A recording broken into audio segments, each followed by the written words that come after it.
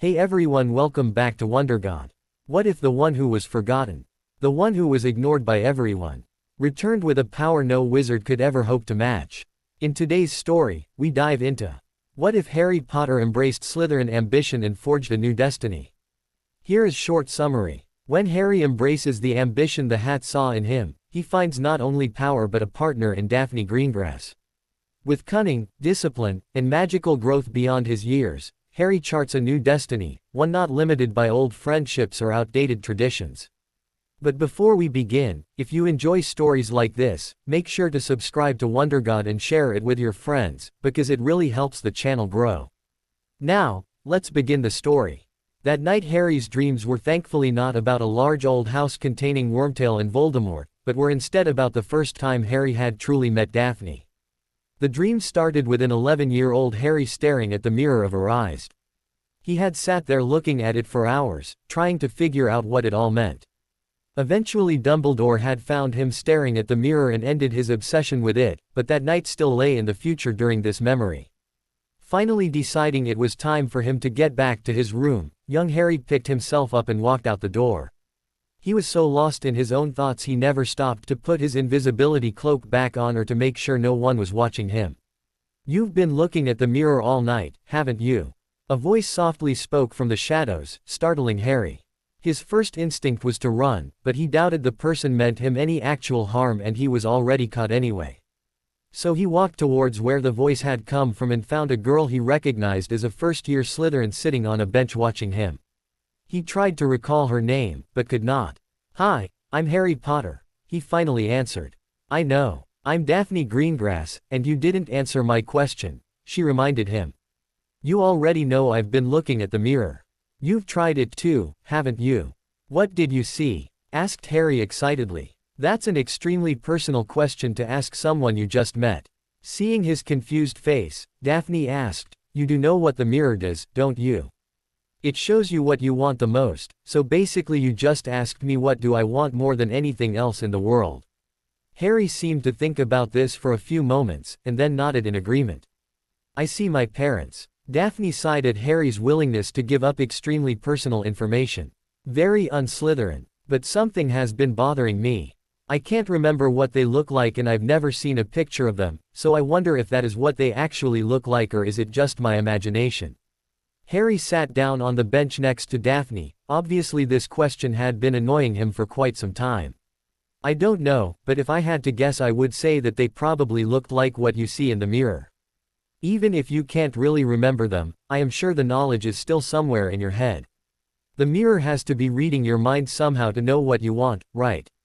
She reasoned. "I guess so. I always knew that what I was seeing wasn't real, but it just feels hard to look away, you know." Harry said. "Yes, I do. I'm not going to tell anyone that you've been looking at the mirror this whole time, but I am not going to look at it anymore and if you know what's good for you you won't either. It's like looking at the mirror is addicting, and the more you do it the more you want it." Harry knew she was right, but also knew that he would most likely be back the next night if for nothing more than a peek.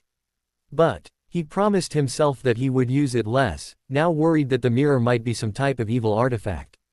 Part of his mind argued that the mirror didn't feel evil and there was certainly nothing evil about the images it showed, but the worry remained. Trying to shake that thought, his attention turned towards the pretty girl sitting next to him. He knew next to nothing about her, other than the fact that she was in Slytherin and they had a few classes together. "I'm surprised you're even bothering to talk to me about this, me being a Gryffindor and you a Slytherin. Aren't you guys supposed to hate our guts?" he asked a little bit sarcastically. "I don't care too much for the house rivalry nonsense.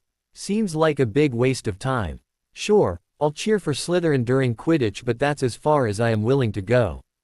But don't you change, Potter. Watching you and Weasley's little feud against Malfoy is very entertaining." Daphne laughed as she said.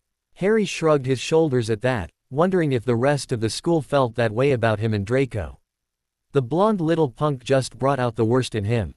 "Glad you're enjoying the show, I guess," Harry answered. "Although, the best entertainment still comes from the Weasley twins."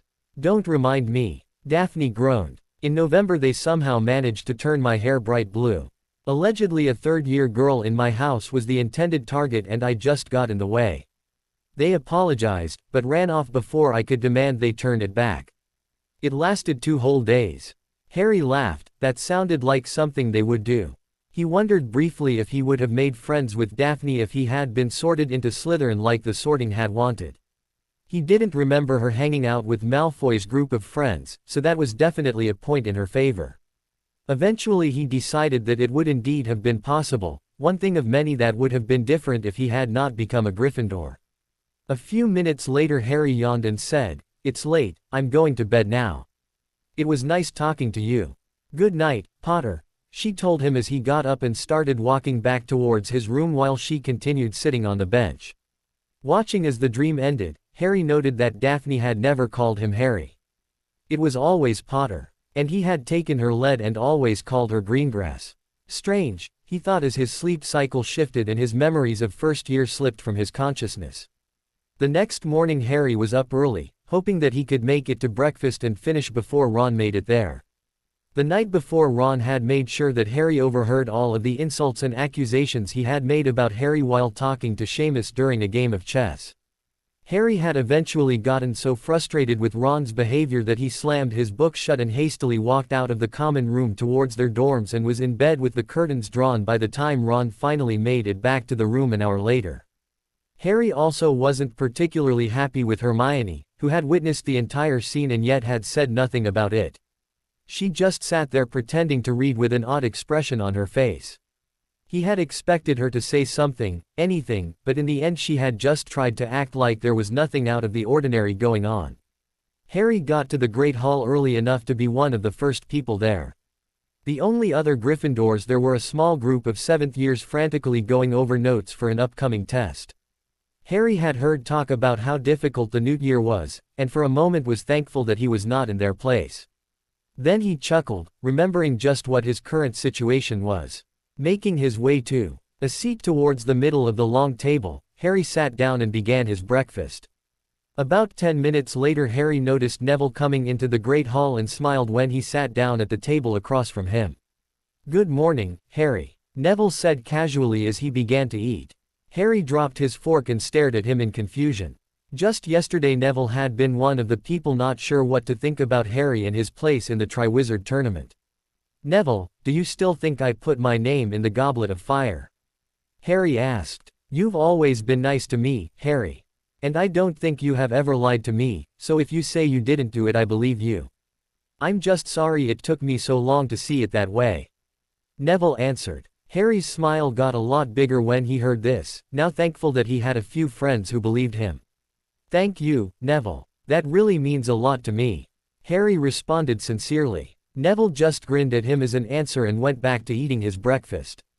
When they started talking again the topics were of the normal sort that Harry had missed for the past 2 days, complaining about evil professors like Snape, obviously worrying about schoolwork, and Neville excitedly explaining a herbology project he was working on for extra credit. Harry wasn't quite sure why Neville wanted extra credit in herbology. He had the best grade in their entire year in that subject. Better even than Hermione's, whom seemed to have a perfect grasp of the theory but trouble working with the actual plants. Their conversation was interrupted by the sounds of an argument coming from the entrance to the Great Hall. Harry looked over to see Ron and Hermione practically yelling at each other, although it was hard to figure out what exactly they were fighting about. As they got closer it became clear that each one was blaming the other for making them late for breakfast. Harry laughed at the thought that in a small way it was his fault. He was usually the one to make sure Ron woke up on time and got Hermione to stop studying for the day's classes so that they would be able to eat without being rushed. Harry took their entrance as a sign that it was time for him to leave, which he did after a quick goodbye to Neville. Thankfully neither of them saw Harry as he made his way out of the Great Hall and down towards the dungeon where his first class of the day, potions, would be held. "At least there is one thing around here I can count on," Harry thought with a sarcastic grin, "Snape's undying hatred for me." Yay. The next few days passed rather uneventfully. Other than Malfoy's random insults, the only person to really talk to Harry was Neville. Harry supposed he should be more upset than he was, but he had been an outcast at Hogwarts before and found it hard to care about the opinions of such fickle people. Once that week, he had passed Daphne in the hallway and she had sent a small smile his way. In his spare time he had taken to spending hours in the library looking for new spells and ways to make up for his youth and inexperience during the tournament. He had occasionally seen Hermione studying in the library, but he made no attempt to approach her and repair their battered friendship. She made no effort either, other than sending sad looks his way. Harry had decided he had done nothing wrong, and therefore the responsibility for making the first move towards fixing things should be made by one of them. The rest of his free time was spent in an empty and seemingly long abandoned classroom he had found on the 3rd floor, not far from where the 3-headed dog had been kept in his first year. Here he could practice the spells he had taken notes on in the library without worrying about other people watching him. After a few days of this, Harry was already able to perform almost all of the spells from this year's books in defense against the dark arts, charms, and transfigurations.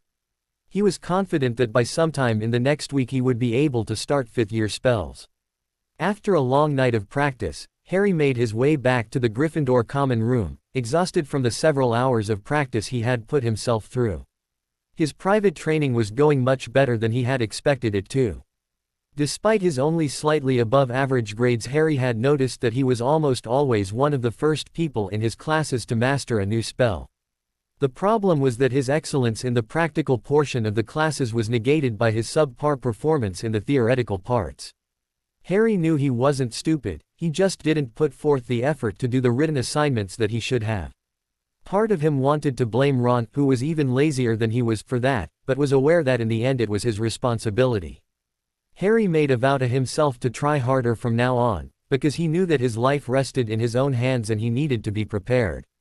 He was so engrossed in these thoughts and his desire to crawl into bed and stay there for the next week or so that he didn't even hear his name being called until it was repeated, this time a little louder.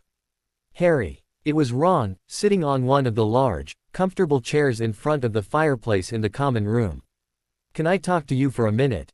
Harry just stood there staring at him for a few seconds. Could Ron really be about to apologize for his behavior? Before even Hermione, he thought. Harry nodded his head and walked over, sitting down in another chair near Ron's.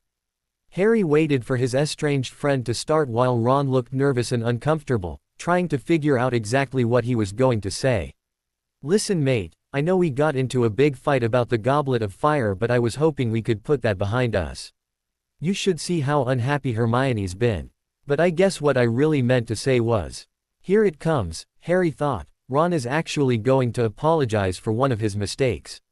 Wow. I forgive you. Ron stated simply, as if that was what Harry should have been expecting to hear. "You what?" Harry yelled in shock. "I forgive you," Ron answered, seemingly oblivious to Harry's rising anger. "I was mad that you found a way to put your name in the cup and didn't tell us. Then even more when you wouldn't just admit it to us, but I get it now. You're better off if you can convince people that you didn't break the rules." Harry stared at Ron, trying to convince himself not to curse Ron for his stupidity. Through it all, Ron grinned in the belief that he had done the right thing. "Ron, I'm not going to tell you again. I did not put my name in the Goblet of Fire. I do not want to be in this tournament, and if they would let me quit I would in a heartbeat. I have been honest with you about this entire thing, and I have no reason to apologize. You are the one that should be asking for forgiveness," Harry said, raising his voice just a little. "You are such a bloody liar." Ron spat back. "We all know what you did, there is no use in denying it. You should have at least told your best friend how you did it, maybe I could have tried to enter too. But no, you've got to have it all for yourself, don't you? And here I was, trying to be the better man about the whole thing and you just throw it back in my face. Screw you, Harry." With that, Ron stormed off from the common room and into the bedroom, slamming the door as he went. Harry watched him go, wondering if he had just witnessed the end of his friendship with Ron Weasley. Even if not, he realized, they could never go back to the friendship they had before. That bridge had been burnt to a crisp. Having no desire to follow Ron up to the room, Harry moved to a couch and laid down, deciding to nap for a bit and wait for Ron to fall asleep before he went to bed. Soon his tiredness won out over his anger and Harry drifted off to sleep. When morning came hours later and the earliest risers started waking, they found him still asleep on the couch. Most of them just thought it was odd, but some of those that knew him better wondered what was wrong with Harry Potter. The following days proceeded much like those before them, with the exception of Ron being even more of an A*S than he had ever been. Harry thought Hermione still looked sad whenever she would sneak a glance at him. All of Gryffindor had become tired of the non-stop fights going on between Hermione and Ron. It seemed that without Harry there to act as a buffer between their personalities, they clashed constantly. Harry thought the situation was a little sad, but he was glad that it gave the Gryffindors something to talk about other than him. The rest of the school still considered him to be the best topic for conversation, however, although the glares that so many of them shot his way were easily ignored. Harry laughed at the fact that he had never seen the Hufflepuffs, Cedric Diggory's house, so angry. Harry continued to train, and within a week he had made it through almost half of the fifth-year spells. Every night he pushed himself and his magic as hard as he could for as long as he could until he reached the point where he thought he would faint from exhaustion. With every passing day Harry felt himself getting stronger and able to put more power behind his spells. He had never read anything on the theory behind how a person's magical strength is determined, but he guessed that it must be something like physical strength. Only in this case, instead of running or lifting weights to build muscle mass, he was casting powerful spells to increase his available power. He enjoyed the feeling that his newfound strength gave him, and on some level he finally understood why someone could become obsessed with gaining more. His nervousness about the first task was seemingly always present. Harry had heard that people had died in the Triwizard Tournament before, and he knew that he was already starting out with a disadvantage. Frequently he wished that he could just walk away from the tournament, but he knew that was impossible. Another, smaller, part of him was actually quite excited about the tournament. Harry had always loved a challenge, especially when it was something he was not expected to do well in. That was part of the initial reason he adored Quidditch. He still enjoyed the sport, but was starting to realize that he liked the flying much more than the game itself. On days when he needed a break from his training, he took his firebolt to the unused Quidditch pitch and flew, letting the wind crash into him and for a moment forgetting all of his troubles. He supposed that if things were different he would have spent time with his friends, talking and laughing as his worries faded away. But without them, he needed something else. Today was one of Harry's flying days. The first task was a mere 10 days away. At this point the stress from the anticipation was starting to get to him. One of his favorite stress relievers was to fly high up into the air before diving straight down, going as fast and as close to the ground as he could before pulling up. On this occasion he took the time to stop at the top of his ascent and take a good look at Hogwarts, the place that he felt more at home at than anywhere else. The castle was easily visible, as were the Black Lake and the Forbidden Forest. However, Hagrid's home looked tiny from this high up. It was then that he noticed something new off in the distance. From this far off it appeared to be a quarry of some kind. Did they have mines at Hogwarts? Harry wondered. Deciding to get a closer look, he sped off towards the structure. The first thing he noticed as he got closer was the stands that were in the process of being built. They looked a lot like the ones surrounding the Quidditch pitch he had just left. The stands looked large enough to hold everyone in the school and then some. Of course, this is where the first task is going to be, Harry said to himself. Then, realizing that as a Triwizard champion he probably wasn't supposed to be here, he cast disillusionment charms on himself and his firebolt so that he would hopefully not be noticed. The protection the charms provided was good enough for now, but he found himself wishing he had his invisibility cloak with him. Satisfied that he was as hidden as he could be, Harry flew closer to the arena as he now thought of it and tried to figure out what was going on. What he had thought was a mine or quarry was actually a huge stone pit. The bottom part was fairly level, except with the middle section raised a few feet. One side of the arena had a less severe slope, with a path leading up to a large tent. Harry took one last look at the pit and decided to inspect the tent, hoping that he would be able to find out more about the first task. His hopes were answered when he noticed a small group of people coming out of the tent and walking down to the arena. Harry recognized the person at the front of the group to be Ludo Bagman, head of the Department of Magical Games and Sports. Now, if you'll all follow me, I will show you where our 4 champions will face their first challenge, Bagman said as the group followed him down the path to the arena. Harry flew nearby, close enough so that he could hear every word being spoken. Now, I'm not supposed to be telling anyone the details about the first task. But we're all friends here, no. I'm sure you can all keep a secret. Harry almost fell off his broom in shock at his good luck. The rest of the group also seemed interested, and gathered in closer to Bagman, who looked quite pleased to be the center of attention. As we speak, 4 dragons are being brought to Hogwarts. 1 for each of our champions. Ludo, you can't seriously expect children to slay a dragon. One member of the group yelled. Harry had to agree with him. He knew that bringing down a dragon was difficult for a group of fully trained wizards, let alone one teenager who would have had no idea what he was facing. No, not to worry. Bagman assured them. They will not have to kill the beast, just to recover a golden egg that the dragon will be guarding. A clue pertaining to the second task will be placed in the egg. Each contest will be judged on if they were able to retrieve the egg, how long it took, and how they did it. Excited murmurs broke out from the crowd. Meanwhile, Harry looked back out towards the arena. He now realized what he had mistaken for a quarry was actually a man-made dragon's nest. He had never seen a real one before, so he had no idea on whether or not it was accurate, but he assumed so. The group of people continued down to the nest, clearly excited about the tournament. Harry followed them, hoping to gather more helpful information about the tournament, but Bagman did not seem willing to talk about the other tasks. All right everyone, let's head back to the tent where dinner shall be served. You will all have the chance to see this again, I promise. I have arranged for the department to provide each of you with front row seats. Bagman proclaimed to the delight of the group. Harry doubted that he could sneak into the tent unnoticed, even with the disillusionment charms, and that he might as well head back to the castle. As he flew back, Harry thought about the challenge to come. Dragons. They expect me to fight off a dragon long enough to steal something from its nest. How in the hell am I going to do that, he thought.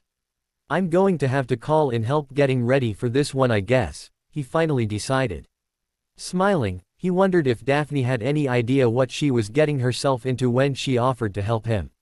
Harry made his way into the Great Hall for dinner with a smile on his face. Although the idea of fighting a dragon was not very appealing, just knowing what to expect made him feel a lot better about his chances of surviving at least the first third of the tournament. Plus, he still had a little more than a week to figure out what he was going to do. He decided to spend the rest of his night in the library trying to find out how to attack a dragon, and hopefully by tomorrow he could have someone else thinking about the challenge as well. Dinner was already halfway over by the time Harry noticed an empty seat across from Neville and sat down. As he began to eat, he noticed Ron, who was sitting at the other end of the table, get up and walk out of the hall after glaring at Harry for a few moments. He didn't mind, and in fact was happy Ron had not decided to make a scene during dinner. Meanwhile, Neville had stopped eating and was looking at Harry with a curious look on his face. "What's got you so happy, Harry?" Neville asked. Harry thought about what he should tell his friend, and Neville truly was a friend.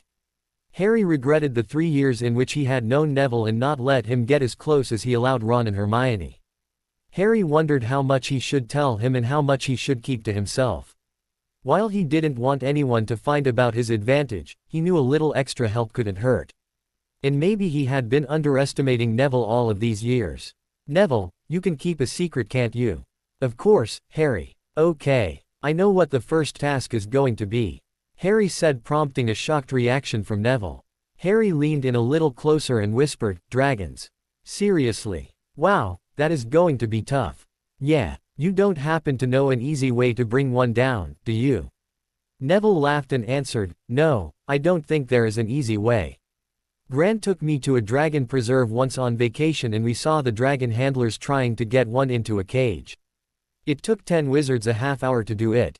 Harry frowned. Clearly this was going to be even more difficult than he had anticipated. "Well, I don't have to cage one or even kill it.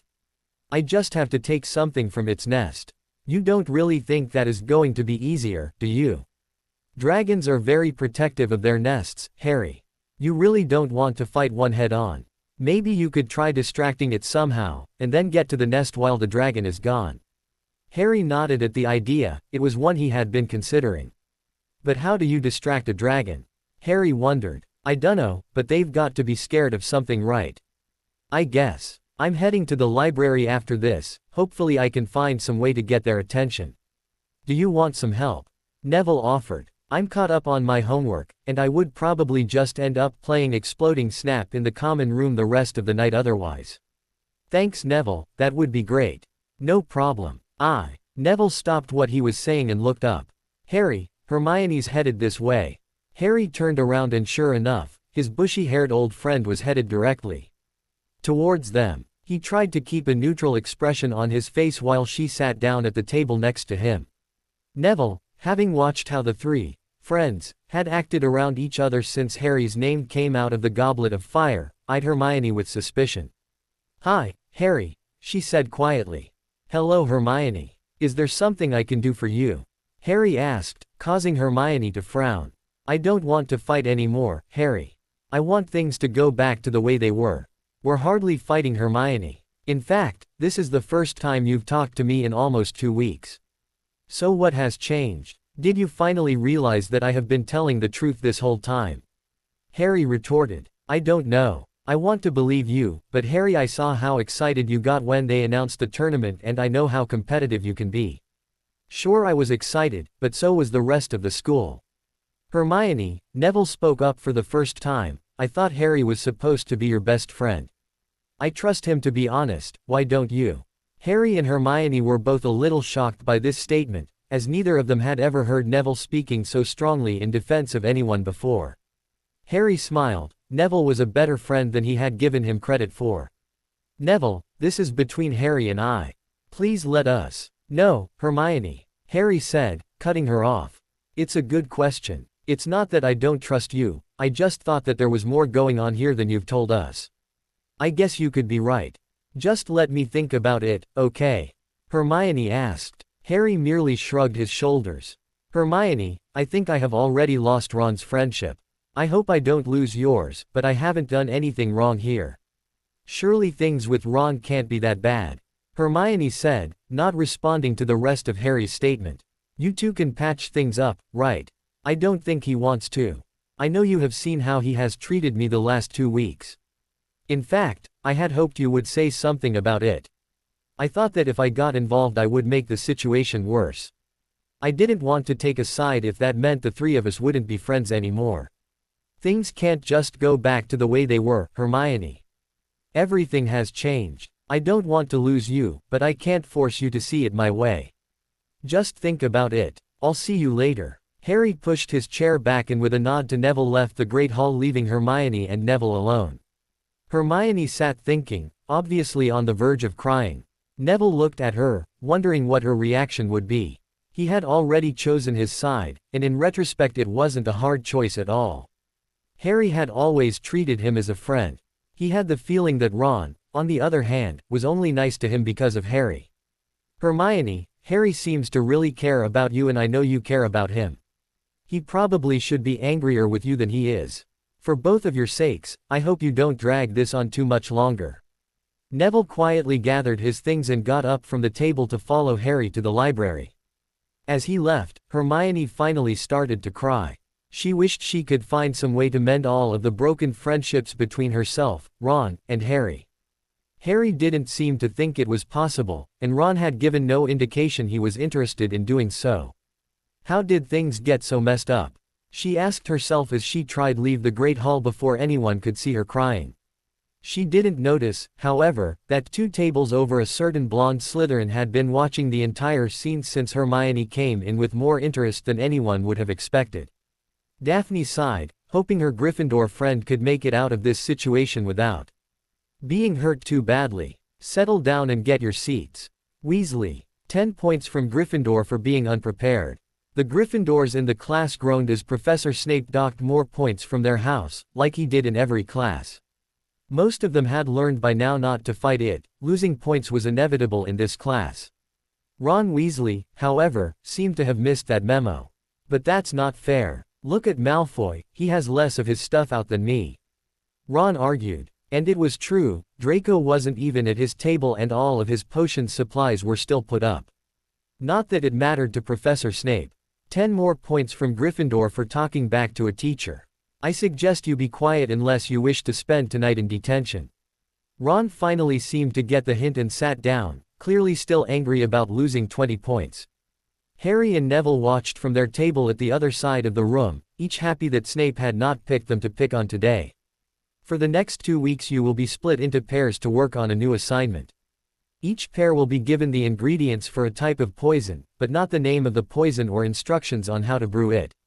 You and your partners must not only identify the poison and brew it successfully, but must also determine the antidote and brew that as well. The poisons I have picked for you may be obscure, so I do not expect any of you to be successful. Snape explained. Ever since the delegations from Durmstrang and Beauxbatons arrived, the headmaster has become obsessed with increasing cooperation amongst young wizards and witches. Therefore, he has requested that any class groups consist of students from different houses. The pairs for this assignment will all have one student from Slytherin, and one from Gryffindor. All of the students groaned at this announcement, while Professor Snape just looked mildly amused at their unhappiness. All of the pairs have been randomly picked. When I call your names, come to the front of the room, pick up your ingredients list, and find a table to sit at with your new partner. I suggest you use today's class to determine what poison you have been assigned. With that he began to call out names. Neville was paired with Blaise Zabini, Hermione with Vincent Crabbe, and to Harry's amusement Ron was partnered with Draco Malfoy. Harry felt relieved, he didn't want to work with the blonde idiot either. Daphne Greengrass and Harry Potter. Professor Snape finally called out. Harry looked over at Daphne, who had an exaggerated look of disgust on her face, but when she looked at Harry he saw a small smile that was quickly hidden. They both walked up to the front to receive their list of ingredients, but when they turned to find a desk Snape stopped them. Ms. Greengrass, let me assure you that you will not be punished for your partner's ignorance. Thank you, Professor, I had feared my grade for this assignment would be unusually low.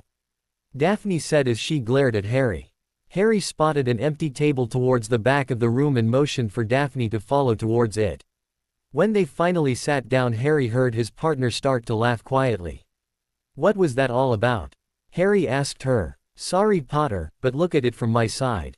Professor Snape just promised me a better grade than our project deserves. What was I supposed to do? Say, no thanks, sir, I don't want the free points. Harry nodded, knowing she had a good point. Well, I'm glad it worked out like this anyway. I was trying to find a way to talk to you, and this just made it a lot easier. Is this about my offer a few weeks ago? She asked, speaking in whispers so that they would not be overheard. Yes, I know what the first task is going to be. I probably shouldn't say much more here, but why don't we meet tonight in the library after dinner to work on this assignment? Then I can explain about the tournament and show you what I've been working on. Sounds interesting. Just what have you been doing these past few weeks? You'll see, I promise. Harry answered. Daphne realized she wouldn't be able to get any more information out of Harry until later and decided to start working on their potions project. An hour later, when the class ended, none of the groups had been able to find a potion which contained their ingredients in the fourth-year potions book. I should have known that Snape wouldn't make the assignment that easy. Harry thought. All right, Potter, I'll see you in the library after dinner. Don't be late, Daphne said in her most intimidating tone of voice. Harry was laughing on the inside, knowing that she was just trying to keep up appearances. Harry thought this game was pretty funny as well. Fine, Greengrass. Try not to get lost, Harry said in an equally harsh voice. Daphne huffed at him, turned away, and walked out the door without speaking another word. They somehow both managed to hold in their laughter. Harry rushed into the library and began looking for Daphne. Off to one side he saw Hermione, who had not noticed him coming in. She didn't seem to notice Victor Crumb staring at her from a few tables over, either. Harry shrugged it off, deciding it was really none of his business. He was about to start looking down the aisles when he heard someone calling his name. Potter, over here. Daphne was sitting at a table in the corner that was surrounded on three sides by bookshelves. It would make a good place for them to be able to talk and not be overheard. Harry set down his bag and sat down at the table. So what took you so long? I've been here for 15 minutes and you left dinner before I did. Sorry, I got stopped by Professor Moody. I think that weirdo has been hit with a few too many curses. Maybe. He kept asking what I was doing to prepare for the tournament. And what did you tell him? Daphne asked, interested in how Harry would deal with the curious professor. Not much, I didn't want him to know that I know what the first task is. I'll make a Slytherin out of you yet, Potter, she laughed. So, how much of the project do you want to do tonight? Harry asked, changing topics. Let's at least find the name of our poison and how to make it. Once we do that we should easily be able to find the antidote. What makes you think that? I called home today and asked my father to send his copy of 1001 Poisons and Their Antidotes. Apparently the Hogwarts library doesn't carry it because it is a dark book.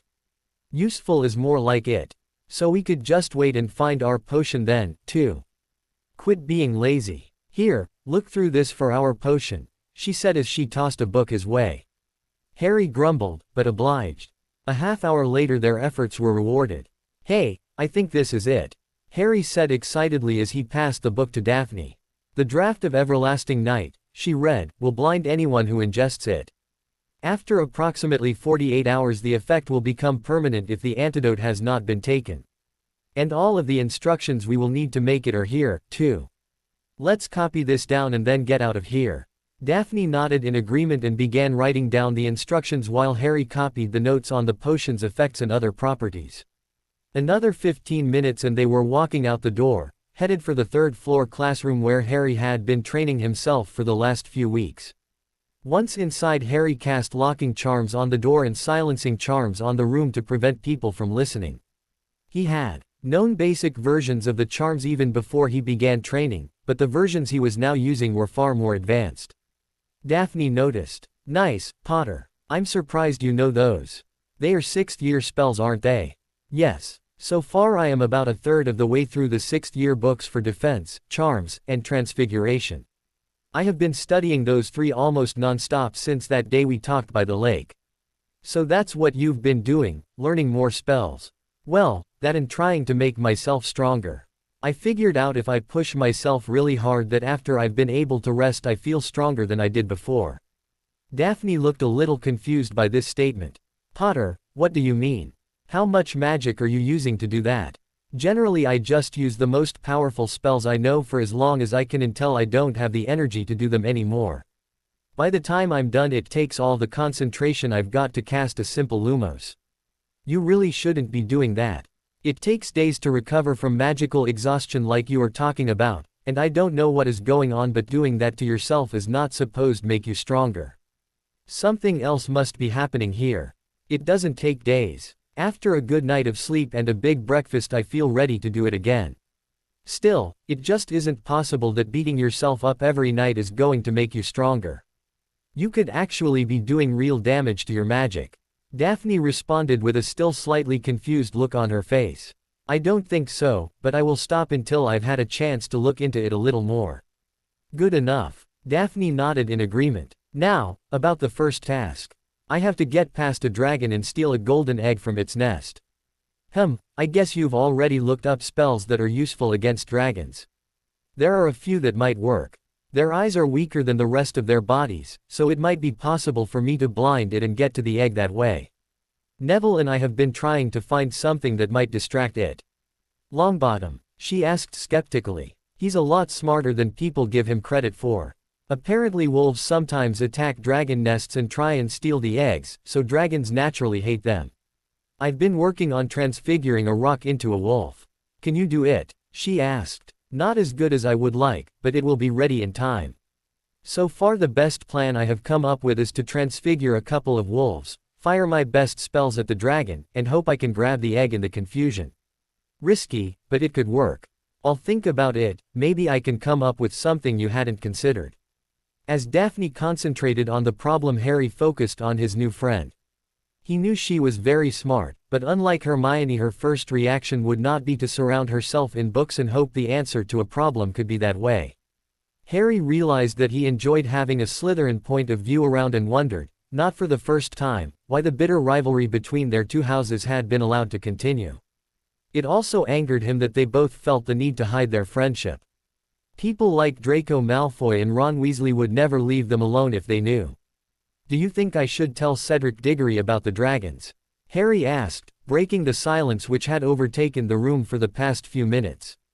That depends, Daphne answered. Are you merely trying to survive this tournament, or do you want to win it? Harry paused to consider that question for a moment, taking out his wand and staring at it as if it knew what he should say. At first, I was shocked about being forced into this tournament. When I realized there was no backing out, I felt overwhelmed and a little scared, but now I think I may have a shot to do well here. He answered, finally looking up at Daphne with a smile. I want to win. Daphne grinned back at Harry and found herself fighting off the strange urge to hug him. I was hoping you would say that.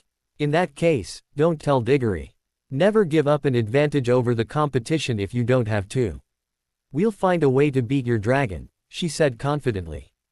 I wasn't so sure before, but I believe we will.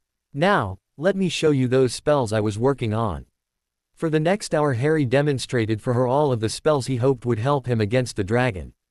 Daphne was impressed not just by the number of spells he used, but by the power with which he was able to cast them. Clearly he was strong for his age, his ability to successfully produce a Patronus had proved that to her, but she found herself wondering just how powerful her friend really was.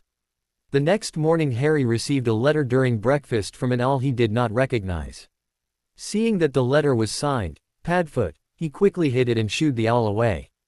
Harry looked around, trying to determine if anyone had noticed his letter, but most of them were busy receiving their own mail.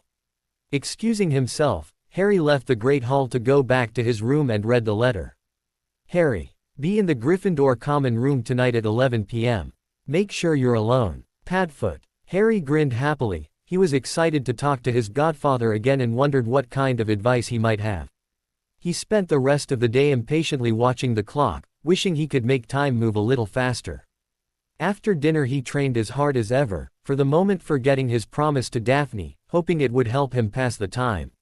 Eventually Harry was exhausted and it was almost 11, so he made his way back to the common room which was thankfully empty. He wasn't quite sure what he was supposed to do if someone had been there. As the clock chimed, Harry wondered what exactly he was waiting for. His question was answered when the fireplace began to spark and a head came out of the fire. Sirius. Hey kid. Sorry it took so long. I've wanted to talk to you for weeks, but I have to keep on the move. Don't worry about it, I understand. Harry, I have to know. Did you put your name in the goblet of fire? No, I don't know how it happened. In that case you need to be very careful. Someone is trying to manipulate you or get you hurt. You need to be on the lookout for anyone acting suspiciously. Get your friends to help. Harry snorted at his godfather's comment. If you mean Ron and Hermione, then I'm out of luck. They didn't believe me when I told them I didn't put my name in the cup. Fools. And Hermione had seemed so smart when we met. I still have a few friends, like Neville Longbottom, but most of the students think I am an attention-seeking cheater. Longbottom. I knew his parents, good people. Now, about the tournament, what do you know? I'm not supposed to know this, but the first task is dragons. I'm working on a plan. Good. Listen Harry, I have to go. The place I'm talking to you from isn't secure. Keep your friends close. Forgive Ron and Hermione if they deserve it, but be careful. I learned the hard way that a friend can betray you. Good night, Harry. I will stay in touch when possible. Good night, Sirius. With that the face in the fire disappeared, leaving Harry alone to think about the things his godfather had told him. Sirius was right, he needed to place more importance on finding out who entered him into the tournament. Who knows what else they might have planned for him. Harry yawned, decided to wait until tomorrow to start worrying, and went to bed. Potter, stay behind. Professor Moody commanded as the class let out. Harry sighed, wondering what was going on. When the last student had left, Moody sat down at his desk and motioned for Harry to take a nearby seat. So, what are you going to do about the first task? What do you mean, sir? The dragon, boy. Hagrid showed you the dragons last night, did he not? Professor, I really have no idea what you are talking about. I haven't talked to Hagrid in a few days. He told me he got that Weasley boy to give you a note telling you to meet him last night. You didn't get the note, did you? No, I'm not really surprised, Ron and I aren't exactly friendly right now. Harry explained. I see. Well, let me explain to you what you should have seen. You're going to have to get by a dragon and take something from it. So lad, what are you going to do? I don't know sir, Harry answered, pretending that he had not spent weeks thinking about the problem. You have to play to your strengths. Like Quidditch, I hear you are good on a broom. That's true. But will I be allowed to bring my broom? Of course not, but there is nothing in the rules that says you can't summon it. You know the Accio charm, don't you? Harry nodded and answered, yes sir. I could do that. Privately, Harry was thinking that it was a great idea. On his broom he could move much faster, allowing him to get the egg easier. Thank you, Professor. I'll keep thinking about it. Professor Moody smiled oddly at him, before taking a flask out of his coat and gulping down its contents. Harry got his things and left, wondering why his professor was so interested in his plans for the tournament. The first task was only 2 days away. Harry thought that with using Moody's idea to summon his firebolt he had a better than average chance at completing the task. He was currently in the third-floor classroom he had taken over practicing his summoning when he heard a knock on the door. I remembered to cast that silencing charm, didn't I? Harry wondered. Checking again, he found the charm in place. So whoever it is must have known he was in the room. And the only person that knew he came here was. Hello Greengrass, Harry said as he opened the door for her. She came in with an excited look on her face. I've got an idea, Potter. It is going to sound crazy, but I think it is worth a try.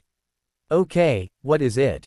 He asked. Let me explain. The wizarding world has a lot of stories that parents tell their children in order to teach them some moral or idea. Some of the darker families, including mine, tell a collection of stories starring Salazar Slytherin which are supposed to teach proper behavior for a Slytherin. I'm guessing that you, a Gryffindor raised by Muggles, haven't heard of them. No. They sound like fairy tales though. Are you sure these stories aren't just made up? I'm pretty certain that they were just made up, but every story has a little bit of truth to it. And the story I am thinking of is called Salazar and the Dragon. Harry laughed. So let me guess, it's story time now, right? Exactly. Now I'm not sure exactly how it goes, so I am just going to give you the basic story. One day Salazar Slytherin was chasing an enemy through the forest and stumbled onto a dragon. The dragon was going to attack him, but Slytherin managed to convince it that he meant her no harm. He warned the dragon that there was another wizard in the forest that would hurt her and her children.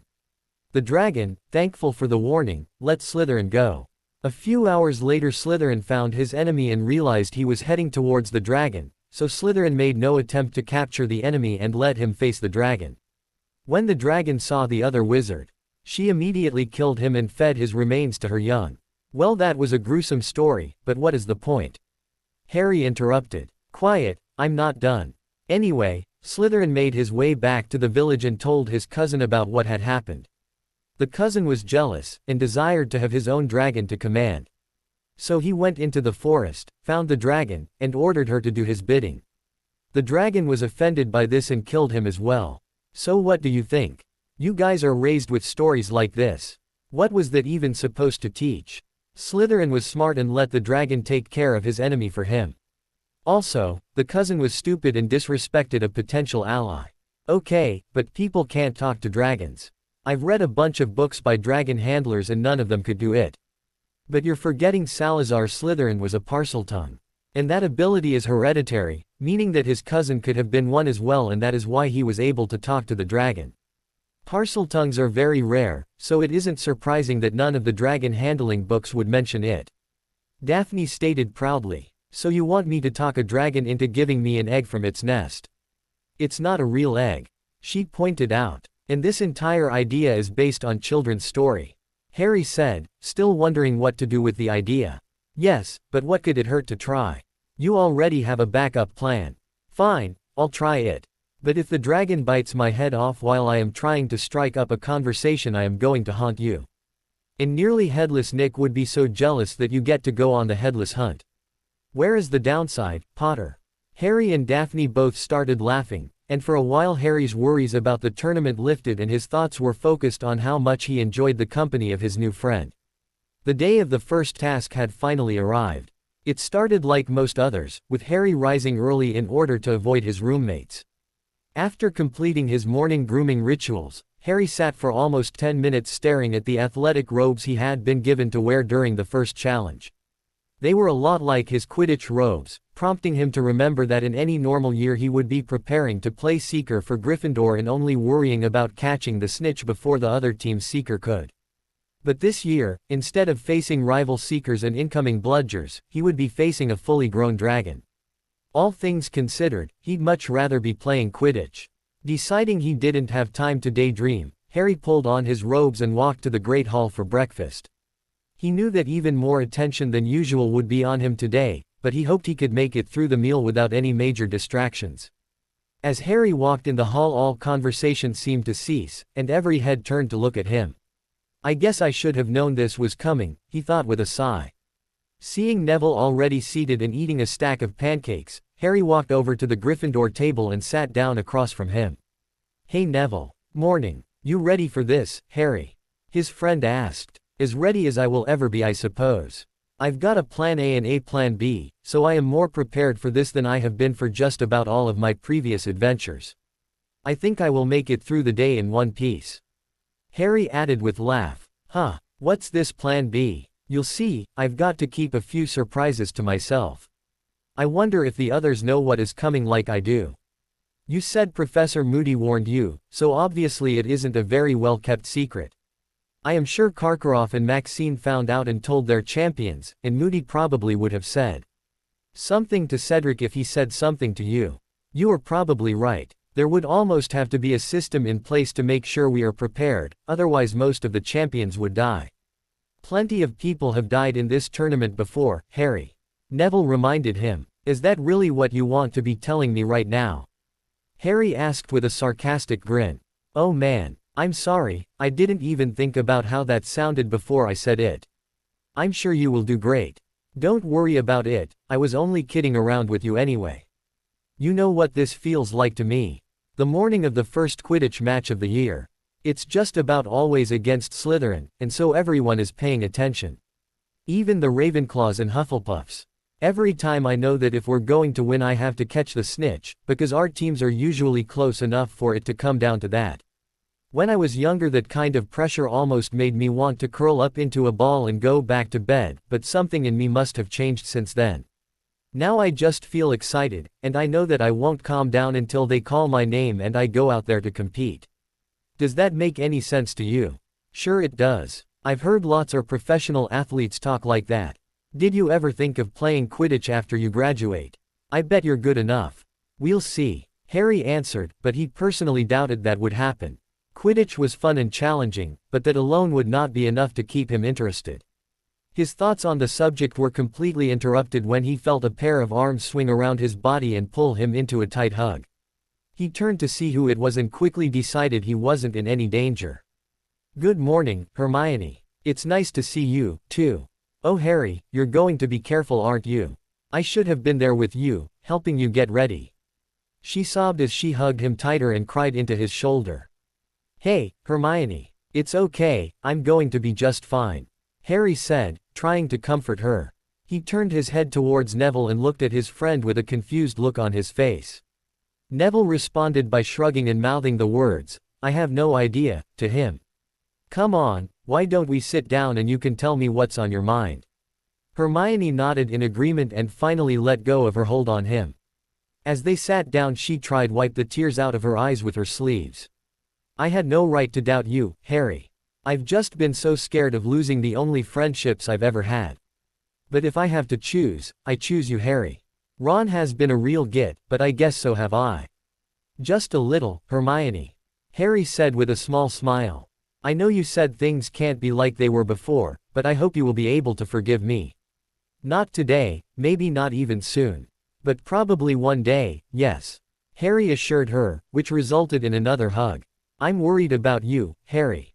This tournament is so dangerous, you could get hurt. Don't worry about it, I know exactly what I am doing.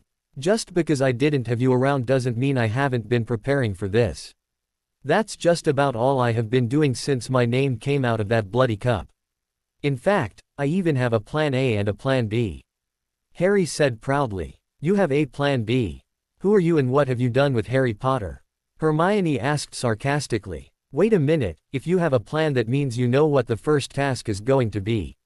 Of course I do, but keep quiet about it. I don't want everyone to know. Well, what is it? She asked excitedly. You can find out in a couple of hours along with the rest of Hogwarts. Hermione did not look happy with his decision, but knew better than to badger him about it. The rift in their friendship could not be healed in one sitting, and she decided she would much rather have her friend back than know what the first task was a few hours early. "That's fine, Harry. I will still be there cheering for you. Did you hear that, Neville? My cheering section just doubled in size," Harry said with a laugh.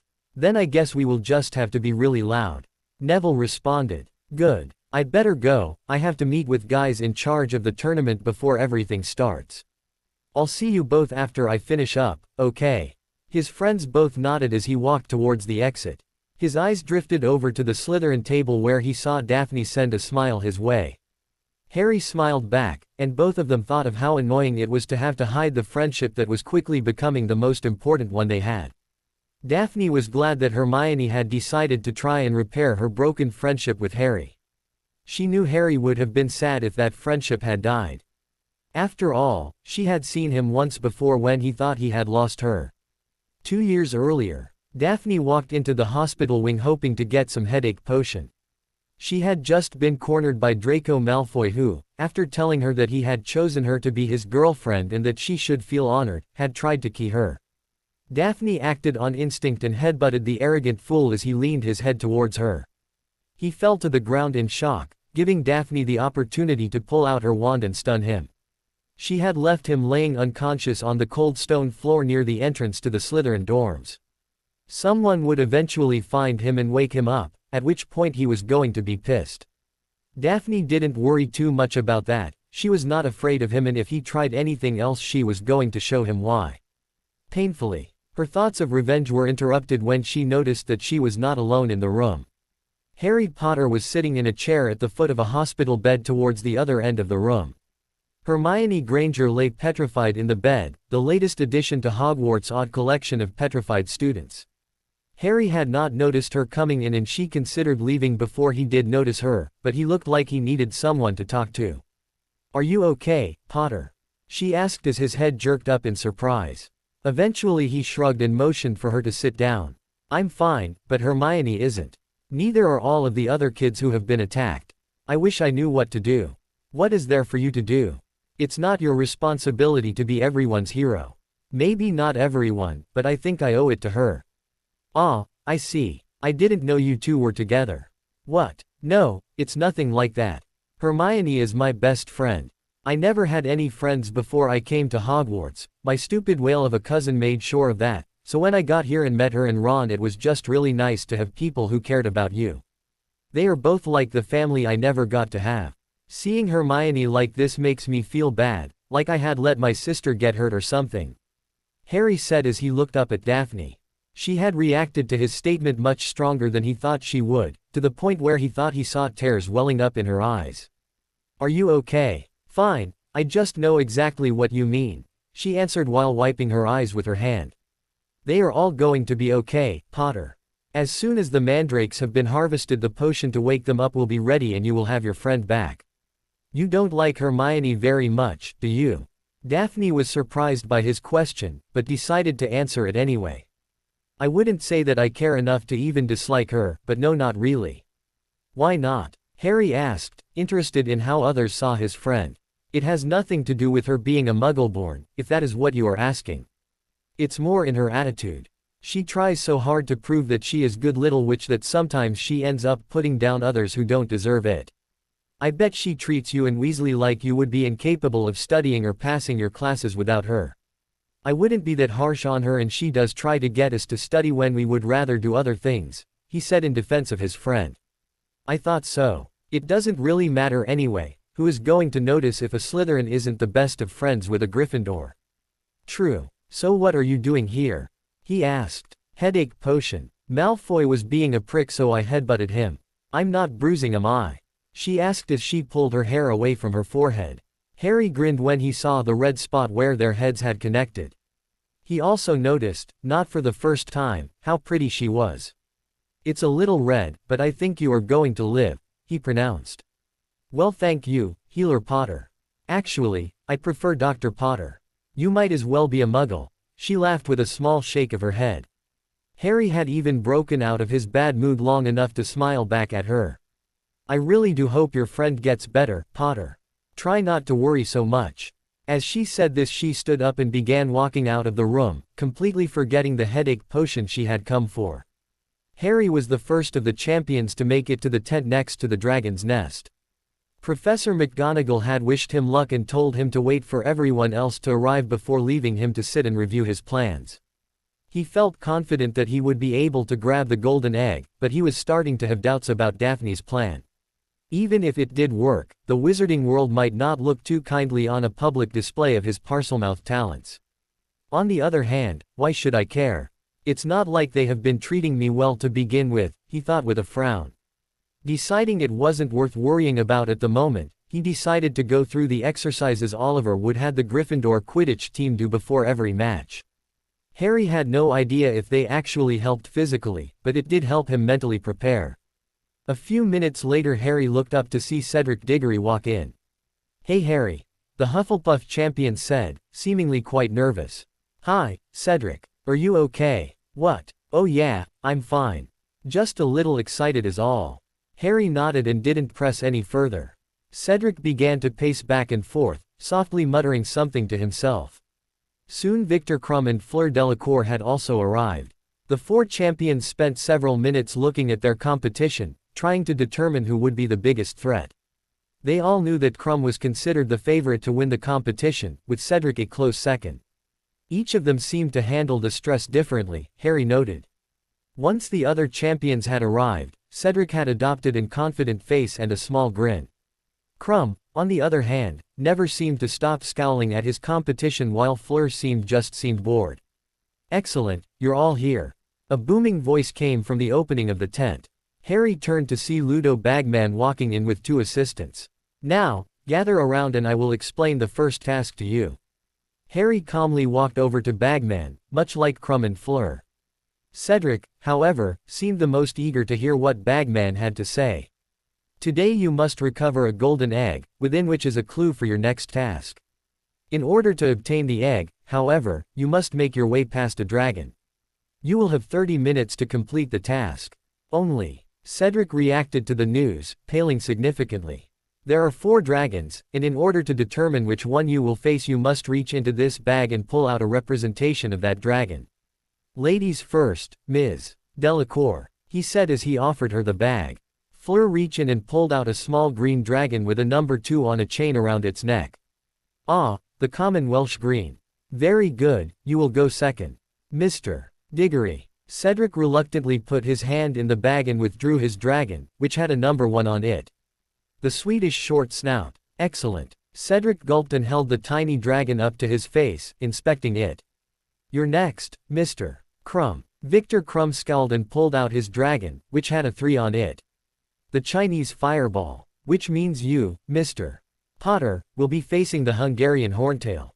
Harry pulled his dragon out of the bag, and recognized it from his studies as one of the most aggressive dragons in the world. "You have 20 minutes to prepare yourself, Mr. Diggory. Good luck to all of you," Bagman said as he waved at them and left. Once he was gone, Cedric walked over to a bench and sat down, deep in thought. Every so often he would glance at the miniature dragon, looking for inspiration. He has no idea what to expect, Harry realized. But Crumb and Delacour do. So do I, for that matter. Why would Moody tell me and not Cedric? I can't just let him die out there. Harry sighed and walked over to the bench where Cedric was sitting.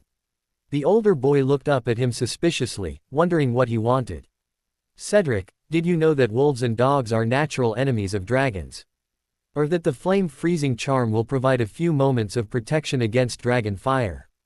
Just some things to think about, I suppose." Harry started to walk away when Cedric's voice stopped him. "Why are you helping me? I still want to win, but I would rather not see you get burnt to a crisp out there either."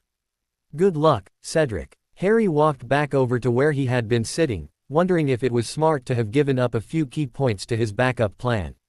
Oh well, I did only mention one spell and he probably would never consider summoning a broom. Harry sat back down and listened to the noise from the growing crowd outside the tent. Another voice, this one much louder, was explaining the rules of the task to them and announcing the order in which they would face the dragons. Time seemed to drag on for him as his anticipation built. Finally, one of Bagman's assistants came into the tent and motioned for Cedric to follow him. "You're up, Mr. Diggory." Cedric nodded and gave a brief thumbs up to Harry before walking out of the tent to the roar of an approving crowd. The other champions were not allowed to watch, as that would give them an unfair advantage, but there was nothing stopping them from listening. The crowd alternately gasped and cheered, but clearly Cedric had not yet been able to get the golden egg. Eventually the announcer declared that Cedric only had 15, then 10, and then 5 minutes left to successfully complete the task. When the 1-minute warning was given, the crowd cheered louder than ever. Cedric was making a desperate last-minute attempt to get the egg. The cheering continued until it was announced that his time had run out, and then a huge groan of disappointment was heard. Harry noticed a door on the tent fly open and Cedric walked in. He was covered in dirt and small scratches, while part of his robes seemed to have been burned off, but other than that he looked fine. Cedric looked his way and shrugged. Harry guessed he was happy to get out of there in one piece. "Ms. Delacour, your dragon is ready," the assistant said a few minutes later. At this the bored expression finally dropped from her face. She nodded nervously, took a deep breath, and walked out of the tent to face her dragon.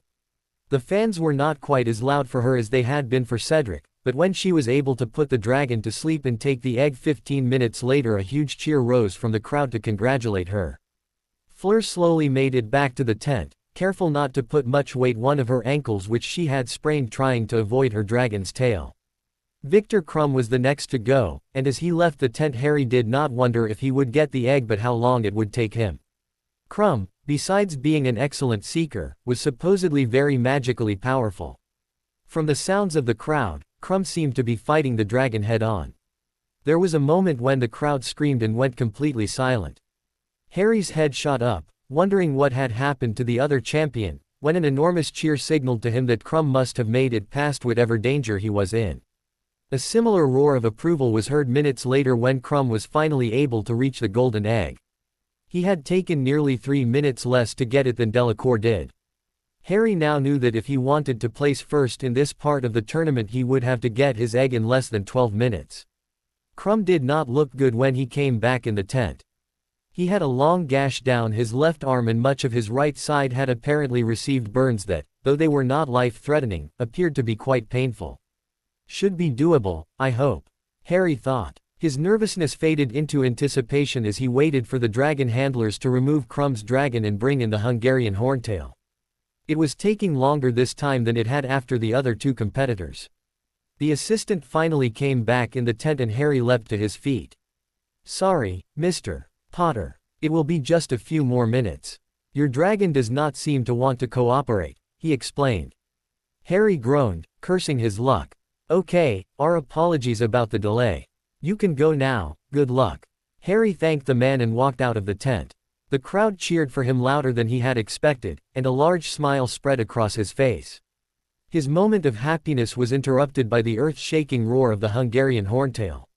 The dragon was simply enormous. Its black hide was covered in ridges and spikes that made its lizard-like form appear even more deadly. As Harry continued to walk towards the dragon, it raised its head and let loose a blast of fire that he thought must have been 40 feet long. When he finally reached the starting area, a cannon fired, signaling that his time had started. "Okay, Harry, here we go," he said to himself. "Remember, don't show fear.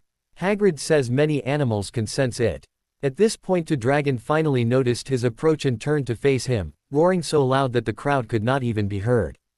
Harry took out his wand, placed it to his throat, and called out, sonorous, "Greetings, great and noble dragon." Harry hissed in Parseltongue with his magically amplified voice.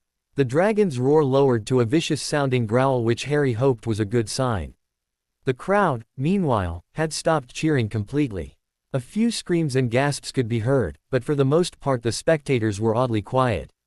"I mean you no harm," Harry continued. The dragon glared at him, her growl had not lowered any and smoke was starting to come out of her nostrils. "Perhaps this wasn't my best idea," Harry thought, "but on the bright side she hasn't killed me yet. Although I am still not convinced she understands me. I know I don't understand her. I have come to warn you. One of the eggs you guard is not your own." Harry seemed to have finally caught the dragon's attention with this statement. The dragon turned back towards her egg and sniffed them, eventually finding the golden egg. Enraged, the horntail let out and roar so loud that most of the audience was forced to clap their hands around their ears. That egg was placed there by the same men who even now keep you in chains. This angered the dragon even more, and Harry started to worry that maybe he should not have said that. He and Daphne had discussed what he would say to the dragon the previous night, and had ended up with a small script designed to gain the dragon's favor. It was a lot easier reciting the script to Daphne than to a fully grown Hungarian horntail. Harry realized nervously. Meanwhile, fear was beginning to spread in the audience. They could not understand what was being said, but every time Harry spoke the dragon seemed to get angrier. And in the middle of it all was Harry Potter, still standing tall and proud in front of the dragon with no fear at all showing on his face. They couldn't know that on the inside all he wanted to do was turn and run. A few people had already decided that now was a good time to leave. Harry had come out of the tent less than 5 minutes ago, but in that short amount of time he had managed to spread panic throughout the crowd. "Please, my friend, allow me to take that false egg far away from here so that you can protect your young." The dragon stopped growling at Harry's request and seemed to look closely at him, as if trying to judge his reliability. After a few moments the dragon turned back to the pile of eggs and using her long, forked tongue grabbed the golden egg and put it in her mouth. Oh, Harry thought, I wonder if I will lose points because my dragon ate my egg. Harry was considering what to do next when the dragon lowered her head to the ground so that she could stare directly at Harry. He had thought the horntail was big before, but he realized that he had vastly underestimated her size. The dragon's head was almost twice as tall as he was.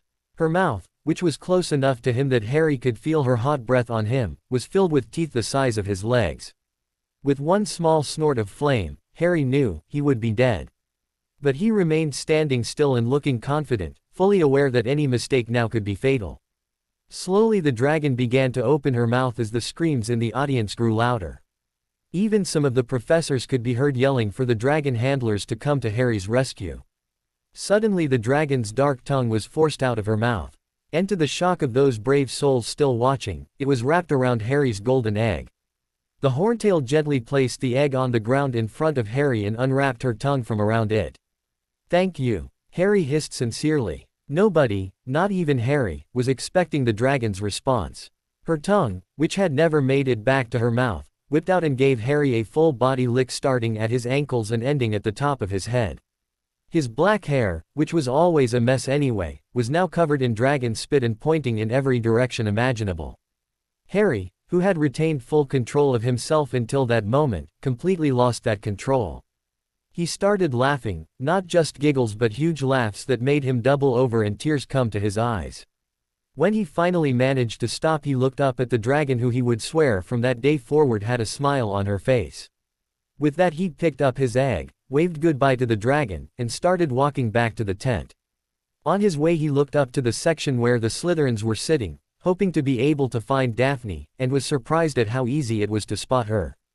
Apparently a large chunk of the Slytherin student population had decided to leave when Harry started talking to the dragon. He smiled and briefly gave thumbs up, resolving to find her later and thank her for her brilliant idea. The crowd was completely silent and remained that way for several minutes, except for 2 Gryffindors who were clapping and cheering as loud as they could. When the judges eventually got around to scoring Harry's performance they quickly awarded him first place. An hour later Harry, still clutching his golden egg, walked up to the painting of the fat lady guarding the Gryffindor dorms. He briefly wondered what he would find inside before saying the password and walking in. Most of Gryffindor was in the common room, talking animatedly about the day's events. When Harry came in most heads turned to look at him with the most common expressions being of awe, confusion, or worry. "Great job, Harry," he heard Neville call out and start clapping. Others slowly joined in, but reluctantly and not nearly as enthusiastic. Harry briefly noticed that Ron wasn't clapping, only standing by Ginny and looking at him with a look of suspicion. Fred and George Weasley, who didn't seem to care whether Harry had put his name in the goblet of fire or not, quickly rushed over to him and fell on their knees with their heads to the ground. "All hail Dark Lord Potter!" they shouted, snickering at the gasps their outburst provoked. Harry simply laughed, knowing that they at least had the humor to make fun of what he guessed had been said about him. Rise, minions, Harry commanded. Now, go prank the masses. Still laughing, he walked over to where Neville and Hermione were standing. You probably shouldn't have done that, Harry. Hermione said, it will probably end up in the Daily Prophet tomorrow. Harry could not tell whether she was being serious or not, but he had long stopped caring what was printed about him in the tabloids. So what's the egg do, Harry? Neville asked. I'm not sure, think I should open it. They both nodded, and several curious people who were nearby turned their attention to Harry. Here goes nothing, he said as he opened the egg. Immediately a loud shrieking noise filled the room, prompting groans and calls to, shut it up. Once he had closed the egg the noise stopped, leaving Harry to wonder what the clue was. I think I will worry about this tomorrow. And maybe outside, with earmuffs on. Harry stated. You guys have fun celebrating my victory, I've got to go get a shower. I'm still covered in dragon spit and am pretty sure I smell awful. No one chose to argue with Harry's statement. Once he had left, the talk turned back to him as people tried to figure out what it meant that Harry could command dragons. In an unexpected turn of events, Harry Potter, age 12, managed to claim first place in the initial task of the Triwizard Tournament.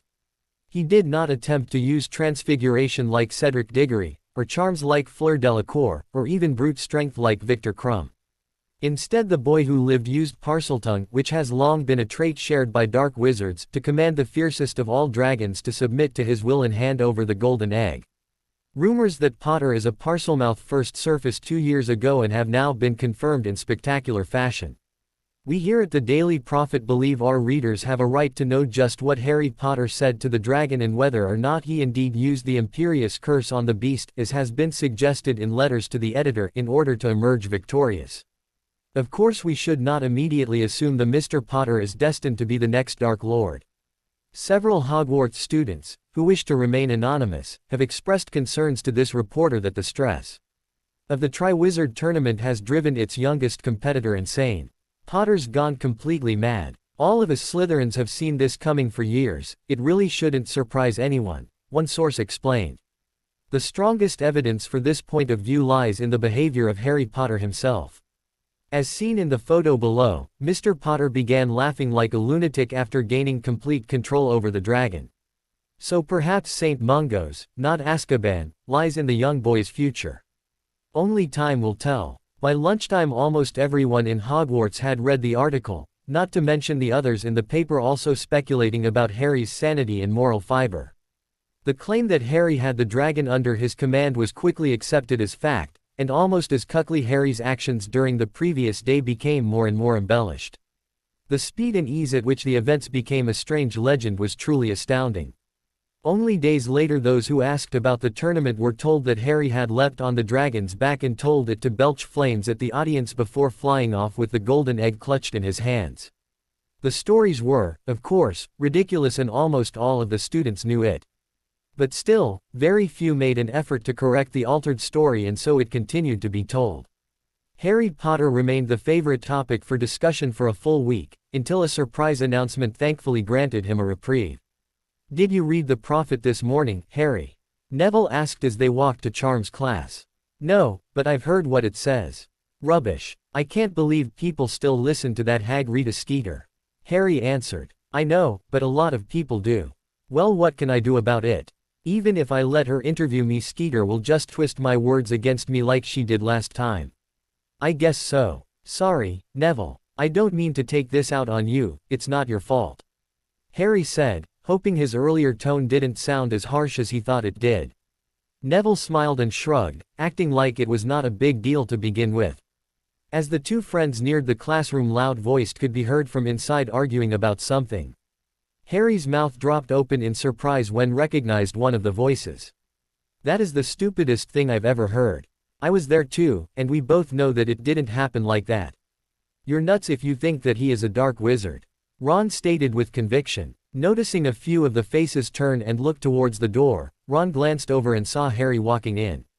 There he is, go ask him yourself. Ron walked over to a desk at the other side of the room and sat down, not even once looking Harry's way again. Harry had not moved, still in shock about what he had heard his old friend say. It wasn't the apology he was hoping for, and Ron still seemed to not care if their friendship was ever repaired, but it was at least nice to know what Ron was not a part of the group declaring that Harry was preparing to unleash a reign of terror across the wizarding world. It saddened him to think that only a month ago he and Ron were the best of friends, and yet now they went out of their way to avoid each other. He hoped that one day they could become friends again, but he really didn't hold out any hope of that happening soon. Charms class went well. Harry had managed to surprise most of his professors with his steady improvement this year. Even Professor Snape had fewer legitimate reasons to complain about him. Though he didn't know it, the topic had also been discussed at staff meetings. Despite the distraction provided by the tournament, Harry's grades had risen significantly and there did not seem to be any spell covered in class that he did not already know. In today's charm class, they were discussing the theory behind the vanishing charm. Harry had not bothered to learn theory in his private training, so he sat and listened intently. He was surprised to learn that the charm had many uses other than simply getting rid of unneeded objects.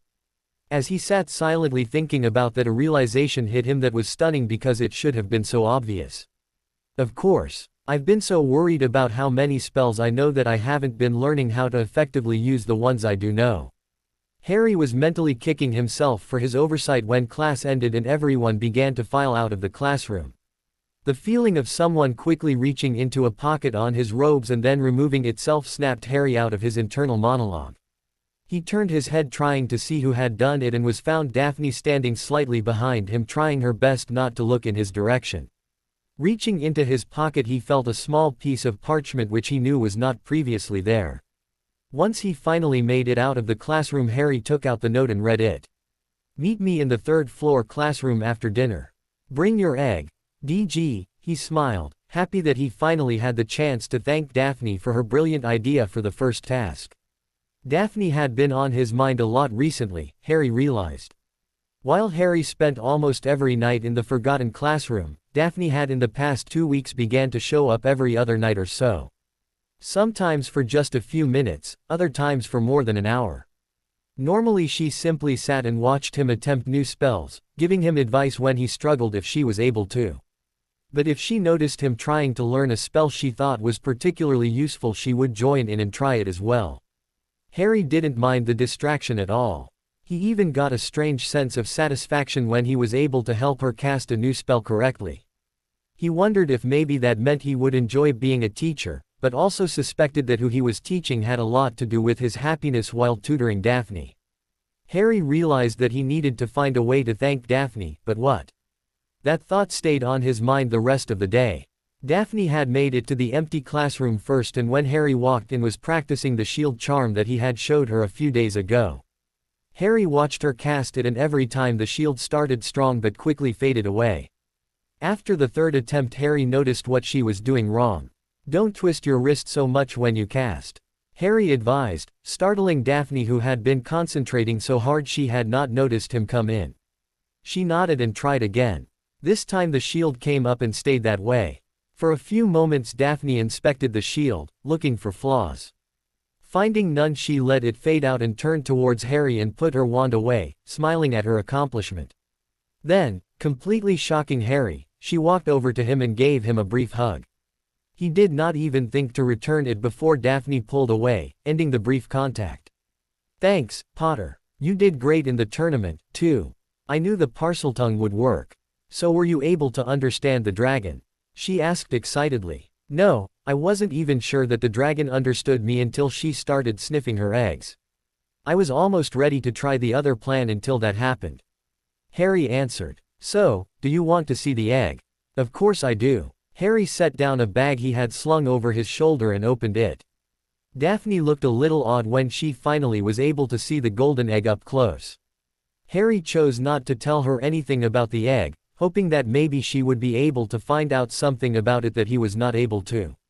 Finding that the top part was a latch, she slowly turned it as Harry recast the silencing charm on the room. As expected, the loud shrieking noise filled the room, causing them both to wince. Daphne, however, did not slam the egg shut like Harry had done. Instead, she began to look at the inside of the egg, which was filled with swirling lights and colors. After several minutes, she closed the egg and looked at it with a thoughtful expression on her face. Harry was about to say something when she opened the egg again and then immediately closed it. "So, What do you think? Harry asked. I'm not sure. I thought that maybe there was some kind of lock on it and you had to open it a certain way in order for it to work, but it looks like there is only one way to open it. So if it isn't about how you open it, then there must be something you do once you open it. Probably. When is the next task? Daphne asked. Not until the end of January. So I have a while to figure it out. I doubt the egg is going to tell you how to beat the next part of the tournament, just to tell you what it is. So you better hope you can figure this out in the next couple of weeks. True. Harry gazed at the egg, deep in thought. Open the egg again, I want to try something. Daphne nodded, opened the egg, and sat it down on a nearby desk. Harry smiled in thanks, then raised his and said, Silencio, casting the silencing charm on the egg. Immediately the shrieking noise stopped, but otherwise the egg remained the same. What did you think that would do? Daphne asked. I don't know. It seemed like a good idea at the time. Maybe I should try some other spells on it. How about incendio? You want to set the egg on fire. It would make sense, wouldn't it? After all, I took the egg from a dragon, and when Hagrid had that dragon egg in first year he kept it over a fire until it hatched. Hagrid had a dragon egg. You never told me that story, Potter. Daphne said, laughing. I guess I forgot. He had to give the dragon up, though. Ron's brother works on a dragon preserve and he was able to come and take it there. Anyway, let me try this. Harry started by dispelling the silencing charm, and as soon as he did, the awful sound returned. He wasted no time in casting incendio on the egg, but nothing happened. Realizing that the dragon egg was only kept over the fire before it hatched, Harry grabbed the golden egg off of the desk and closed it. He then took a few steps back and recast the spell, but still nothing happened. Sighing in disappointment, Harry sat down and stared at the egg angrily. It was a good idea, even if it didn't work out. Daphne said, sitting down at a desk near his. Thanks. Maybe I'll just have to wait on you having another brilliant idea. I really owe you for last time. Don't mention it, she answered with a shrug. No, I mean it. If there is anything I could do to thank you, just let me know. Anything, huh? Well, within reason, yes. There is one thing, but I'm not sure you would want to do it. What? Harry asked, very interested in what he could do to help her. Teach me how to cast the Patronus charm. You said you can cast a corporeal Patronus, right? I want to learn it, too. Sure, but why? My father mentioned that it was important I learn it for some reason, and you are the only person I know here that can cast one other than the teachers. Come on, Potter, let's see that Patronus. Fine. Harry took out his wand and started thinking about which memory to use. Remembering how he felt the previous year when Sirius said he would like it if he would come live with him, Harry jabbed out his wand and yelled, Expecto Patronum. Immediately a pale, white stag leapt from Harry's wand and began to walk around the room as if it was looking for danger. Seeing none, it turned back towards Harry and approached him. Harry noticed Daphne staring and motioned her over. You can get closer, he isn't going to hurt you. Daphne walked towards the ghost-like stag and attempted to pet him, but was disappointed when her hand went straight through. This is amazing, it looks so real. Daphne whispered in awe, and then turned towards Harry and demanded, Now you've got to show me how to do it. Harry nodded and ended the spell, causing the stag to turn into mist and then dissipate. It took me months to learn last year when Professor Lupin taught it to me. But I think that is because the way he does it and the way I do it are a little different. What do you mean? She asked curiously. Well, I've played around with this spell a little bit this year and I think I've figured out how it works. Professor Lupin told me to focus on a powerful, happy memory when I cast the spell, but the more I think about it, the more I realize it isn't the memory that is important. It is the emotion. If you could make yourself feel happy without thinking of a memory, then that would work just fine, but you really have to feel the emotion for it to work. I think that makes sense. So I need to come up with a memory or some other way to provoke a feeling of happiness. Sure, but any other positive emotion would work too. Once you've cast the spell, if you lose focus on that feeling, then the Patronus will fade away.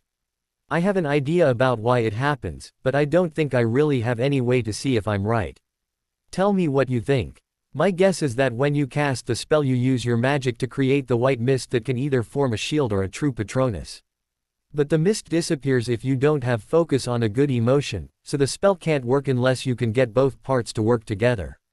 Does that make sense? That's brilliant, Potter. What you're saying is that while magic creates the mist, it is the emotion that maintains and shapes it, right?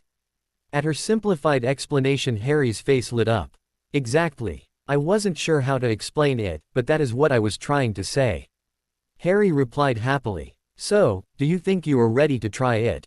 The wand motion doesn't really matter, and the incantation is, expecto patronum. I'll try, but I doubt it will work. I'm having trouble coming up with a good enough memory to trigger the emotion. The hardest part is getting it to work the first time. After that you don't have to doubt whether or not you can do it because you know you already have. Try it anyway. Here goes nothing. Daphne responded. Harry watched as she let her arm fall to her side and she closed her eyes in concentration. For a few minutes she stood very still, trying to recreate a happy feeling. Suddenly her eyes popped open and she raised her wand, calling out the incantation. The white mist leapt from her wand and she struggled while trying to hold it together. After a few seconds the mist evaporated and she lowered her wand with a disappointed look on her face. That was great, Harry called out, surprising her. I'm serious, that was much better than my first try. I could barely get any mist at all. You just need to improve your focus on the emotion and then you'll have it. I hope so, she said thoughtfully. Potter, why is your Patronus a deer? My dad was an animagus, and that was his form. It's nice to have something that connects us, you know. Even if it is something little like that. Daphne nodded in silent understanding. We'll find out what your Patronus is soon, too, he added to brighten the mood. I wonder what it will be, she said, considering the possibilities. Realizing there was no way of knowing until she was able to cast the spell correctly, she sighed and gave up. Thanks for the lesson. I guess I better go, but we can keep working on this, right? Sure. Just be sure to think about a good memory, one with strong emotions attached to it. Good night, Greengrass. Daphne smiled at him and walked out of the room, leaving him to continue his training. Harry felt a little sad to see her go, but was soon turning his focus back to the spells he had planned on reviewing. A few days later, Professor McGonagall scheduled a meeting to make an announcement to all of the Gryffindors. Similar announcements were being made by the heads of the other three houses. During lunch almost the entire school had been busy discussing what the announcement could possibly be, but no one had yet been able to forward an idea that convinced the others. To Harry, the excitement over the announcement was a welcome change. It had been almost a week since the article in the Daily Prophet calling him either insane or a dark wizard had come out, and since then he had received distrustful looks from almost all of the student body. Harry tried to ignore it, and this time it was easier than when he had received similar treatment 2 years ago after rumors that he was the heir of Slytherin had spread. At first he had been angry at their reactions, but that anger quickly dulled to annoyance and then to indifference. After all, did he not have friends that would stick by him? True, there were not many of them, but that did not really matter. And so Harry went on with his life, trying to do the best he could in school, training his hardest so that he could survive the year. He just hoped McGonagall's announcement wasn't more bad news for him. Harry, over here, we saved you a seat. Harry heard a voice call out as he entered the room. He looked over and realized that the voice belonged to Neville, who was waving him towards an empty seat between him and Hermione. It was a good thing they had saved him a seat, he realized, because every other one was already taken even though the meeting was not supposed to start for another 10 minutes. Thanks guys, Harry said while taking his seat. Looking around the room he spotted Ron talking with Seamus and Dean, looking somewhat bored. The other two male, fourth year, Gryffindors were nice enough, but Harry had never really gotten to know them well. They seemed to share Ron's love of Quidditch but were definitely not fans of the Cannons, Ron's favorite team. Truthfully, Harry enjoyed playing Quidditch and even talking about strategy with his teammates, but he always found long conversations about professional Quidditch annoying. Maybe Ron is better off with them as friends, he considered. Harry, I was wondering if I could help you prepare for the next task. Hermione said, drawing his attention away from Ron. I should have been there with you before the first task, but I was hoping I could start to make up for that. Sure, Hermione. As soon as we figure out what the clue is, I am sure your help would be great. Oh, so you and Neville are already working on getting the clue? Hermione asked, noting that Harry had said, as soon as we figure out. Harry hasn't asked for my help yet, Hermione. I would like to help too, if you think I could. Neville added. Of course, Neville. I really appreciated all you did helping me prepare last time, Harry said sincerely. Right, and then you went and did something completely different. Neville laughed. That was a great idea though, who would have thought to use Parseltongue to speak to a dragon?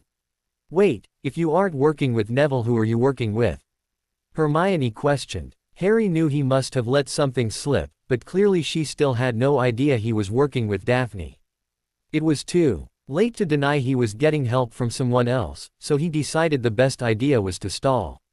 I'll tell you, Hermione, I promise. But not today. Okay, Harry. I am going to hold you to that promise. Hermione responded, clearly unhappy with Harry's answer. Harry wished he could have just told her about Daphne, but he was not willing to do that until Daphne said it was okay. If word got out that they were friends, there would be consequences, and they would be worse for her than for him. Harry hated that, and wanted nothing more than to be able to protect her. Attention! Attention, everyone! Professor McGonagall called from the front of the room. The assembled students immediately quieted and turned to listen to their head of house. I am pleased to announce that Hogwarts will host an event traditionally associated with the Triwizard Tournament, the Yule Ball. At this, several voices, almost all female, began whispering with excitement and anticipation. Students from 4th year and up are welcome to attend, while other activities will be scheduled for 3rd years and younger.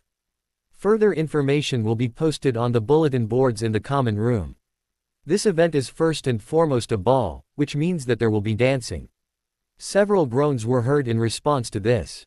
I think it would be better for everyone if I avoided the dance floor, Harry told Hermione with a laugh. Everyone's feet will be safer that way. Unfortunately for Harry, that was not going to be possible. For the next few minutes McGonagall continued to talk to them about the ball and everything that would accompany it. Even Harry had to admit it sounded like a fun time. Mr. Potter, could you stay after? Professor McGonagall asked as the rest of the students were dismissed. Harry sighed, guessing that he was not going to like what was to come. Once everyone else had left, Harry walked to the front of the room where McGonagall was waiting. It has long been a tradition for the Triwizard champions and their dates to open the ball with the ceremonial first dance. You will be expected to do the same. First dance. Date. Harry said, trying to take in what he had heard. Professor McGonagall merely chuckled at his predicament. Mr. Potter, despite what the Daily Prophet has been writing about you, I doubt you will have any problem finding a girl willing to be your date for the evening. Do try and learn to dance well enough not to embarrass yourself. Yes, Professor. I'll try, Harry answered, wondering what he was going to do about the ball. Harry turned and walked out of the room to find Neville and Hermione waiting for him. They were both curious as to what Professor McGonagall wanted, but Neville was able to conceal his interest much better than Hermione. So, what did she say? His bushy-haired friend asked. Apparently the champions have to dance at the beginning of the ball with our dates. Meaning I not only need to learn to dance, but I have to find someone willing to go to the ball with an insane Dark Lord. His friends laughed at his predicament, resulting in angry glares for both of them. Cheer up, Harry. You've faced a dragon, you can face this. Neville said encouragingly. And are you really saying that there is no one you want to ask?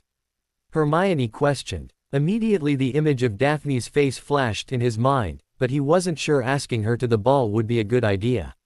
While he thought about it, Hermione grinned knowingly. So there is someone. You should ask them, Harry. The worst that could happen is they say no. Harry nodded in agreement with her statement, still not sure if he would do it or not. I'll think about it, Hermione. Harry promised. To his surprise, for the rest of the day he found there was little else he could get his mind to focus on other than that. The following evening found Harry once again in the 3rd floor classroom trying to force as much power as he could into the spells he already knew. He enjoyed the exercise and the distraction it provided.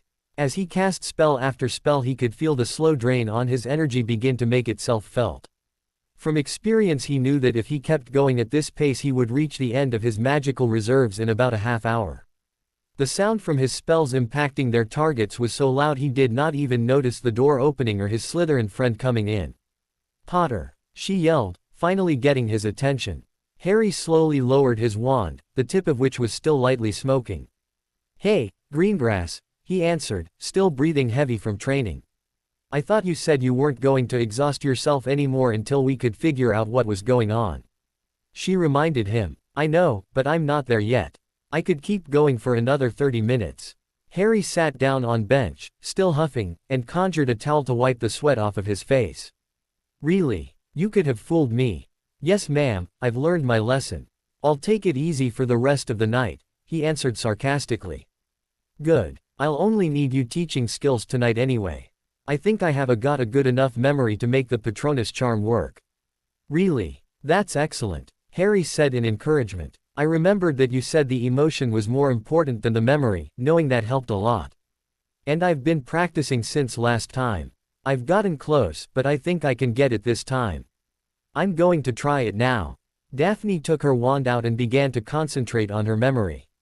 When Harry saw a small smile on her face, he knew that she was going to be able to cast the spell successfully. Finally she raised her wand and yelled, "Expecto Patronum." Immediately pale white mist began to flow out of the tip of her wand. The mist did not dissipate, but instead seemed to form a sphere that grew as the spell continued for several minutes. The sphere then began to take a shape, and the first thing Harry noticed was that her Patronus was going to be a four-legged animal of some type. Slowly the shape became more and more defined until at last a small white fox was left, its head looking around the room for signs of danger. Harry smiled and glanced over to Daphne, who still had her eyes closed, focusing on the spell. You did it. Open your eyes and take a look, Harry said with a grin on his face. Daphne's eyes shot open and landed on her Patronus, which was now looking directly at her. Daphne's pride and happiness were clear in the way she looked at the proof of her accomplishment. The ghostly fox walked over to Daphne, who began to inspect the Patronus. This is amazing. I wasn't sure I could do it, Daphne softly whispered. The fox remained for another minute or so until the spell began to get harder for Daphne to maintain. Slowly the fox lost its form and turned to mist. Harry felt immensely happy for her, knowing how hard it was for him to learn. I knew you could do it, Harry answered. Thank you, she replied, still a little shocked that it worked. The spell must have taken a lot out of her, Harry realized, when he saw her stumble slightly. He rushed over to her and put an arm around her waist to hold her up. The expression on his face changed to one of concern. Are you feeling okay? Harry asked. Just a little tired, I guess, she answered, but her head started to fall and gently landed on Harry's shoulder. Harry helped her over to a bench along one of the walls, still clutching her tightly. Reluctantly he loosened his hold of her, but Daphne's head remained on his shoulder. Didn't you come in warning me not to exhaust myself? Harry asked with a smile. Shut up, Potter, she said quietly. As the strength started to return to her, she began to realize the position they were in. She sighed and lifted her head up and leaned against the wall for support instead. She was sad to note that it was much harder and colder. Do we need to get you to the infirmary for some pepper-up potion? Harry asked, seriously this time. I don't think so. Just give me a minute. How are you able to make it look so easy? I'm sure it will be easier the next time you do it. It's a hard spell, though, he reassured her. She nodded, closed her eyes again, still not feeling strong enough to do much else. Harry watched her, wondering if she was about to fall asleep. But a few minutes later she opened her eyes again, stretched. I'm feeling much better now. Hope I didn't scare you too much. Harry laughed and shook his head, glad that she was okay. Greengrass, I was wondering. Would you like to go to the Yule Ball with me? Harry asked, surprising even himself with the question. It had been on his mind all day, of course, but he had not had any intention of asking her when she came into the room. Daphne's head swiftly turned in his direction, and Harry was quite happy to see a small smile on her face. But as quickly as it had appeared, the smile faded and was replaced by a look of worry. He knew bad news was coming when she turned her head away and looked at the floor. I can't, she answered simply. Oh. Daphne looked back at Harry and could see the disappointment clearly on his face. She wished it didn't have to be this way, angry that they could not even say hello to each other in the halls without it being looked at suspiciously. In that moment, Daphne made a decision. What I meant was, I can't answer you right now. There's something I have to do first. Can you wait a couple of days? Did you already say yes to someone else? Harry asked. The disappointment had faded from him, but was replaced with confusion and a little bit of hope. What? No, it's nothing like that. I'll explain as much as I can in a couple of days, okay? Please just leave it at that for now. Okay, I won't ask anything else right now. Good. Could you help me up? It looks like I have things to do, she stated. Harry stood and helped Daphne to her feet. She took a few steps to make sure she was okay to leave and found she was. Thank you, Potter, for everything. I'll talk to you soon, okay? Harry nodded and she walked out of the door, leaving Harry to speculate as to what was going on. He sighed with a little bit of frustration, realizing he would just have to wait to find out. The next day Harry tried desperately to keep his mind focused on other things, but it kept coming back to Daphne. He thought often about their conversation the previous night and found it more and more confusing every time he mentally replayed it.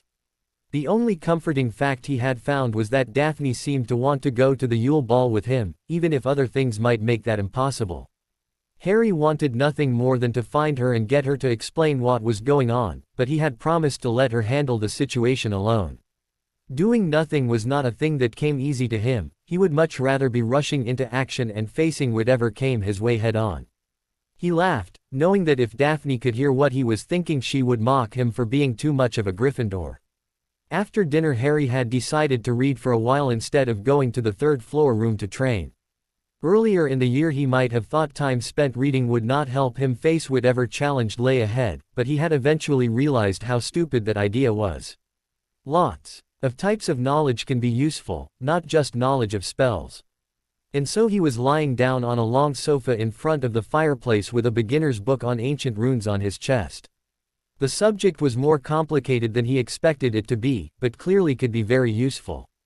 He mentally chided himself for deciding to take divination, which as far as he could tell was absolutely useless, instead. Harry had made it through the day without giving in to his urges telling him to take action, but he hadn't noticed that his efforts had taken a toll on his attitude during the day or that his friends had noticed. Hermione in particular could tell that something was bothering him, and so after seeing him in the common room had decided to ask him about it. Harry did not notice that she was even in the room until she sat down on the sofa near his feet. He looked over the top of the book to see who had distracted him, and after finding that it was Hermione he set his book down on his lap. "Since when are you interested in ancient runes, Harry?" she asked, noticing the book he had been reading. "I was just curious about what I was missing. Is it too late to drop divination for something else?" "No, but if you started next year you would probably have to be in the class with the third years. I could help you study if you wanted to try and catch up with our year, but it wouldn't be easy." I'll have to think about it. Divination is a complete waste of time. I am sure Trelawney will miss being able to predict my death every class though." Harry added with a laugh. "If you are going to do it, you need to decide soon. We only have a year and a half before our owls. I've barely even started on my study schedules for the next year. At this rate I will never be ready on time," she said, obviously worried. Harry laughed at his friend, knowing that she would probably end up with O's the highest score on every exam she took. Hermione frowned at his laughter, knowing that he did not take her concerns seriously. "Relax, Hermione. You have plenty of time," Harry said, trying to talk his friend down from her self-induced panic. "There's no need to worry about it yet." "Fine, let's talk about other things then," Hermione answered, seeing her chance to turn the conversation towards what she originally wanted to know. "What's going on with you? You've been in bad mood all day." "Have I?" Harry asked, surprised he had been that obvious. "Let's just say I have a lot going on right now. Tournaments, dates, golden eggs, dancing, figuring out who put my name in that damn cup, training, being slandered in the press, what else? I am sure I am forgetting something." "Probably, but most of that was going on yesterday and you were fine then." "So what is it?" Hermione looked at him, waiting for a response that wasn't coming. Deciding she would have to figure it out on her own, she started thinking about what possibly could have happened. Then an idea struck her. "Oh, did you ask someone out and get turned down? It was Cho Chang, wasn't it?" "What? No, I did not get turned down and I did not ask Cho Chang," Harry answered, noting that technically it was true. Daphne may say no, but she had not yet. "Why would you think I would ask out Cho Chang anyway? I don't think I've ever even talked to her besides saying hello a few times." "Oh, well I heard you and Ron talking about her a few months ago. And she is quite pretty. I'm not denying that, but I think I would rather go with someone I knew." "I see, then we are talking about a girl you know fairly well." Since you obviously haven't asked me, we can take my name off the list of girls who could have turned down Harry Potter. I thought I told you, I didn't get turned down. Harry said forcefully to Hermione's amusement. So who else do you know that it could have been? Ginny perhaps. Harry looked at her in confusion. I think Neville is going to ask her to the Yule Ball. Don't tell him I told you that, though. Good for him. Not Ginny then. How about Parvati Patil? Lavender Brown? No and no. Give it up, Hermione. You are completely on the wrong track here. You are just going to have to wait and see who I am going to take, he added, aware that even he didn't know who he would wind up going to the Yule Ball with. Unhappy with the way the conversation was turning out, Harry decided to turn the tables on Hermione. And what about you? What are your plans for the ball? Hermione smiled and blushed, then turned to look away. I've already got a date, and I am not going to tell you who it is, she answered. Harry grinned at her response, knowing that he could use it against her now. Well then, I guess we will both have to wait and see, Harry said triumphantly. Hermione realized she wasn't going to win this battle and sighed. Okay. In that case I am going to sleep. I still have my notes from third year ancient runes, if you're interested. Thanks Hermione, I would appreciate it. And good night. She nodded and began walking up the stairs towards her room. Harry was a little surprised at how close her guess about his situation had been, but was satisfied he had not said anything that would endanger his or Daphne's privacy. She is going to figure it out if I'm not careful, he thought with a small sigh. Harry did not see Daphne at all during the next day. She was absent even at meals, when she was normally seated near Tracy Davis and Blaise Zabini. This also happened to be the one day of the week in which Gryffindors did not share a single class with the Slytherins. Normally this was a relief and cause for celebration, but today Harry found it annoying. Even so he was careful not to let it show in his attitude. The last thing he wanted was to encourage Hermione to dig for more information. It was not until the following day that Harry once again felt a hand slip into his pocket and leave something behind. This time he simply smiled, not even turning to act like he didn't know who had done it. The note told him to meet Daphne in the third-floor classroom at 8:30 p.m. and nothing else. Harry was reminded of the spy movies that Dudley sometimes liked to watch and thought it was funny that even with the advantage of magic he and Daphne were sending messages in the same way he had seen those fictional spies communicate. By 8:15 Harry had grown tired of waiting and decided to get to the unused room a little early. He was a little disappointed to find that Daphne wasn't there, and so he sat down and began to wait. At exactly 8:30, the door opened and Daphne walked in. After stopping to magically lock the door and silence the room, she turned towards him and smiled. "Hello, Potter. Been waiting long?" she asked cheerfully, knowing that Harry was waiting on her answer. "No, not long." Harry paused and decided he had waited long enough. "So what's going on? We have a lot to talk about tonight, Potter. You have no idea how much trouble you caused when you asked me to the Yule Ball." "Actually, that's not fair. I caused much of it as well when I decided that I wanted to go with you. Would it have been better if I had not asked you?" Harry said, frowning and waiting for her to turn him down. "It would have been easier, I suppose. But you can't back out now. You asked, I am saying yes, and we are going." "That's that," she said, grinning at his reaction. For a moment Harry just smiled, but then, feeling a little of that Gryffindor courage, he stepped towards Daphne and pulled her into a hug. Harry expected her to be surprised by the hug, but she merely returned it. "I was hoping you would say that," Harry admitted, still not breaking the contact. "There is one thing I may have forgotten to tell you though. Since I'm one of the Triwizard champions, we will have to open the ball with a ceremonial first dance, along with the other champions of course. That shouldn't be a problem, assuming you know how to dance." "You do know how to dance, don't you?" Daphne pulled back so she could look at his face, which quickly dropped. "I will take that as a no. I guess we'll just have to add that to your training regimen. Now, let's sit and I will tell you what I couldn't say a few days ago." They both walked over to a long table with a couple of chairs surrounding it. Daphne took a seat near the end of the table and Harry took one directly across from her. For a few moments she sat thinking, deciding how to best explain. "Just start from the beginning," Harry advised. "Okay then, what do you know about the Greengrass family?" she asked. "Not much. You parents are still alive and they weren't Death Eaters."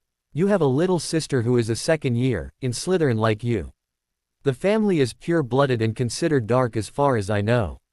Is that about right? Very basic, but pretty much right. I guess you get the long version then.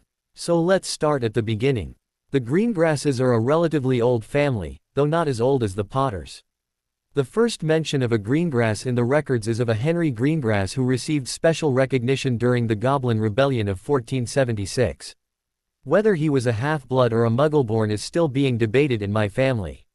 What? I thought your family was pure-blooded. Harry asked in shock. They are now, but how do you think every pure-blooded family gets started? Somewhere at the very top of every family tree is a Muggle-born wizard. That's part of the pureblood hypocrisy that they try to ignore. But we go along with it because in this society it is better to be a part of an influential family. Even the idiots like the Malfoys know that the originator of their line was a mudblood. Daphne said, laughing. I guess I had just never thought about it, but that makes sense. You said my family was older, how do you know about them? Because every proper pureblood is taught the histories of the other families so you will know where you stand in terms of age and respect.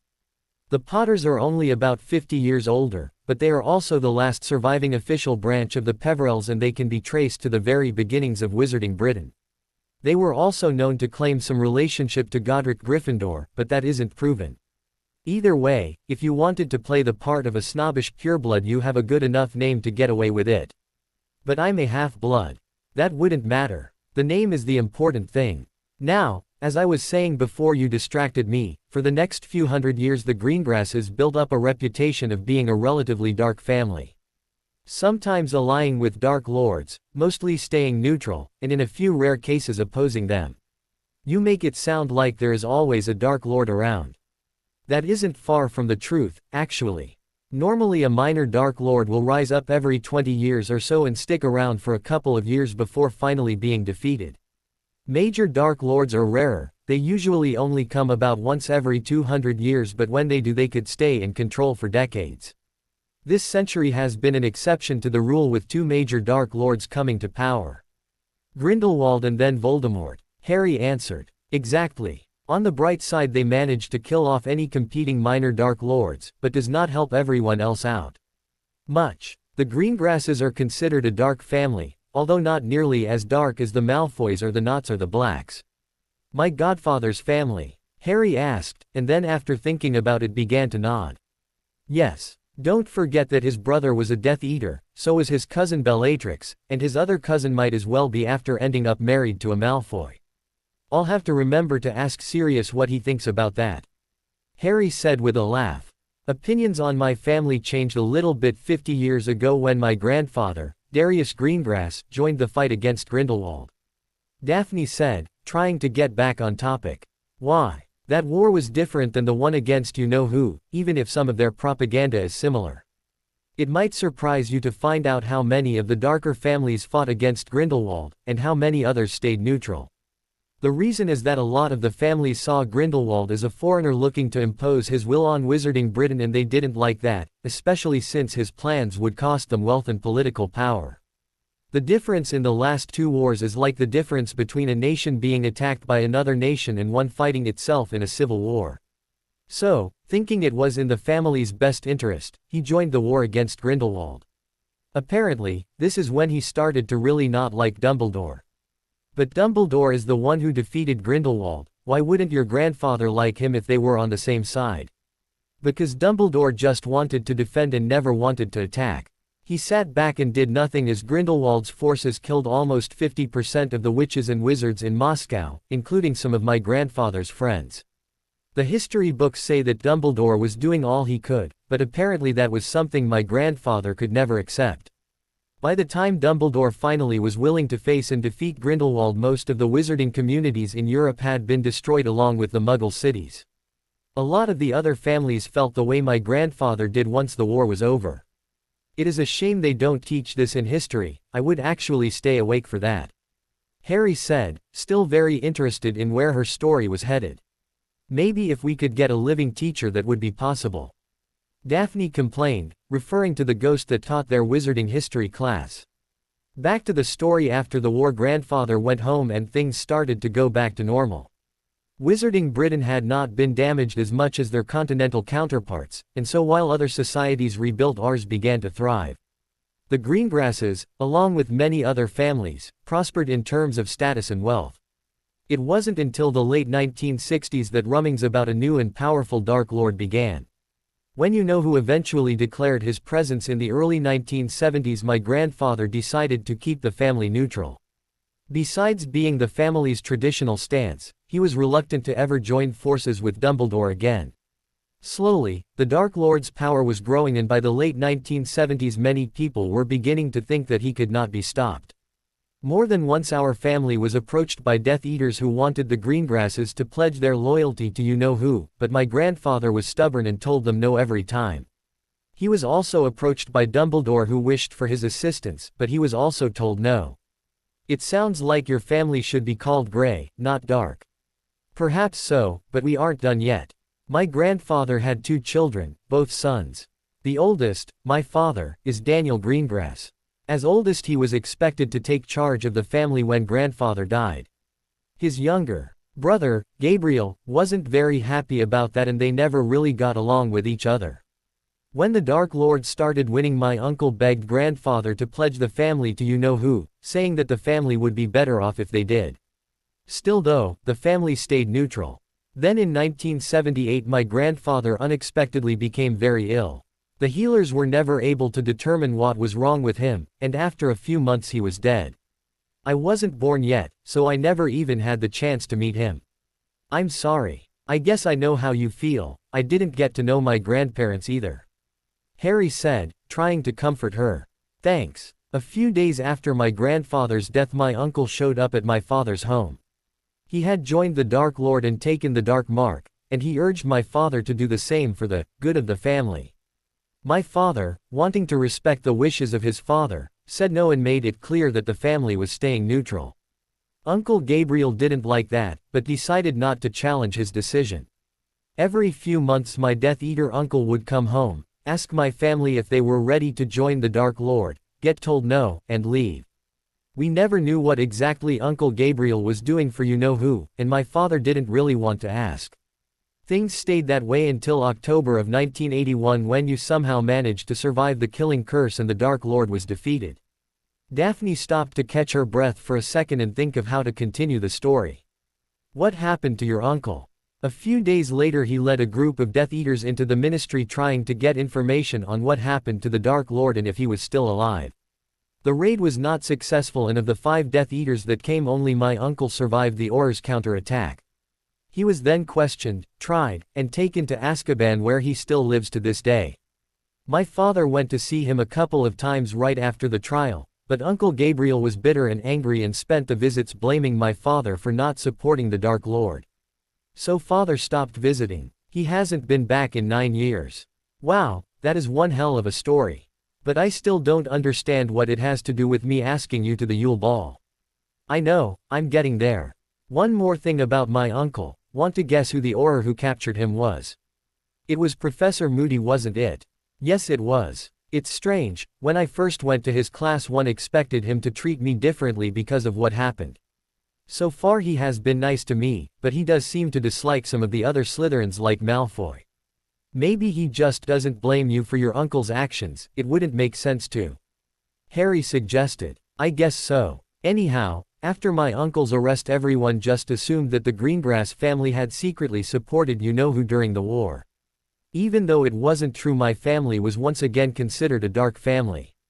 Everything I've said so far has been what I have learned from my father over the years. My father always treated it like it was just interesting family history, but that changed a few months ago, she added. What happened? You should know better than anyone since you were there. It changed when Death Eaters attacked the Quidditch World Cup. After that my father seemed very nervous, like he expected the Dark Lord to reappear at any moment. A few days before school started he sat my sister and I down and told us to pay special attention to what the children of the old Death Eaters were saying and doing, and if we heard anything that we thought was important to immediately tell him. I need to apologize to you for what happened next though. Huh? Harry asked, confused. I promised you that I wouldn't repeat the things you told me to anyone, especially about what happened at the end of first and second year. But I thought my father needed to know, so I told him. He was a little mad that I didn't tell him sooner. Oh, it's okay. I understand why you did what you did. Good. Apparently my father never really believed that the Dark Lord was dead, after all there was never a body to prove it. When I told him about the spirit of you-know-who going after the Philosopher's Stone in first year he knew he had been right, but he didn't know why the Dark Lord had not died. Somehow, I think he figured it out when I told him about the Chamber of Secrets and Riddle's diary. He got really excited when he heard about that and started asking all kinds of questions about what it did. I asked him what he was thinking but he told me it was better that I didn't know. I did overhear him say, of course, he wouldn't have made just one though, while he was thinking about what I said to him. I don't get it, what does he know and how? I think I might know the how part. Before my grandfather died my father worked for the ministry as an unspeakable, and all he would tell me about his old job is that he did research. Maybe he learned something then that would explain how the Dark Lord is keeping himself alive. My father quit his job once he took control of the family because he thought that if he worked for the ministry people would assume that he supported their fight against you-know-who and it would be impossible to stay neutral. After I finished telling him the things I had heard from you he insisted that we be very careful because it was only a matter of time before the Dark Lord was reborn. He might be right. Harry answered uncertainly. He hasn't been able to do it yet, but he has gotten very close at least twice in the past few years. It just doesn't seem like there is anything we can do about it. Maybe Dumbledore is doing something. He probably is, but even Dumbledore isn't all-powerful. I asked my father what we would do if the Dark Lord returned and he said that we would never join him, but for now it was important to not obviously take a side. I expected him to say that we would stay out of it at any cost, but for some reason he is willing to fight the next time around. That was why he encouraged me to learn the Patronus charm, she explained. Of course, there is no reason to learn it other than to fight of Dementors and they joined Voldemort's side in the last war. He thinks Voldemort will come after your family, doesn't he? Harry asked, now very concerned about her safety. Eventually yes, but for now there is not much we can do but prepare ourselves. When you asked me to the Yule Ball I really wanted to say yes, and the only reason I didn't is because of my father's warning not to take a side. The moment we show up to the ball together everyone is going to assume that we have joined your side. This is crazy, you know that right? We aren't fighting a war right now and I don't have a side. Harry stated in frustration. But we will be, and you will. After you asked me to the Yule Ball I called my father and told him about it. He called back that he would think about it and I should wait for his response. Then today he told me that I could go to the ball if I still wanted to, but he didn't really explain why he changed his mind. He did say, however, that we should not let anyone know we are going together and that I need to make sure that my sister Astoria and I will be safe after everyone finds out. Safe from the other Slytherins you mean? Harry said knowingly. Since they truly became friends before the first task Harry had worried often about what would happen to her if anyone in her house found out but he had not even considered that her little sister could be threatened as well. Whatever I can do to help, I will do it. I know, and thank you. Astoria should be fine, she has a good group of friends that will stick by her no matter what. I won't be the most popular girl in Slytherin, but then again I never was. Not everyone will be against me though, Tracy and Blaise will watch out for me when they can. Daphne stopped, seeing that Harry was obviously upset at her predicament. Stop blaming yourself, this was my decision. There is only one thing I need from you right now.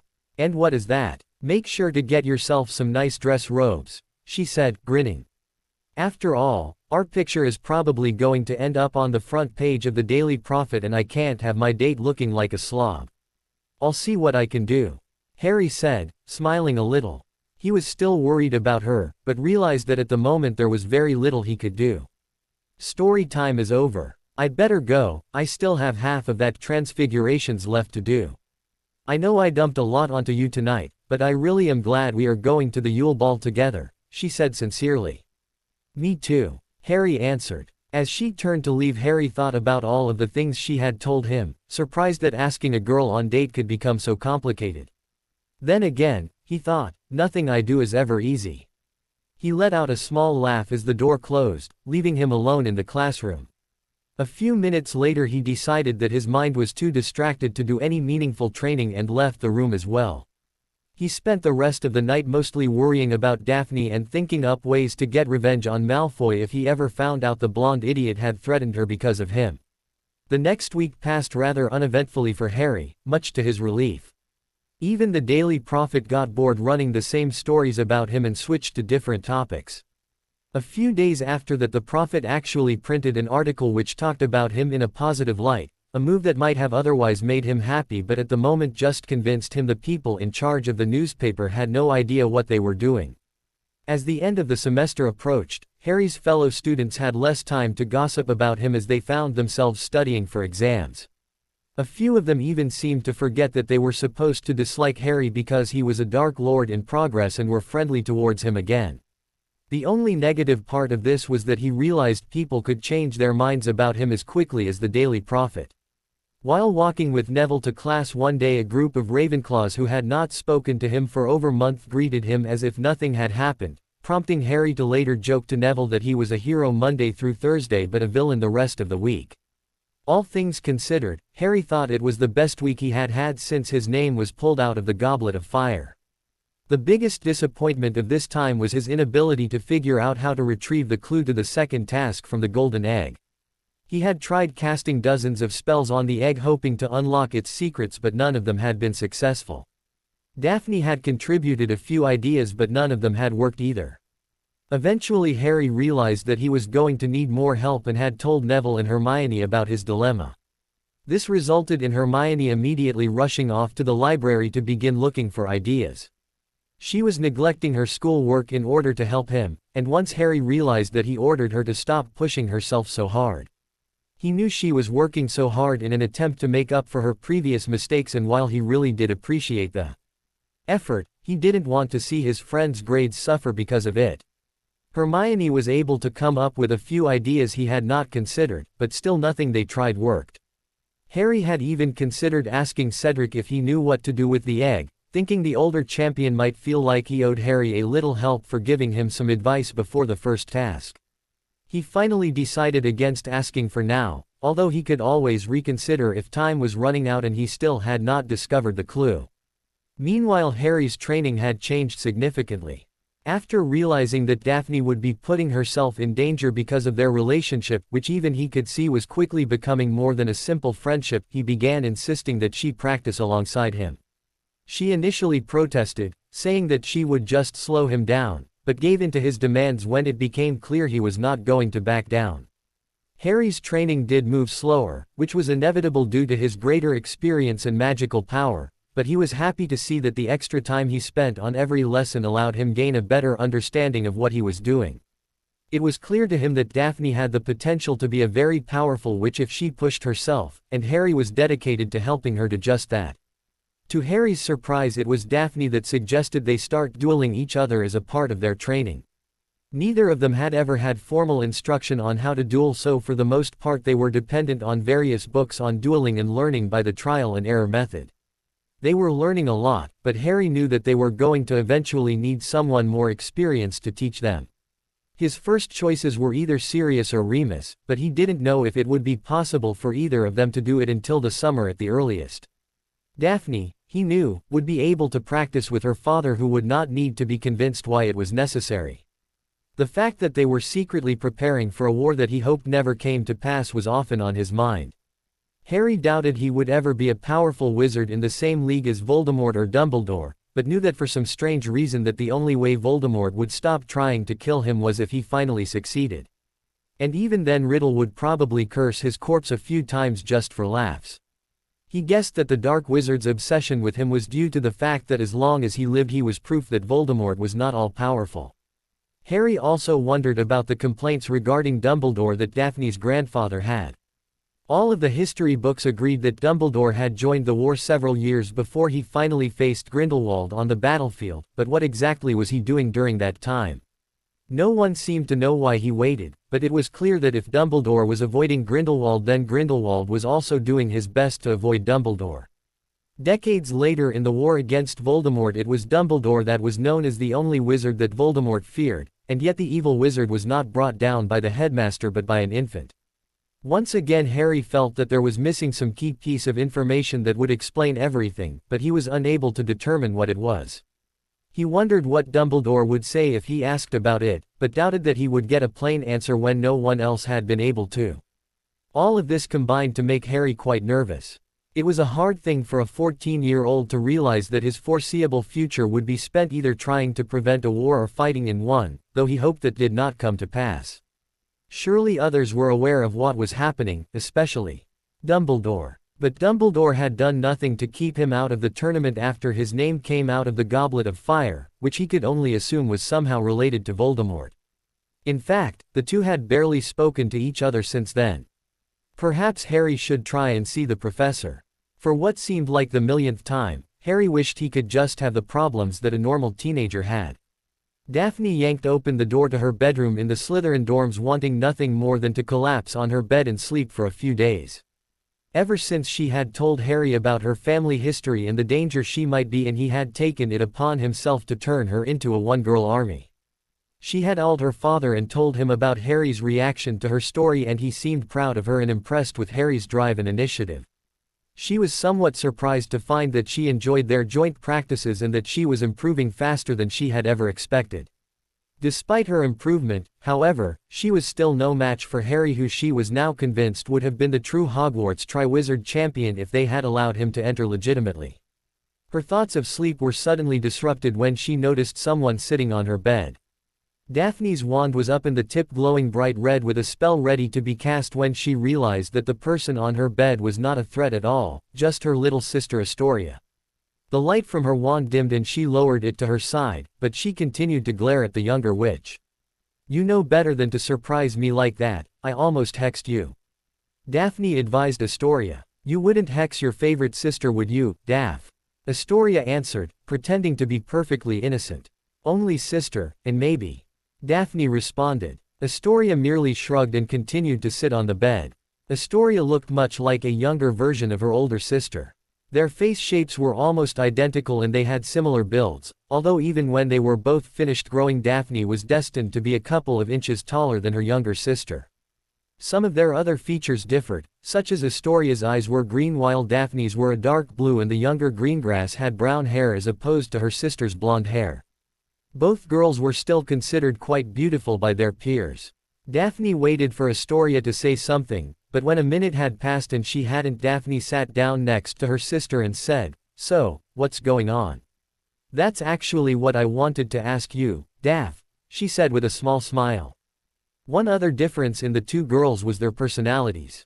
Astoria was very talkative and outgoing and seemed to make a lot of friends, even ones from other houses who might have otherwise thought it strange to meet a Slytherin so likable. Daphne preferred to keep a few good friends and didn't really care what anyone else thought. Astoria could also be very blunt when she had something to say or ask. "What exactly are you talking about?"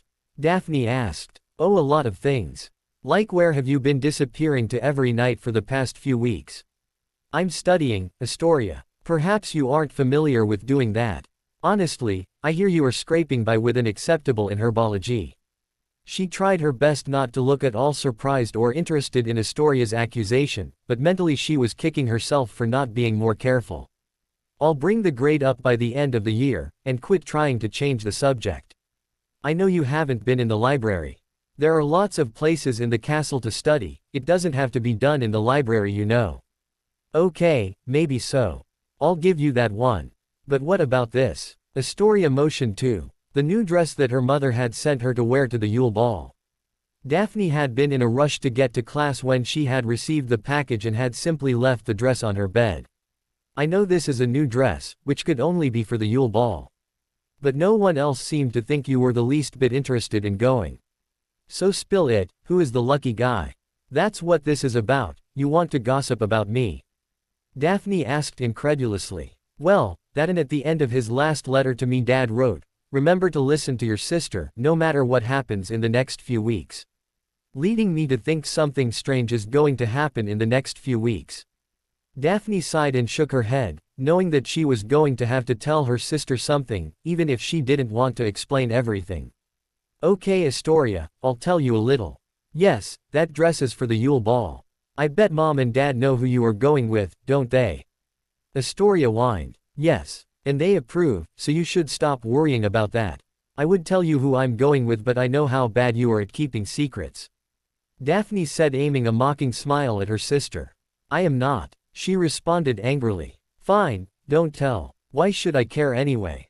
You actually should, Daphne said with a sigh.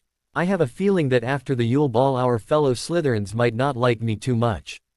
I can take care of myself, but you have to let me know if anyone is giving you a hard time because of me, okay?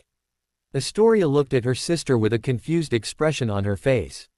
She couldn't think of any reason for Daphne to think that, but she did trust her older sister enough to give her the benefit of the doubt. Plus, whatever was going on, seemed to have worried her parents a little as well. All right, Daph, but after the Yule Ball you are going to tell me everything. Agreed. Now get out of here, I want to sleep. Daphne said as she stood and picked up her dress in order to hang it up. Astoria nodded and left the room, wishing she could help her older sister with whatever was troubling her. Once she was gone, Daphne frowned and looked at the closed door her sibling had just walked out of. She could only guess what her house's reaction to her date with Harry Potter was going to be, but she promised herself that if anyone laid a finger on Astoria they would pay for it in a variety of painful ways. And if necessary she could always ask Harry to help, she thought with an evil grin. She knew he would be happy to do it. On the last day of classes in the winter semester the student population was in a mild state of panic, as was completely normal. The last round of end-of-semester exams was today, and for the fourth-year Gryffindors that meant potions with Professor Snape. Harry had found over the years that his work had to be almost flawless in order to receive even a passing grade. The result, although Snape would never admit it, was that Harry had turned out to be quite a proficient potions brewer. Even so, he knew that Snape took special joy in criticizing his exams, so even though Harry felt confident he knew what he was doing going into the test, he could never be sure what the result would be. Luck was on his side today as Vincent Crabbe had somehow managed to blow up his cauldron a quarter of the way through the test. Professor Snape was too distracted handling the aftermath to sabotage Harry's potion, and as a result he had completed the potion as close to perfectly as he thought possible. It might even be good enough for an exceeds expectations grade from the greasy git of a professor. With his exams done and feeling good about his day so far, Harry decided to take the golden egg down to a quiet spot by the lake and give it another try.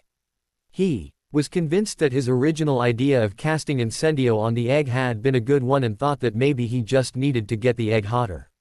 The thought of casting the fire spell at full power inside the castle made him nervous. He had no intention of becoming the boy who burned down Hogwarts after all, so he decided that doing it outside was a much better option. He had found rocky section next to a side of the lake facing the Forbidden Forest and thought it was a perfect place for his experiment. As long as he set the egg on the rocks and cast towards the lake, there was little chance that even the grass would catch fire. And, on the off chance it did, there would be a large body of water nearby he could use to put the fire out. 5 minutes after reaching his chosen spot, Harry was finally satisfied that he had everything set up how he wanted it and was ready to begin. As he got into place and prepared to start the spell, the sound of someone calling his name forced him to look up and towards the castle where he could see Hermione walking towards him. He lowered his wand and waited, remembering that he had told her what he planned on doing earlier in the day. "Hey, Hermione," he said when she finally made it to his spot on the lake. "Come to watch the fireworks?" "Of course. And it will be nice to warm myself by the flaming egg on a cold day like this," she added with a laugh. "Let's get this started then. Why don't you stand over there, it'll be safer that way." Hermione nodded and moved to the spot he had pointed at. Harry raised his wand and concentrated on focusing his magic. Slowly he could feel the power bubbling to the surface, looking for a way to escape. Knowing he was ready, Harry flicked his wand in a precise movement and shouted, "Incendio." The huge flame that leapt out of his wand was hot enough that Hermione felt the need to take a few more steps backwards. The golden egg was not even visible, hidden by a stream of fire that showed no signs of letting up. After 30 seconds, Hermione began to wonder how long Harry could keep casting a spell of this strength.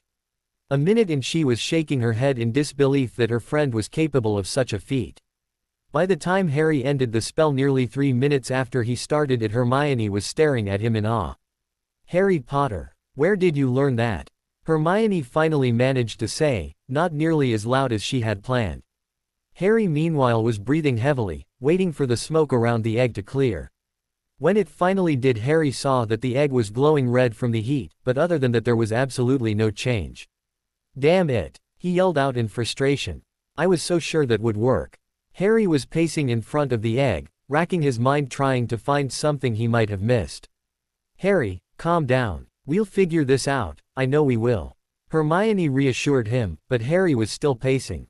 Hermione was about to say something else when Harry growled at the egg and kicked it into the lake, where it promptly sank to the bottom with the water above beginning to heat and turn into steam as the egg cooled. Okay, I feel better now, Harry finally said as he walked over to where Hermione was still standing. Really? Hermione asked in a sarcastic tone. Sure. At least now I know that the fire idea is a bust. I'll just have to try something else next time. There has to be something about the egg I am missing. Speaking of the egg, shouldn't you go get it before you forget where it is? That shouldn't be a problem, Harry answered. He walked over to the shore of the lake and pointed his wand at the spot where the egg had dropped. Accio golden egg, he said forcefully, but nothing happened. Frowning, Harry tried the spell again and it still did not work. He was about to cast the spell a third time when he suddenly lowered his arm and started laughing. Harry, what's so funny? Hermione asked, a look of confusion etched on her face. I was just thinking how stupid I would have felt if that had actually worked. What are you talking about? Of course the golden egg has anti-summoning charms on it.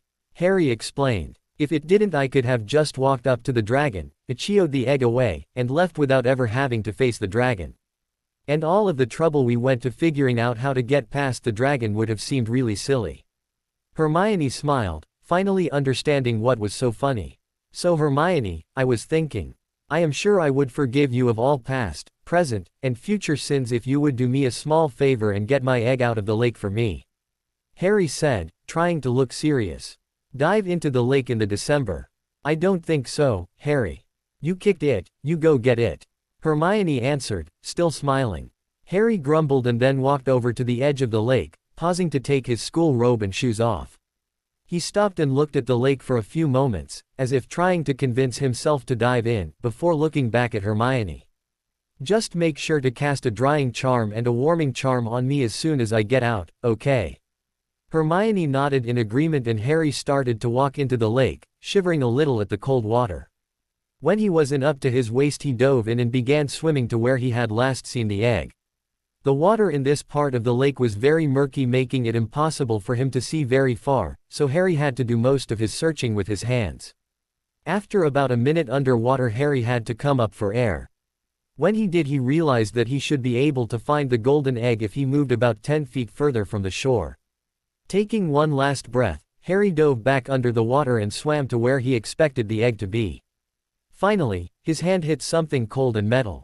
Grabbing the egg by the latch on its top, Harry bent down to kick off the lake bed when suddenly the egg shifted in his hands.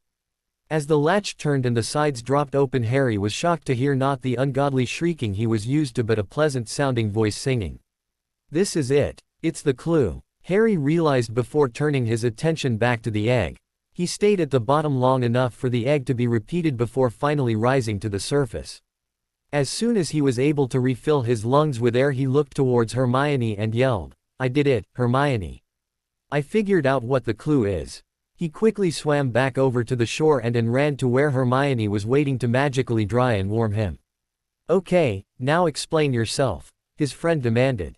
You have to listen to the egg underwater, that's the only way to understand it. I never even thought about doing that, Hermione. I just got really lucky. So what does it say? She asked. Harry thought for a moment, making sure he remembered it correctly, and then began. Come seek us where our voices sound. We cannot sing above the ground. And while you're searching, ponder this. We've taken what you'll sorely miss. An hour long you'll have to look. And to recover what we took. But past an hour, the prospect's black. Too late, it's gone, it won't come back. Hermione's face scrunched up in concentration, trying to determine the meaning behind the clue. Harry, I think they are talking about the merpeople in the lake, she said after a few moments' thought. That's what I thought, too. So the merpeople are going to take something from me and I will have an hour to look for it. Meaning we need to figure out how I am going to stay underwater for an hour. And not die. Hermione nodded and walked over to a rock that was about as tall as her waist. Pulling herself up, she sat and the look of concentration came back to her. Harry, knowing that determined look, smiled and sat down next to her. I guess I could always use scuba gear, right Hermione? Harry joked. Hermione turned and looked at him as if he had suddenly sprouted another head. Harry, I am pretty sure the point of the tournament is to complete the tasks using magic. Although, perhaps if you were able to transfigure something into scuba gear. I was joking, you know. Harry replied, to which Hermione merely shrugged. The second task isn't until February 24th, so we have over 2 months to figure this out. That's quite a bit better than last time. I'm sure by then we will be experts at underwater magic. Hopefully so. That reminds me, how were you able to cast that incendio for so long? And how did you make the flame so big? She asked, intrigued by her friend's abilities. It's just a matter of focus and putting all of the power you can into it. I think I may be a bit stronger in that category than average. It's not normal that a 13-year-old could not only cast the Patronus charm but to do it strong enough to drive of dozens of Dementors, is it? Plus, I've been working on my magic a lot recently, he said casually, as if he had not been spending almost all of his free time working on it. Do you think I could practice with you, Harry? She asked hopefully. Harry frowned a bit, not ready for Hermione to learn about his secret lessons with Daphne. Let's wait until after Christmas. If you're still interested, then let me know. Harry finally said, deciding that it was a good enough solution to the problem because by then Hermione would have already seen Harry and Daphne together at the Yule Ball. Hermione nodded in agreement, looking forward to learning new things alongside Harry. Harry wondered how Hermione and Daphne would act around each other, once his big secret was out in the open. He hoped they would be friendly because he didn't want to have to choose between them if he didn't have to. If he did have to choose though, he asked himself, which one would he choose? At the beginning of the year it would have easily been Hermione, but things had changed. Harry was amazed that in a few short months someone could become so important to him, but it had happened. So much had changed, he wondered where he would be if it weren't for Daphne's influence and friendship. Worse off, he decided. Let's go inside, Hermione. It's getting cold out here, but maybe I just feel that way because I jumped in the lake a few minutes ago. Hermione laughed at him, noting that he did indeed still look cold. Okay, but can I borrow your egg for a while? I would like to hear the clue for myself. Then maybe I should go down to the library and start looking up underwater charms. I think I know a good book to start with. You can have the egg on one condition: take the night off. I promise you we will work on this soon. Why don't you go hang out with that mystery date of yours? Harry asked with a grin. He had already begun to walk off when he said it, so he could barely hear Hermione's annoyed response. That night Harry excitedly told Daphne about how he had opened the egg and what the clue was. She agreed with his and Hermione's assessment that the merpeople were going to hide something of his under the lake. Unfortunately, she also didn't know of a spell that could be used to breathe underwater. Daphne also told him of her sister's sudden interest in what she was doing with her time. Harry fully expected to be interrogated by the younger Greengrass when she did find out who Daphne's date was. Luckily, they both thought no one else had any idea that they were going to the Yule Ball together. A few girls had asked Harry if he had a date yet. Apparently him being a Triwizard champion was enough to make up for the fact that he was a future Dark Lord, but he had politely told everyone that he already had a date. And so the winter break began and the anticipation for the upcoming ball grew. Most years the castle was nearly empty during the holidays, but this year almost everyone stayed so that they could attend the Yule Ball. At Daphne's request Harry had added ballroom dancing to their training. In the beginning he was absolutely dreadful at it, which Daphne discovered in the way of several stepped on toes. Daphne, who was expected to be able to dance due to pureblood customs, was slowly able to bring his performance up to an acceptable level. 2 days before the Yule Ball she finally deemed him ready, saying that he might not embarrass them both. Harry had been so busy that it wasn't until the day before the ball that the realization that he had never been on a date before and had no idea what to do really struck him. Part of him thought he was less nervous about facing the dragon, at least then he had a plan. He spent the rest of the night trying to calm himself down, and was mostly able to as he finally went to bed hoping that this Christmas would be one that he would happily remember. Christmas morning Harry was suddenly woken up by a heavy weight falling on his chest. His arm immediately darted out to grasp his wand, which he had set on his bedside table. A moment after he had the wand pointed at the object laying on him, his eyes began to focus, and even without his glasses he was able to recognize the blurry shape. "Dobby, what are you doing?" he asked, setting his wand down and reaching for his glasses. The little house elf was staring at him and bouncing up and down in excitement. "Dobby wanted to be the first to tell you Merry Christmas, Harry Potter, sir." Dobby squealed happily. Dobby had to be early before someone else did it. By now Harry's roommates were beginning to wake up at the commotion being caused by the happy elf. He could hear several groggy voices asking, "What's that noise?" and "What time is it?" "Sorry guys, it's just Dobby. Go back to sleep. It's not even 6 o'clock yet," Harry said. Neville nodded and went to lay back down, but the others didn't seem to think that was a good idea. "No way," Seamus replied, "it's Christmas morning and I am going to open my presents." Harry sighed, guessing that he was just going to have to wake up. Dobby finally moved off his chest, allowing him to sit up and move to the foot of the bed where he could see his roommates already starting to open their presents. Harry went to reach for a box decorated with a bright red bow which he guessed was his annual sweater from Mrs. Weasley when he was suddenly stopped. "Mine first, Harry Potter, sir," Dobby commanded, handing him a small bag covered in brightly colored ribbons. Harry slowly began to untie the ribbons, and when he finally got it open pulled out 2 mismatched socks that appeared to have been hand-knitted. "I made them all by myself," Dobby commented proudly. Harry looked back at the socks, noting that not only were they different colors but different sizes as well. "Thanks Dobby. These are really great." Harry smiled at the elf who was now crying tears of joy, thrilled that Harry liked his gift. He felt a little guilty that Dobby had gone to so much trouble and he had not even bothered to get a gift for him. Then, an idea struck him and he reached into his trunk and pulled out a single sock who had long ago lost its mate. "In fact, I got you something too. Merry Christmas, Dobby." Dobby pulled the sock out of Harry's hands and then threw himself at Harry, his little arms hugging as tightly as they could. "Harry Potter is too kind. Dobby will treasure this forever, sir."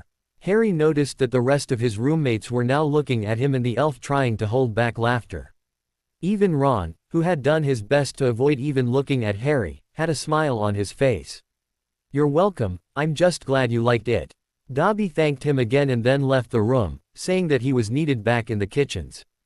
Harry turned back to his presents and found that the box he had been looking at did indeed contain a sweater from Mrs. Weasley. He felt relieved that she had not listened to the foolishness being printed in the Daily Prophet and wasn't holding the troubles between himself and Ron against him. Harry stopped opening presents and took a moment to watch his roommates, all happily opening presents from family and friends. Ron was opening a package that contained a sweater that looked much like the one he had received, while Neville was tearing open a present from him that contained a rare herbology book he was able to order from the bookstore in Diagon Alley. Harry was enjoying the scene before him when he noticed Ron looking at him strangely. "Harry," his old friend asked, holding up a hat with the logo of Ron's favorite Quidditch team, the Chudley Cannons, on it. Harry had felt uncertain whether or not he wanted to get Ron anything, but eventually decided to. He still hoped that one day they could be friends again. Ron had not given him anything, but Harry wasn't expecting him to. "Merry Christmas, Ron," he answered simply. Ron nodded his head while muttering a very quiet, "Thanks," and set the present down in the pile containing the rest of his gifts. 15 minutes later all of the presents had been opened and his roommates were discussing whether or not to go back to sleep. Ron and Neville, who never really wanted to wake up in the first place, were already back in bed. Harry got up and left Dean and Seamus to argue with each other about what to do next. He had the feeling that this was going to be a long and eventful day. A few hours later Harry was enjoying breakfast in the Great Hall. The house elves always try to make meals on Christmas special, and this was no exception. The tables were stacked high with a huge variety of foods and treats. Harry was happily eating and chatting with Hermione and Neville, who had finally decided to get out of bed. "Neither of you are being fair to me," Neville complained. "You both know that I am going with Ginny Weasley, but neither of you will tell me who you are going with." Neville dropped his fork and stared at his friends, waiting for one of them to finally reveal their secrets. "If I didn't know better I would think that's it, isn't it? You two are going to the Yule Ball together." It makes sense now, but I don't understand why you would think you needed to hide it from everybody." Harry and Hermione both began laughing and shaking their heads at Neville's guess. "That's not it at all," Harry answered. "I promise you that I am not taking Hermione to the Yule Ball. In fact, she hasn't told me who she is going with either. Don't whine about me not telling you, I don't know who you are taking," Hermione retorted. "I've said all along that you were both going to have to wait and see. I will tell you this though, you are going to be very surprised with who it is." Harry smiled at his friend's frustration. Hermione saw Harry's satisfaction with himself, and decided to get even. "Gee, Neville, who do you think would be the most surprising person Harry could take to the ball?" Hermione asked with a mischievous grin. "Maybe he is taking Professor McGonagall," Neville answered, both of them trying their best not to even look at Harry while they continued their conversation. "No, I can think of someone more surprising than that. Harry is taking Professor Snape to the ball." At this, Hermione and Neville began laughing loudly while Harry watched angrily, but eventually even he had to admit it was funny and began to smile. 100 points from Gryffindor for being prats," Harry said in his best Snape impression. All three of them continued laughing, as well as the people sitting close enough to them to hear the conversation. After taunting Harry a few more times, the topics returned to the normal Christmas ones, such as what presents they had all gotten. Hermione once again thanked Harry for his gift, a 50 galleon gift certificate to Flourish and Blots. Hermione's thank yous were interrupted when dozens of owls flew into the Great Hall. Almost everyone had received a letter from their families wishing them a Merry Christmas. Harry was surprised when an owl he didn't recognize landed on the table in front of him and held out its leg, waiting for Harry to pull the letter off. Curious about whom it could be from, Harry took the letter and gave the owl a piece of bacon in thanks. As the owl hooted and flew off, Harry opened the letter, happily realizing that it was from Sirius. "Merry Christmas, Harry. I wish I could be there with you, but until we find Wormtail I have to stay on the run. On the bright side, we are working on finding a place for you to stay for part of the summer so you won't have to spend it all with those relatives of yours. It still makes me angry to think that someone as wonderful as Lily could have a sister so dreadful. Congratulations on getting past the Horntail. Perhaps not the method I would have thought of, but it certainly did work. Don't let those idiots who think your talents are evil bother you, Harry. You are growing up to be a fine young man, and I know your parents would be proud of you. I know I am. Good luck on the rest of the tournament. Remember to keep your eyes open and be on guard at all times. If you think someone is acting suspicious, let me know and we can talk about it. You can now mail me if you want, but don't send Hedwig because she is too easily recognizable. Take care of yourself, Harry. Love, Sirius." Harry read the letter a couple of times, pleased to hear that his godfather was still safe. He wondered where Sirius was hiding this Christmas and hoped it was somewhere warm.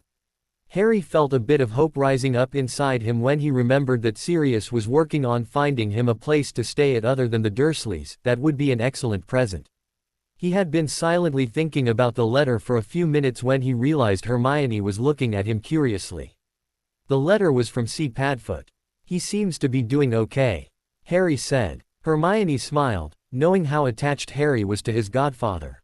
"That's great, Harry. What are you going to do for the rest of the day?" "I think I'll go see Hagrid. Do you want to come?" "No thanks," Hermione answered. "I've got some things to do and then I really do need to get ready for the Yule Ball." Harry was a little bit confused. Just how long did it take for a girl to get ready for something like this? He had just planned on putting his dress robes on and spending a few minutes trying to get his hair to lay down, which he already knew would not be successful. Harry shrugged and decided he didn't really want to know what went into a girl's preparations for a ball. Taking one last drink of pumpkin juice, Harry said a few quick goodbyes and walked out of the Great Hall. Harry spent the next few hours with Hagrid, who was surprised but very happy that Harry wanted to spend Christmas Day with him. As the hours passed, Hagrid seemed to be getting more and more nervous. Harry asked why, and Hagrid confided that he had a bit of a crush on Madame Maxine, the Beauxbatons' headmistress. Harry smiled at his large friend's secret and wished him good luck. Hagrid then proudly showed him his outfit for the Yule Ball, which included a ridiculous tie that he seemed to be quite proud of. Harry assured him that Madame Maxine would love it before leaving for lunch. After lunch Harry ended up on the third floor in the classroom he hadn't officially taken over. He couldn't will himself to be interested in what he was doing however, because his mind kept drifting off to thoughts about what the night would bring. After tonight he would finally be free to talk to Daphne in public, something so basic it angered him that they were not already able to do it.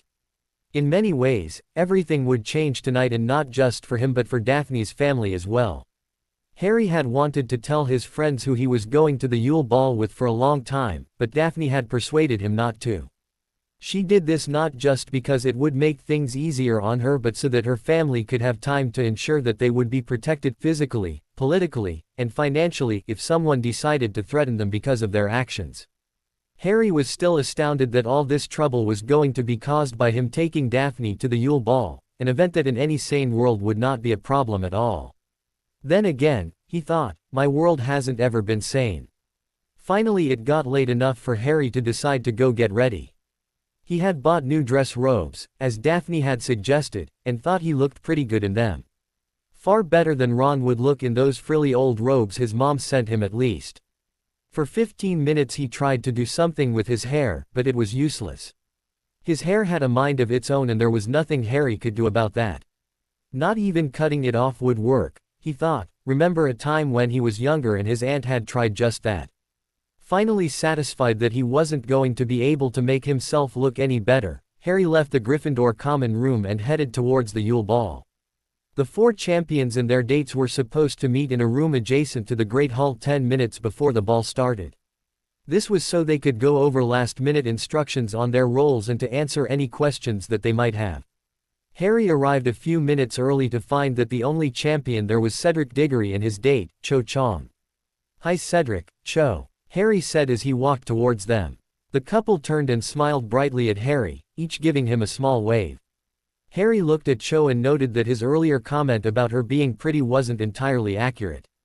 She was, in fact, beautiful.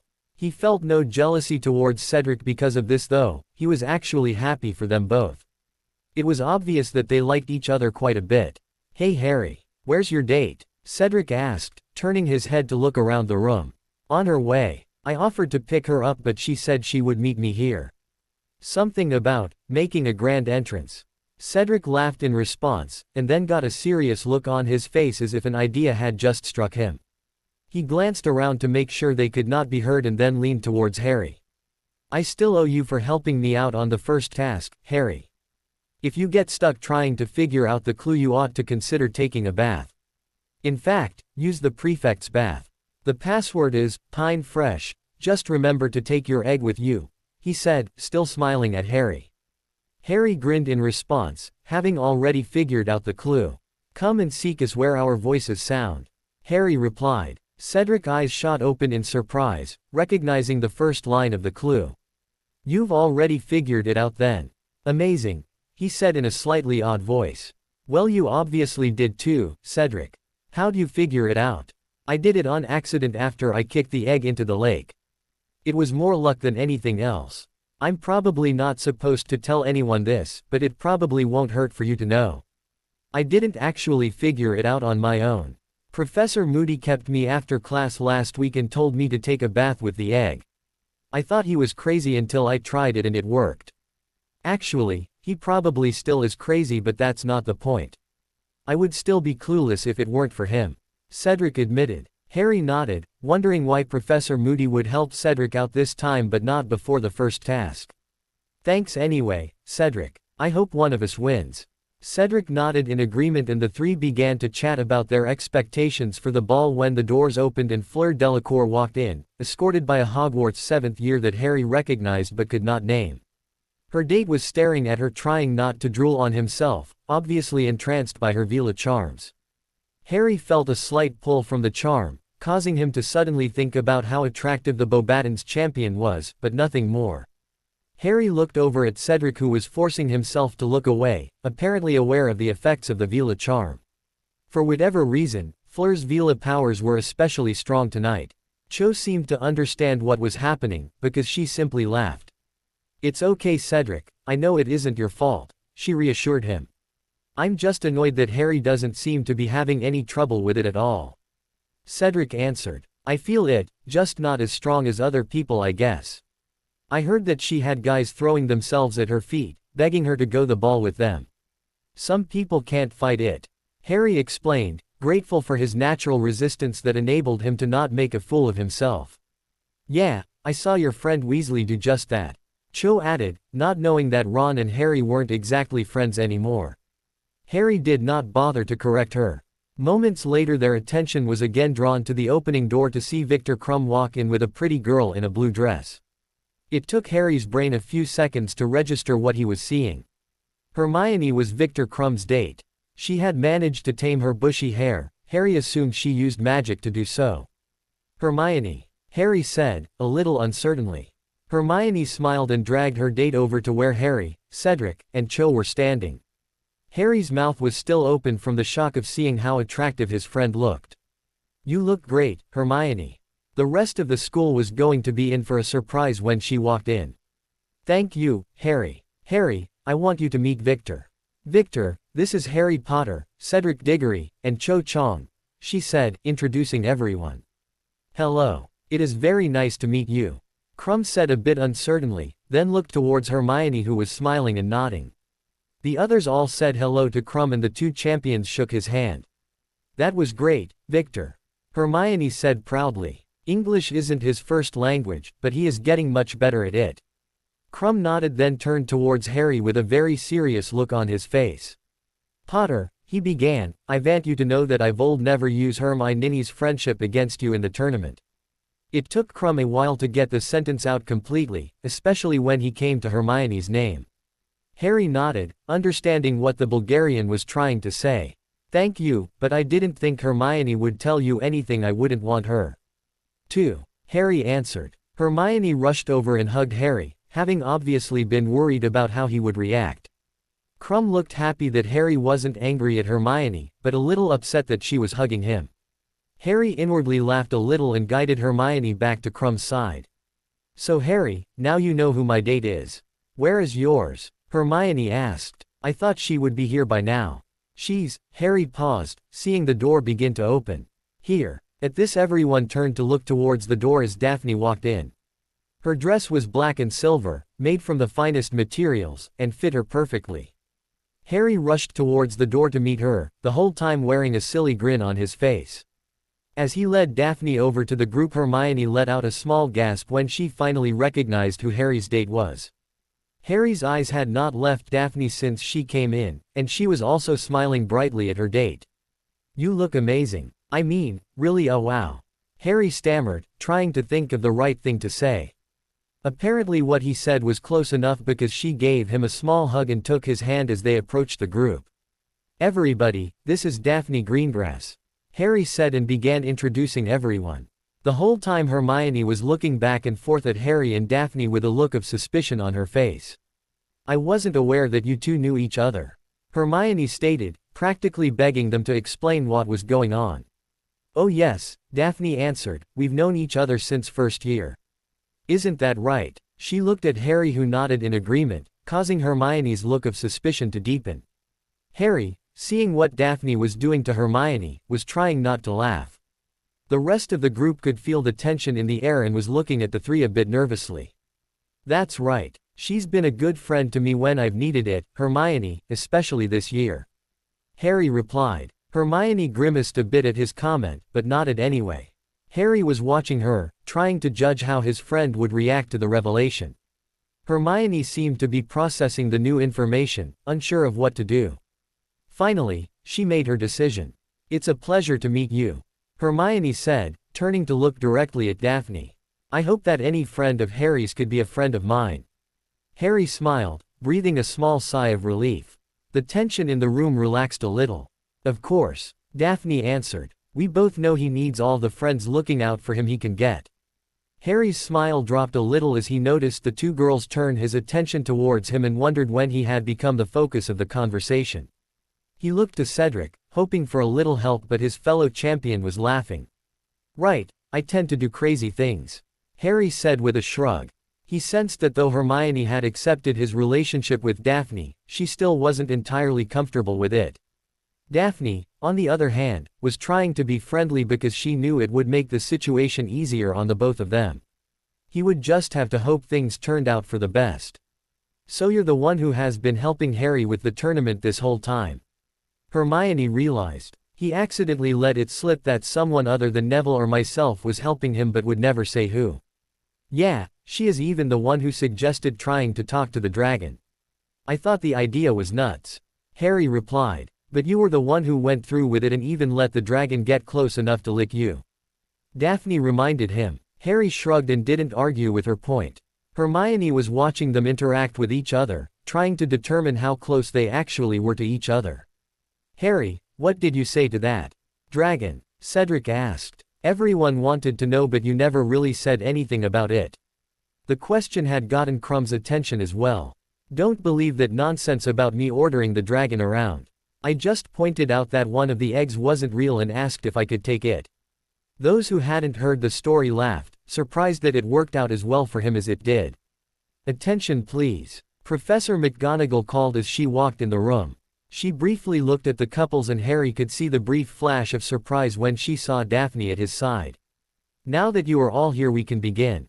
You will all exit that door which will take you out into the Great Hall. Since this afternoon it has been enlarged and decorated to fit our purposes.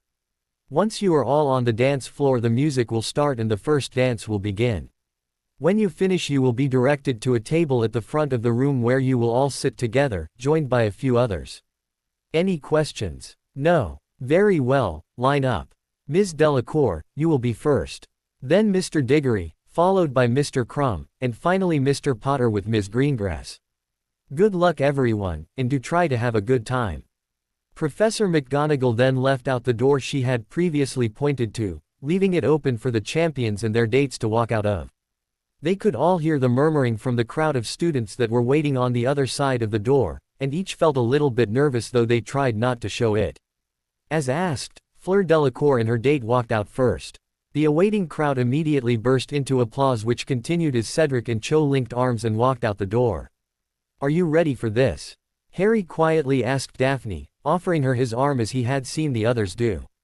As he did, Crumb and Hermione had entered the Great Hall and loud gasps could be heard in the applause as people realized that the pretty girl in the blue dress was the Gryffindor bookworm. Let's go, Daphne said in response as they headed towards the exit. Once into the Great Hall Harry first noticed that it did indeed look a lot bigger than normal. The long tables that were normally there had been removed and replaced with dozens of circular tables that could fit about 12 people each. A dance floor had been erected in front of the stage, and the other three couples were already there waiting on them. Initially, the crowd continued to cheer as Harry and Daphne made their way to the stage. Then people began to notice who Harry's date was and the applause began to lessen as the students began to talk amongst themselves in an excited fashion. By the time they reached the dance floor the clapping had died off completely, and for the most part the talking had stopped as well as people openly stared at the couple. Harry put an arm around Daphne preparing for the dance to begin and leaned in to whisper to her, "They're speechless. I told you that you looked good." Daphne chuckled at his compliment and made sure they were both in place for the dance. The music began softly, but as the couples began to move it seemed to swell and the tempo increased. Every eye was on the dancing champions, though most were on Harry Potter and his Slytherin date. He could sometimes hear parts of their conversations, most of which referenced articles from the Daily Prophet or the accusation that all Slytherins were evil. The most amusing ones came from the female population who were quite obviously jealous of Daphne. Harry attempted to block out the distractions and focus on what he was doing, desperate not to step on Daphne's toes or make a similar public mistake. So far he was doing a good job, at least he thought so. Minutes later the dance ended and the crowd began to applaud. Again, Daphne leaned towards Harry and told him did excellent before they walked over to the table that McGonagall had discussed. Seated there were the other champions and their dates, Professor Dumbledore, Madame Maxine, Igor Karkarov, and strangely Percy Weasley. Percy motioned for Harry to take a seat next to him but Harry acted like he didn't notice and sat at the other end of the table with Daphne on one side and Hermione on the other. Menus were presented to them and Harry was surprised to see that all he had to do to order was to call out the name of the food and it would appear in front of him. He ordered and was pleased to see his food appear in front of him just as he wanted it to. During dinner the conversations around the table stayed on what seemed to be safe topics. Percy was apparently here representing Barty Crouch, his boss, who had been feeling ill. Harry noticed that Percy had turned into a blatant brown-noser and decided to ignore him for the rest of the evening, glad that he had not taken the seat next to him. Daphne was sitting next to Cho Chang, and the two girls seemed to be getting along nicely. Slytherin and Ravenclaw thankfully did not suffer from the rivalry that Slytherin and Gryffindor did. Harry turned towards Dumbledore and noticed the old professor was looking at him and Daphne with an amused look on his face. "Harry, I am glad to see that you are doing your part to promote friendship between the houses. As you may have been aware, Gryffindors and Slytherins have not always been the best of friends," Dumbledore said, drastically understating the feud between the two houses. Curious about what the headmaster thought, Harry was watching him for any sign that he disapproved of his decision to take Daphne to the Yule Ball but could not find any. "Thank you, sir, I'm quite happy with how it turned out," Harry said, now noticing that Daphne had been listening to his talk with Dumbledore. She smiled at him and then looked towards Dumbledore, wondering if he would say anything to her, but instead the professor turned to face Madame Maxine and began to chat with her. The dance floor began to fill with couples who had finished their meals. Noticing that Daphne had stopped eating, Harry asked her if she would like to dance. Daphne smiled and agreed, and they walked hand in hand to begin dancing. The other couples seemed to automatically back away from them and make room, not that Harry minded. Harry's nervousness from the first dance had vanished now that they were not one of only 4 couples dancing. The current song was quite a bit slower, and Harry instinctually pulled her closer. He was pleased to see her smile when he did. For that moment Harry didn't care what anyone in the world said or thought because there was nowhere he would rather be. Unfortunately, their moment was about to be disturbed. They were in the middle of their third dance when Harry felt someone tapping on his shoulder. Turning to look, he was met with the angry face of his roommate and former friend, Ron Weasley. "Can I help you, Ron?" Harry asked, wondering why he was being interrupted. "Yeah, you can tell me what you're doing with her," Ron answered, pointing at Daphne, who was quickly getting upset. "I'm dancing. I think it would be best if you left us alone now," Harry replied, trying to avoid making a scene but knowing Ron was likely to start one. "She's a Slytherin. You can't trust any of them," the redhead yelled, loud enough to get the attention of everyone on the dance floor. Harry's temper finally got the better of him and he was about to yell back a response when Daphne spoke up, cutting him off. "No, Weasley, the one he can't trust is you. You were the one who turned your back on who was supposed to be your best friend when he needed you the most. I was there for him when you weren't. And I will not let some jealous fool like you insult me or say otherwise. Turn around and walk off or I will make you regret it," Daphne commanded. At some point, Harry noticed, she had taken out her wand and was grasping it tightly. From the angry look on her face Harry could tell she was only moments away from cursing Ron. He lightly put his hand on her arm hoping she would wait a moment before casting a spell. "Go now, or I won't stop her," Harry said, glaring at his former friend. Ron looked at them both angrily, and then stormed off back towards where he had come from.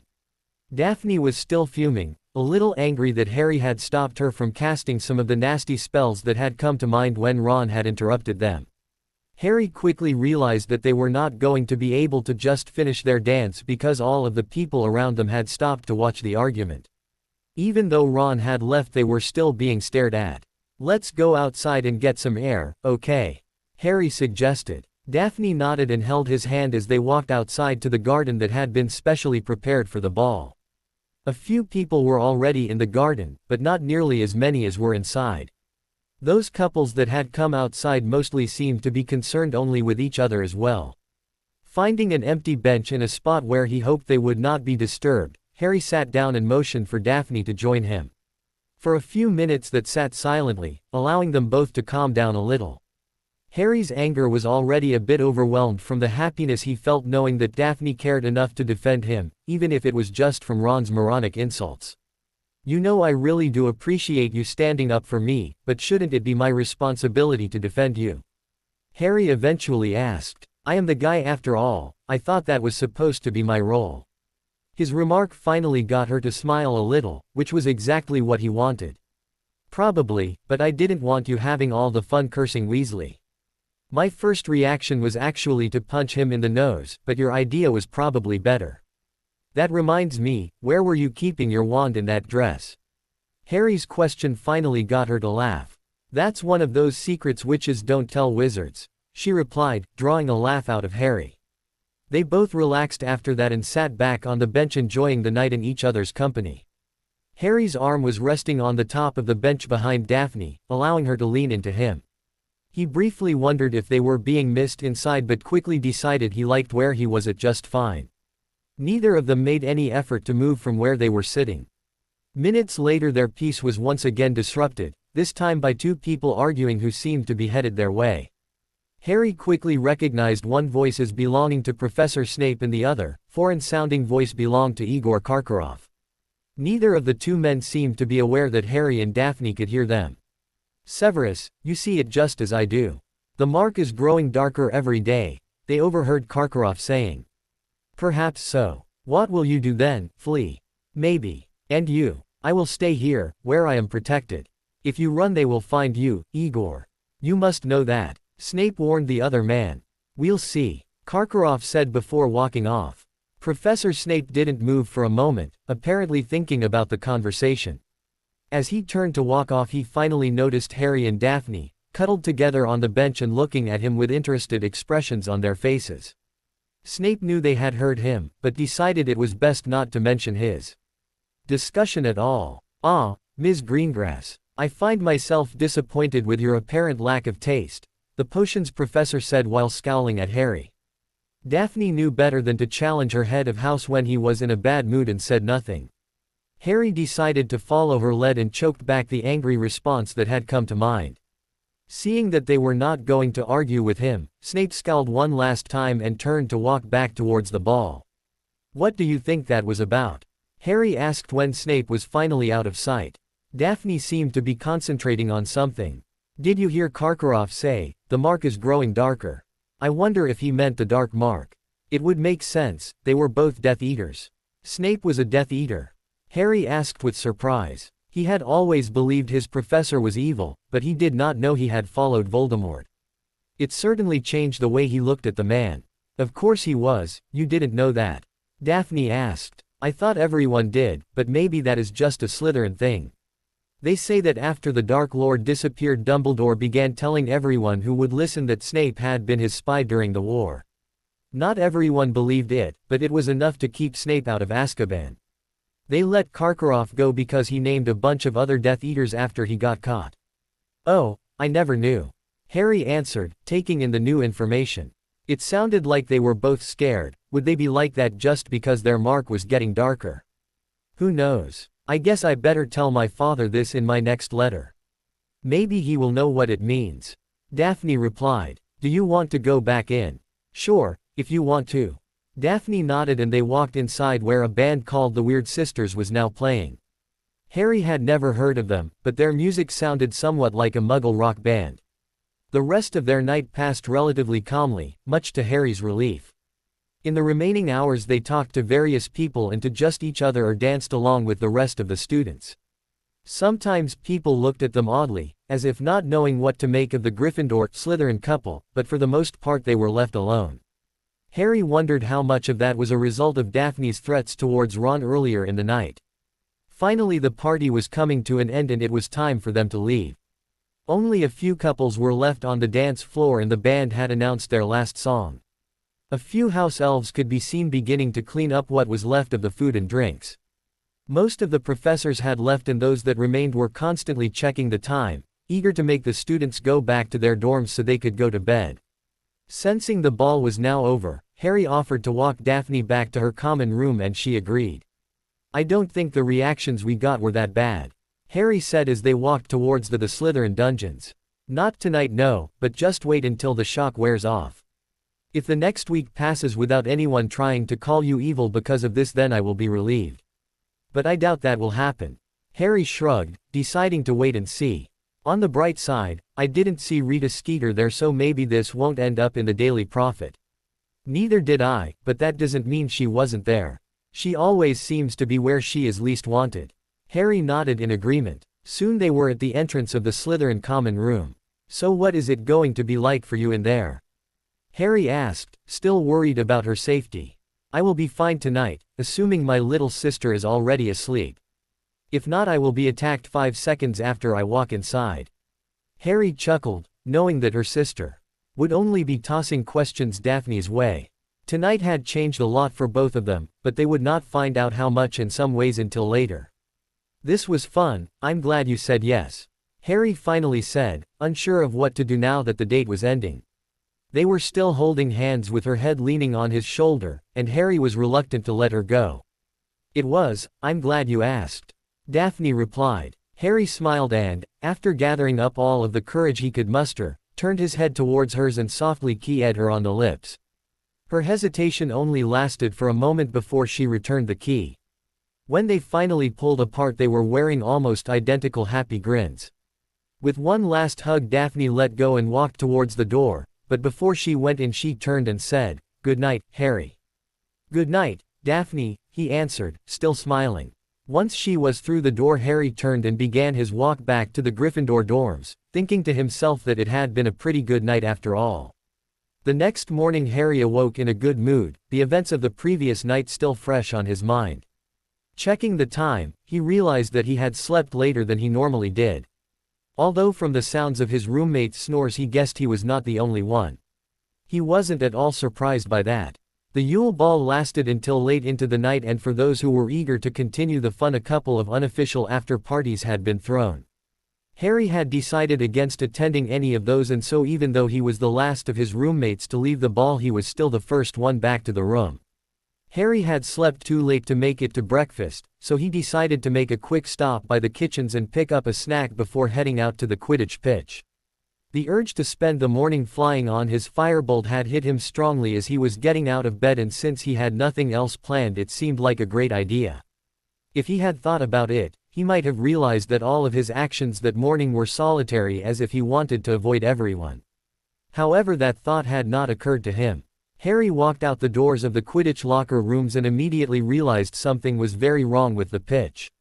The goalposts had all been pulled down at some point in the last couple of days, and the grass had been ripped up as well, exposing the dark brown dirt below.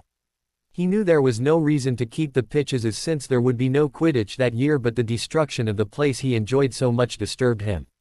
Harry gazed at the field for a few minutes, sadly wishing that he had never heard of the Triwizard Tournament. Pushing thoughts of the ruined field away, Harry mounted his broom and began to fly. He had worried that with no Quidditch practice his skills would fade, but apparently all of those people who claimed he was a natural on a broom had a point. For the next few hours Harry pushed the broom to its top speeds and forced it into tight turns that would have hurled most riders off of the broom and down onto the ground below. Harry ended his morning flight when he noticed that it was time for lunch. He was in no mood to miss 2 meals in a row. Landing by the door to the locker rooms, Harry took one last look at the field, wondering what reason Dumbledore could have possibly had for tearing it apart. Shaking his head at the situation, Harry turned around and went inside. When he reached the Great Hall, he saw that it was now back to its original configuration. All evidence of the Yule Ball from the night before had been completely removed by the house elves. A quick glance towards the Gryffindor table revealed that neither Neville nor Hermione were there. However, Ron was. Looking towards the Slytherin table, he saw that Daphne was there and had noticed him walking into the room. She also happened to have an empty seat in front of her. "Good morning, Daphne," he said, sitting down at the table across from her. The hall was mostly empty. In fact, he didn't see any of the other Slytherin 4th years, but the Slytherins that did see him sit at their table began to excitedly talk to each other while trying to decide whether or not to do anything about. "You realize this may be the first time in decades that a Gryffindor has tried to eat at the Slytherin table?" she asked, although from her smile she obviously thought it was funny too. "Really? I guess there is a first time for everything then. So was your sister as bad as you thought she would be?" "I spent 3 hours answering her questions this morning," Daphne said. "In the end she said I should tell anyone who had a problem with me to piss off." "Good, I agree. So do I have the Astoria seal of approval then?" Harry asked, still curious about her little sister's opinion. He had not thought about it much yet, but her family's approval of him seemed to be an important issue. "Not yet. You have to go through the interrogation next, but you should be fine." She doesn't seem to care about house rivalries, I must have taught her well. Harry agreed, and for a while they continued to eat and chat as if there was nothing odd about them doing so. The other Slytherins had apparently decided to do nothing for the moment, but that changed when Draco Malfoy walked in flanked by cronies Crabbe and Goyle. "Potter, get the hell away from my table," Malfoy yelled, grabbing the attention of both Harry and Daphne, who had not noticed him until that point. He had also managed to get the attention of all of the other people in the Great Hall. "I don't think I will. Daphne and I are enjoying a nice, quiet lunch. Why don't you sit down and do the same?" Harry said calmly. As he talked, he had turned his body in such a way that Malfoy could not see him pull his wand out of his robes. "You think you're something special, don't you, Potter? That boy who lived crap has finally driven you mad. It's not enough for you to enter the Triwizard Tournament illegally and get away with it, but now you are stupid enough to think you can sit at my table like you own it. You'll pay for that." With that, Malfoy reached for his wand and pointed it towards Harry while yelling out, "Stupefy." Harry had the advantage of already having his wand out and ready, so when Malfoy reached for his, he cast a shield charm big enough to cover both himself and Daphne. When Malfoy's stunner hit the shield, there was a brief sizzling noise and what looked like a red splash against a light blue dome. Angry that his first attack didn't work, Malfoy switched to a more dangerous spell and screamed, "Reducto." This spell too failed when it hit Harry's shield. Harry thought Draco was going to try for a third spell when he was interrupted. 50 points from Gryffindor and a week's detention, Potter," Professor Snape said angrily as he walked up to them and forced Malfoy to lower his wand. "Dueling is not allowed in the Great Hall." "Severus," the voice of Professor Dumbledore called from behind him, "I believe I must have had a better view of what happened. Mr. Potter clearly only cast a shield charm in self-defense. Perhaps your punishment should instead be given to Mr. Malfoy, who, if I am not mistaken, cast 2 offensive spells and was preparing to cast a third." "Of course, Headmaster," Snape answered in a low growl, clearly not happy with the outcome.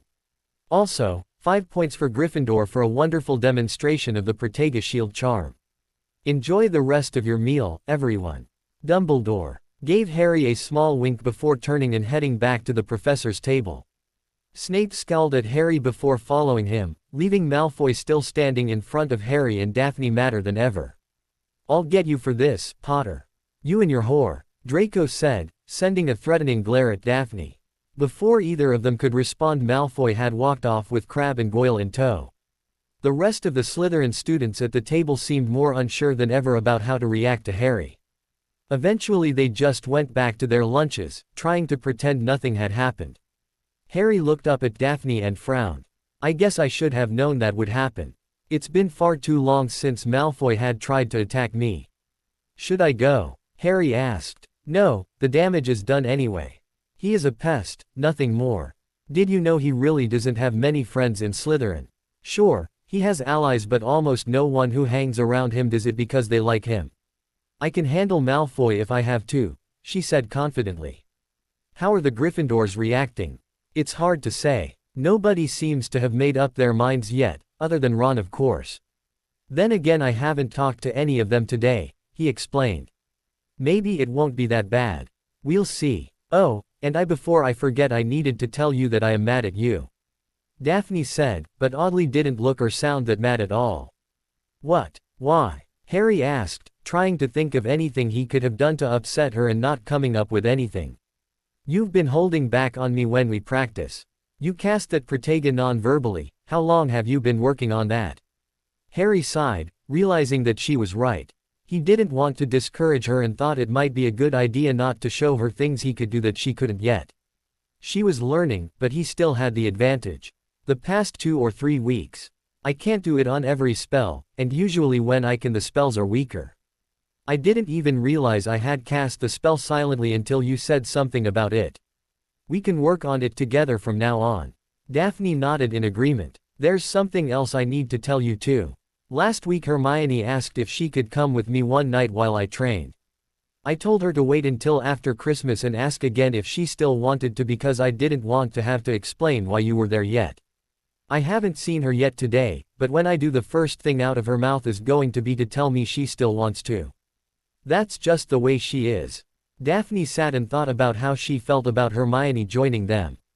She was a little surprised by the jealous feeling that sprang up inside her, insisting that Hermione not be allowed to come because she would be intruding on her time with Harry. Daphne pushed that feeling away, telling herself that it wouldn't matter anymore because she could talk to him publicly like they were doing now. That will be fine, Daphne finally said, assuming she still wants to come. Great, Harry replied. So I saw the Daily Prophet today and they didn't mention anything about the Yule Ball. I think that was because it happened so late last night they didn't have time to write the stories for the morning paper. You know how obsessively they have been covering everything about this tournament, they are going to say something about it. Wait until tomorrow, then we'll see. Harry nodded, his face dropping into a small frown. Ah, and here I thought we had just gotten a lucky break, he said with a half-hearted laugh. They then began discussing what they wanted to do with the rest of the day since they did not have classes or anything else to do. In the end they ended up taking a walk outside, enjoying the fact that they no longer had to meet in secret. As Harry had expected, Hermione asked him about watching and hopefully participating in his training as soon as she saw him. He agreed and gave her directions to the third-floor classroom he had been using. She excitedly told him that he wouldn't regret it and that she had something for him to practice tonight. Harry wasn't very happy with her thinking she could dictate his lessons, but decided he would just have to show her what he had been doing to make her understand. Harry and Daphne actually were in the room 30 minutes, discussing what they were going to do about Hermione and what they would tell her. Right on time, Hermione walked through the door and a small look of surprise crossed her face when she saw Daphne. "Hello Daphne, Harry didn't tell me you would be here too," Hermione said while setting her book bag down on a desk. Daphne smiled and gave a small wave in response. "Actually, she has been helping me out for a while now. That's part of why I told you to wait until after Christmas to ask about my training again." "What's going on, Harry?" Hermione asked, knowing that there was a lot to the story she was not being told. "There are a couple of reasons why she has been training with me. 1. We knew that some of our classmates might not like the fact that we went to the Yule Ball together and are well, friends now I suppose." Harry added the last part uncertainly, unsure exactly what their relationship was now.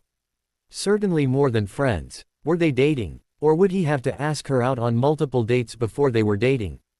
Deciding not to confuse himself with that, he pushed it from his mind but not before Daphne saw his brief look of confusion and smiled at what she knew he was thinking. "And the other part is that we believe the return of the Dark Lord is imminent, and when that day comes we will both be in his way so we should be prepared," Daphne said, stepping in to finish for Harry. Hermione's jaw dropped and she looked back and forth between Harry and Daphne looking for some indication that they were joking. The serious looks on their faces said otherwise. "Harry, you're really serious about this, aren't you? Surely Dumbledore wouldn't allow that to happen," Hermione argued, eliciting a small frown from Harry. "Dumbledore is not a god, Hermione. He can't control everything. Voldemort has made 2 attempts to come back since we've come to Hogwarts and the only reason he didn't succeed was luck. One day we won't be so lucky, and what then?" Harry pleaded with Hermione, who though still not happy was beginning to nod in agreement with his points. "I can't escape him, he is going to keep coming for me no matter what. Daphne and her family have been preparing for this since the Death Eater attack this summer, and I respect the choice they have made. You might still be able to escape this, Hermione. It's doubtful because you are Muggle-born, but if you back off now Voldemort won't have any other reason to target you. You're talking about me abandoning you again, aren't you? I won't do it, Harry. Not even if you act like you want me to," she replied forcefully. At this Harry and Daphne shared a look and nodded, as if they were waiting on her to say what she did. Harry walked over to Hermione and pulled her into a friendly, reassuring hug. "Thank you, Hermione," he said as he released the hug. "I just hope you know what you've gotten yourself into. Trouble, I assume." "As always," she answered. Daphne watched the friends with a small smile. She did not think that she would ever be the best of friends with Hermione, but it was clear the other girl was now fiercely loyal to Harry. Her disappointment with her own previous behavior had pushed her to that extreme. Never again would she betray her friend. When the war finally came, Daphne knew there was nothing that would keep Hermione from standing by his side. Their job was to help her become a witch that would be useful when that day came. "So Daphne, what do you think?" Harry turned and asked. "Welcome to the club," she answered with a shrug. Harry and Hermione both laughed, but then Hermione got an excited look on her face and ran off towards her book bag.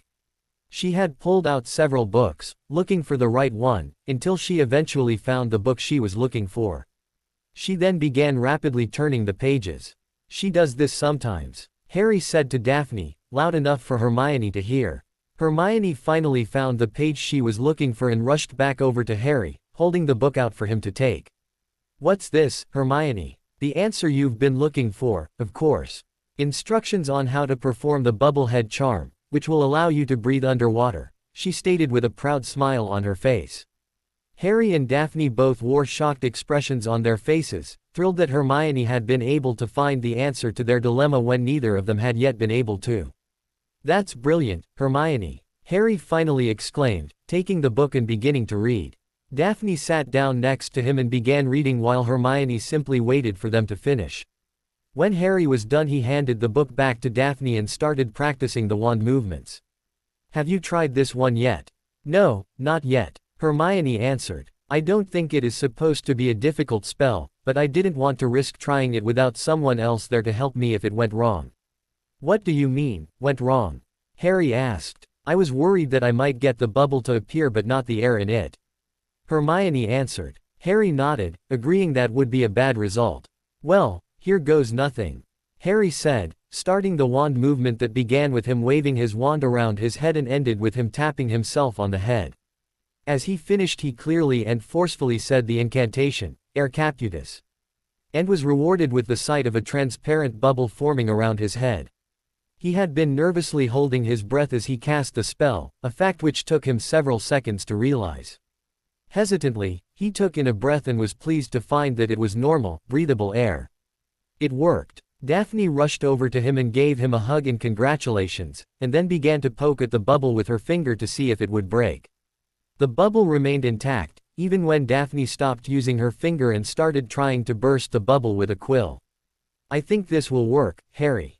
The bubble is a lot stronger than it looks, Daphne said approvingly. Now try to cancel the spell. Harry nodded and tapped himself on head again, which caused the bubble to disappear. Good, she said in encouragement. Now you just have to try it underwater, Hermione added. I was thinking about that, Harry responded, and now that I have a way to stay underwater, I want to start exploring the lake. That way I will have a better idea of where I am going for the second task. Before I do that though, I need to figure out what is living in the lake. I know there are merpeople, grindylows, and the giant squid, but what else? I'll look into it, Harry, Hermione said eagerly. Oh, and if it makes you feel any better, Victor hasn't been able to figure out how to get the clue from the egg yet. And how was your date with the international Quidditch star? Daphne asked, resulting in a small blush from Hermione. It was good, Hermione answered, still blushing and smiling. Daphne laughed a little, seeing how uncomfortable the other girl was. Gossiping about her date. Cedric already knew, Harry said suddenly, referring to the egg, Professor Moody told him. As he said that, he got the feeling that the defense against the dark arts professor's behavior was very odd. Why would he tell Harry about the first task but not Cedric? Or tell Cedric about the second task but not Harry? If he just wanted someone from Hogwarts to win, it would be better to tell them both. Moody also tried to help him plan for the first task, but he had not done anything like that this time. Maybe Moody is just mad, like everyone says, Harry thought, trying to shake the confused feeling. That was nice of Professor Moody, Hermione said, but Daphne's face had a small frown on it, causing Harry to wonder if she was having thoughts similar to his. Before he could continue that thought, Hermione was talking again, asking him a question. Harry, is there another room somewhere in the castle we can use? This is a great location and it's private, but it's also too small. I can check the Marauders map for something else, but nothing comes to mind. Maybe I could ask Dobby. The second he said Dobby's name, the small house elf popped into the room, throwing himself at Harry's feet. Is Master Harry Potter calling Dobby? He asked, happy that Harry wanted him there. Harry, meanwhile, was a little uncomfortable with the affection the elf was showing him. Dobby, do you know of somewhere in the castle we can practice magic? We would need it to be private like this room, but bigger. Maybe, Harry Potter, sir, Dobby said, looking thoughtful. Dobby will look and ask the other house elves. Dobby will not disappoint you, sir. The small house elf disappeared as quickly as he had appeared, leaving Daphne laughing at the elf's odd behavior and Hermione muttering something about poorly treated elves. If there is a better place in this castle, Dobby will find it. Harry assured them both. All right, now you two should practice the bubblehead charm. Like Hermione said, it isn't that difficult. The rest of the evening was spent with them learning the new spell and testing what they could do with it. Neither of them was able to successfully perform the spell on their first try. Daphne finally managed to do it after 10 minutes of trying, and Hermione 5 minutes after that. By the time they finished experimenting with the new spell, it was late and they decided to call it quits. Hermione left for the Gryffindor common room while Harry escorted Daphne back to the Slytherin dorms. On the way, it was hard to miss the stares they received whenever they passed by the other students. What was most amusing to them was the variety of expressions on the faces of the people who were staring. Some were angry, others fearful, and a great many of them were simply interested or confused. Harry and Daphne either laughed it off or ignored them, not wanting to deal with people asking them to explain their relationship. Not that either of them was quite sure how to define that relationship at the moment either. Both were curious what the other thought, but neither of them had brought up the topic. For now, neither of them minded that, content to just enjoy the moment. Things might get difficult in the near future and they were not eager to take on any more worries. Unknown to them, at that very moment a fresh round of attacks from the Daily Prophet was being printed and prepared for delivery courtesy of their least favorite reporter, Rita Skeeter. Rising Dark Lord picks his Dark Lady. By Rita Skeeter. Have the fears of the wizarding world that Harry Potter has turned dark now been confirmed? This reporter has long argued that there is something very wrong with the young Triwizard champion and his actions this year. Have done nothing to refute that. My faithful readers will surely remember the boy who lived's reckless use of dark magic which turned a wild dragon into his mindless South Avenue, an event the Ministry still refuses to investigate. The fact that Potter has been lost to the darkness was all but confirmed at Hogwarts' Yule Ball. For weeks the student population had been speculating on who Potter would take to the Yule Ball, with most sources claiming he would attend with his longtime love interest Hermione Granger.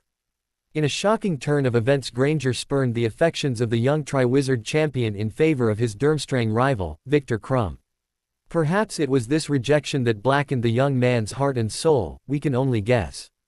Freshly rejected by Hermione Granger, Harry Potter turned to the dark embrace of Daphne Greengrass from Slytherin House. The Greengrasses, as you may remember, have a long history of supporting dark wizards. In fact, Daphne Greengrass's uncle Gabriel Greengrass is a convicted Death Eater and resides in Azkaban to this very day. Dear readers, I shiver when I think of what it might mean that the defeater of you-know-who is embracing not just the dark arts but the followers of the former Dark Lord as well. Now is the time for the Ministry to step in and act, before Dark Lord Potter becomes a menace even they cannot stop. But perhaps there is hope. Our sources at Hogwarts tell me that Potter and Greengrass were not known acquaintances before the Yule Ball. Very few could recall the two ever talking to each other. There is therefore a chance that Miss Greengrass has somehow managed to gain control of Mr. Potter, perhaps through use of love potions or the Imperious Curse. Her control over Potter was evidenced during an altercation during the Yule Ball in which Potter's best friend, Ronald Weasley, attempted to bring Potter to his senses and break Greengrass's influence over his friend. His brave attempt failed when Greengrass threatened Mr. Weasley with all sorts of dark magic, no doubt, an action which drew no protest from Harry Potter. Action must be taken now if there is any hope of saving Harry Potter's soul. Will anyone act? Only time will tell. The article in the Daily Prophet circulated quickly and within hours of its delivery almost everyone in Hogwarts had read it.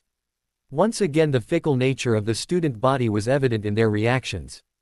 However, there was a growing minority that had noted the inaccuracies in the Daily Prophet's reporting and was beginning to question whether or not their main source of information could be trusted. This small, but growing, group mainly consisted of fourth-year students who had come to know Harry over the past 4 years. It was possible, they believed, to think that Harry could have gotten past the age line and put his name in the Goblet of Fire. Several people, including Fred and George Weasley, had attempted that and were not thought poorly of. Why should Harry be treated any different? But could Harry Potter be turning evil, as the Daily Prophet alleged? The claim was too ridiculous to accept for many of them. One thing was certain, opinions were starting to polarize. The amount of people who had yet to make up their minds was rapidly decreasing. Support for Harry was strongest in Gryffindor and Hufflepuff, where Cedric Diggory had been able to convince many of his housemates to ignore the slanderous articles from the Daily Prophet. The Hufflepuffs trusted Diggory, and if he approved of Potter, that was enough for them to give the subject a second thought. Cho Chang was acting as Ravenclaw's voice of reason, although not as successfully as her Hufflepuff boyfriend. Most of the Slytherins were against Harry out of habit, but a few were more curious about Daphne's relationship with him. The Daily Prophet's vicious lies about Harry were beginning to have an effect that no one had foreseen, because the more the newspaper attacked him, the larger the group of people who realized they were being lied to grew. And if the Prophet was lying about Harry Potter, what else could they be lying about? Slowly, a still small number of them were beginning to ask questions and think for themselves. Though hardly noticeable to most observers, things were starting to change. Neville, have I ever told you how much I despise Rita Skeeter? Harry looked up from the article in the Daily Prophet that he was reading. Neville had shown him the article during breakfast, deciding that his friend would be interested in seeing what was printed about him. The angry look on Harry's face made it clear he was not happy with what he read. Only once or twice, Harry. Neville laughed. If I ever do go dark, it may just be so I can get back at her. Harry said. I wonder what Daphne is going to say about it. They were actually harsher on her than you. Neville pointed out. But I don't think she has a temper quite like yours. I'm curious, Neville, what do you think of Daphne? Harry asked, hoping that his other good friend would not have any issues with her. He had decided that Hermione was not going to be a problem after seeing the two girls interact with each other the previous night. They were polite to each other, though not exactly friendly. Maybe one day that would change. It would certainly be easier on him if it did. I don't have any problems with her. We're actually distantly related, but that isn't surprising considering we are both from pureblood families. My great-grandmother was her great-grandfather's sister. I guess that makes us third cousins. Neville explained with a small shrug. Neville, like Daphne, had also been taught not only their own family's history but about the other pureblood families. He found the customs and traditions to be mostly annoying and outdated, but his grandmother insisted he learn them, and Neville rarely said no to his grandmother. I see. So do you show up at each other's family reunions or something? No, we're not closely related enough to do that. The Greengrasses and the Longbottoms have gone their separate ways. I don't think I've ever talked to her, to be honest. She's never tried to insult me like most of the other Slytherins, so that counts for something. Plus, you seem to like her, so she can't be all that bad. Harry smiled, happy that he would probably not have to worry about Daphne and Neville not getting along with each other. He started to go back to his meal when someone suddenly sat down in the seat next to him. Harry immediately recognized the younger brown-haired girl. Hello, Harry Potter, she said. I'm Astoria Greengrass. Daphne's younger sister sat looking at him confidently while the others sitting at the long table looked at her with a mixture of surprise and amusement. Harry briefly thought that it would have been nice if the Slytherins had reacted that way when he sat at their table. Hi, can I help you? Harry asked, unsure of what to say to the girl. Sure, you can tell me what your intentions are with my big sister, she said seriously.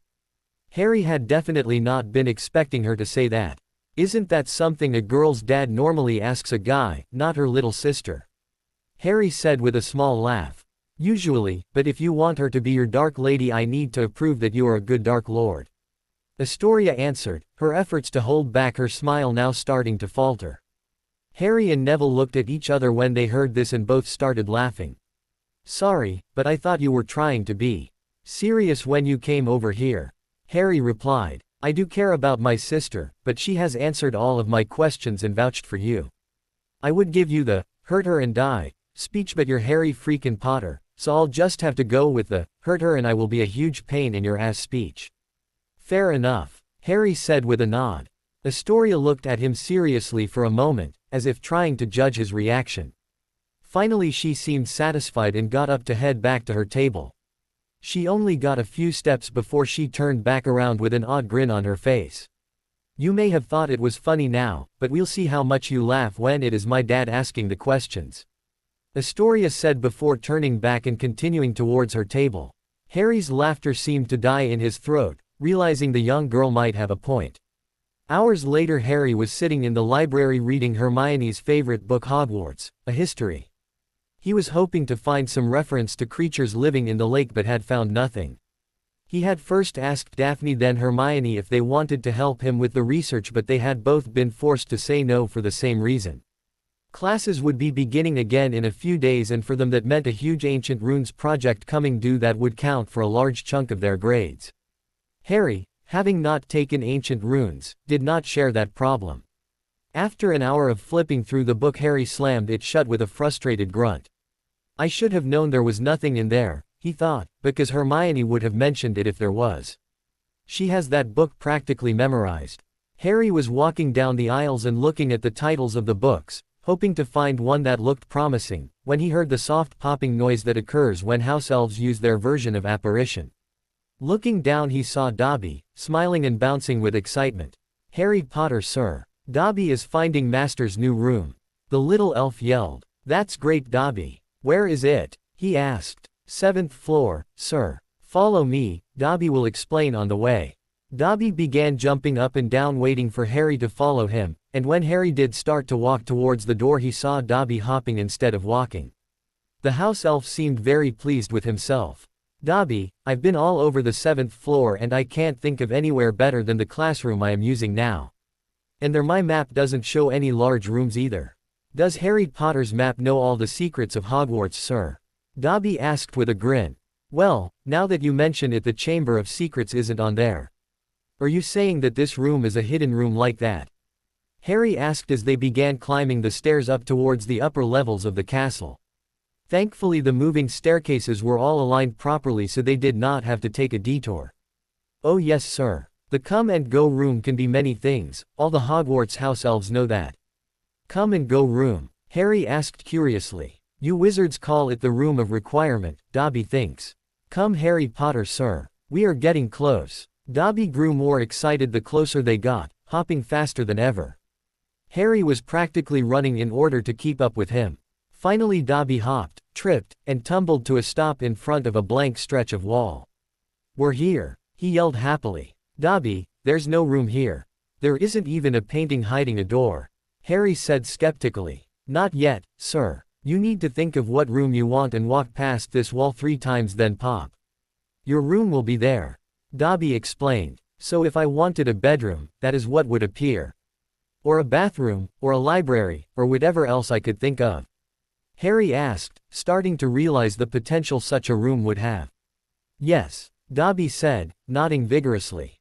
Harry decided to try it and the first room that came to mind was an image of the Gryffindor common room. Walking past the wall once he looked up, hoping to see something but the wall remained unchanged. After his second pass still nothing had happened. Then, on his third time past the wall, a door began to appear. The wall around it seemed to melt away as if it were made of wax and the door had been hidden beneath it. When the changes finally stopped Harry grabbed the knob and threw the door open. The room inside was an exact replica of the common room he had pictured in his mind. It even included Ron's chess set on a table in the corner, with the pieces arranged and ready to play. A fire was lit in the fireplace and gave a little warmth and light to the room. Harry rushed in, staring in awe at what seemed to be a perfect copy of the room he knew so well. Smiling, he walked up the stairs to the door that led to his bedroom and opened it only to be met with a wall instead of an entrance. "I wonder why that happened," Harry said. He then realized that he had only asked to see the common room, not all of the dorms attached to the common room as well. So when he used the room he would have to be very specific in what he asked for. "Dobby, you are the best elf ever." Dobby gasped at Harry's praise and tears of joy began to leak from his eyes. The tiny elf rushed towards Harry and grabbed his leg in a tight hug.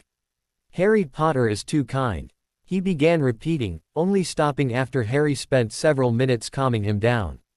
Harry didn't think he was being too kind though, this room had almost endless potential. And it seemed he was the only person who knew about it. "Thank you, Dobby. You did great," Harry said seriously. The elf hugged him again and then popped away, explaining that he had to get back to work. Harry spent the next few hours experimenting with the room, quickly realizing that it would be the perfect place to move his training to. Harry walked back into the library that night with an odd expression on his face. He was about to sit down at the table he had been using earlier in the day when he noticed Neville excitedly waving him over. Harry waved and then walked over to where his friend was sitting. "Hey Harry. Is something wrong?" Neville asked, noticing Harry's expression. "No, not wrong exactly. Just strange and unexpected." "What are you talking about?" "On my way into the library Susan Bones stopped me." "You know Susan, right? Our year, in Hufflepuff." Neville nodded, clearly recognizing who Harry was talking about. "Well anyway she comes up to me and says she is sorry I have to put up with all that garbage from the Daily Prophet, and that not everybody believes everything they read. Then she walked off and I came in here." "She's right, Harry. Lots of people must know better than to listen to that stuff, right?" Neville asked. "That's the problem, up until now it has seemed like almost everyone believed the worst about me. You not included, of course," Harry stated. Neither of them had noticed that someone had heard the last part of their conversation and was now standing behind Harry. "But what if I wanted to be a dark lady?" a voice asked from behind Harry, causing him to turn and look for the source. He smiled when he saw Daphne smile back and sit next to him. "I am sure that can be arranged, Daphne," Harry assured her. "Neville, meet Daphne. Daphne, meet Neville." Daphne and Neville exchanged hellos and other simple greetings. "I thought you had to work on an ancient runes project." "I do," Daphne answered. "The real reason I am here is to look up some things for the project, but as added bonus you get to see me." "Great," Harry responded, smiling. "Harry, I almost forgot what I wanted to talk to you about. I found a solution to your problem for the second task," Neville explained happily. "Is it the bubblehead charm? Hermione told me about that one last night," Harry said. "What? Oh, well no it isn't that. There's this plant called gillyweed and if you eat some you are supposed to grow fins and gills so you can breathe underwater and move a lot easier," Neville explained. "That actually sounds a lot more useful than the bubblehead charm," Harry noted. Daphne nodded, thinking the same thing. "The only problem is that it is hard to find. You can buy it, but it will probably be pretty expensive." "Harry, maybe what you should do is use the bubblehead charm to explore the lake but use gillyweed in the actual tournament," Daphne suggested. Harry nodded in agreement, although he would like to try the gillyweed at least once before he used it in the second task.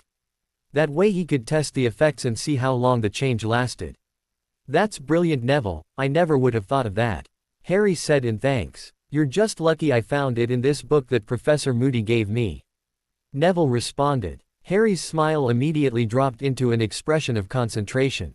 "Harry, I think I've noticed something going on here," Daphne said with a similar expression on her face. "You're going to think this sounds crazy but you've noticed how everything about this tournament keeps coming back to Professor Moody, right?"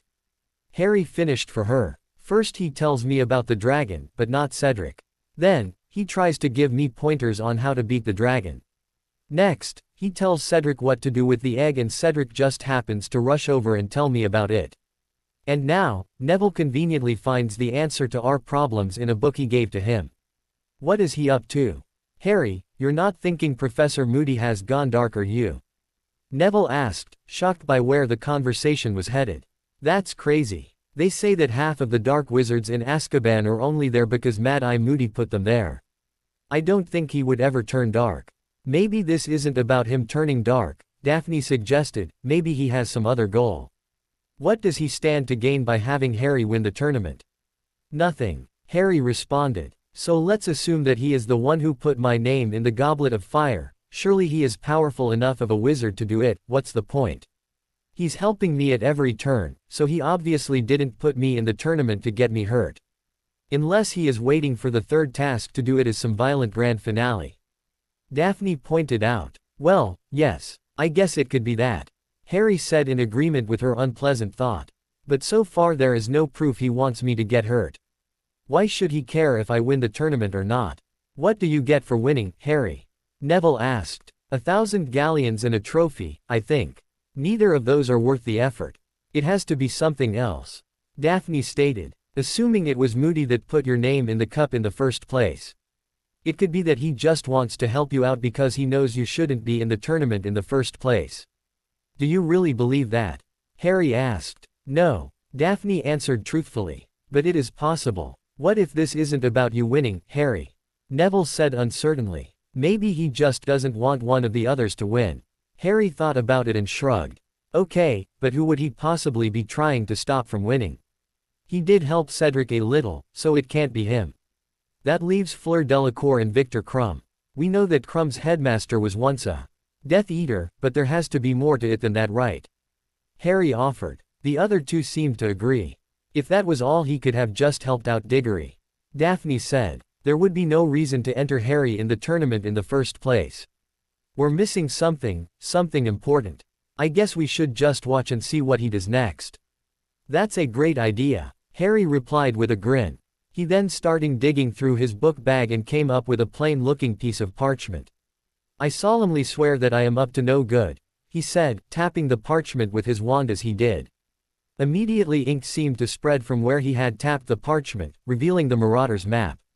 Daphne had heard about the map but never seen it and was now staring at it in awe. Neville, on the other hand, had never even heard of the Marauders' map and was confused about what he was looking at. Neville, this is a map of Hogwarts that my dad and his friends made when they went to school here. It shows the location of everyone in the castle. And sure enough, Neville saw a dot with his own name next to it in the library near dots that said, Harry Potter, and Daphne Greengrass. Wow, no wonder you never get caught out in the halls at night. Neville said. Well, this is certainly part of that. I'll have to show you the other part later. Harry answered. Now, where is Moody? His office is next to the Defense Against the Dark Arts classroom, which is here. There he is. He's in his office with Barty Crouch. Who is Barty Crouch? Neville asked. He's the head of the Department of International Magical Cooperation. Percy Weasley works for him and was saying at the Yule Ball that he had been out sick recently. Now I sort of wish that I had been listening to what that brown-noser was saying about his boss. I wonder what he is doing in Moody's office. Harry said, the curiosity plainly evident in his voice. Years ago he was also head of the Department of Magical Law Enforcement, so he would have been Professor Moody's boss. That would explain how they know each other, but not why he is in the castle. Daphne added. She sat back and sighed, angry because she knew she was missing something but had no idea what it was. Maybe we should just take a step back from this for a while. It's possible that we are all just letting our imaginations run wild and seeing conspiracy theories where there aren't any. He could just be a nice but odd professor trying to help me out in the tournament because I am from the school he teaches at and he likes me. Harry said uncertainly. Perhaps, but do you believe that? Daphne asked, echoing his earlier question. No, I don't. Harry answered, frowning. I will see you guys later, okay? I need to write a letter to Sirius and see what he thinks about all of this. He'll probably just tell me I'm crazy, but I would still feel better if I brought it up. Harry turned towards Daphne and hugged her, whispering, good night, to her as he did, then stood and walked out of the library still deep in thought. Harry felt he was close to uncovering some key fact that kept slipping from his grasp. The idea that one of the greatest Aurors in history wanted to hurt him was ridiculous, but there had to be something going on there. Upon reaching the Ollery, Harry took out a piece of parchment and his quill and wrote a quick note to Sirius about his suspicions. For a long time he held the completed letter, unsure of whether or not he wanted to send it at all. Finally he decided that it couldn't hurt anything and tied the letter the leg of one of the Hogwarts owls, much to Hedwig's displeasure. Sorry girl, you can't send this one. People would notice you. Harry apologized to the snowy owl who turned her head and hooted at him to show her unhappiness. Take this to Sirius Black, okay? Harry told the Hogwarts owl, which hooted and flew off towards its destination. He gave Hedwig a few treats and stroked her feathers for a while, hoping to cheer her up, before finally leaving the Ollery and going back to his dorm room to think. The following days Harry patiently waited for a response from Sirius, but it had not yet come. He had no idea where Sirius was currently hiding, so it was entirely possible that it was just taking the owl a long time to reach him. Harry spent a lot of time puzzling over his entry into the Triwizard Tournament and Professor Moody's actions since then. No matter how hard he tried though, he could still not understand what was going on. He briefly considered confronting the professor about it, but quickly decided that until he could be sure that the tough Auror meant him no harm, it would be very unwise to do so. As proud as Harry was about his progress in learning new and powerful magic this year, he knew he stood almost no chance of defeating a man who had put some of the most dangerous wizards of the modern era behind bars. Harry spent much of his free time in the newly discovered Room of Requirement, which he had still not showed to Hermione or Daphne because they spent their time working on their projects. He had found that the room was incredibly powerful, but did have some limitations. For instance, there was an upper limit on how big the room could become. He had once tried asking for Sirius to be brought to the room, but that did not work. Instead, the room was blank and empty. He could, however, get the room to look like almost anything he wanted. Harry spent a lot of time trying to create a perfect training room, though he found he was constantly coming up with new ideas to improve it. Eventually the holiday came to an end and classes were set to return. The first morning back, Harry accidentally overslept, his body clearly not used to waking up early in the morning for classes. Seeing that he could only make it to his first class on time if he skipped breakfast, Harry groaned in disappointment and began the walk towards the Defense Against the Dark Arts classroom. The room was already halfway full when he arrived and Professor Moody was writing notes on the chalkboard. Strangely, he noticed several people watching him as if they were waiting to see what he was going to do. Trying to ignore the stares, Harry sat down at his usual spot and waited for class to begin. "Harry!" he heard Hermione yell as she walked in the door. She rushed over and sat next to him with a worried expression on her face. "I've been looking for you all morning. Were you with Daphne?" "How is she?" "Hermione, what are you talking about?" "No, I haven't seen Daphne. She's not here yet, but class hasn't started, so she's probably on her way." "Then you haven't seen it yet, have you?" Hermione asked, a small shocked expression on her face. "Seen what?" Harry asked, getting a little frustrated. "Harry, there's a new article by Rita Skeeter in today's Daily Prophet. She went after Daphne this time and said, well, I think it would be better if you read it." "That awful woman." Hermione reluctantly handed him a copy of the Daily Prophet, turned to the second page, where the article in question was found. Daphne Greengrass's Deadly Thirst for Power. By Rita Skeeter. Harry Potter may be in even more danger than we thought. Since last week's article, this office has been flooded with letters to the editor demanding that the Ministry of Magic take action to either turn the boy who lived back to the light or free him from the nefarious influence of Daphne Greengrass. Several students at Hogwarts have expressed their shock at the unexpected couple, and confirmed that the only way the two could have come together is through the use of banned potions or spells. We at the Daily Prophet wholeheartedly agree. The question that must be asked is why?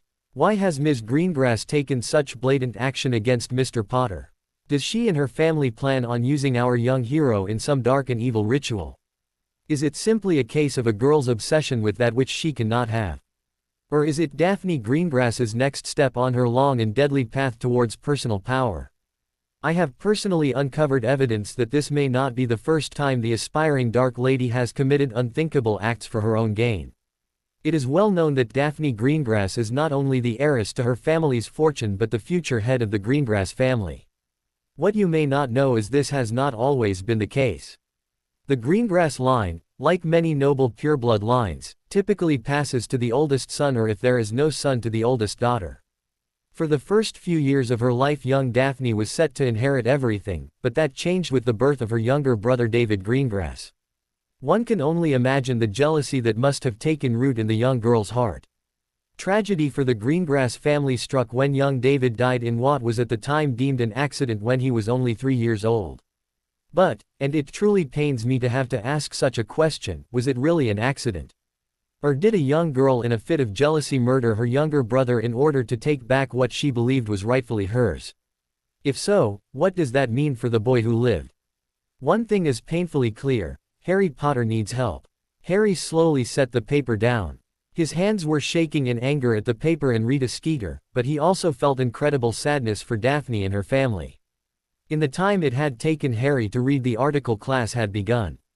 "I never even knew she had a little brother," Harry whispered to Hermione, who was seated next to him. "She never brought it up." "It's probably a very painful memory for her, Harry." "I'm not surprised," Hermione answered quietly. Harry nodded and began looking around the class, looking for Daphne, but she was not there. With class already started, Harry was trapped. He desperately wanted to go look for her and try and comfort her, but knew he would have to wait for class to end. He would probably miss the next one, but he did not really care. No class had ever passed so slowly for Harry. He found it impossible to listen to Professor Moody talk, and when they were assigned a part of the book to read, he simply stared at the page for 15 minutes, not reading at all. Harry's initial rage at the article had been overcome by his worry for Daphne. They had known that there would be consequences to their date and ongoing relationship, but he had never expected for her to be attacked in this way. Suddenly, with only 5 minutes left in the class, an idea struck him. There was something useful he could be doing. Reaching into his bag, he pulled out the Marauder's map and quietly said the phrase to activate it. The first place he looked was in the Slytherin dorms, then the Great Hall, then the hospital wing. Each time he was disappointed when he found she was not there. Then inspiration struck him and he looked at the third-floor classroom they had been using together for so long. Harry breathed a sigh of relief. He had found her. He guessed she must have been sitting down because her dot had not moved much. Glad he knew where to find her, Harry began to put the map up when he found something very odd. Barty Crouch was in the Defense Against the Dark Arts classroom with him. Harry looked around for him but only found Professor Moody talking with a few Ravenclaw students about the assignment. Looking back at the map, he was further surprised to see that Moody was supposed to be in his office, not the classroom. As his eyes darted back and forth between the professor and the map, a startling realization hit him. The man he was looking at was not Professor Moody but Barty Crouch, using Glamour's or Polyjuice potion to make him look like Professor Moody. Harry's mind reeled trying to fit this new piece into the puzzle. Even with this new information, everything that had happened still did not make sense. And what should he do about it? Tell Dumbledore. Harry guessed that was a good start. Suddenly the Moody impersonator's magic eye swiveled in its socket and stared directly at him. Harry belatedly realized that he had been staring at the professor with his mouth open in shock for the last minute or two and attempted in vain to look like he was interested in his book. The next time Harry looked up, Moody was facing him, watching his every move with a strange grin. Finally, class ended and everyone got up to leave, but Moody's eyes never left him. Potter. The false Moody yelled, causing Harry to cringe. Stay after class. Harry's eyes widened in shock at the request. He looked around the room, seeing with disappointment that Hermione and Neville had already left. Thoughts of finding Daphne were slowly being replaced by a need to be anywhere but here. Harry watched with a sense of dread as the other students left the classroom, and he suddenly found himself remembering that the next class wouldn't be in the room for another hour. Behind him he heard the soft thump of the door closing, and then there was silence. Everyone else had left. Harry was now stuck in the classroom alone with the man he knew was not Mad-Eye Moody. Harry's eyes darted around the room as he tried to consider his options. At the moment, he was in an otherwise empty classroom with who appeared to be Professor Moody, but the Marauder's map insisted was Barty Crouch. He had considered running, but felt certain that if he did, Moody Crouch would know that he suspected something. Harry took a deep breath and tried to calm himself down a little. Maybe he doesn't suspect that I know, Harry thought, so if I just play along and act dumb, maybe I can get out of this in one piece. All the same, he let his right hand drift down to his pocket where his wand was. Well, what are we going to do now, Mr. Potter? The fake Moody asked. The man had been staring at Harry since a few minutes before class ended, and Harry knew without a doubt that his magical eye had not looked away since. Moody was leaning against his desk, grinning at him in a way that made Harry very uncomfortable. Moody Crouch didn't seem to have his wand out, a fact that gave Harry a little comfort. I'm not sure I know what you mean, sir. Harry answered, hoping that the man just wanted to talk to him about school or the tournament. Instead, he responded to Harry's statement by beginning to laugh. Oh, but I think you do, Mr. Potter, I think you do indeed, the professor replied, still laughing. Harry's hopes for getting out of the situation without a confrontation were rapidly dropping, but he still clung to the belief that his best course of action was to keep pretending to not know what was going on. Professor Moody, is this about my homework? Harry asked. Moody Crouch shook his head a little, and Harry noticed that the man's wand was now laying on the desk just inches from the impostor's hand. Harry frowned, wondering how he had missed that before.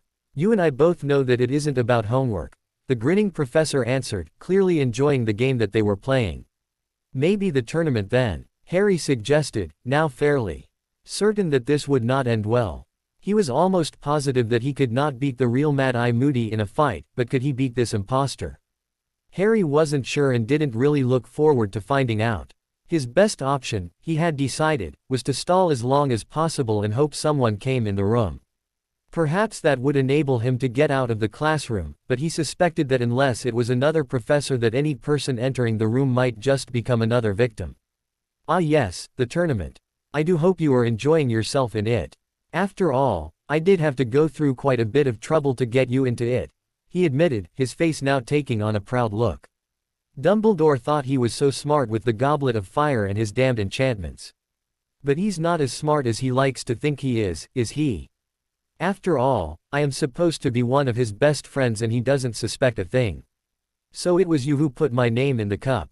But why? Harry asked, careful not to reveal that he knew the man in front of him was not Professor Moody. Of course it was. And it is not my or your place to know why the master requests the things he does. Moody Crouch answered. Harry froze at the man's response. Was the master, he mentioned Voldemort. And if so, why did Voldemort want him in the tournament in the first place? Your master? Harry asked uncertainly, needing to know but fearing the answer. The Dark Lord, Mr. Potter. Harry gulped and nodded as his fears were confirmed. But why Professor Moody? You were an Auror, one of the best. Harry said, still trying to keep the conversation going as long as possible. So far he had not even heard a sound from the other side of the door and he knew that it would be almost an hour until the next class came in. He remembered that the Charms classroom was next door and hoped that maybe someone would accidentally open the wrong door, but the next round of classes should be starting in the next few minutes, so his hopes were quickly diminishing. Still playing that game, are you? Drop it. We both know that I am not Alastor Moody. Harry knew that it would be stupid to continue acting like the man in front of him really was Moody, so he merely nodded. Fine then, Mr. Crouch. See now, isn't that better? I was warned about that bloody map of yours, and when I saw you looking at it during class 1 knew you had figured out that I am not who I claim to be. I think you might remember who warned me about the map. Wormtail sends his regards. At the mention of the traitor Peter Pettigrew, Harry's grip on his wand tightened. Crouch must have seen his hand twitch because in an instant he had his wand in his hand, though he was still not pointing it in Harry's direction. But why? You are a respected part of the ministry, why would you do this? Harry asked, slowly bringing his wand out of his pocket so he would have it ready in case of an attack. Crouch noticed him doing this, of course, but made no move to stop him. I guess I gave you too much credit then. I am not my father, Mr. Potter. My name is Barty Crouch Jr., the man who still looked like Professor Moody admitted. Harry had never even heard of Barty Crouch Jr., and the confusion must have been evident in his expression because Crouch Jr. began talking again. I take it you don't know of me then. I was and remain to this day a faithful servant of the Dark Lord. After his disappearance that bastard Karkarov sold me out to save his own *s and I was thrown in Azkaban by my own father. He will pay for that and his other crimes against me. How did you get out? Harry asked, seeing a good way to keep the man talking. My mother convinced my father to sneak me out of Azkaban and let her take my place. After that I was kept as a prisoner in my own home until this summer. Crouch Jr. explained. But now I am free to serve my lord once again, which brings me back to my original question, what am I going to do with you? Unfortunately the Dark Lord wants you alive. If he did not I would have murdered you the first opportunity I got. And there have been so many good opportunities.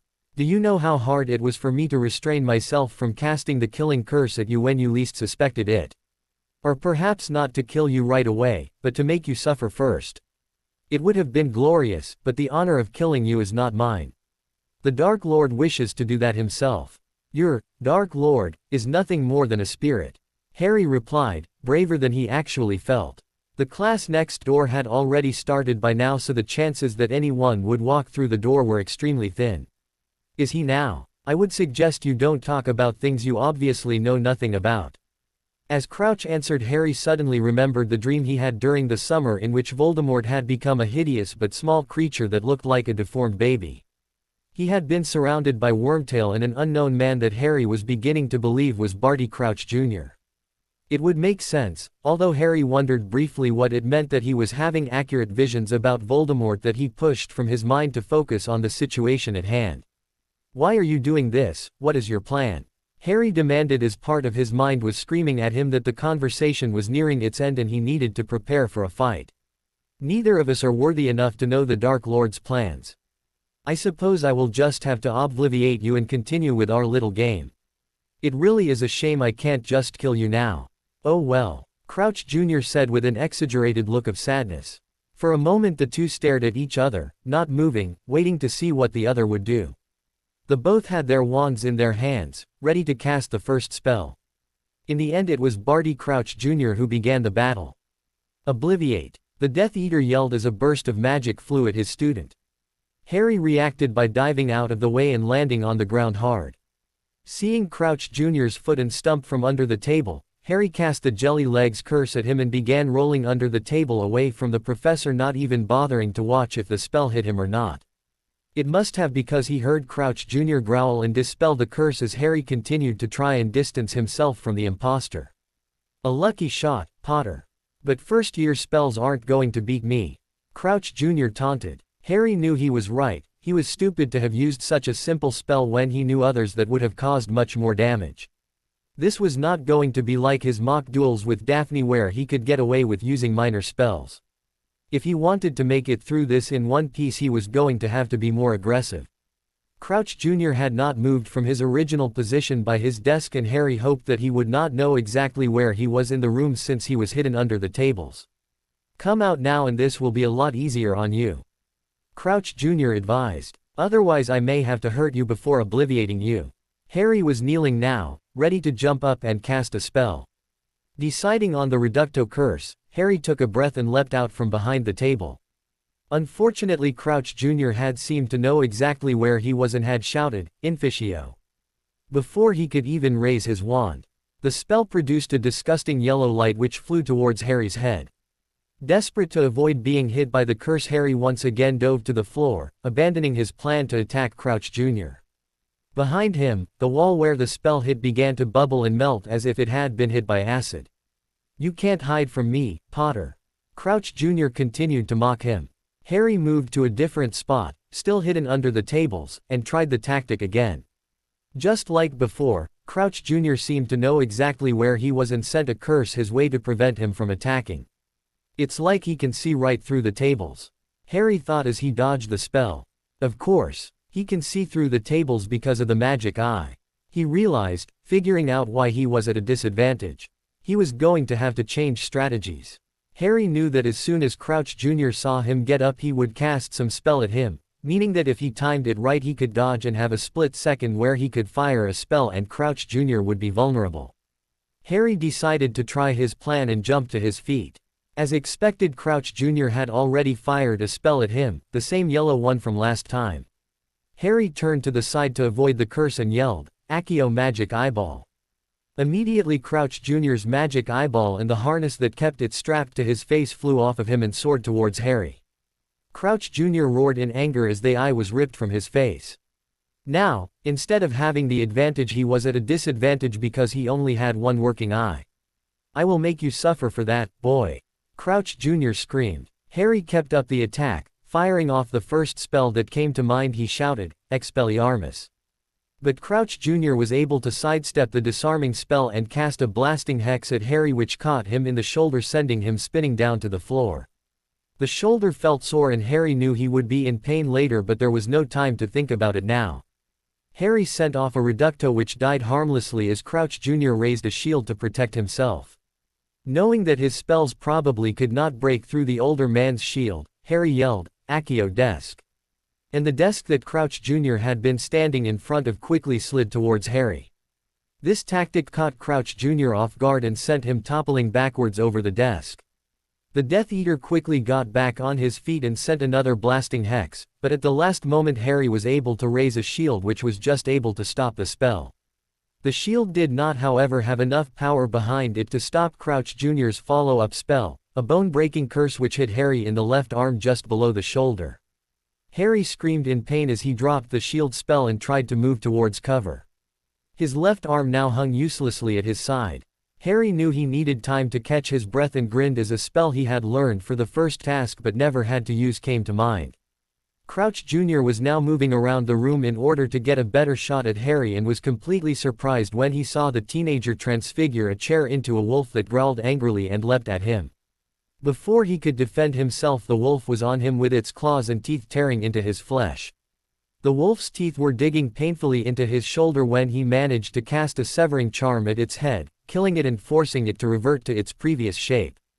As he got back to his feet, Harry walked towards him and screamed, "Bombarda!" The force of the spell hit Crouch Jr. in the chest and sent him flying into the wall where the impact broke the wood paneling. Crouch Jr. was casting a new spell as soon as he hit the ground. This time Harry raised a shield to block the yellow acid spell which Crouch Jr. seemed to be so fond of. The spell struck his shield and fizzled out harmlessly.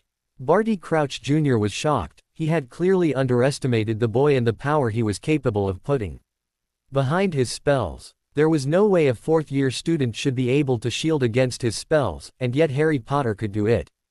Growling in pain and frustration, Crouch Jr. rose to his feet and yelled, "Crucio!" Harry shouted, "Protega!" in response, remembering at the last moment that it was not possible to shield against the torture curse, but by then it was too late. As the spell hit him, Harry felt like every inch of his body was being stabbed by burning knives dipped in poison. His screams of pain echoed loudly through the classroom, bringing a smile of pleasure to Crouch Jr.'s face.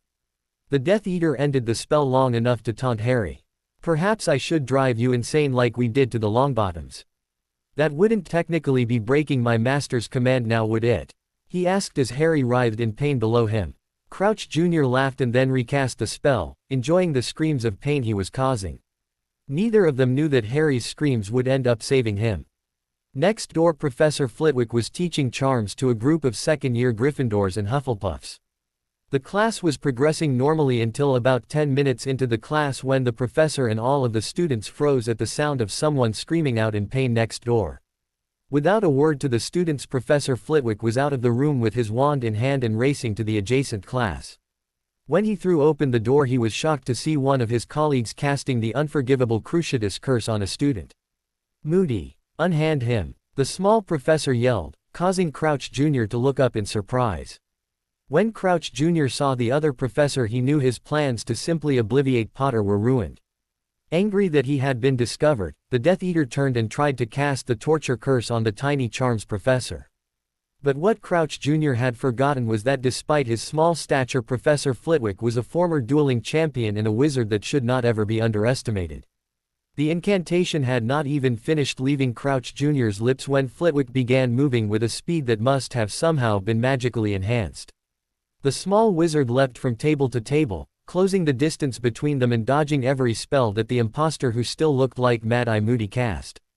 The whole time Professor Flitwick was running, jumping, and dodging curses, he kept his wand moving in quick but precise movements, silently casting a variety of spells.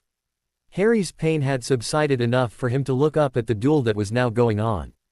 Crouch Jr. was immediately forced on the defensive by the sheer number of spells being cast by the charms professor.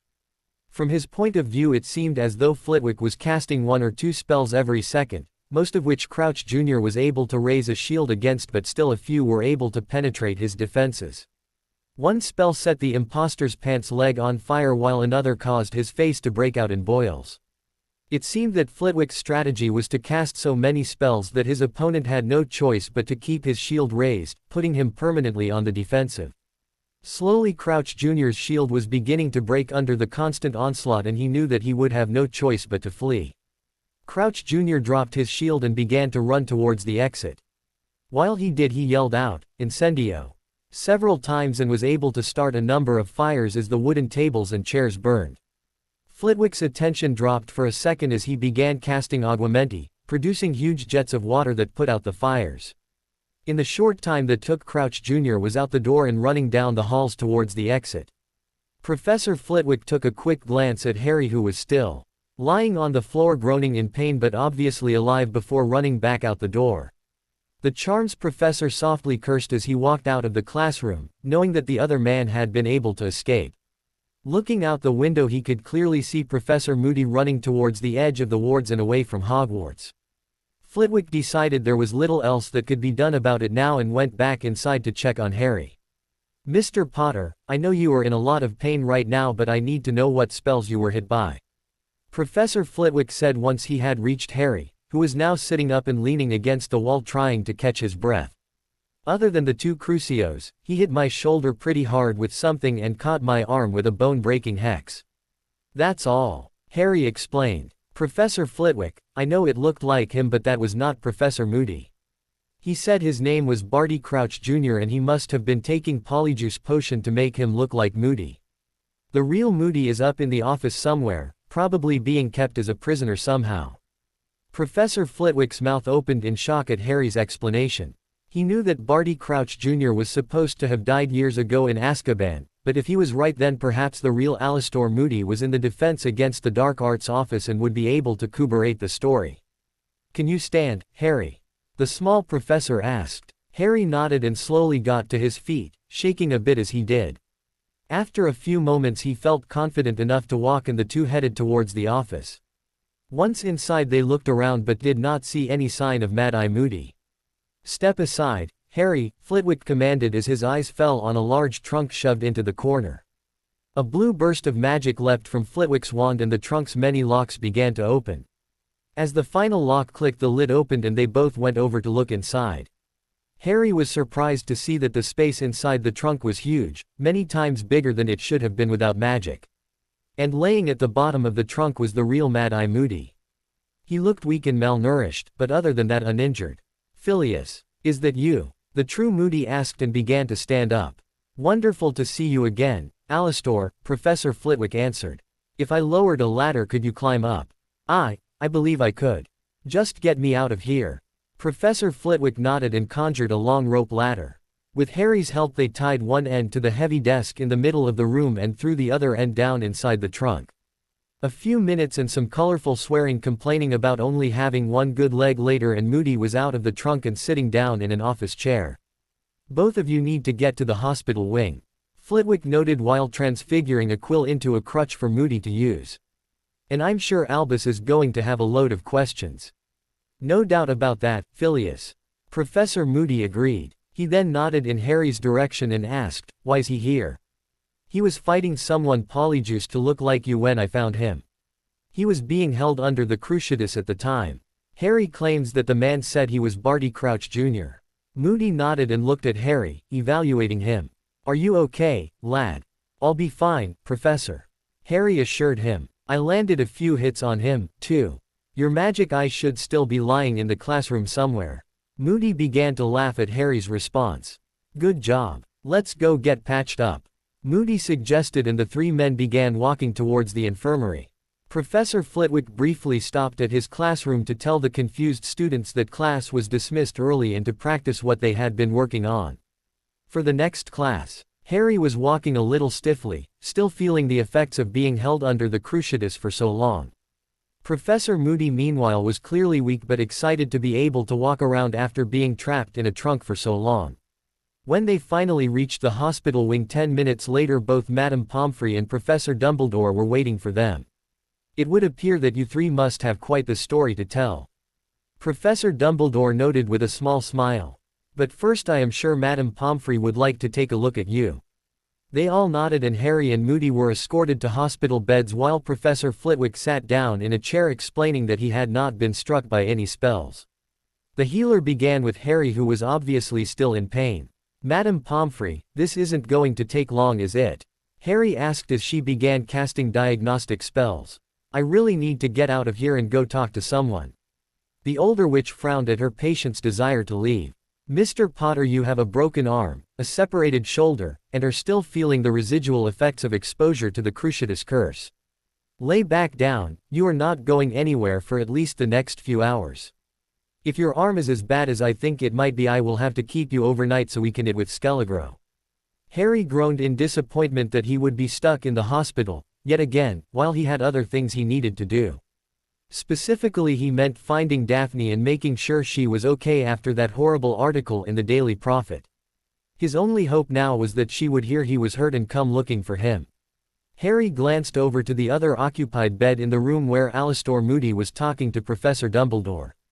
He assumed that Moody was explaining what had happened to him and why he spent the last few months locked in a trunk in his office. The twinkle was completely gone from Dumbledore's eyes and he clearly had a look of regret on his face. Eventually their conversation ended and Dumbledore headed over to his bed. "Harry, do you think you feel up to explaining what happened today?"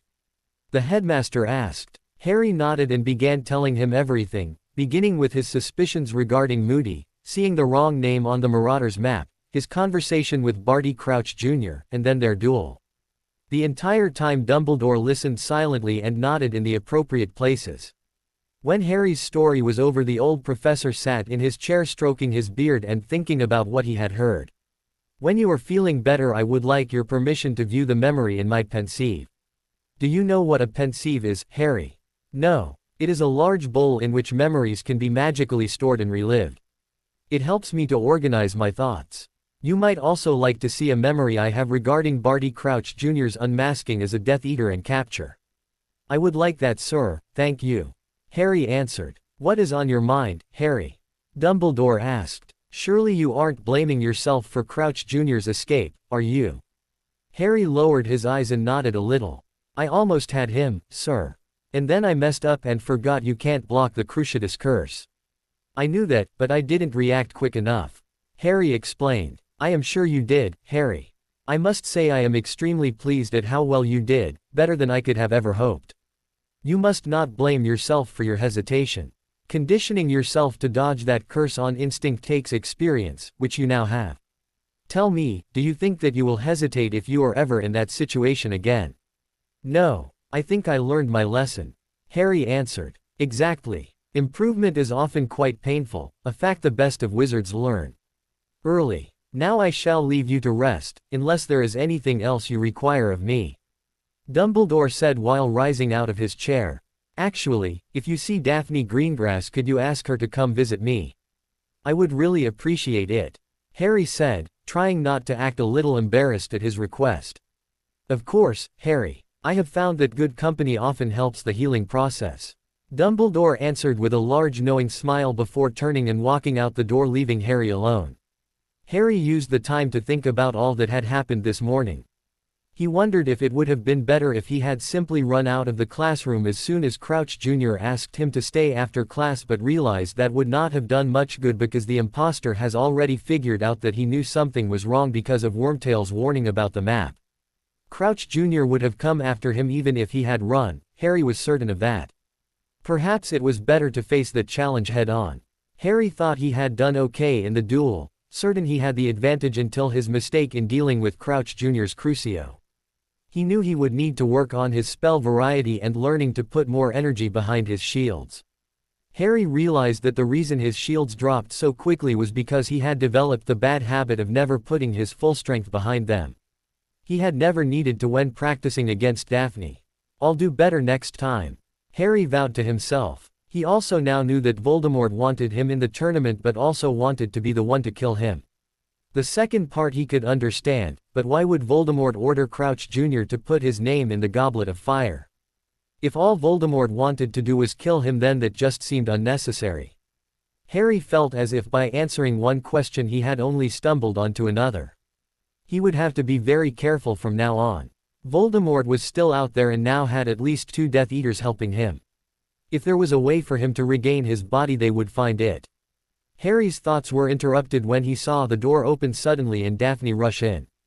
After a quick glance around the room, she spotted him and ran over to his bed where Harry sat up to meet her. Harry noticed her red eyes and guessed that she had been crying, although whether it was because of the article in the Daily Prophet attacking her or his current condition he did not know. Once she reached him, Daphne wrapped her arms around Harry in a tight hug which he returned as best he could using his one good arm. For a few minutes neither of them spoke, but simply held each other. Both of them silently wished they had been able to do a better job protecting the other. Finally, Harry moved over far enough so that Daphne could sit on the bed with him. "It's okay, Daphne. I'm going to be fine, so don't worry about that." "Are you okay?" Harry asked. "I thought I was having a bad day and then you have to go and get yourself attacked. There are easier ways to make me feel better than just trying to have a worse day than me, you know," Daphne said with the beginnings of a smile on her face. "You first, Harry." Tell me everything. And so Harry did. As he repeated his tale, Daphne's mind was in overdrive trying to piece together everything that Barty Crouch Jr. had told him. Like Harry, she still could not figure out why the Dark Lord went to the trouble of putting Harry in the tournament to begin with. It just seemed like a pointless addition if the plan was merely to kill him. Daphne wanted to keep discussing it, but Harry had other ideas. I've told you my story, now I want to hear about you. Daphne, I'm sorry I got you into all of this. If it weren't for me, the Daily Prophet wouldn't be writing those awful things about you and your family. It's not your fault, Harry. Daphne reminded him. Maybe it is, maybe it isn't. I'm sorry about your brother, I understand why you wouldn't want to talk about it. Harry said, hoping to comfort her a little.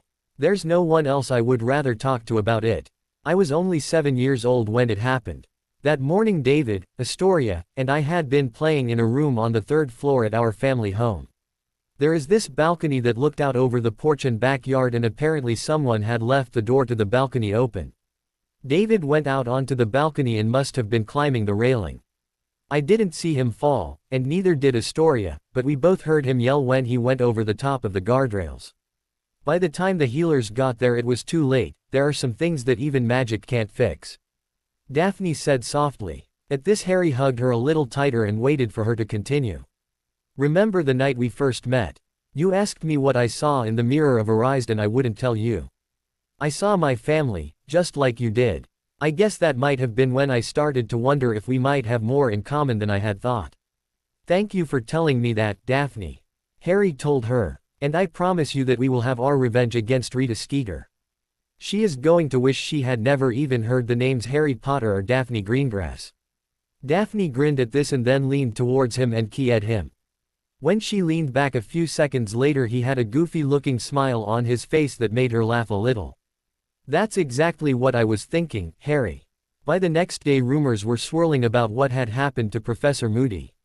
Most seemed to agree that he and Harry Potter had fought each other, but who won and why they were fighting varied from story to story. Harry's insistence that he had been fighting Barty Crouch Jr. and not Professor Moody was usually met with confused reactions since no one really had any idea who Barty Crouch Jr. was, and the few who did thought he was already dead. For the rest of that week defense against the dark arts was being taught by Professor Snape, as he had done the previous year during Professor Lupin's absences.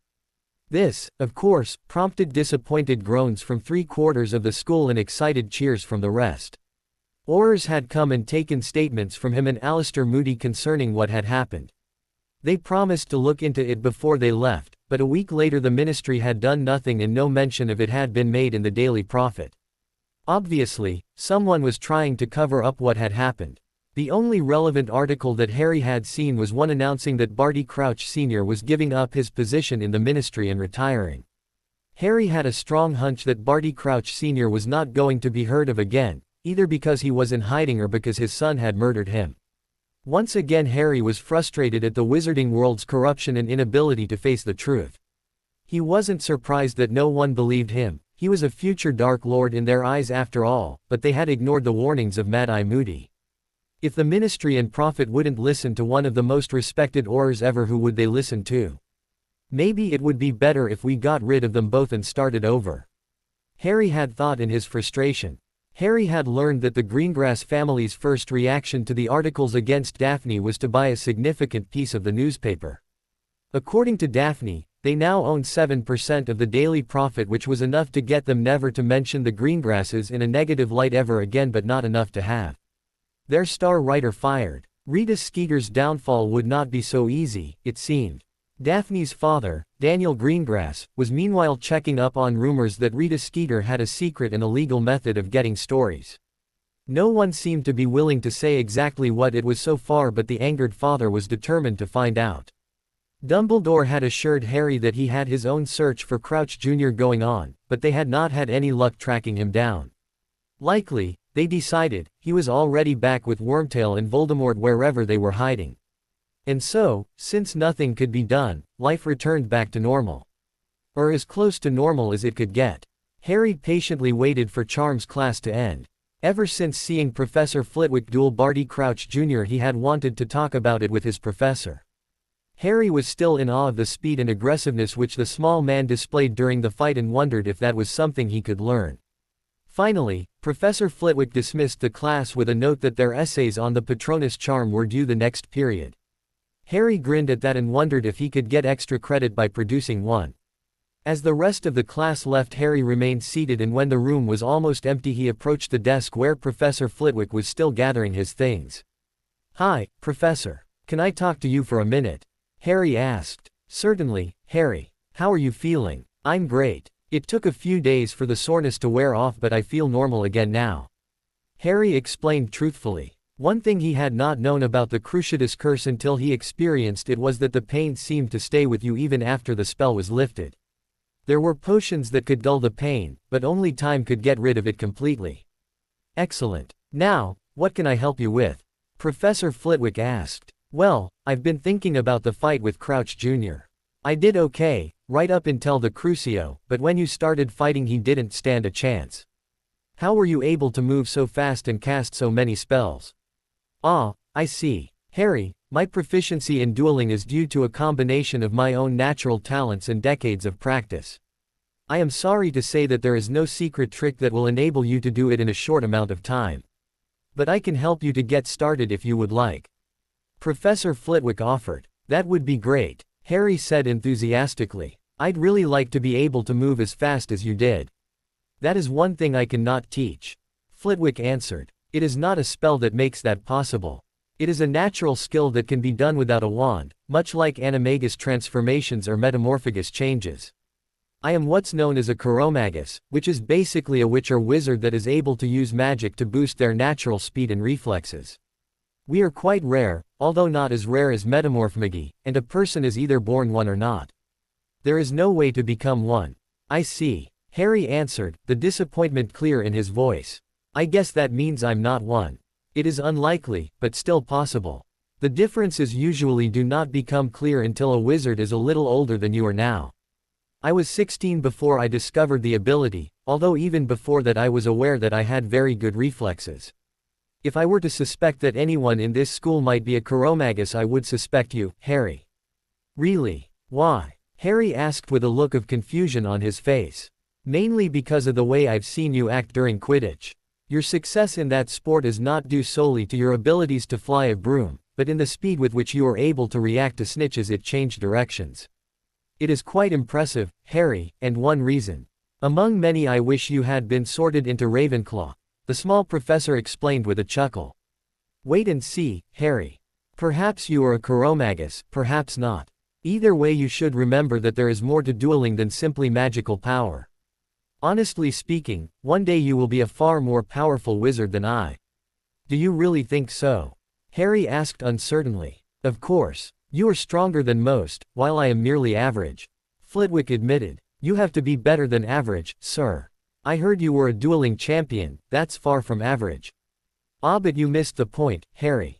What I meant was that I am not capable of putting as much power behind my spells as many other wizards are. Because of that it is much wiser for me to avoid spells in a fight rather than trying to shield against them. Due to my size and chiromagus talents I am uniquely capable of doing this," Flitwick explained. "Okay, I think I understand that. But how were you able to cast spells so quickly? Was that just another part of the chiromagus abilities?" Harry asked, surprised to be learning so much. "Partly, but not completely. I utilize a talent that any witch or wizard can do but only professional duelers ever bother to master. It is a way of linking spells together so that your wand never stops moving. In order to link two spells together, the last wand movement of the first spell must be the same as the first wand movement of the second spell. If they are, you can do the movement once when casting one spell right after the other. For instance, what is the last movement in the disarming charm, Expelliarmus?" Flitwick asked, reverting back to his teaching attitude. "A full clockwise spin," Harry answered confidently. "Correct. And what spell can you think of that begins with a clockwise spin?" Harry had to think about that for a few seconds, but finally remembered one. "The Body Bind Curse does." "An excellent suggestion, and the one I was hoping you would remember. So using one movement but two incantations it is possible to quickly disarm and bind an adversary." "Wow, that sounds really useful. Why doesn't everyone use that technique?" Harry asked. It takes practice to learn the skill well enough to get to the point where the increase in casting speed is noticeable, and most people that aren't professional duelers have no reason to learn it. Beginners often create what are called chains of linked spells and practice the same ones over and over so that they can use them in a duel. The problem with this is that an advanced dueler will see the first spell in the chain and know what is coming after it. Masters of the technique are able to create chains as they cast. Flitwick explained. You're a master, aren't you? Harry asked with a knowing smile on his face. I am. And it took me decades to reach this point. If you want to improve you must practice, Harry. I have seen how easy the spells in this class have become for you, so you must be studying ahead of time. Tell me, how far ahead are you? Either finishing 6th year or starting 7th in charms, transfiguration, and defense. I guess I have been practicing almost non-stop since my name came out of the Goblet of Fire. Harry admitted. Your dedication shows. If I may make a suggestion though, don't neglect practice on casting speed, accuracy, and curse dodging. They are just as valuable as the number of spells you know and how strong you can cast them, the small professor advised. Thank you, Professor Flitwick. You've given me a lot to think about. Good luck in the tournament, Harry. I'll be cheering for you. Thanks. Bye, Professor. Harry said happily and turned to walk out the door. He had underestimated how much he could learn from his charms professor. And wondered what the other professors could teach him that wasn't normally discussed in class. The ultimate source of information would likely be Professor Dumbledore, but he always seemed to be busy with something, although Harry still didn't know what the headmaster's job really entailed. Professor Flitwick had given him some good ideas, though.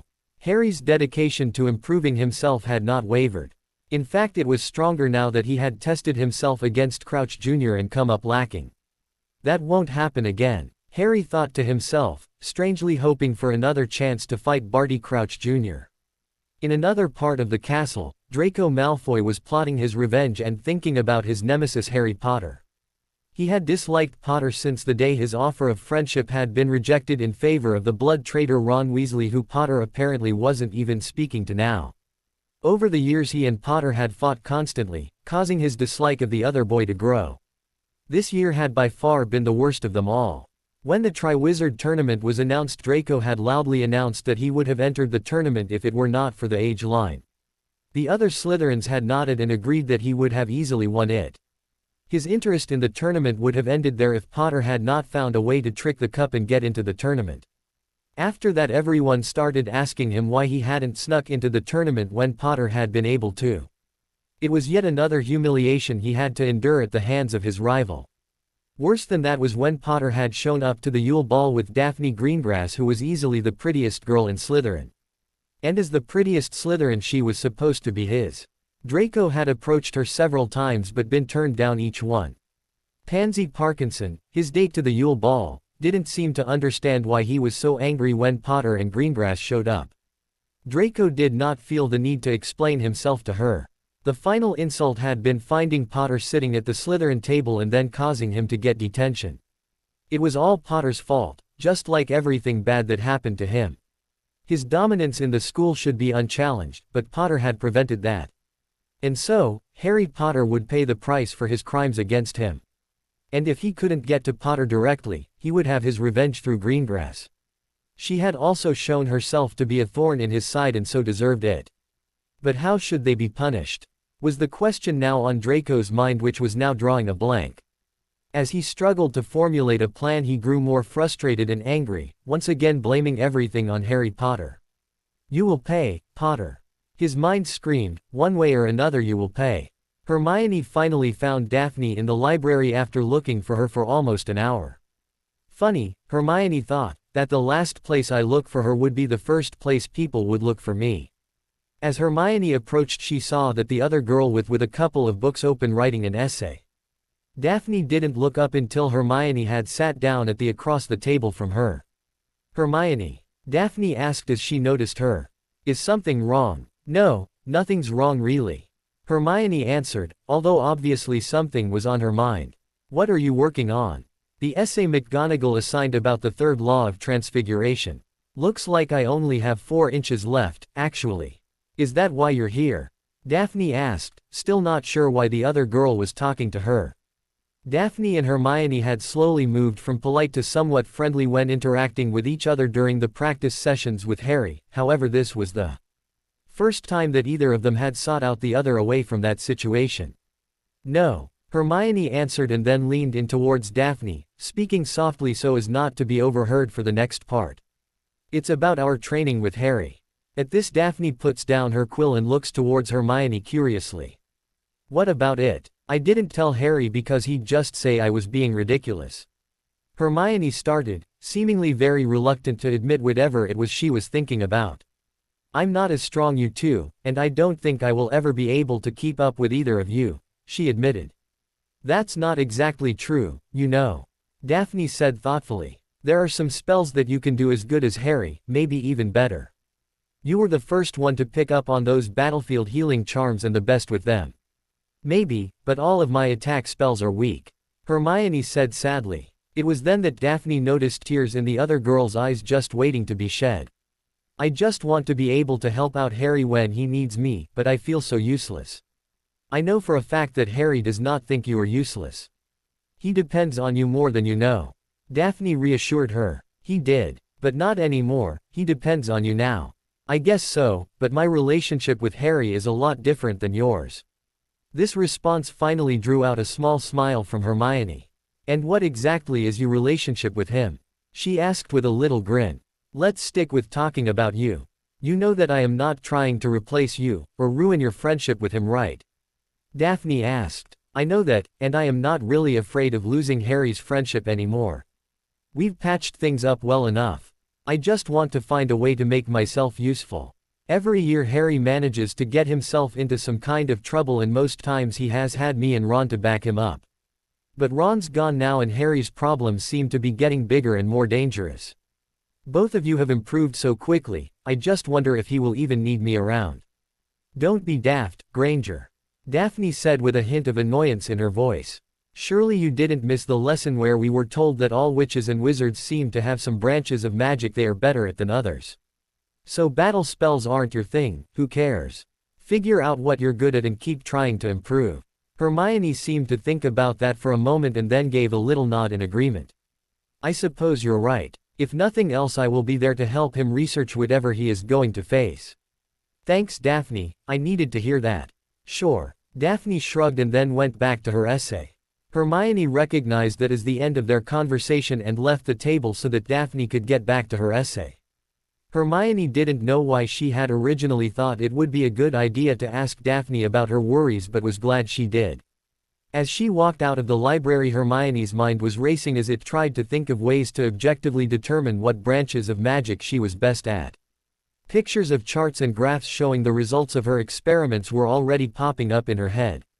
Harry sat at the edge of the lake getting ready to begin his first real underwater exploration. After hours upon hours of research he had determined that there was nothing in the lake beyond his capabilities to handle as long as he did not anger the Merpeople village. Merpeople had their own brand of magic that rivaled that of humans. No one was really sure which was better because there had never been a true war between humans and Merpeople. The fact that one lived on land and the other underwater seemed to keep them separate enough to ease any conflicts that might arise. After casting a warming charm and the bubblehead charm Harry dove under the water. He immediately noticed that the bubblehead charm seemed to help his visibility underwater a little as if he had been wearing goggles.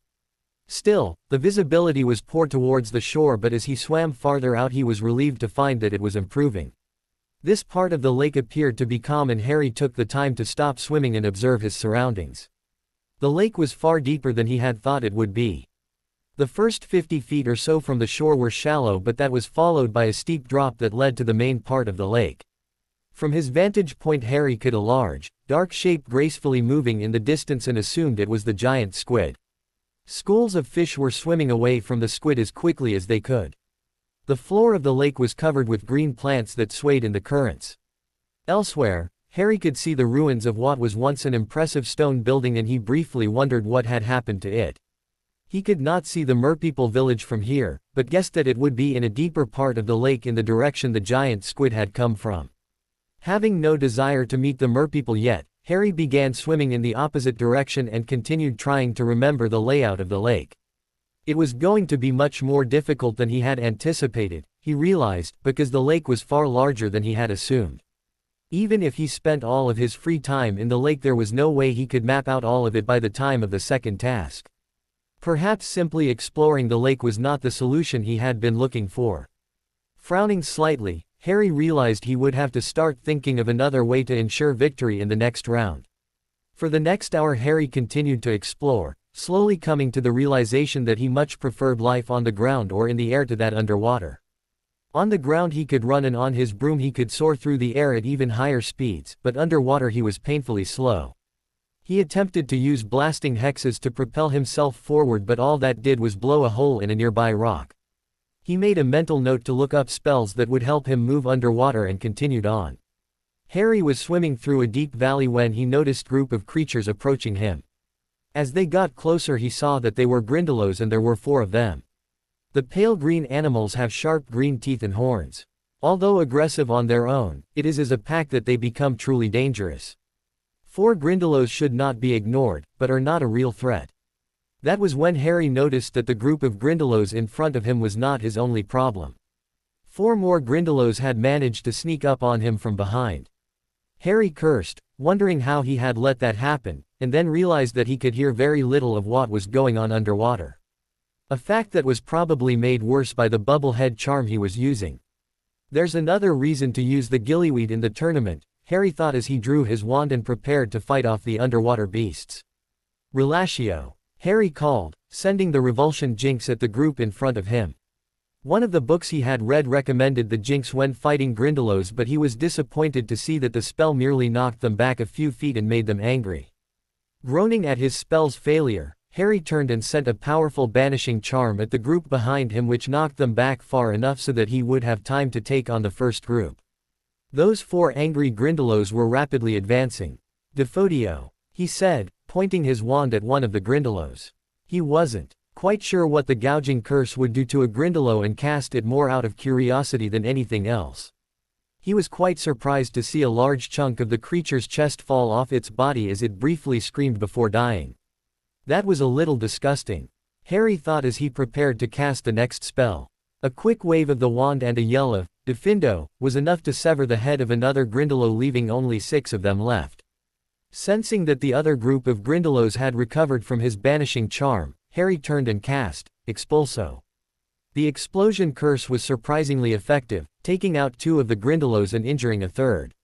The other Grindylow in the group seemed to realize that the battle had been lost and fled, taking along its injured fellow attacker with it. Harry returned his focus on the last 2 Grindylows to see that they were surprisingly close.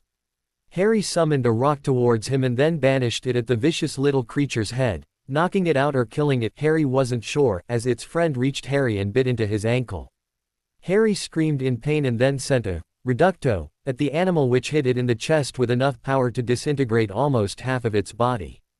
As Harry cast a healing charm on his ankles, he looked around the valley, surveying the damage he had caused. Pieces of the Grindylows were still floating everywhere and the water was pink with their blood. It was enough to make Harry feel a bit nauseous. All in all, he had done well getting out of what was basically an ambush with only a few little bite marks. Even his spell variety was better than it had been against Barty Crouch Jr. Of course he had not been frightened today like he had been against the Death Eater, but perhaps it was also a sign that he was getting more and more used to fighting. He also felt a little more confident about the second task, knowing that a pack of angry Grindylows was one of the most dangerous things that a wizard could expect to find in the lake. "I've had a productive day," Harry thought as he began swimming to the surface, happy with the day's events. Daphne found Harry shortly after he re-entered the castle from his trip to the lake. Harry was walking swiftly towards the Gryffindor dorms when she saw him pass by, though he apparently did not notice her. Grinning, she decided that simply calling out his name was too easy of a way to get his attention. When her silent sticking charms hit his shoes and pinned them to the ground, Harry's eyes began darting around, looking for danger. By the time he noticed Daphne standing off to the side laughing, he had already dispelled the sticking charm. 10 points from Slytherin, Ms. Greengrass. There is to be no spell casting in the halls, you know that. Harry said playfully. Just checking your reflexes, Mr. Potter. Daphne answered as she walked towards him and took his arm. They had taken a few steps when she stopped and sniffed the air. "What is that smell? What have you been doing all day?" "I've been in the lake for the last few hours actually. As for the smell, I suspect it might be Grindylow guts. I was actually on my way to get cleaned up." "You obviously need it," she replied. "So, how did the first time under the lake go?" "Pretty good, but I think the gillyweed will definitely be a better solution. I can't hear or smell anything with the bubblehead charm. I won't have that problem with gillyweed," Harry answered as they continued walking. "Plus gillyweed is supposed to change your hand and feet to make them better suited for swimming. I am going to have to look for a spell to increase my speed underwater if that doesn't work." "I see. What about mapping out the lake?" "It's too big. I'll keep going down there and learn the major landmarks, but I won't have time to do more than that. I need figure out where they are going to hide whatever they take from me," Harry said, still a little frustrated that his original idea didn't work out.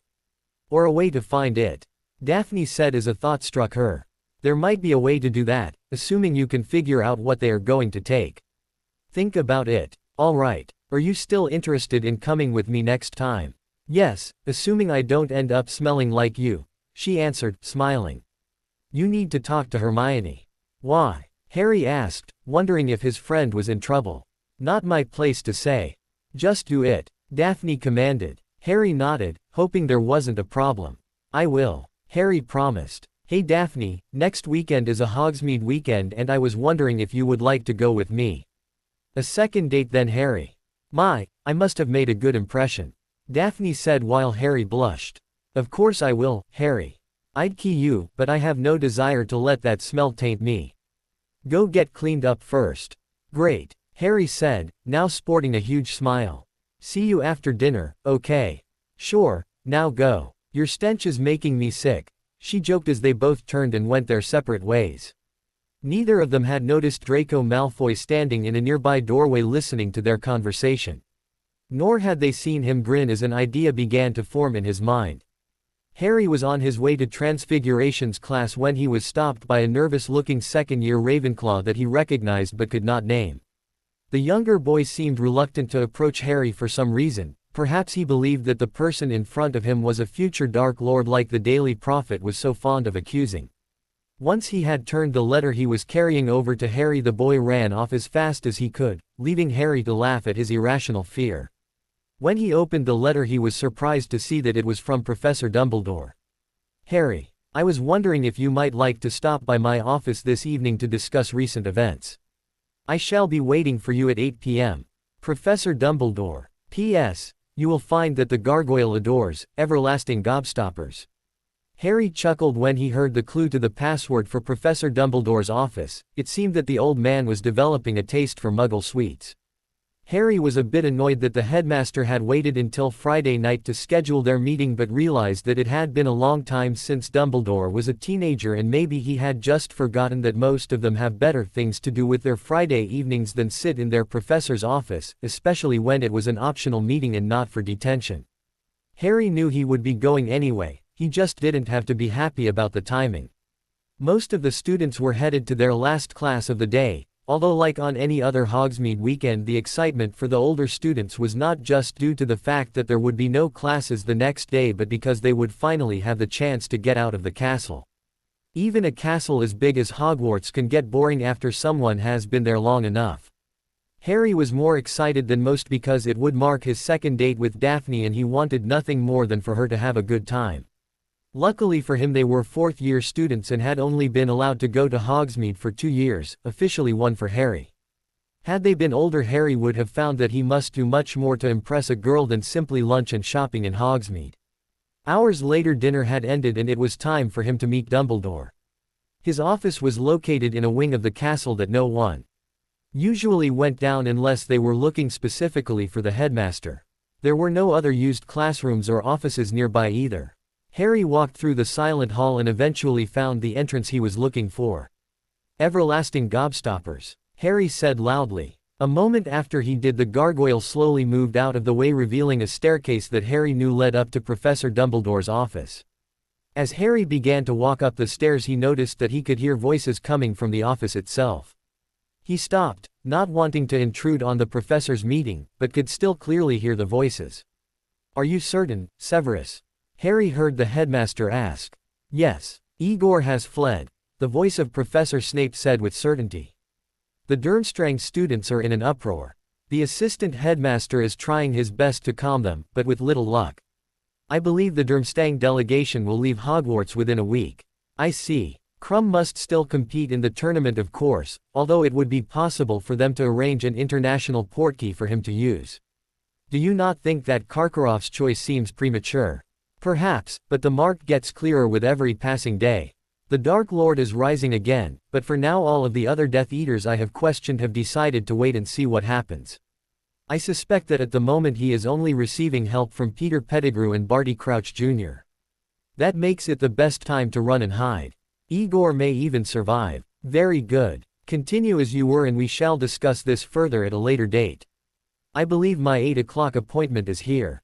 Come in, Harry. Professor Dumbledore called. Harry walked up the last of the stairs to find Professor Snape almost growling at him, apparently very angry that any of their conversation had been overheard. Good night, Severus. The potions professor gave a stiff nod before turning and exiting the room, never once dropping the angry look on his face. Harry looked back at Professor Dumbledore to find him smiling brightly, as if everything were completely normal. I'm sorry, Professor. I didn't want to interrupt you. Harry explained. Do not trouble yourself about that, Harry. I assume that you heard Headmaster Karkarov is no longer at Hogwarts. Yes, sir. Why exactly is he running? Is it from Voldemort or Barty Crouch Jr.? Perhaps a bit of both. Dumbledore answered. You will soon see for yourself why Karkarov has reason to fear each of them. I would like to show you a memory that would explain the situation, and for that we shall use my pensieve. Come, I will show you how it works.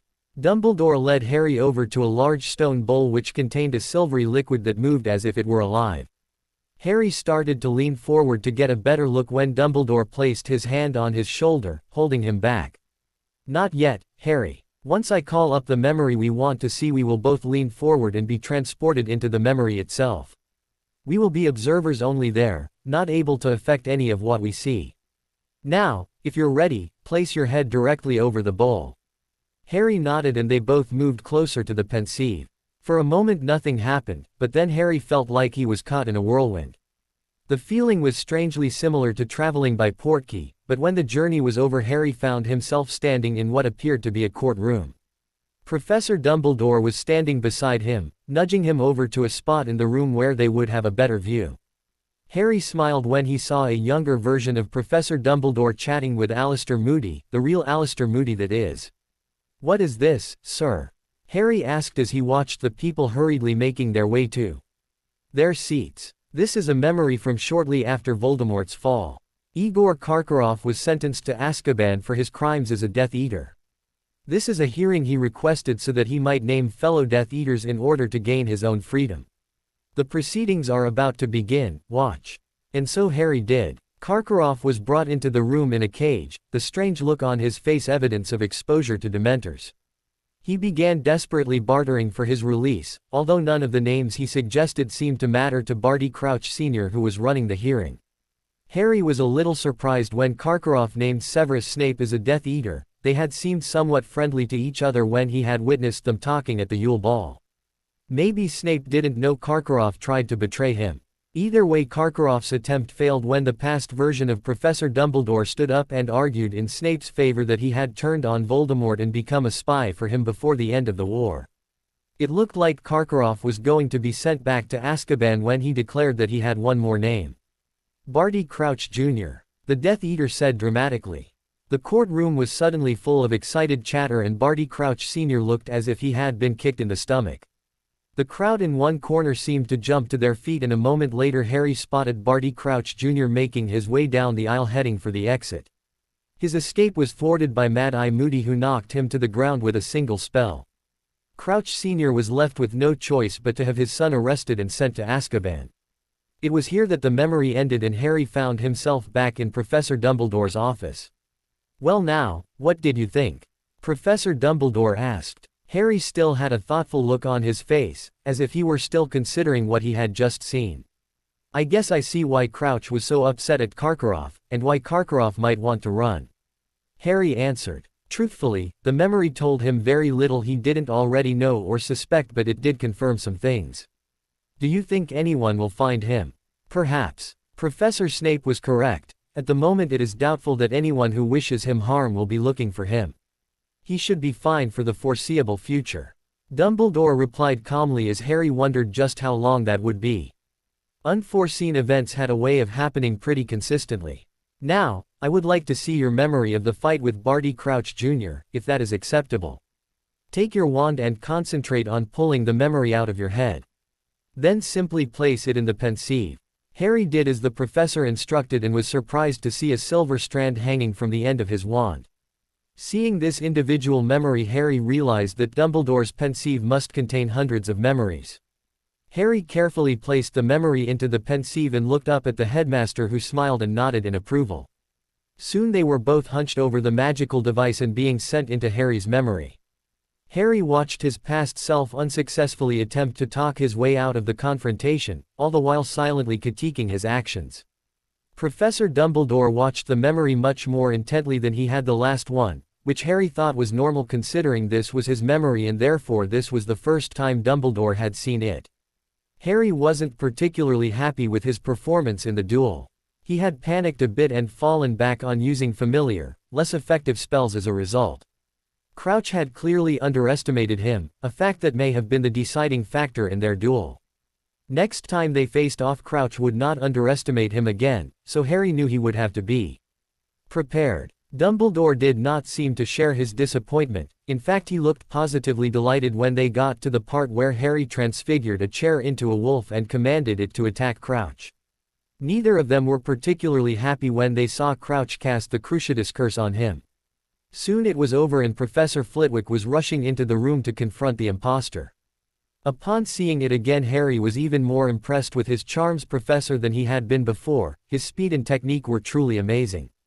The memory continued on until Harry, Moody, and Flitwick reached the infirmary and met Professor Dumbledore. Once done, the two spectators were once again sent back to the office. Upon returning, Dumbledore sat down in the chair behind his desk and motioned for Harry to take a seat as well. Harry nodded and sat across the desk from the professor, waiting for him to voice his thoughts on what he had seen. Harry, it is clear that you are unhappy with how you handled yourself in the duel with Barty Crouch Jr. You need not be, you did very well. I am more sure of that now, having witnessed the fight, than I was when you described it earlier. Your use of transfiguration in a duel was very impressive, a trick that I might have used in your position in fact. Thanks, Professor. Harry replied. I just feel like I could have done better, that's all. There is no doubt in my mind that you will continue to improve yourself, Harry. You have developed a surprising drive to do that this year, perhaps a positive outcome from your unfortunate participation in the Triwizard Tournament. If you ever need my help, the door will be open for you. Dumbledore said to reassure him. Harry nodded and offered a small smile in response. There is, however, one more issue I wished to discuss with you this evening. Harry looked up sharply at this. From the sound of Dumbledore's voice, it was not going to be something that would make him happy. What is it, sir? Harry asked. The Minister of Magic has reacted as we expected to the news that Barty Crouch Jr. is alive and free, which is to say quite poorly. Word is starting to trickle out about the event, despite Fudge's best efforts to prevent it. Minister Fudge has decided to increase security in what he has deemed high-risk locations. Dumbledore answered. So what exactly does that mean? He has no authority over Hogwarts, so no changes will be seen here. More Aurors will patrol Diagon Alley and a much smaller contingent will be placed in Hogsmeade. It is the patrol around Hogsmeade that I wished to warn you about, however. It's Dementors, isn't it? Harry asked. Fudge is sending Dementors to Hogsmeade. Correct, Harry. Dumbledore answered with a hint of frustration in his voice. They will not be in the town itself, but stationed on the outskirts. I advise you to stay away from them if at all possible. The Ministry's control over those vile creatures is not at all assured. A change is coming, the animals in the forest can sense it on instinct. I believe the Dementors know it as well. Is Hogsmeade safe, sir? Harry asked, still in shock that Fudge would endanger students with Dementors again. Most likely, although I would ask you not to stray from the village itself. I know you can cast a Patronus, but do not go looking for trouble. I understand. Harry said with a nod. Good. In that case I shall bid you good night, Harry. Thank you for allowing me to view your memory, it was quite enlightening. Harry nodded and left the office headed for the Gryffindor dorms. He considered the danger that he could be facing in Hogsmeade the next day, but quickly realized that he would be less at risk than anyone else, especially since he would be with Daphne, who could also cast the Patronus charm successfully. Harry frowned, realizing that he had not thought to teach the spell to Hermione and that there would not be time to do it before tomorrow. She, like the rest of the students, would just have to stay close to the village. In the back of Harry's mind he was beginning to get the feeling of impending danger again. It was a strange sense of worry that seemed to always be there, but became more intense when he was going to be put in a life-threatening situation. Perhaps that little feeling was the full extent of his abilities as a seer, but it was nice to have. It was awakening now, telling him to be careful. Though with Dementors on the loose, he already had that part figured out. Harry met Daphne at the large entrance doors to Hogwarts shortly after 11 a.m. The town had been open for a few hours before that, but both of them agreed that the idea of sleeping in sounded more appealing. They did not appear to be the only ones leaving late. Apparently the idea of getting out of bed to walk around outside was not popular on this cold February morning. Hey, you ready to go? Harry asked as he walked up to meet Daphne. Sure, there is another carriage leaving in a few minutes. Let's go, she answered, and they headed towards a waiting carriage. Harry reached out and took Daphne's hand and was rewarded with a smile in response. The carriage ride was fairly short due to the closeness of the village to the castle, but Harry still enjoyed the time he had to sit in peaceful quiet with Daphne and watch as the familiar scenery rolled by. Soon the journey was over and they had arrived at Hogsmeade. On weekends when the students were allowed to visit, it almost seemed like there were more students there than residents, and that was the case today. Although the crowds had not yet reached their full size, a large number of students could be seen happily walking from shop to shop and enjoying the day. Dumbledore's warning had caused Harry to be more alert than he might otherwise be. He had not seen any Dementors on the way over and assumed that they were being kept away from the well-used roads and paths. That was a small comfort to him. Perhaps if he were lucky he could avoid them completely. He hoped desperately for that because he hated the way the creatures made him feel. Harry, look. Aurors, Daphne said, interrupting his thoughts. Daphne was pointing to a pair of people in blue Aurors robes. One was a large and intimidating black man who seemed to radiate a feeling of strength and experience. His partner was a younger girl, clearly in her early 20s, with wild pink hair and a large grin on her face. She seemed to be joking with the other Auror, although he wasn't laughing like she was. Harry had told Daphne all about his conversation with Dumbledore, and she had merely frowned at the news that Hogsmeade would be host to Aurors and Dementors. She had worked regularly on her Patronus charms since Harry taught it to her and now felt confident in her ability to use it, however that ability had never been tested against an actual Dementor. Harry had toyed with the idea of bringing in a boggart for her to practice against, but quickly realized that the plan had several problems with it. First, he had no idea where he would find one. And more importantly, Harry had a strong suspicion that the next time he faced a boggart it would not turn into a Dementor. His fear of them had greatly lessened after his encounter at the end of third year, and he was in no hurry to see what would replace them as his top fear.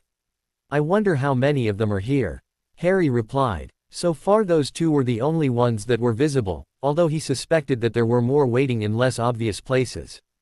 How about Honeydukes first? He asked, bringing her attention back to more entertaining topics. Now that you mention it, I could use some more sugar quills. Daphne agreed, and they began walking towards the candy shop. For the next hour they visited the various shops in the small village, sometimes making purchases but more often just browsing. They both felt that they had spent too much time in the castle and were enjoying the chance to do something different. They were in Zonko's joke shop when Harry noticed someone sneaking up behind them. Harry spun around with his wand ready, only to find Fred and George Weasley laughing at his reaction. Careful there, Fred. The twin that must have been George said. Dark Lord Potter almost blasted your head off. Too true, my handsome brother. And a lovely head it is. Fred agreed. Harry had lowered his wand and was now looking at the twins in amusement. Hey guys, Harry said. A good afternoon to you. Fred replied. And to you, our dear Dark Lady. George added, after which both twins bowed theatrically. It's good to see someone showing me proper respect. Daphne said. I suppose I might forgive you for sneaking up on us. Just this once. How gracious of you. Fred answered excitedly. Now Harry, you aren't seriously considering buying something from this pathetic establishment, are you? Why wouldn't I? Harry asked. I thought you two loved this place. The twins shared a glance between themselves and then leaned forward, as if to tell Harry and Daphne a secret. We're going to put this place out of business one day, George claimed with a large smile on his face. Take one of these. We call it a canary cream. Normally I'd charge you 7 sickles, but you get the Dark Lord discount for today. George handed him a small candy that looked like a custard cream. What does it do? Harry asked suspiciously, holding the candy up to his face for a better look. Nothing dangerous, we promise. Fred answered. Just use it wisely, and come see us if you want some more. With that the twins moved on and started talking to another one of Zonko's customers. Harry laughed when he realized they were attempting to advertise their line of joke products in their competitor's own store. Not a bad way to raise interest, he finally decided. Are you hungry? Harry asked Daphne as they left the joke shop. I was thinking we could eat lunch at the Three Broomsticks. Oh, and I had my hopes set on Madame Puddifoot's. Daphne replied. Harry looked at her in surprise, not expecting Daphne to want to go to the tea shop he had heard described as feminine, at the nicest and a version of hell on earth for every male, at the worst. Well okay. If that's what you want to do. Harry answered. Daphne responded by starting to laugh as if she had never heard anything funnier. No Harry, I don't really want to go. But it's nice that you would follow me into that hellhole if I wanted to go. Harry stared at her for a moment before beginning to chuckle as well, partly from relief that he didn't have to go to Madame Puddifoot's. The Three Broomsticks will be great. When they made it to the pub they saw that most, but not all, of the tables were already taken. Harry was able to find one close the bar and they sat down and waited for Madame Rosmerta to come take their orders. Harry and Daphne were enjoying the good food and company when their happiness was interrupted. So Potter, taking your tramp out for an evening on the town are you? The always annoying voice of Draco Malfoy asked. Harry and Daphne turned to see him and Pansy Parkinson approaching their table. Draco stood on one side of the table between Harry and Daphne while Pansy stood at the opposite side. Why don't you just leave, Malfoy? I'd prefer not to have to curse you in front of so many witnesses. Harry replied, upset that his date had been disturbed. Really? I didn't think you even paid attention to rules or laws, is it just to see how many you've broken? Only an idiot would believe that you have it in you to be a Dark Lord, but you are a liar and cheat. I'm just glad the rest of the world seems to be coming to their senses.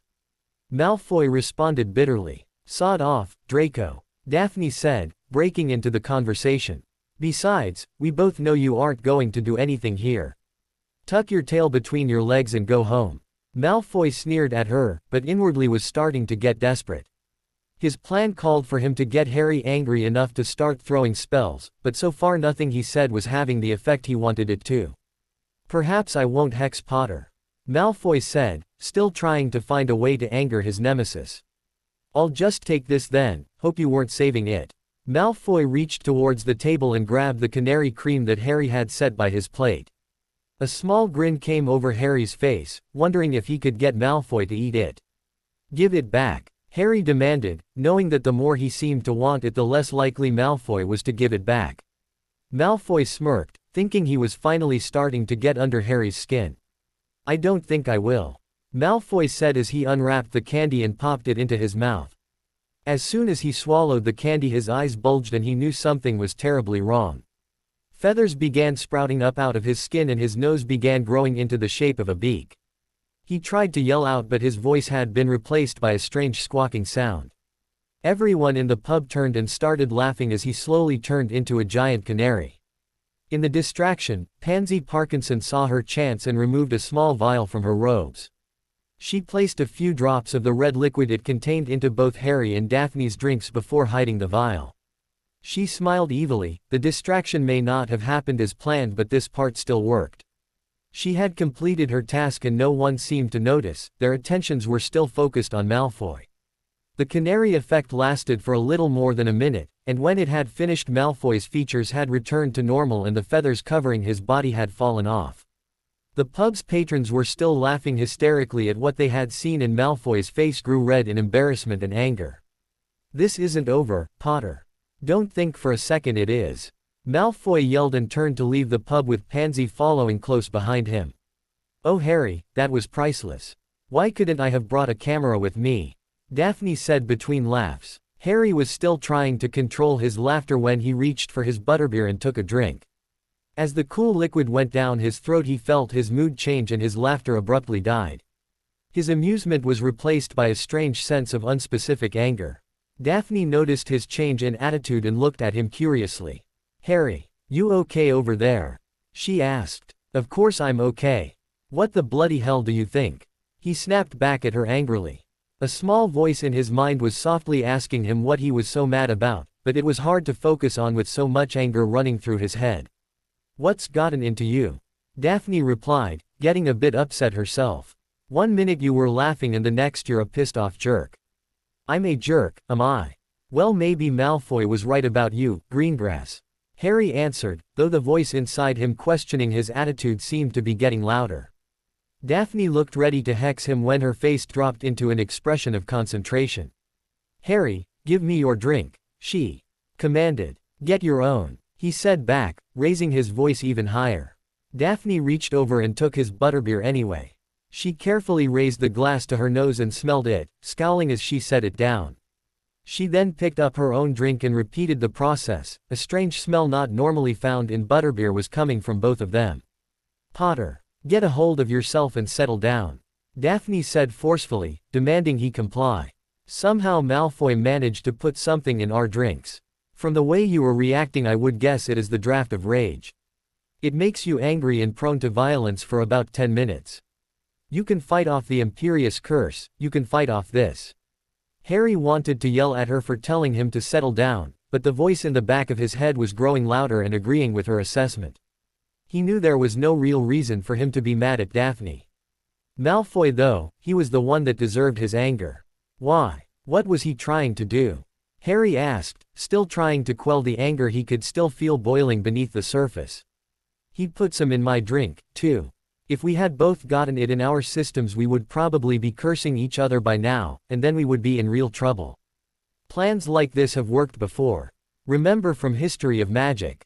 Some Dark Lord snuck the draft of rage into his enemy's food supply and just let them kill each other. This could have been very dangerous, Harry," Daphne explained. Harry simply nodded. Most of his concentration was still focused on removing the foreign thoughts and feelings from his mind. Slowly, he could feel the anger towards Daphne ebbing away. His anger towards Malfoy, however, was still present. "Come on," Harry said, rising to his feet. "Let's go find Malfoy." Harry was walking towards the door before Daphne could even begin to protest. Once outside the pub Harry began to look around hoping to spot Malfoy. "Harry, you're still feeling the effects of the potion," Daphne said as she caught up with him. "Let's go back inside and wait for it to wear off. If you still want to find Draco then I will help you." "There," Harry said, pointing towards a tree towards the outskirts of the village. Malfoy, Parkinson, Crabbe, and Goyle were all sitting by the tree watching the three broomsticks. Apparently they had been expecting Harry and Daphne to provide entertainment in their potion-induced rage. Harry began running towards them with Daphne following close behind. Harry was still quite angry, but he could feel the effects of the potion influencing him less and less with every passing moment. Malfoy and company saw him coming and seemingly thought it would be funny to have him chase them because they had gotten up and started running away from Harry and Daphne. "Harry, stop," Daphne yelled. The urgency in her voice caused Harry to drop his pursuit and turn to face her. "There are Dementors that way." Harry frowned and appeared to think about what she had said. Casting a quick glance towards where Malfoy and his friends had run to, Harry closed his eyes and attempted to calm himself. Finally he was certain that the effects of the potion had worn off. "Then we have to go," Harry answered reluctantly. "None of them can cast a Patronus, we can. As much as I'd like to curse him, I can't just let Malfoy die. Not even he deserves that. I've never cast a Patronus against a Dementor. I'm not sure I can," Daphne said softly, the worry clear in her voice. Harry responded by walking over to her and bringing her into a tight hug. After a few moments, Daphne lifted her arms and returned the hug. She tried her best to ignore her worries and concentrate on the comfort Harry was providing. "You can do it, Daphne. I know you can," he assured her. She opened her mouth to respond but was stopped when Harry leaned forward and keyed her. The key was brief, but somehow Daphne thought it was exactly what she needed. "Let's go." Daphne nodded and together they began running towards where they had last seen the others.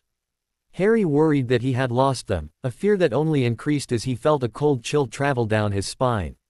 The Dementors were nearby. He looked towards Daphne to see that her eyes were wide open with a look of shock on them. She could obviously feel the Dementors as well. As they came over a snowy hill, Harry gasped when he saw that the Dementors had Malfoy and his friends surrounded. The 4 Slytherins were casting a variety of curses at the deadly creatures, but none of them worked. There were 6 Dementors in total, and at the moment they seemed to be toying with the children. Perhaps they were already enjoying the fear that they were provoking. Even from this distance the Dementors were able to affect Harry strong enough that he could faintly hear his mother's cries for mercy at the hands of Voldemort. "No!" His mind screamed at him. "I will not be afraid." Harry gave Daphne's hand a squeeze in encouragement and they headed towards the group. As they prepared to cast their Patronuses, Malfoy and Parkinson decided to run, leaving Crabbe and Goyle behind. 3 of the Dementors followed the 2 students as Harry realized that he and Daphne were both going to have to successfully cast the charm if they were going to be able to save their classmates. "Expecto Patronum!" Harry and Daphne yelled out simultaneously. Immediately a fully formed stag leapt from Harry's wand and began charging towards the Dementors surrounding Malfoy and Parkinson. Daphne's Fox Patronus took a few seconds longer to form, but eventually did and sped off towards Crabbe and Goyle. Harry began to focus on pouring as much of his magic into the spell as he could, and was surprised to see that his stag was getting larger and larger. He worried that the Patronus would become unstable and forced himself to concentrate on happy thoughts and emotions. In the moment before his stag reached its target, Harry glanced over to check on Daphne. Daphne was fully focused on her spell and had a large, triumphant smile plastered on her face after seeing that she had been able to cast the charm correctly. As her ghost-like fox leapt towards the Dementors, she began shouting out, encouraging her Patronus to attack the vile creatures. Seeing her reaction, Harry felt a surge of pride and affection for her. He suddenly realized how lucky he was to have her in his life. When he turned back only moments later to check on his stag Patronus, he saw that it had oddly shrank back to its normal size, but that was not the most striking change. Somehow, the stag appeared more solid and lifelike. When it attacked the Dementors, Harry thought he heard them howl in pain and surprise before they began to retreat. The stag briefly stood guard over Malfoy and Parkinson, but when it was clear that the Dementors were running away, it headed towards Crabbe and Goyle. Daphne's fox had managed to prevent the Dementors from getting close to Crabbe and Goyle, but was not able to chase them away like Harry's stag had been.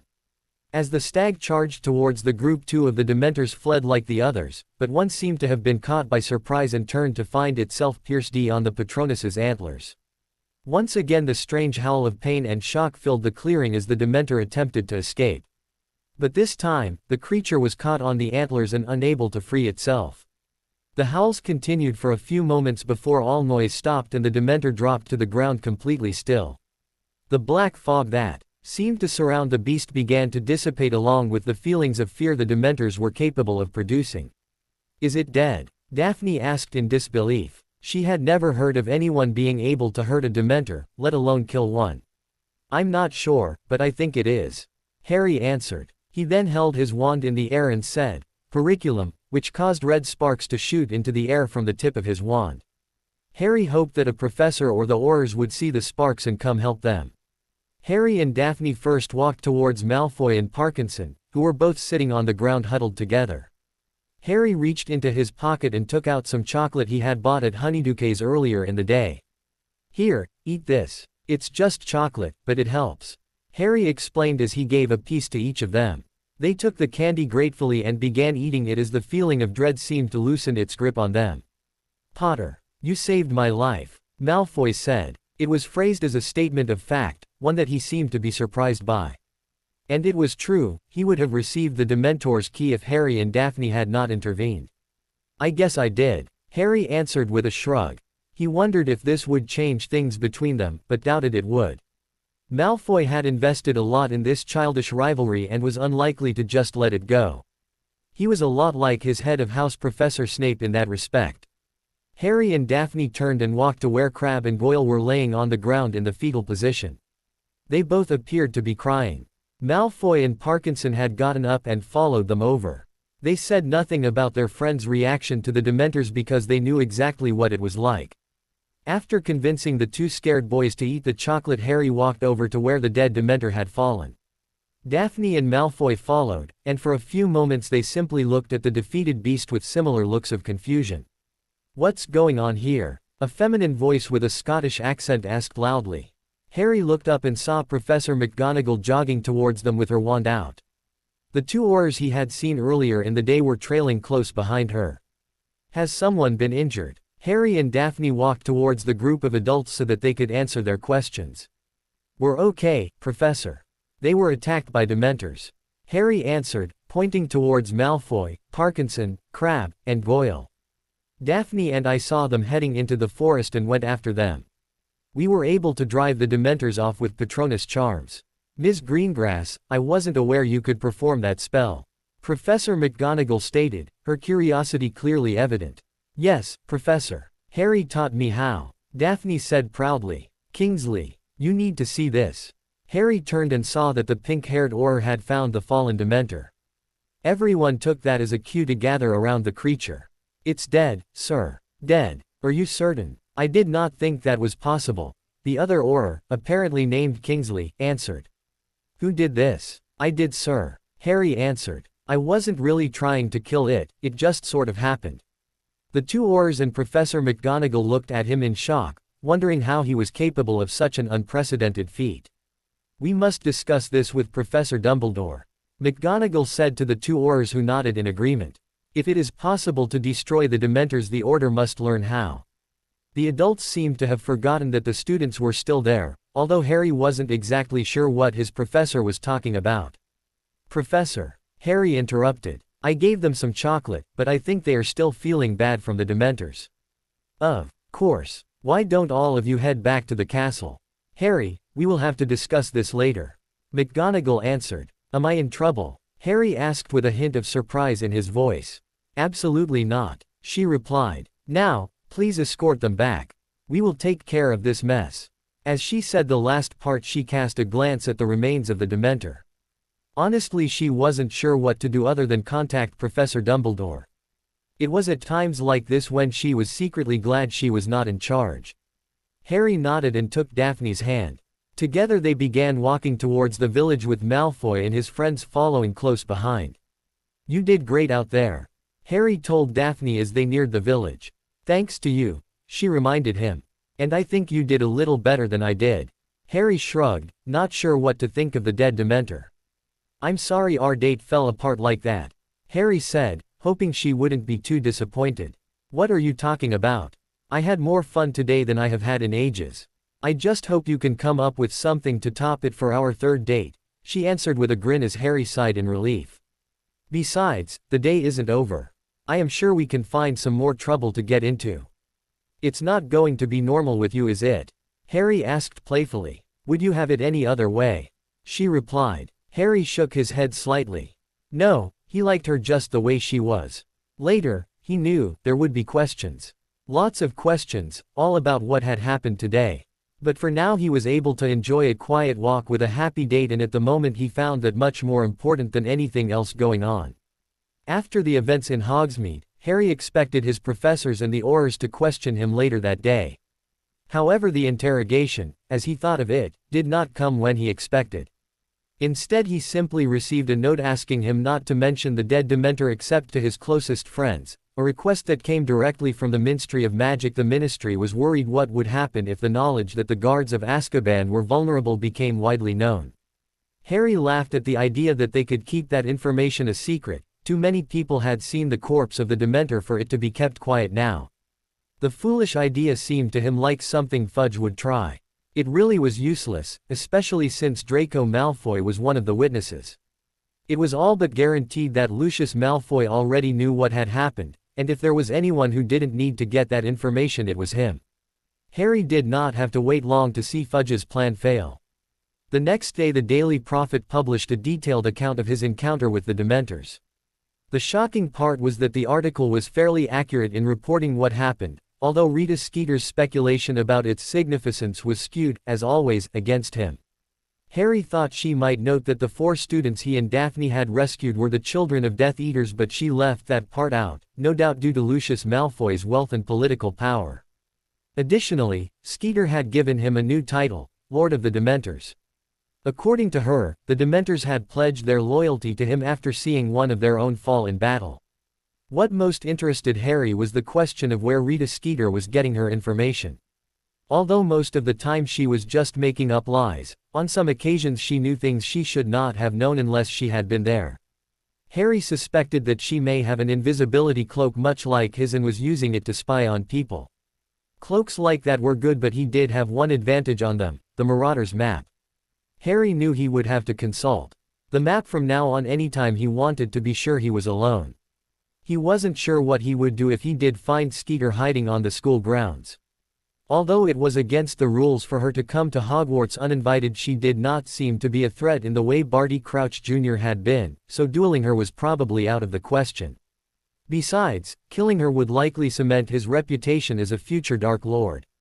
Reactions to the article at Hogwarts seemed to be mostly overshadowed by the news that Durmstrang would be leaving after the second task, which would be held as scheduled the following weekend. Rumors abounded that the Durmstrang headmaster had been kidnapped or murdered and his body thrown to the bottom of the lake. The professors were mostly unable to stop the rumors because even they did not know where Igor Karkarov was.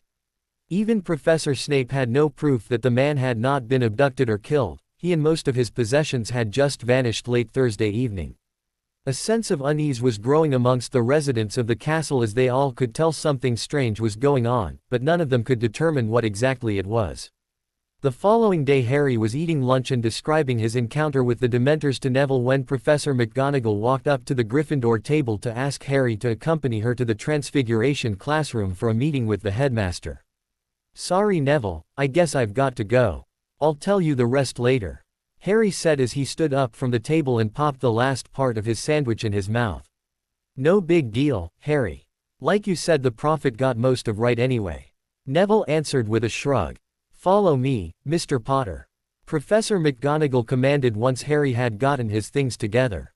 Harry gave Neville a wave goodbye and started walking with his head of house out of the Great Hall and towards the Transfiguration classroom. As they walked, Harry wondered what they were expecting of him and hoped they wouldn't be too mad at him when he admitted that he wasn't quite sure how he had killed the Dementor.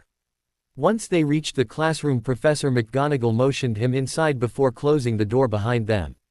Waiting inside were Professor Flitwick, Professor Dumbledore, and to Harry's surprise Alistair Moody. He was looking much healthier now than when Harry had seen him last. "Good to see you again, Professor Moody," Harry said, smiling at the former Auror. "You know I was never your professor, Potter," Moody responded with a grin. "Although I will be, starting tomorrow." "That's great news," Harry answered excitedly. "I was getting a bit tired of having Snape teach potions and defense against the dark arts." Dumbledore chuckled at Harry's admission while Moody just nodded in agreement. Moody never really trusted Severus Snape, despite Dumbledore's assurances of the man's loyalty. He accepted that Snape had truly turned his back on Lord Voldemort, but a man who could turn on one master could easily turn on another.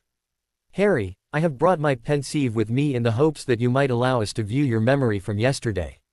Would that be acceptable?" Harry nodded and placed his wand on his forehead as he concentrated on the memory he wanted to share. As he slowly pulled the tip of his wand away from his head, he was rewarded with the sight of a small silver strand, exactly what he had hoped to see. He placed the strand into the pensieve and waited for his professors to join him. All 5 people in the room placed their heads over the stone bowl and were instantly drawn into the memory. Overall, Harry was much happier with his performance yesterday than he had been about his duel with Barty Crouch Jr. Once again he watched as his Patronus grew as he tried to put more power behind it. This time though he noticed that the larger-than-normal stag almost did break apart. As it grew, parts of it bulged and strained as if it were on the verge of popping like some strange balloon. It was not until he looked at Daphne that the form solidified and shrank, becoming more dense in the process. His professors must have found that part particularly funny because when Harry looked at them to judge their reaction they were all either smiling or laughing softly, though Harry had no idea why they were reacting in that way. They all watched in fascination as the stag attacked the Dementor and instead of just driving it off was able to kill it. The memory ended just as he saw his past self send sparks into the air to signal for help. "Well done, Harry," Professor Flitwick commented once they had exited the pensieve.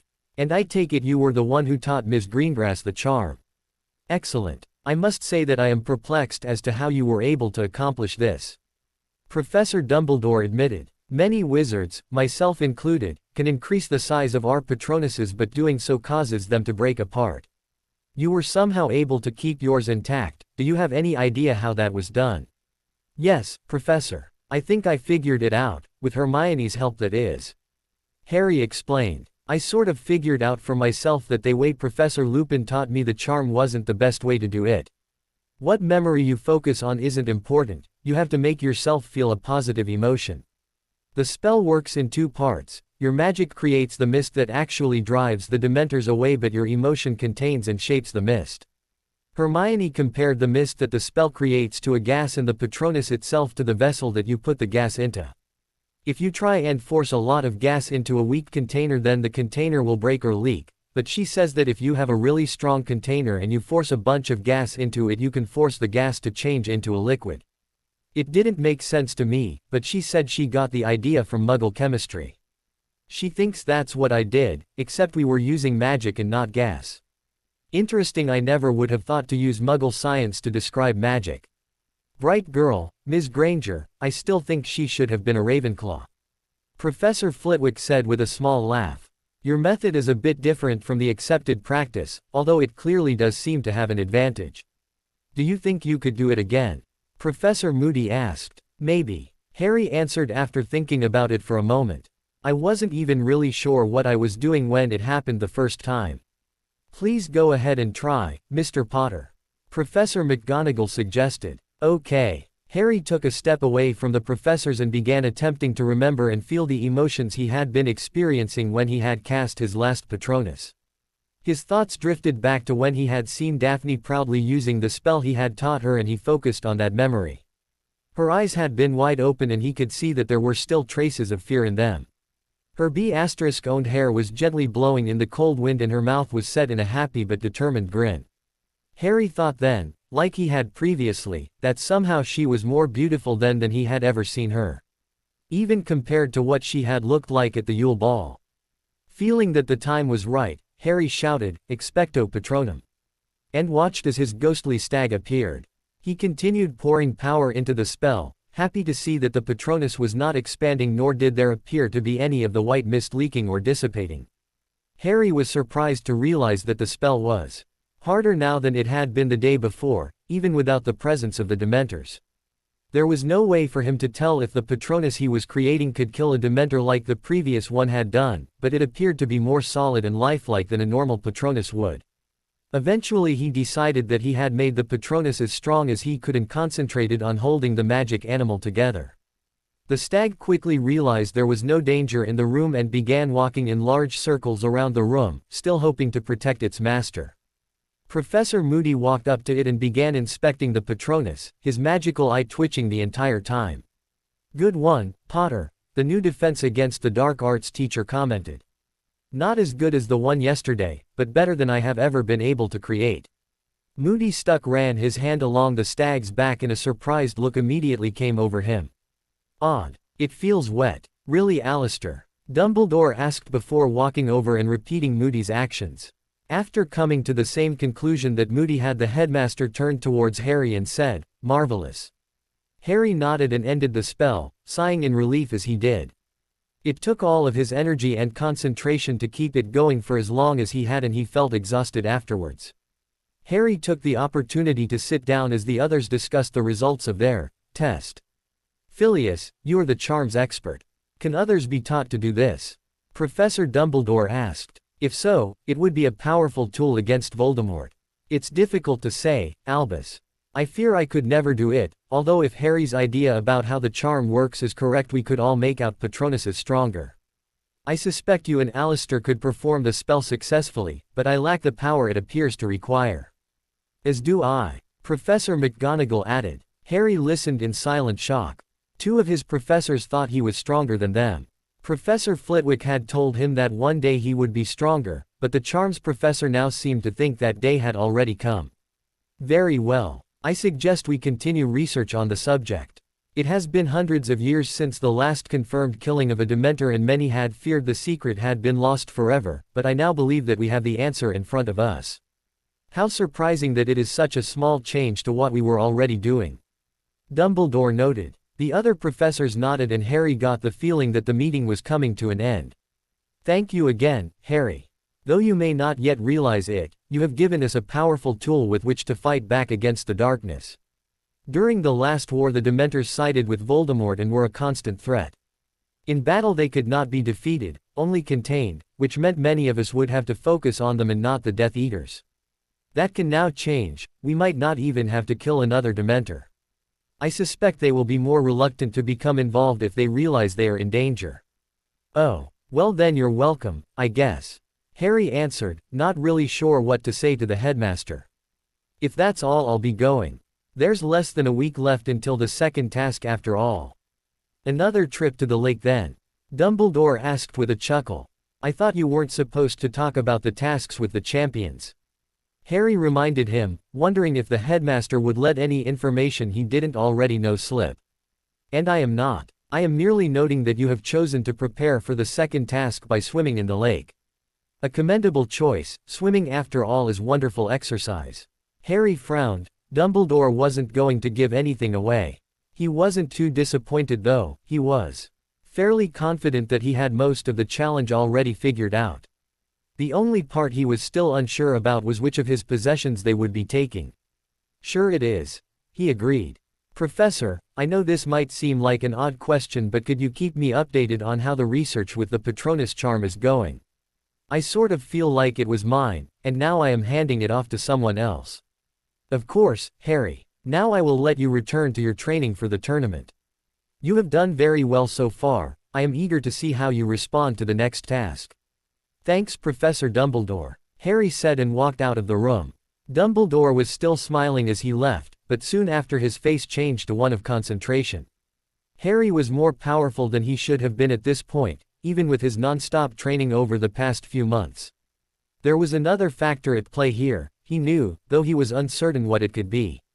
There were a few dark rituals that could produce similar effects, but only temporarily and not without unpleasant consequences that would have been easily recognizable. Harry Potter was turning out to be full of surprises.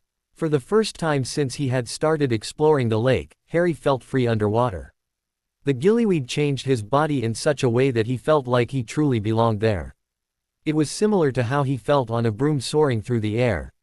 His previous worries about not being able to move fast enough had been completely erased by his first experiment with gillyweed. Now he felt confident he could outswim many of the fish in the lake and avoid most of the aquatic threats he would face instead of having to fight them. Harry was enjoying a peaceful view of the underwater environment when a sharp pull on his robes got his attention. He turned to see Daphne staring at him, looking quite angry. Hermione was not far behind and had an equally enraged look on her face. They were both using the bubblehead charm and were therefore not capable of keeping up with him. Harry belatedly realized he had been having so much fun swimming he had forgotten to make sure he stayed close by the others. He clasped his hands together in a pleading motion, hoping that Daphne would understand his apology. They had quickly found that communicating verbally underwater was not possible. She did understand what he was trying to do, but turned her head away, letting him know she still wasn't happy with him. Harry scratched his chin, showing that he was thinking what to do next. He then acted as if an idea had suddenly occurred to him and dropped down to the lake floor. Once there, he gathered up some of the more colorful plants and made an odd bouquet out of them. When he presented it to Daphne, she took it and smiled and then hugged him dramatically. Hermione had been watching the entire scene and laughing the entire time, her anger now having faded away. Harry spent the next half hour showing them around the lake, frequently stopping to point out things he thought were interesting, including the ruins he had noticed on the first day and the remains of a shipwreck he had found a week later. He could tell Hermione was eager to stay longer and learn more about the lake, but he knew the gillyweed would be wearing off soon and he should return to the surface. He eventually was able to convince them to follow and made it just as the effects of the transformation were beginning to wear off. Once they were out of the water, Harry began casting drying and warming charms, much to the relief of Daphne and Hermione. "So, what do you think?" Harry asked once everyone was comfortable. "The gillyweed is definitely the better option," Hermione commented. "It offers superior mobility at the very least." "You're right, but I can also see and hear much better underwater. And if it wears off early for some reason, I always have the bubble head charm to fall back on. That settles the question on how you will stay under the lake for an hour, but you still need to a way to find what you are looking for," Daphne reminded him. "I found a spell that might be useful, but only if you know what it is you are looking for." "Really?" Harry asked, excited that another part of his challenge might have an answer. "Yeah, it's actually 2 spells, but they are pretty easy to learn and cast. The book I found it in said it was invented by a wizard who kept losing his wallet, and it is supposed to work on things less than a mile away. It wears off after a few weeks though. The first one is Solario. You use it to mark and name whatever it is you are going to be looking for. Here, let me show you," Daphne said as she walked over and picked up a rock. She waved her wand in a sharp slashing movement before tapping the rock and saying, "Solario rock." "Okay, so what now?" Harry asked, curious to see how the 2 spells worked together. "Now you use the second spell. Repario rock." Once Daphne cast the spell, a faint red line linked the tip of her wand and the spot on the rock she had tapped. Harry looked towards her and then to the rock with a disappointed look on his face. "No big deal, Daphne. Maybe you just cast it wrong, we'll keep trying," Harry said as if he was trying to cheer her up. "What are you talking about? It worked. Don't you see the red line?" Daphne asked. "Red line?" Hermione said, sounding quite confused. "What are you talking about? There's no red line." "Of course," Daphne exclaimed in realization. "Only the person who cast the spell can see it. That makes the spell even better, this way no one will be able to follow your path."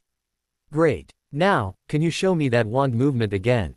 Harry asked. For the next 10 minutes she showed Harry and Hermione how to cast the spell.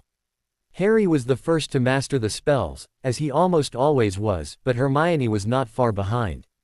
After a few tries they had both successfully cast the spell on a number of objects around them. Harry was surprised to see that instead of a red line like Daphne's, his had been a bright yellow, almost golden, color. Hermione said that her line was purple. "I didn't expect them to be different," Daphne said. "But I guess they all work. Now I just need to cast the spell on my most important possessions. I'm still not sure what they are going to take though," Harry said with a frustrated sigh. "What do you have that is most important to you?" Hermione asked, trying to get him to think about it. "My firebolt, the invisibility cloak, the Marauder's map, and my photo album. Those are the only really important things I own. I guess you could count my wand too, but I don't think they would take that from me." "Maybe they aren't going to take objects," Daphne suggested. "I was thinking they might take a person who is important to you." "They wouldn't do that, would they? I mean, the clue makes it sound like if I can't find what I am looking for in an hour then it is gone forever. They wouldn't put someone in that kind of danger against their will," Harry answered. "Oh yeah, look what they've done to you," Daphne pointed out. Harry frowned but nodded in agreement. "She's right, Harry. I don't think the people running the tournament really care if someone gets hurt," Hermione replied. "That or the clue could just be an exaggeration. Maybe if it is a person at the bottom of the lake they will just bring them up after it is over. So I guess you should cast the charm on the person most important to you as well." Harry's eyes immediately darted towards Daphne and he blushed slightly. Daphne noticed and smiled back at him. "Good idea," Harry said before walking over to Daphne and saying, "Solario Daphne," while performing the wand movement. He then cast the second spell to see if it worked, which it did. He felt a bit uncomfortable with this semi-public admission of how much he cared about Daphne. After all, they had not really discussed their feelings for each other, but was very relieved when Daphne wrapped her arms around him in a tight hug. "You're that important to me, too," she whispered as she hugged him, low enough that they both knew Hermione would not be able to hear. Hermione, however, didn't have to hear it to understand the feelings between the couple in front of her. She smiled, happy that Harry had found a little joy in his otherwise crazy life. "I think you're ready, Harry," Daphne said as she broke the hug. "And with a week to spare this time. I must be getting good at this, huh?" Harry replied jokingly. "I wonder if the others are ready." Harry looked over at Hermione when he said this, knowing that she still frequently talked to Victor Crumb. "Sorry Harry, but I can't say. I don't tell Victor what you are doing and I won't tell you what he is doing. And since I help you, I don't help him," Hermione said, her voice making it clear that she would not be persuaded. "I know, I shouldn't have even brought it up," Harry responded. "I guess he doesn't have Karkarov around to help him anymore either." "No, but Victor says that Headmaster Karkarov was always too busy to help him anyway. I doubt that it is going to make a difference in the tournament," Hermione added with a shrug. "I wouldn't worry much Harry, I don't think there is anything in that lake that will cause you any real trouble. Just make sure you beat the others." Harry nodded, knowing that his lead in the tournament was not too big and that he needed to win this event. He had no doubt that the other champions had figured the clue out or been told what it was. The tournament seemed to be rigged to ensure that. Unlike in the last task, he didn't have some rare talent that would give him an advantage. This would be a true test of skill and creativity. Harry found that he liked the idea of proving himself to be better than his older competitors. He had not been taken seriously in the tournament even after winning the first event, and Harry was ready to change that. Using gillyweed, he believed he could make it to from the shore to any point in the lake in less than 20 minutes, so assuming he had guessed correctly that he would be looking for one of his few cherished possessions or Daphne, he knew that the task should be fairly easy. All three of them went inside and separated at this point. Since it was Sunday, they all had classes the next day to prepare for. Before he went to bed that night, Harry remembered to cast the tracking charm on everything he owned that had any sentimental value to him at all. But through it all he had the strong suspicion that none of the items he was charming would be taken. It would be Daphne, he felt certain of that. And if that was indeed the case, there was no way he was going to let her sit at the bottom of the lake any longer than she had to. The next week seemed to pass by in a blur to Harry. He had classes and homework and tests, but he found he was only able to partially pay attention to them. His friends noticed his single-minded concentration, but only Daphne was able to even come close to pulling him out of it. Hermione had never seen her friend this determined before, and she attributed it to his belief that Daphne might be in danger because of this task. She had come to realize that Harry was becoming a powerful wizard, enough so that she almost felt sorry for anyone who would threaten the people he cared about. Their training had been temporarily suspended while he explored the lake in preparation for the tournament, but Hermione knew that he had not been relaxing over the last few weeks. She suspected that he had been pushing himself harder than ever away from her and Daphne's watchful eyes. Hermione's suspicion was correct. Harry had returned to his old practice of pushing himself to the brink of exhaustion before finally quitting. Afterwards his body felt like it was on the verge of falling apart, but by the next day his aches and pains had faded and he was ready to do it again. He knew Daphne would worry about what it was doing to him if she knew, but he believed it was helping to make him stronger. And he was willing to make her mad if it meant he could keep her safe. He would stop after the next task, he told himself, and then he and Daphne would figure out just what he was doing differently than everyone else. That or they would figure out how he was different from everyone else, an option that Harry suspected was more likely. By the end of the week spent using his intense training method, Harry felt that he had increased his magical power more in those few short days than he had in the months spent using normal training methods. Maybe it was dangerous, but the results spoke for themselves. And because of it, Harry felt ready for the second task.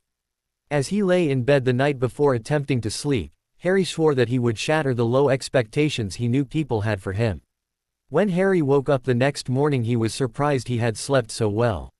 He had been much more nervous before the first task, which he admitted might make a lot of sense considering nothing in the lake was as dangerous as a nesting dragon trying to protect her eggs. The next task was scheduled to take place at 1 p.m., so he still had several hours to prepare. The first thing he did was open his trunk and check on his belongings. As he suspected it would be, everything was as he left it the night before. That meant that either no one had come to take something from him yet, or that what was going to be taken from him was not an item but a person. "Repario Daphne," Harry said, eager to make sure the spell still worked. He had recast it the previous day because he was worried it might wear off. The locating spell was still functioning perfectly, he found, and the bright yellow line coming from his wand was currently pointing towards another part of the castle. Harry suspected it was aimed at the dungeons the Slytherin dorms were located in but could not be certain of that. He ended the spell and decided to start getting ready for the rest of his day. That was when he noticed a small package lying on his dresser. Curious about what it was, he tore away the brown paper covering it and found that someone had sent him red and gold, the Gryffindor colors, swimming trunks with a matching shirt that said, "Potter," on the back in large letters. The clothes appeared to be the right size for him, and when he picked them up was surprised to feel that they were quite warm. A note was lying at the bottom of the package and Harry picked it up to see who the gift was from. "Harry, I thought that given your newfound love for swimming you might enjoy some new swimwear. They are enchanted to keep you warm and dry off instantly. I am sure you will find an opportunity to use them soon. Professor Albus Dumbledore." Harry smiled and muttered a silent, "Thank you," to Professor Dumbledore. He put them on and found that they did indeed fit perfectly. Harry put his school robes on over his swimming clothes and decided to walk down to the Great Hall and see what was for breakfast. When he got there he immediately saw that the Great Hall was full as if it were a normal school day. He guessed that most people wanted to be up early enough to get good seats for the second event, although he wondered how exciting it was going to be for them to stare at the surface of a lake for an hour. When the other students noticed him walking in, every eye turned to look at him and most of the conversation stopped. Harry was used to this kind of reaction, so he grinned and shook his head. That was when he heard someone shout, "Go Harry!" And some people started clapping for him. Maybe a quarter of the student population seemed to be supporting him, even a few Hufflepuffs were clapping despite the fact that Cedric Diggory was from their house.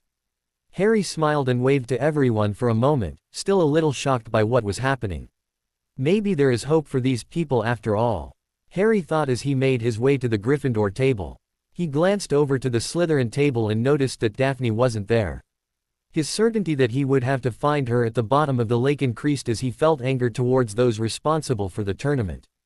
He never wanted to be in it, and he especially never wanted to endanger anyone he cared about. Sighing, he decided that there was nothing he could do about it at the moment and he might as well eat breakfast. He found Neville eating alone and decided to sit with him. They both said a quick hello and then got back to their meals. Harry had heard that it was a bad idea to eat a big meal before swimming, but decided he still had enough time for it to settle and not cause any problems, so he ate until he was content. "Hey Neville, have you seen Hermione?" Harry asked while taking another look down the table to see if she had sat down without him noticing. Most of Gryffindor seemed to be there, but his friend was strangely absent. "No, I haven't seen her all morning, actually," Neville answered. Harry nodded and wondered what she could be up to. "Lavender!" Harry shouted, trying to get the attention of Hermione's roommate. "What?" the girl shouted back from the other end of the table. She had been in the middle of a conversation and wasn't happy about being interrupted. "Do you know where Hermione is? Professor McGonagall came and got her this morning. She didn't say what for." Lavender answered and then turned back to the conversation she was having with Parvati Patil. Harry frowned as he thought about this new piece of information. Then he was struck by the realization that Hermione had been Victor Crumb's date to the Yule Ball. He jumped out of his seat and started looking up and down the Ravenclaw table. Cho Chang was missing as well. He did however see Roger Davies, who had been Fleur Delacour's date at the Yule Ball, so that seemed to disprove his idea that the tournament officials had simply taken the people who had gone to the ball with the champions. Perhaps there was someone else more important to her. In any event, there was now no doubt at all that he would be looking for Daphne in the second task. "Repario Daphne," Harry said, casting the locating charm. Neville looked at him oddly because from his point of view the spell didn't seem to do anything at all. Harry however saw a golden light extend from his wand out of the Great Hall in the general direction of the lake. He frowned, guessing that meant she and Hermione were both already hidden in the lake. When he cancelled the charm, Neville was still staring at him, waiting for him to explain. "Daphne and Hermione are both at the bottom of the lake.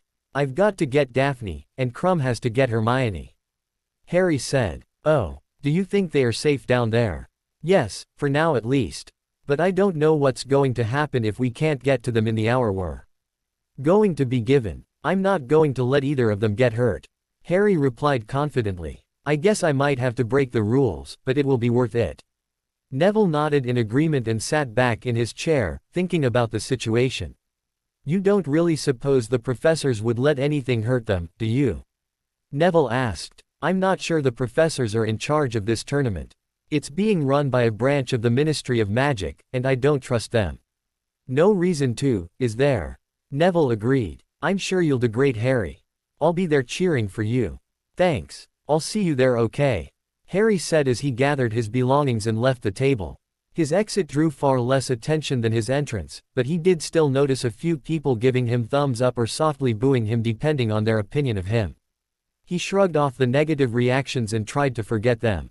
There was no way he was ever going to be liked by everyone in the school, and he had long ago stopped trying. As he walked out the door, he saw Draco Malfoy with Crabbe and Goyle following close behind him turn the corner on their way to the Great Hall. Harry had not spoken to any of them since the previous weekend, although the thought of having a long and intelligent conversation with either of Malfoy's lackeys almost made him laugh.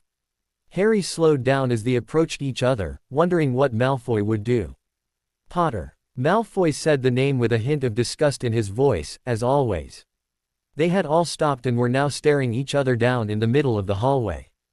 A few people had noticed and were watching, wondering if there was going to be a duel. Malfoy. Harry responded. Malfoy stood still and stared at the person who had been his nemesis practically since they met almost 4 years ago.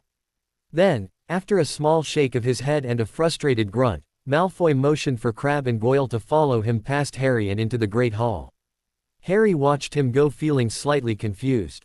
He had expected Malfoy to insult him or at least claim he was going to fail miserably in the second task today, but instead he had done nothing.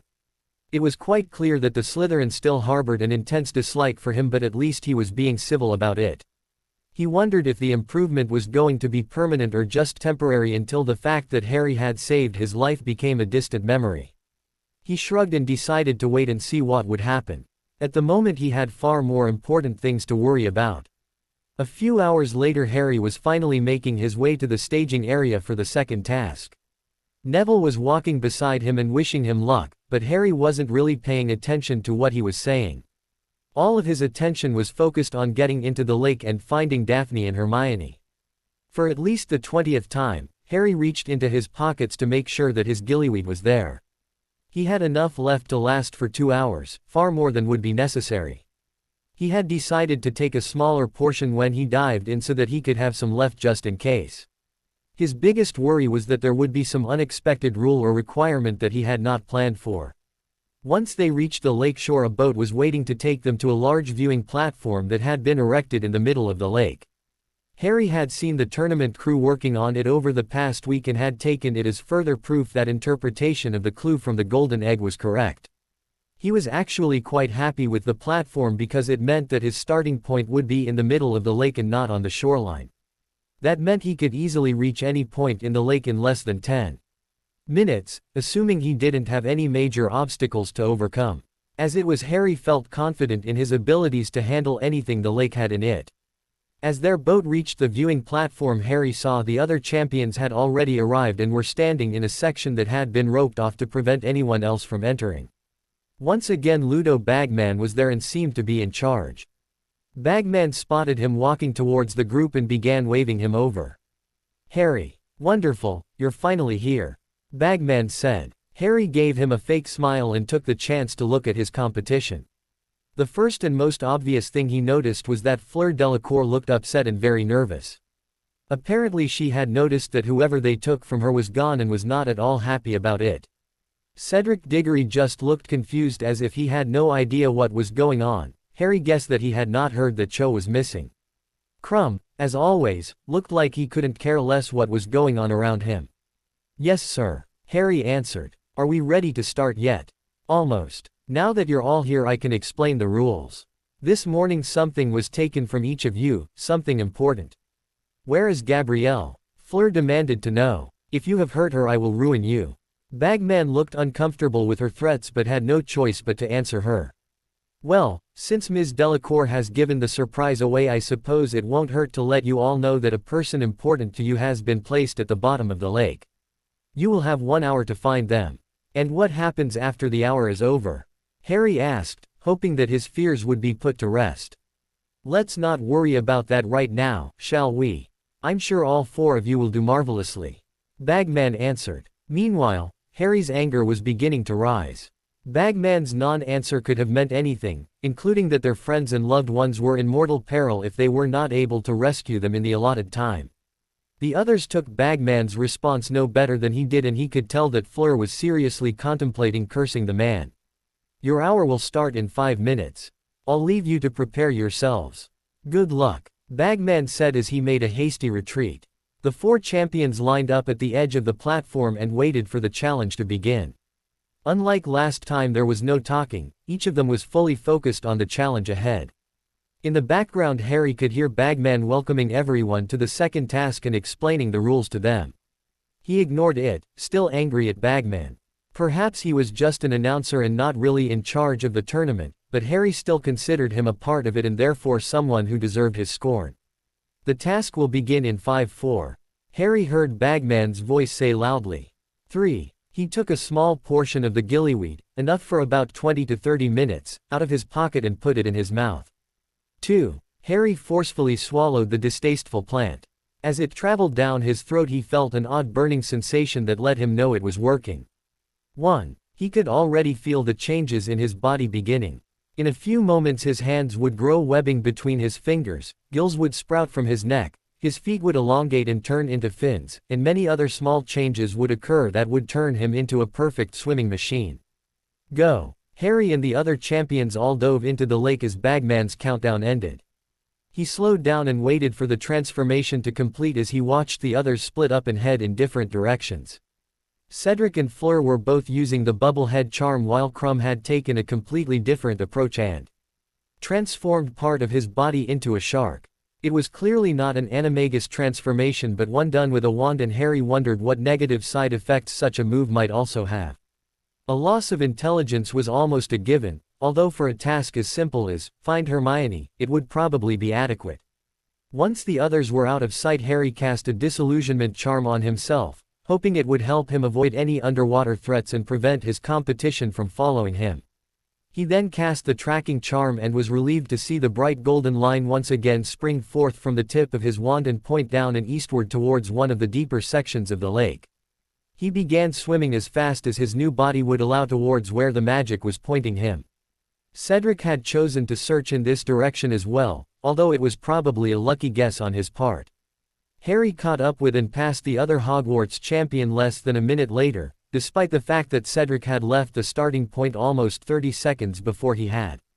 Cedric's head shot up and looked around, but he could not see through Harry's disillusionment charm. Harry smiled as he swam past Cedric and thought about how glad he was to have the gillyweed. Cedric and Fleur had no chance of catching him as long as they used the bubblehead charm, although Crumb might be able to with his partial transfiguration. Harry realized a moment too late that he was paying too much attention to following the golden line and not enough to his surroundings when he came over a small underwater hill and found himself face to face with an equally surprised giant squid. The squid's senses were much more adept at finding predators and prey it could not see, so it was able to quickly find Harry even through the disillusionment charm. The huge animal began to panic at the sudden perceived threat and thrash its arms about wildly. Harry dodged as fast as he could, but he was not able to completely escape the giant squid in such close quarters. One of its huge arms hit Harry in the side and managed to knock his wand out of his hand and send him flying through the water several feet. He hit the lake bed with a soft grunt and immediately started looking for his wand. Fortunately, the tracking spell was still working, and so he knew that it would be found at the nearer end of the golden line. Unfortunately though, his wand was now directly under the giant squid. Knowing he had no choice, Harry swam as quickly as he could towards his dropped wand. The squid sensed him swimming under it and began to sink to the lake floor, trying to crush Harry under itself. As Harry reached his wand, he knew he could not swim fast enough to avoid the squid, so he spun around and yelled, "Reducto!" The curse hit one of the squid's many arms and opened a large, bloody gash in it. The squid did not scream in pain but instead quickly retracted its arms and began to slowly move away from Harry, who it now knew was a major threat. Harry began to swim away, eager to put some distance between himself and the squid, as the large animal seemed to think about whether or not to pursue him. To Harry's immense relief, the squid slowly began to retreat, allowing him to continue on with the second task. Harry's tracking charm had ended as soon as he cast another spell, a major flaw with the spell as far as he was concerned, so he recast the spell and restarted his journey towards Daphne. His violent encounter with the squid had taken less than 2 minutes, but he was still unhappy with the setback. After few uneventful minutes, Harry swam over the edge of an underwater valley and spotted his target. Daphne, along with the other 3 people taken from the other champions, was tied to the lake floor and surrounded by merpeople. Unsure whether or not they would try and attack him, Harry disabled his disillusionment charm and approached cautiously. As he got closer, the merpeople spotted him but made no movement to attack him or stop him, although he found that they were holding spears or tridents. Once he reached Daphne, he saw that she appeared to be unconscious. She did not seem to be breathing, and when he put his hand over her heart he could not feel it beating. Knowing that he had reached her well under the hour he had been given, he assumed that she had been placed in some kind of magical stasis. Using a cutting charm, he removed the ropes tying Daphne and wrapped one arm around her in order to carry her. He began to swim towards Hermione, but a group of the merpeople jumped in his way and began threatening him with their weapons. Harry frowned and guessed that the champions would only be allowed to take one hostage. Harry knew that the other champions still had over 50 minutes to rescue the people that had been taken from them, so it was not imperative for him to take them yet. First he needed to get Daphne to safety. Harry sank to the lake floor and picked up a rock as the merpeople watched on curiously. "Solario rock," he said softly as he cast the first part of the tracking charm on the rock, which he then dropped back where he found it. He was fairly certain he could find this spot again without it if he needed to, but having the charm there to help reassured him. He then pulled Daphne close towards him and began to swim towards the surface. Harry was relieved to see that the merpeople seemed happy to let him go. Harry swam up and out of the valley and began to head back towards the viewing platform. He had not gotten very far when he suddenly stopped and began looking around. He had been by this part of the lake before, but this time it seemed different somehow. He didn't have to look for very long before he found what had changed. About 24 Grindylows had hidden themselves behind plants, under rocks, in the mud on the lake floor, and in various other places in order to set up an ambush. They had clearly seen him approaching but had not yet made their move, choosing to wait until Harry was a little bit closer and it would be harder for him to escape. The creatures were vicious and quite dangerous when they hunted in packs, but they did have several weaknesses. One of them was their speed. Harry could easily outswim them when using gillyweed, however that would be much more difficult to do while carrying an unconscious person. He did however have one trick up his sleeve that they would not be expecting.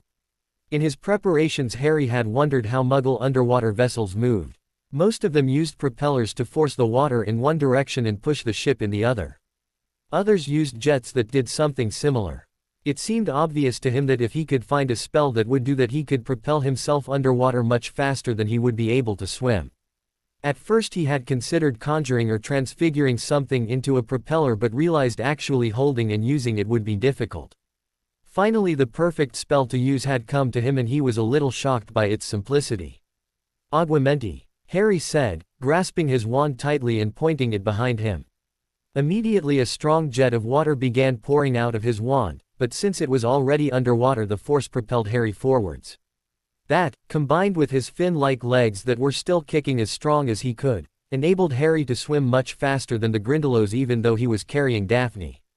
Seeing that their ambush had failed, the Grindylows began chasing after him, but it soon became clear they were too late.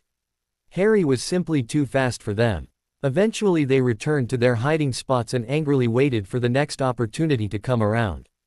It did not take long after that for Harry to reach the surface.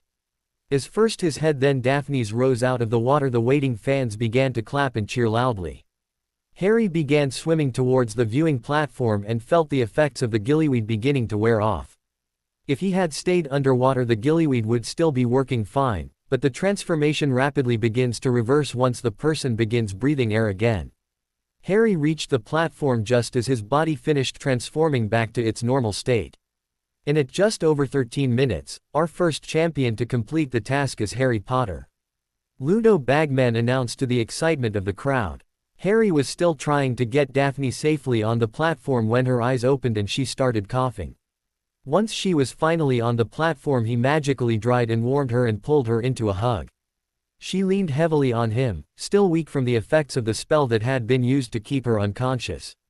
"It's okay, Daphne, I've got you," Harry said, trying to comfort her. "You're safe now." Daphne nodded and laid her head on his shoulder. A member of the tournament crew approached them with a large towel which Harry gratefully took and covered them with. "What about the others?" "Hermione is down there," Daphne asked. "I know. They're still down there. There is still about 40 minutes left, so hopefully they will be able to make it too," Harry answered. "You're going back down there, aren't you?" "If I have to," Harry responded seriously. He didn't really want to, but he was not willing to innocent bystanders get hurt in this stupid tournament. "I need to go talk to Bagman, will you be okay here for a minute?" Daphne nodded her head and reluctantly released her hold on him. Harry smiled and gave her a quick key before walking towards Bagman, who was still talking to the crowd which was eagerly awaiting the next champion. "Mr. Bagman," Harry shouted, trying to get the man's attention. The announcer looked Harry's way with a surprised and confused look on his face for a moment, and then broke into a large smile.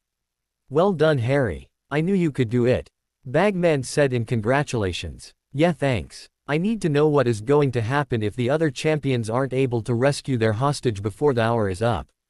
"But you already saved your friend, Harry," Bagman pointed out. "Why don't you just relax and watch the rest of the competition?" "Because one of my friends is still down there," Harry yelled angrily. "And if you won't answer me, I am going back down there and getting all of them."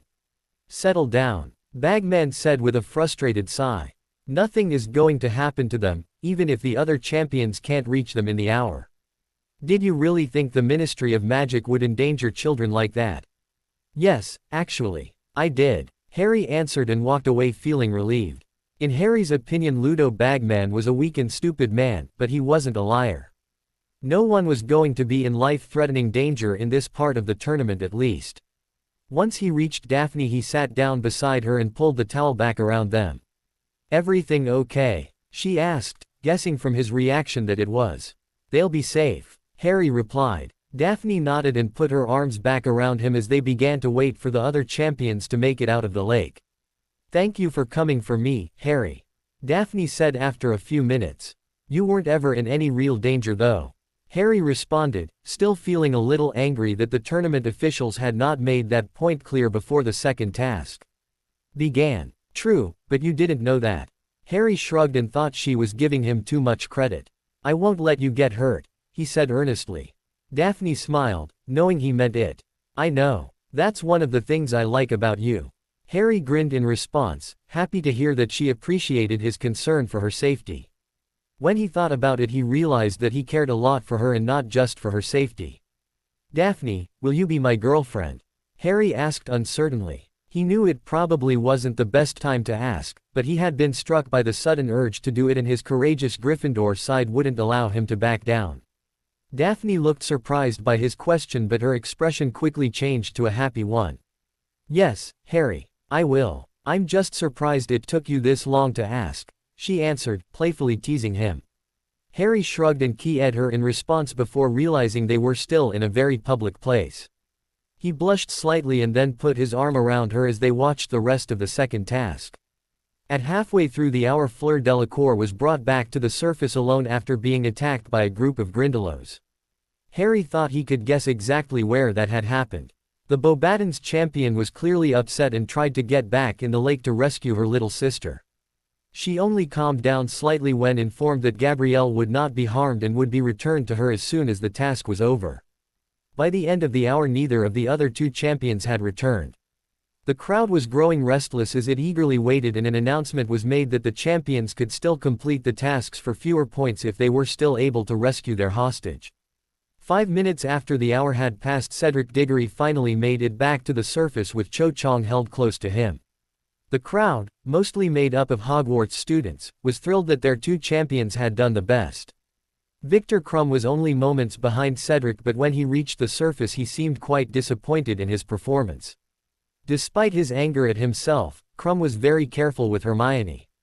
He gently placed her on the platform and did not leave her side until she had woken up. Harry smiled at that as he realized that the large Bulgarian really did care for his friend. Harry hardly paid attention as Bagman announced the results. He knew the most important part. He had once again come in first and should now be the favorite to win the tournament, just like he had planned. A date for the third and final task was announced, but no clue was given as to what it would be. Harry held Daphne close to him and found that at the moment he did not care. He had months to worry about the future, and at the moment all he wanted to do was celebrate his victory with his friends and new girlfriend. The outcome of the second task seemed to put everyone in Hogwarts in a much better mood. Harry, of course, knew that like most of the changes at his school, this one was most likely temporary as well, but that didn't mean he couldn't enjoy not being an outcast for a few days. Even so, Harry was beginning to get a much better idea of who truly cared about him and who was just doing whatever was popular at that particular point in time. The one person who Harry didn't understand was oddly enough one that until recently had been the easiest to understand: Draco Malfoy. He no longer went out of his way to antagonize Harry, preferring instead to avoid him and pretend he didn't exist. It was another situation Harry was happy to let continue. Rita Skeeter had continued to write about him, although her favorite topic was no longer calling him a Dark Lord but claiming that he was angry at Victor Krum for stealing Hermione away from him. Apparently she had forgotten that Daphne was supposed to be his Dark Lady, even though she was the one who first suggested it. He was getting very tired of dealing with the troublesome reporter, but there was, for the moment anyway, little he could do about it. The wizarding world did not have laws against slander or libel. A man who had been insulted was expected to challenge his insulter to a duel and settle the conflict that way. However, Harry couldn't do that without looking like a bad guy, so instead he was waiting to see what information Daphne's father could come up with to use against Skeeter. Hermione and Daphne were both eager to restart the training they had temporarily stopped so that Harry could prepare for the second task, but he insisted that he be given time to relax. The stress of the year was finally starting to catch up with him and he needed some way to get past it. It turned out that spending time alone with his new girlfriend was the best therapy he could ask for. They didn't use magic and sometimes they barely even spoke to each other, but her reassuring presence was exactly what he needed. Daphne seemed to realize this and happily complied. On one such night a few weeks after the second task, Harry and Daphne were sitting outside in the shade of a giant oak tree. The winter cold had finally broken, melting the snow that had covered the grounds and signaling that spring was rapidly approaching. Harry and Daphne were not the only ones taking advantage of the relatively warm weather by coming outside. In fact, it seemed like half of the school was somewhere on the grounds, happy to finally be outside enjoying a pleasant day. Harry sat on the ground with his back propped against the trunk of the ancient tree while Daphne lay curled against him with her head resting comfortably on his lap. They were watching a group of third years play with a fanged frisbee which snarled and bit at whoever was closest, to the amusement of everyone else. The frisbees were technically not allowed at Hogwarts, but Harry had already seen two professors pass by and say nothing about it, including Professor Sprout. He guessed they were as happy as the students to be out of the castle.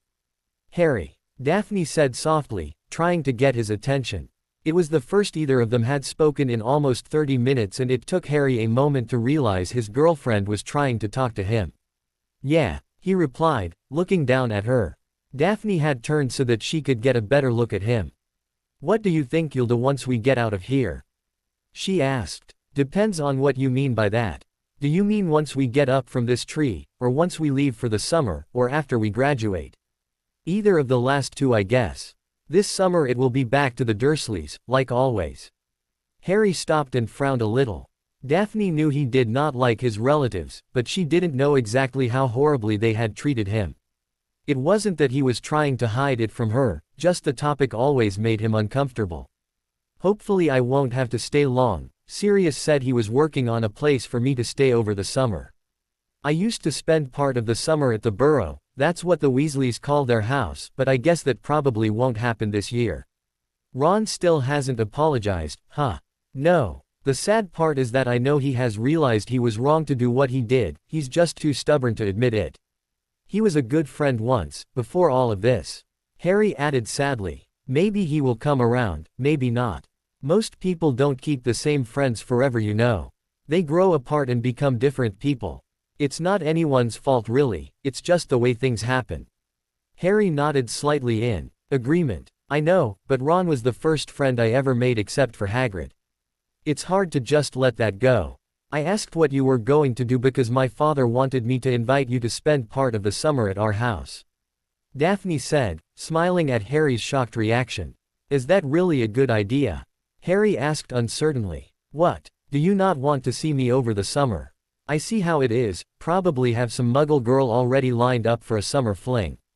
Daphne responded, acting like she was hurt. No, nothing like that. I'm just worried your parents won't like me.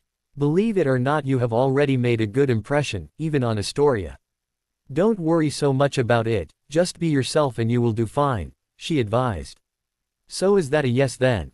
I will try my best, but sometimes what I do over the summer isn't really up to me. Daphne nodded and accepted his answer. What about the other part, what you want to do after Hogwarts? She asked curiously. I've never really thought about it honestly.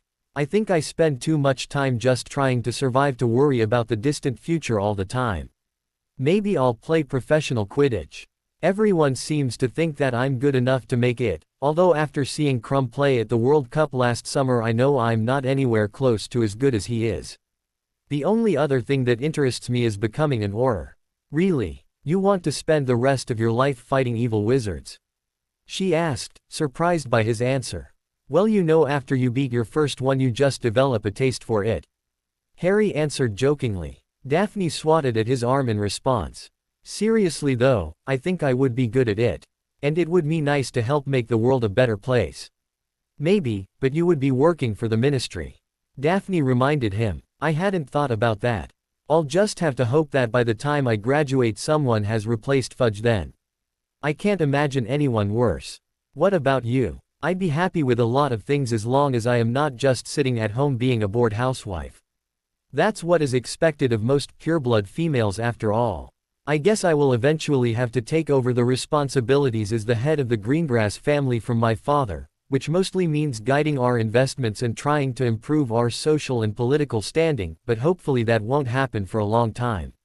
There is one thing I've thought a lot about. What? My father always talks about how becoming an unspeakable was the best job he ever had. I've thought about following in his footsteps. Plus there is the mystery surrounding the unspeakables which I have to admit I find quite attractive. Harry smiled and realized that during the conversation neither of them had brought up the fact that they both believed Voldemort was still alive and would eventually find a way to come back. They would both be involved in that war no matter what else they did, so perhaps their plans would never come true. A war was brewing and there was nothing they could do to stop it. Don't think about it, Harry. Daphne said after seeing the expression on his face change. You've got to have something to fight for. A happy future is a good place to start. I think my little vacation is over. Harry said sadly. It's been nice these past few weeks not worrying about the tournament or forcing myself to train all of the time, but there is too much at stake to keep slacking off. I'll be right there with you, and so will Hermione if you let her. She's still desperate to find a way to make herself useful. You need to be a good friend and help her find it. Daphne told him. Harry knew she was right, Hermione was a great friend and he owed her that much. Okay. From now on you both start training in the room of requirement with me. And I want to go back to my old training method. Harry added, knowing that Daphne would object. Judging by the frown on her face, she was about to. I understand, she finally said to Harry's amazement. But would you do something for me first? Tell Dumbledore about it before you do. I may not exactly trust the old man, but he does know more about magic than just about anyone else. I've never heard of anyone else being able to do what you do, and frankly I'm worried about you. Ah, you do care. Harry joked, trying to lighten the mood a little. Of course I do. I've put far too much time and effort into you to see you kill yourself with some crazy training routine, she said, smiling sweetly back at him. Fair enough. I will talk to Professor Dumbledore. Happy. Ecstatic. She answered and brought her head up to key him. I wonder where he's been lately anyhow. He hasn't been at meals all week. I'm not sure, but Professor Moody has been gone a lot too. Harry thought about it for a moment and wondered what they could be up to. Dumbledore had mentioned that he had important work to do and that Sirius was a part of it, but his godfather had not given him any hints about what he was spending his free time doing or even where he was currently living. Wondering if the headmaster was even in the castle at the moment, Harry pulled the Marauder's map out of his book bag which was lying next to him. After speaking the code phrase to activate it and tapping the map with his wand, Harry began looking for the professor. He was not in his office or anywhere else on the grounds that Harry could see. "Harry, look," Daphne said excitedly and pointed to a part of the map far from where he had been looking. Looking at the point she was drawing his attention to, he saw his name and hers together like he expected them to be. That, however, was not what she was pointing at. Not far from their names was one he did not expect, Rita Skeeter. Harry's head turned towards where he expected her to be but saw nothing. Slowly, hoping she would not see what he was doing, Harry reached for his wand. He tried not to stare at the spot where he knew she was until the moment he knew he was ready. "Accio invisibility cloak," Harry said, pointing his wand towards where the map said Rita Skeeter was. But to his surprise, nothing happened. On the map the dot marked Rita Skeeter was making a rapid retreat. He kept looking, but still saw nothing. "Damn. She was here, she had to be, I thought that would work." "Harry, I don't think she was using an invisibility cloak. No, she must not be. It wasn't a disillusionment charm either. We would have been able to see it when she moved, what then?" Harry said, mostly thinking to himself. "I'm not sure, but I think I know." Daphne said, quickly catching Harry's attention. "I thought I saw something flying off where she was supposed to be. Something small, some type of bug maybe." Harry thought about it for a moment, trying to figure out what it meant. "There's got to be a minimum size on animagus forms, right?" Harry said eventually. "Probably, but remember that Pettigrew is a rat. A rat is a lot smaller than a person, so it might be possible. But I know for a fact that Skeeter isn't registered as an animagus with the Ministry. That's illegal, Harry, and punishable with a big fine and possible time in Azkaban. Maybe more depending on if they've used their form to commit crimes. This is what we've been looking for, Daphne," Harry said with a mischievous grin on his face. "We can take Skeeter down with this. That's one way to look at it, but I think she deserves worse than a fine and a few months in Azkaban for what she's done to us. I'll my father and let him know what we found. Don't worry, Harry, we'll come up with a good punishment. Her days of attacking us are over," Daphne said with a grin. Harry shrugged and agreed, knowing that his girlfriend had a much better imagination than he did when he came to this type of thing. And he wanted only the worst for Rita Skeeter. It took a few days, but Harry was eventually able to schedule a meeting with Dumbledore. They agreed to meet in his office after dinner, but when Harry gave the gargoyle the password and walked up the stairs, he found that the door to the office was closed. He listened closely to see if he could hear anything to indicate that Dumbledore was inside but heard nothing. Harry decided to try and open the door to see if it was locked, but when he put his hand on the doorknob he froze and looked at it with a confused look on his face. The doorknob felt different in some indefinable way. It was not hot or cold and it wasn't moving at all, but there was something about it that made his fingers tingle when they touched it. The feeling most reminded him of the time when he was much younger and had accidentally touched an electrical cord with some of the protective covering stripped off and had received a brief but painful shock. Unlike that sensation though, this was not painful. Just different. Harry took his hand off the door and the feeling faded, but when he put his hand back on the door it returned. Still curious about what he was feeling, Harry put his hand on a different spot on the door and found that it felt the same. While he was thinking about what it could be, the sensation suddenly stopped and Harry heard the lock on the door click open. There were also voices inside talking. One was obviously Professor Dumbledore, and though the other sounded somewhat familiar he could not place it. A few moments later the door opened revealing Professor Dumbledore. "Right on time, Harry. I apologize for the delay," the headmaster said. Harry took a step into the office and saw who Dumbledore had been talking to.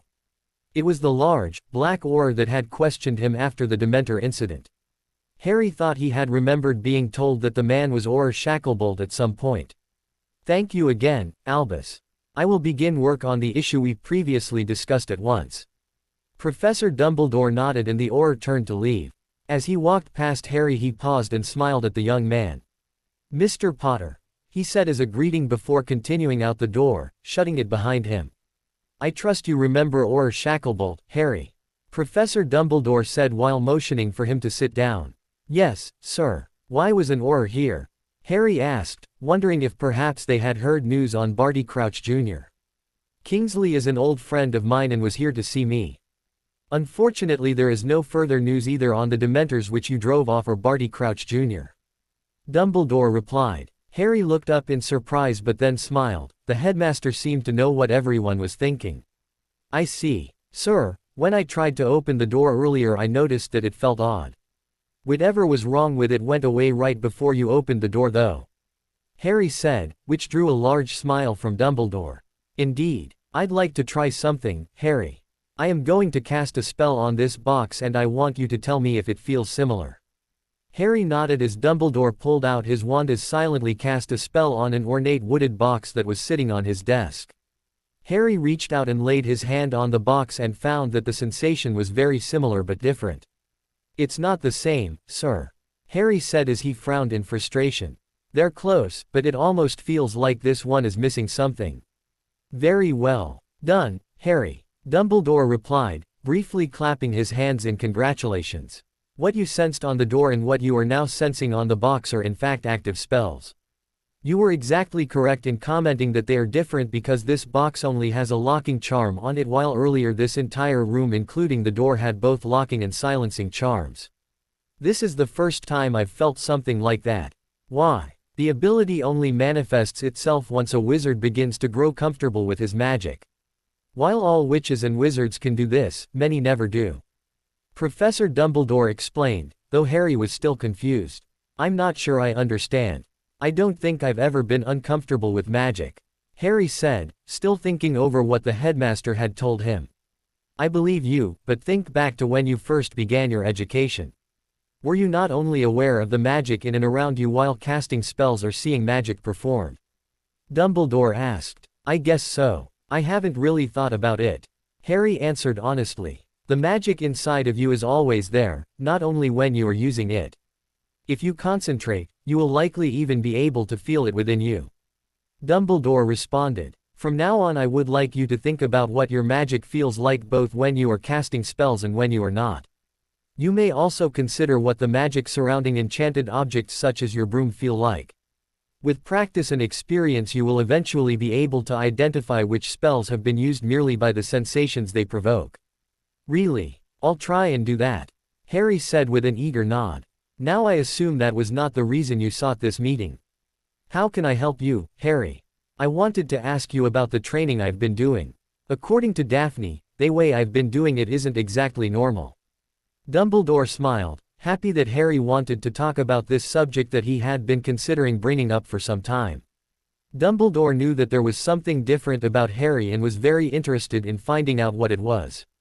I see. Dumbledore answered. Please Harry, explain what you have been doing to prepare for the tournament. Mostly I have just been learning the spells that I would normally learn in my 5th, 6th, and 7th years. That has been good, but it isn't really what I wanted to talk to you about. Some of the times when I'm practicing I will keep casting spells as strong as I can until I can't do any more magic. That is not wise, Harry. Professor Dumbledore said, interrupting him. Doing so could potentially stunt your magical growth.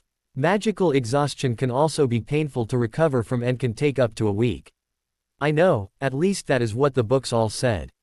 But when I do it I wake up the next morning feeling just fine. Dumbledore frowned, thinking about what Harry was saying.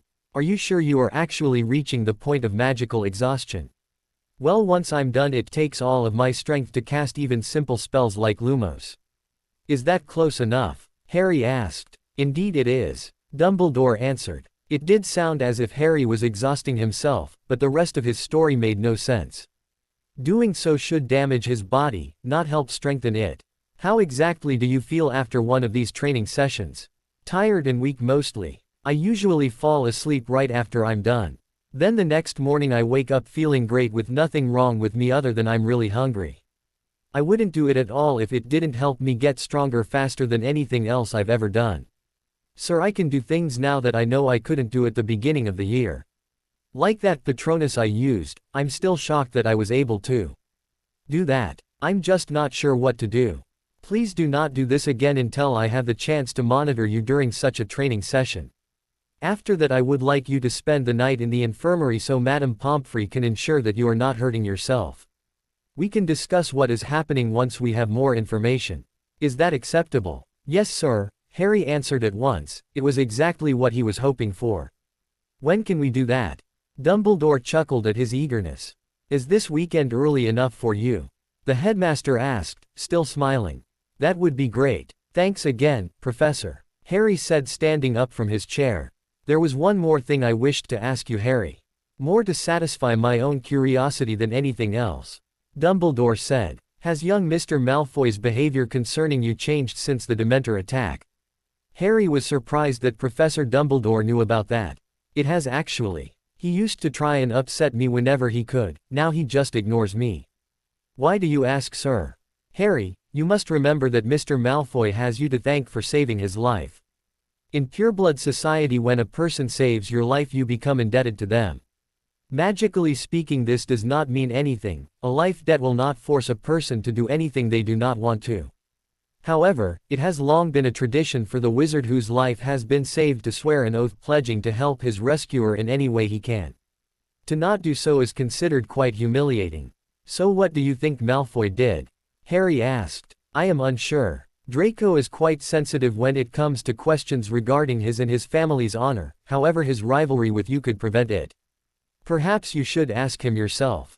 Dumbledore suggested. Thank you for coming tonight, Harry, it has been most enlightening.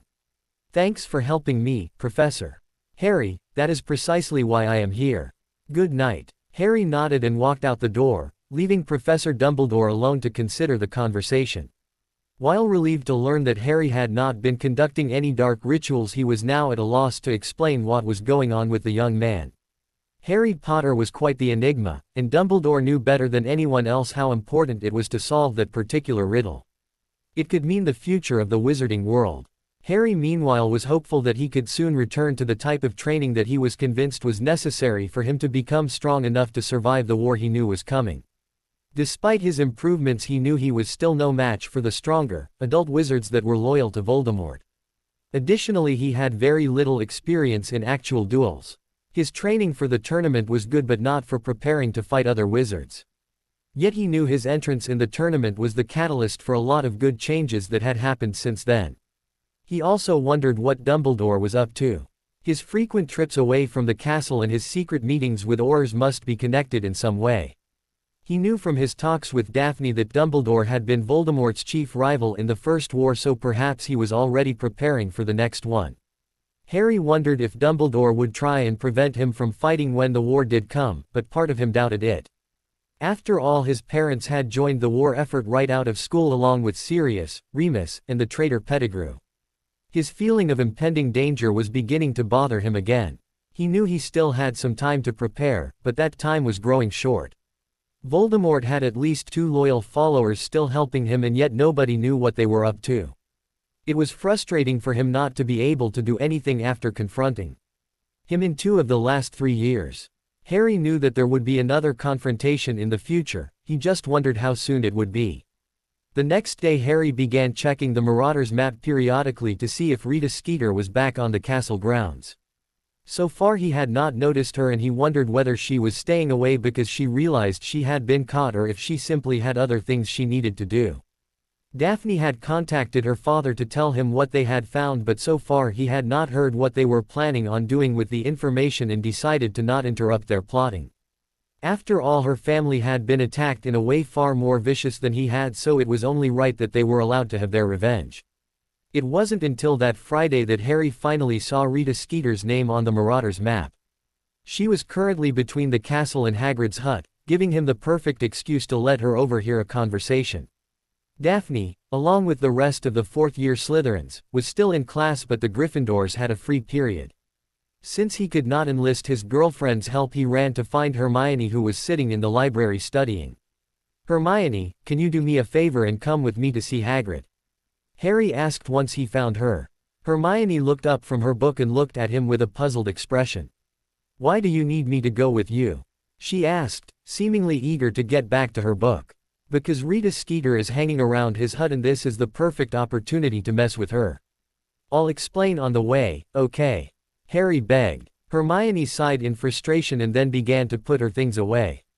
Harry had already let her know what they had discovered regarding Rita Skeeter's illegal animagus status, and so he used the time it took to walk outside to give her directions on what he wanted to do. As they exited the castle and began the long walk towards Hagrid's home, Harry rechecked the map to make sure Skeeter had noticed them. On the map he could clearly see her dot quickly approaching his and Hermione's. Good, Harry thought with a smile. So, I got a letter from Sirius this week, Harry said, using the phrase that would tell Hermione to start the conversation they had planned out on the way. Really? How is your godfather doing? Hermione asked as they continued walking. No one else was around to overhear their conversation, so they could feel free to say exactly what they wanted to Rita Skeeter to hear. He's doing well, all things considered. Still looking for that traitor, Peter Pettigrew, Harry replied, the distaste for the man evident in his tone. Hermione meanwhile just nodded at his answer. It's funny how things worked out, isn't it? She asked. Funny? Are you mad? It's not funny that my godfather got thrown into Azkaban without even being given a trial for a crime he didn't commit, while the real traitor is given the Order of Merlin, Harry said angrily. In their defense, Harry, everyone still thinks Peter Pettigrew is dead, Hermione commented in an apparent attempt to calm her friend. Well, it's their fault they didn't do a very good job investigating his supposed murder. But apparently all it takes to fake your own death is to cut off your finger and find someone to blame. One of these days though, Sirius Black will have his justice. I'm sure that is what he wants, too. He just has to be careful with the Ministry still looking for him. He's at least somewhere safe, isn't he? Hermione asked. For the moment, yes. He's hiding in Berlin for a while before heading to Amsterdam in a few weeks, Harry answered, knowing full well that Sirius had not visited and had no plans to visit either of those two cities. He can't come back until we find that rat Pettigrew. It'd go a lot easier if the Ministry would admit they made a mistake. Oh Harry, you know that is never going to happen.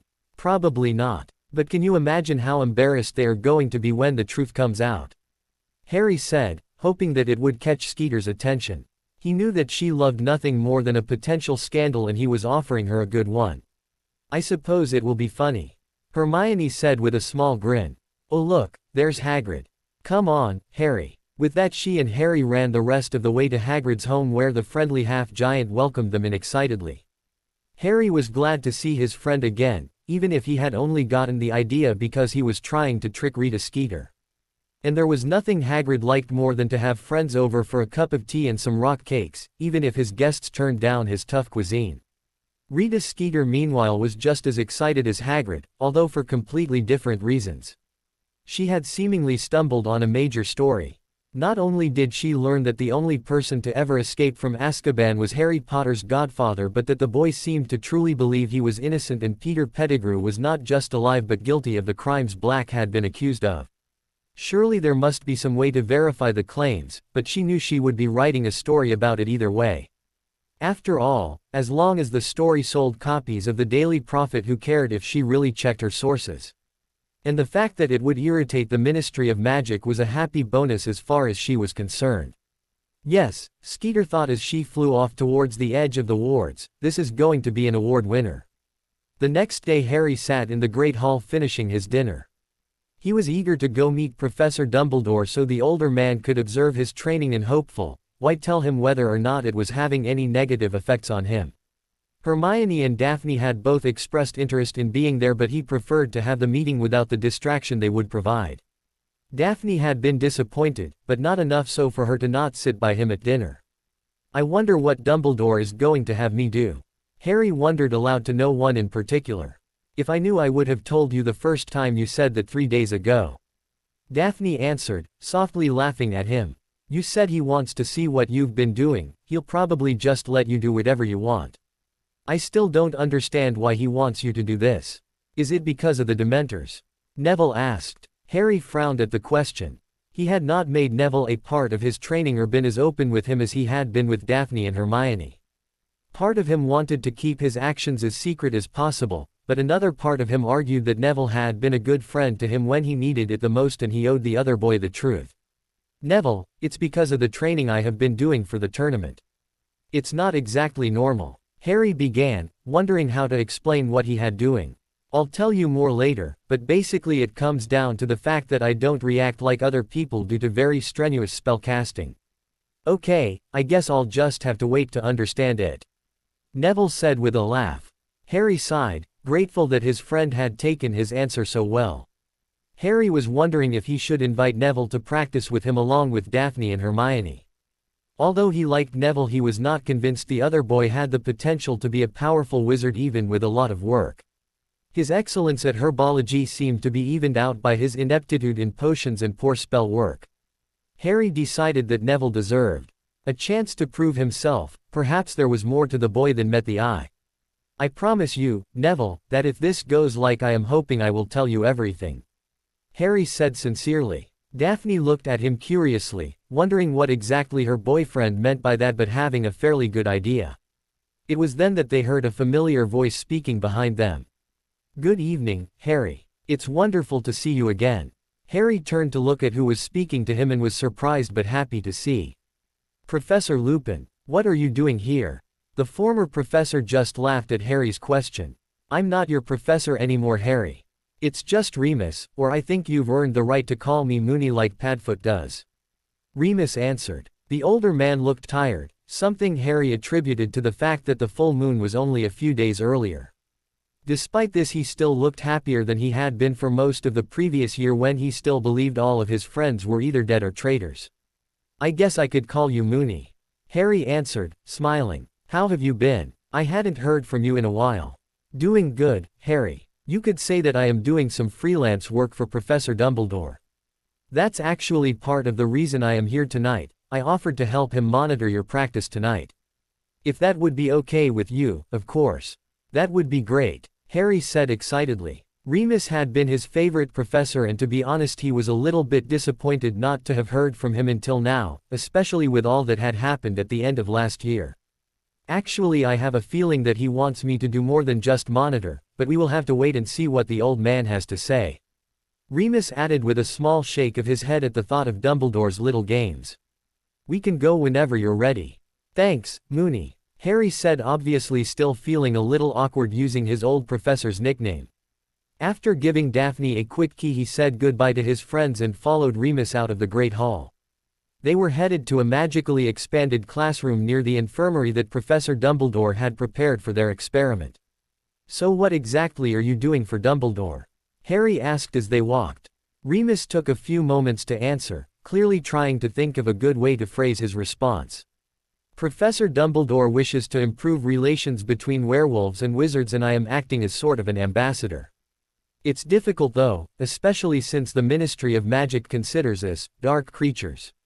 It's pathetic really. I'm the ambassador and I can't even keep a job in the wizarding world because of my condition. I wouldn't listen to me in their position, Remus said with a disappointed shrug. Maybe he is going about this in the wrong way then. He's got a lot of political power. Maybe he should start changing the laws to make them more friendly towards werewolves and then start trying to improve ties. Harry suggested. As powerful as he is, not even Dumbledore could force through legislation like that. The laws exist as they do because that is what most of the wizarding world wants, Harry. I know you don't care about a person's blood status or wealth or whether they are even considered fully human, but others do. Sadly, I don't think that is going to change in the near future. Then it sounds like Dumbledore is wasting his time, Harry answered his former professor. Remus nodded in agreement with Harry's assessment of the situation, but unlike Harry, he knew how important his mission was. The werewolves would never oppose Voldemort if he returned, but if they were lucky, he could convince them to remain neutral. It was the best they could hope for. Remus decided not to continue the discussion that could lead to Harry questioning why he was on that particular mission, and luckily for him had a good excuse as they had reached their destination. When they walked through the doors, Harry was immediately impressed by the changes Professor Dumbledore had made to the once tiny classroom. It had been magically expanded to at least 3 times its original size, and the desks and chairs which once filled the room had been shoved against the wall. The floor itself had a mild cushioning charm on it which would make falls a little more bearable but not hinder a person's ability to run. A ring of stronger cushioning charms had been erected around the room a few feet away from the walls. Apparently Professor Dumbledore had prepared the room for a fight. Ah, Harry, so glad you could make it. Professor Dumbledore said while motioning for him to come in. I had thought that before you begin your normal routine you might enjoy a little challenge, assuming you agree as well, Remus. Remus smirked as the old man explained. He had not known exactly what the headmaster was planning, but this was an interesting surprise. He had been told Harry was rapidly improving as he prepared for the tournament but wondered how well the student would do against his former teacher. Sure, Professor. Harry answered. He understood what Dumbledore was proposing before Dumbledore had to explain it. He was going to have to duel Moody. What are the rules? Just try not to cast anything too dangerous, Harry. Remus answered with a smile, not believing that Harry could do him any real damage. No one had told him exactly how well Harry had done in his duel against Barty Crouch Jr., and so he was prepared to face a merely above-average fourth year, not an exceptional one. I do have one request though. Professor Dumbledore announced, drawing Harry's attention back to him. Dumbledore held what looked like a black leather belt with a variety of runes on it in his hand and presented it to Harry. Wear this for tonight. It will monitor your health and strength, both physical and magical. Hopefully it will help us to determine if any harm is being done to you. Harry nodded and put the belt on, relieved to note that he felt no different with it on than he did with it off. Are you ready, Moody? Harry asked as he moved to the center of the room. He felt confident in his ability to put up a good fight, if not win outright. He had seen the obvious signs that his former professor was underestimating him and planned on taking advantage of that. Perhaps he would start out casting simple spells verbally and let the older man think he was going to win easily, then he would spring the trap. Harry smiled. It was a good plan. Of course, Harry. Just do your best, Remus answered. He failed to notice the grin this response prompted in his opponent, however. The two competitors faced each other and saluted in the traditional manner. They were standing approximately 20 feet away from each other and the room was clear of all obstructions. There would be no hiding under tables in this duel. Begin, Professor Dumbledore said loudly from his spot on the other side of the room where he could observe the duel. Remus stood still, waiting for Harry to cast the first spell so he could observe his technique. Harry's first spell was a moderately powerful, Expelliarmus. That had been almost shouted out, giving Remus plenty of time to step out of the way. Remus sent back a Stupefy, which he cast verbally, just loud enough for Harry to hear. Harry dove out of the way of the spell dramatically before jumping to his feet and sending another disarming spell at his opponent, which was easily shielded against. Meanwhile Dumbledore watched with a growing smile, suspecting he knew how this duel would end. Soon Remus had Harry on the run, casting a series of minor charms and hexes that Harry did not even try to shield against but instead tried to avoid. Not a single one of his spells had hit Harry yet, and he was forced to admit that his opponent had exceptional speed and reflexes. Deciding to end the duel, Remus started trying to force Harry into a corner. Harry saw what Remus was attempting and let him do it, knowing that his opponent was on the verge of being convinced that the duel was over. Finally Harry found himself in a position where he could no longer avoid his opponent's spell, he must either let it hit him or shield against it. Harry smiled and knew it was time to show Remus what he was really capable of. Protega, Harry thought, and an impressive blue shield formed in front of him, much to the surprise of his former professor. He then, using the spell linking technique that Professor Flitwick had told him about, began a chain of spells that he had been working on for the past week or so. It began with an augmenté aimed at Remus's feet, soaking his shoes and pants. The spell confused Remus, so he ignored it and tried to avoid the next spell that Harry had immediately cast, an impedimenta which was designed to trip him up. That did not hit him and Remus was able to shield against the incarcerus which followed it. By now Remus was beginning to realize he had been fooled, but there was little he could do to take back the advantage. Harry was now on the move as he cast, ready to dodge anything that was sent his way, but Remus had to keep his shield up to protect himself. The fact that Harry was now casting silently only made things more difficult. Remus, unfortunately for him, had his shield aimed too high to prevent Harry's next spell from hitting him. It was a freezing charm and Remus groaned as he now saw the purpose of the water summoning charm that Harry had cast previously. His shoes and the bottom of his pants were now frozen solid, making movement very difficult. Harry's chain of spells ended with a cutting curse aimed at Remus' chest. Instead of moving, however, the older man said, "Avis," and summoned a dozen birds to stand in the way of Harry's curse. When the spell hit, it destroyed 2 of the conjured birds while the rest flew around Remus as if trying to form a shield. Harry reacted quickly to the spell and cast a wide incendio, which lit all of the remaining birds on fire. He then banished the flaming and panicking creatures back at his opponent, who was forced to vanish them. Unfortunately for him, the distraction from the birds and the moment it took to get rid of them was all Harry needed to move across the room and fire a stunner from an angle that Remus was not expecting and was not able to block. When Remus next opened his eyes, he was laying flat on the ground staring up at Harry, who had a wide grin on his face. He groaned in frustration, realizing he had been beaten. His humbling at his former student's hands was completed when he heard Dumbledore clapping. "Very well done, Harry. I must say that your reaction to Remus's bird summoning charm was quite unexpected," Professor Dumbledore said as Harry helped Remus to his feet.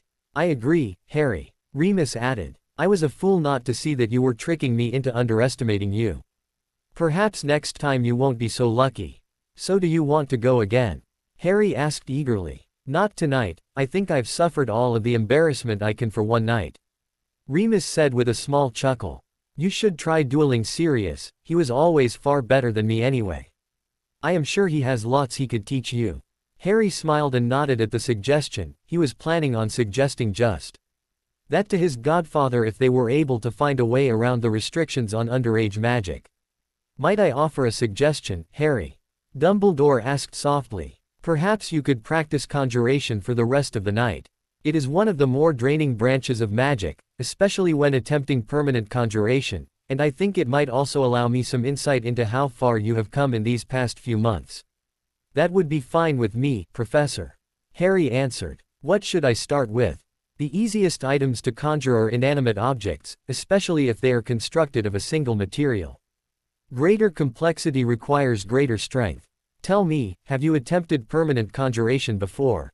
"No, sir. I've mostly been focusing on things that would help me in the tournament and I just didn't see how that would help. I've read up on it some though," Harry answered, a little ashamed of himself for overlooking such an important branch of magic. "No harm there, Harry," Professor Dumbledore assured him. "This is magic at a level beyond even the newts. Temporary conjuration is sufficient for most circumstances, such as during your duel when Remus conjured the birds for use as a shield. A very effective tactic, I might add, considering that even the unforgivables would be stopped if they struck one of the birds. Also, many witches and wizards are not capable of permanent conjuration unless the object being conjured is very simple and very small. For our first test I would recommend a small item made of a single material. Perhaps a metal spoon. Remember that some materials are harder to conjure than others, such as silver or bronze. And it is impossible to conjure gold without help from the Philosopher's Stone. Do you need any help with the procedure?" "I don't think so, sir," Harry answered. "The incantation is, Conjurus Aeternus, and if you don't have a clear enough picture of what you are trying to conjure or enough energy to conjure it, the spell simply won't work. Nothing happens." "Very good. Proceed whenever you are ready." Professor Dumbledore and Remus watched, each wondering what Harry would be capable of doing at this point in his development. Harry nodded and closed his eyes, trying to focus on the item he was attempting to conjure. In his mind he pictured a spoon of the same design as the ones that were used at Hogwarts. He concentrated on its shape and the decorative pattern on the handle. He tried to keep in mind that he wanted it to be made of steel, which he knew would be easier than silver or bronze. Finally confident he had prepared himself, Harry opened his eyes and pointed his wand at the table where he wanted the conjured spoon to appear. Then he performed the simple wand movement and spoke, "Conjurus Aeternus." Briefly he felt a small strain as his body gathered the required energy to complete the spell, but that soon passed and after a small flash of light his conjured spoon appeared. The spoon was shaped just as it should be, right down to the intricate design on the handle he had worried about getting right. The steel it was made of was also perfectly formed with no blemish visible. There was only one slight problem. While the spoons used at Hogwarts were about 6 inches long, Harry's conjured spoon was closer to 2.5 feet long, making it look more like a small shovel than a spoon. "My spoon is too big," Harry commented with a little bit of disappointment. Meanwhile Professor Dumbledore and Remus were laughing at the mistake. "Well done, Harry," Dumbledore said. "Though next time you might want to spend a little more time focusing on how big you wish the object to be." Harry shrugged and agreed with the professor. He was determined to get it right, although this time, he felt he was up to a little more of a challenge. Once again he concentrated on the spoon, this time remembering to note that he wanted it to be the same size as a normal spoon, and recast the spell. After another small tug on his magic and a flash of light, another spoon appeared in front of them. Unlike the previous one, this spoon was perfectly sized and made of bronze instead of steel. Harry rushed over to the spoon and picked it up so he could inspect it. When he was satisfied, he passed it to Professor Dumbledore, who did the same. "Excellent," he finally commented. "The use of bronze is quite impressive, Harry. I do believe you are ready to move to the next level, which is more complex inanimate objects. Something made from several different materials and perhaps a little bigger." "Okay, Professor," Harry answered and started thinking of what to conjure next. After a moment he finally decided on an object he thought Professor Dumbledore might appreciate and began preparing to cast the spell. Once he was ready he spoke the incantation and was pleased to see the object he had been thinking about appear in front of him. "Splendid," laughed Professor Dumbledore as he rushed over to inspect the item Harry had conjured. It was a perfect replica of the chair he sat in while in the Great Hall, although in this case the gold features had been replaced with bronze. Other than that, every aspect of the chair appeared to be the same. Dumbledore sat in the chair and commented, "Quite comfortable as well," while Harry smiled at his accomplishment. He was breathing a little heavier now than he had before, the spell had taken quite a bit out of him. Remus came over to him and put a hand on his shoulder. When Harry turned his head towards his former professor he saw the older man looking at him with concern. "I'm fine, Moody. That was just harder than I expected," Harry answered. "That is no surprise," Dumbledore answered from his new chair, which he showed no intention of leaving. "There is a significant amount of bronze in this chair, which, as I noted earlier, was a very difficult material to conjure." In truth, Dumbledore was very impressed that Harry was able to do it at all. But on the other hand he was becoming accustomed to being surprised by the young man. "When you are ready to continue, I suggest we move on to the next step in permanent conjuration, which is inanimate objects with small moving parts. Perhaps a watch or a clock. But I don't really know how one of those works," Harry said uncertainly. "Very true, but the magic does. The reason this kind of conjuration is more difficult is that you will be using more magic to make up for your lack of knowledge on how the item actually works. Now if you were a watchmaker, then this task would be quite simple because you already knew what the parts are and how they are arranged, resulting in less magic being needed to compensate. This is one of the most important rules of conjuration and one of the things that differentiates temporary and permanent conjuration, and also why permanently conjuring living beings is so difficult that very few have ever been able to do it. Few wizards have either the knowledge or the magical power required to do even what you are attempting, but I am confident you will be able to." "I'll try my best," Harry replied, hoping he would be able to manage it. He thought for a moment and remembered the old grandfather clock that his Aunt Petunia liked to claim was a priceless family heirloom. It was kept not far from his cupboard under the stairs, and over the years he had grown to like its hourly chimes. He was never allowed to touch it unless he was cleaning it, but he had still spent many hours looking at it and wondering how it worked. Its details were easy for him to recall, and a few moments later he felt ready to cast the spell. "Conjurus Aeternus," Harry softly said. As he did, he could feel his already tired magic struggling with the spell. He knew that after this he was going to be close reaching his exhaustion point. The strain was so intense that it was almost painful, but in the back of his mind Harry knew that if he poured all of his strength into it he would be able to finish it. With one final push of magical energy Harry was rewarded with a bright flash signaling that his efforts had been successful. Standing in the center of the room where there was once nothing was a beautiful replica of the clock that was currently sitting in the Dursleys' living room. Harry smiled at his accomplishment and then promptly fell to his knees in exhaustion. "Harry," Remus shouted as he rushed over to check on him. "Do you feel okay?" Harry weakly gave him a thumbs up in response, not really wanting to expend any more energy than that. "Let him rest for a moment," Professor Dumbledore advised. "I believe that will be all for tonight." Harry gave a small nod and shifted to sit down on the floor while Remus walked over to talk to Professor Dumbledore.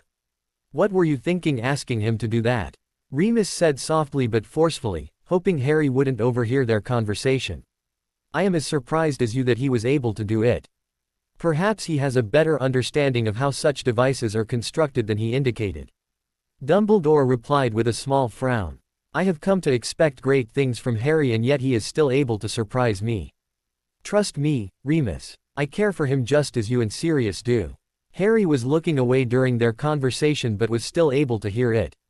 He wondered what it meant that he was able to do something a little more difficult than Dumbledore thought he could. Perhaps he was merely improving faster than he thought. He sighed and decided to think about later when he didn't feel like he was a moment away from falling asleep. I think I'll head to the infirmary now if that's okay with you. Harry said as he tried to stifle a yawn. A fine idea, Dumbledore replied. I will come speak with you in the morning to discuss what we have learned. I believe Remus would be willing to accompany you. Remus nodded and walked over to Harry. With a little bit of effort Harry was able to make it to his feet. I'll get him there safely, Professor.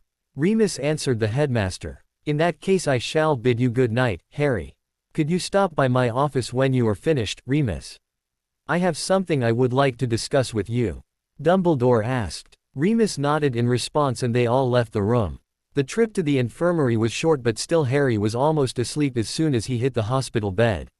Night, Moony, Harry said quietly. Good night, Harry. Remus answered with a smile on his face.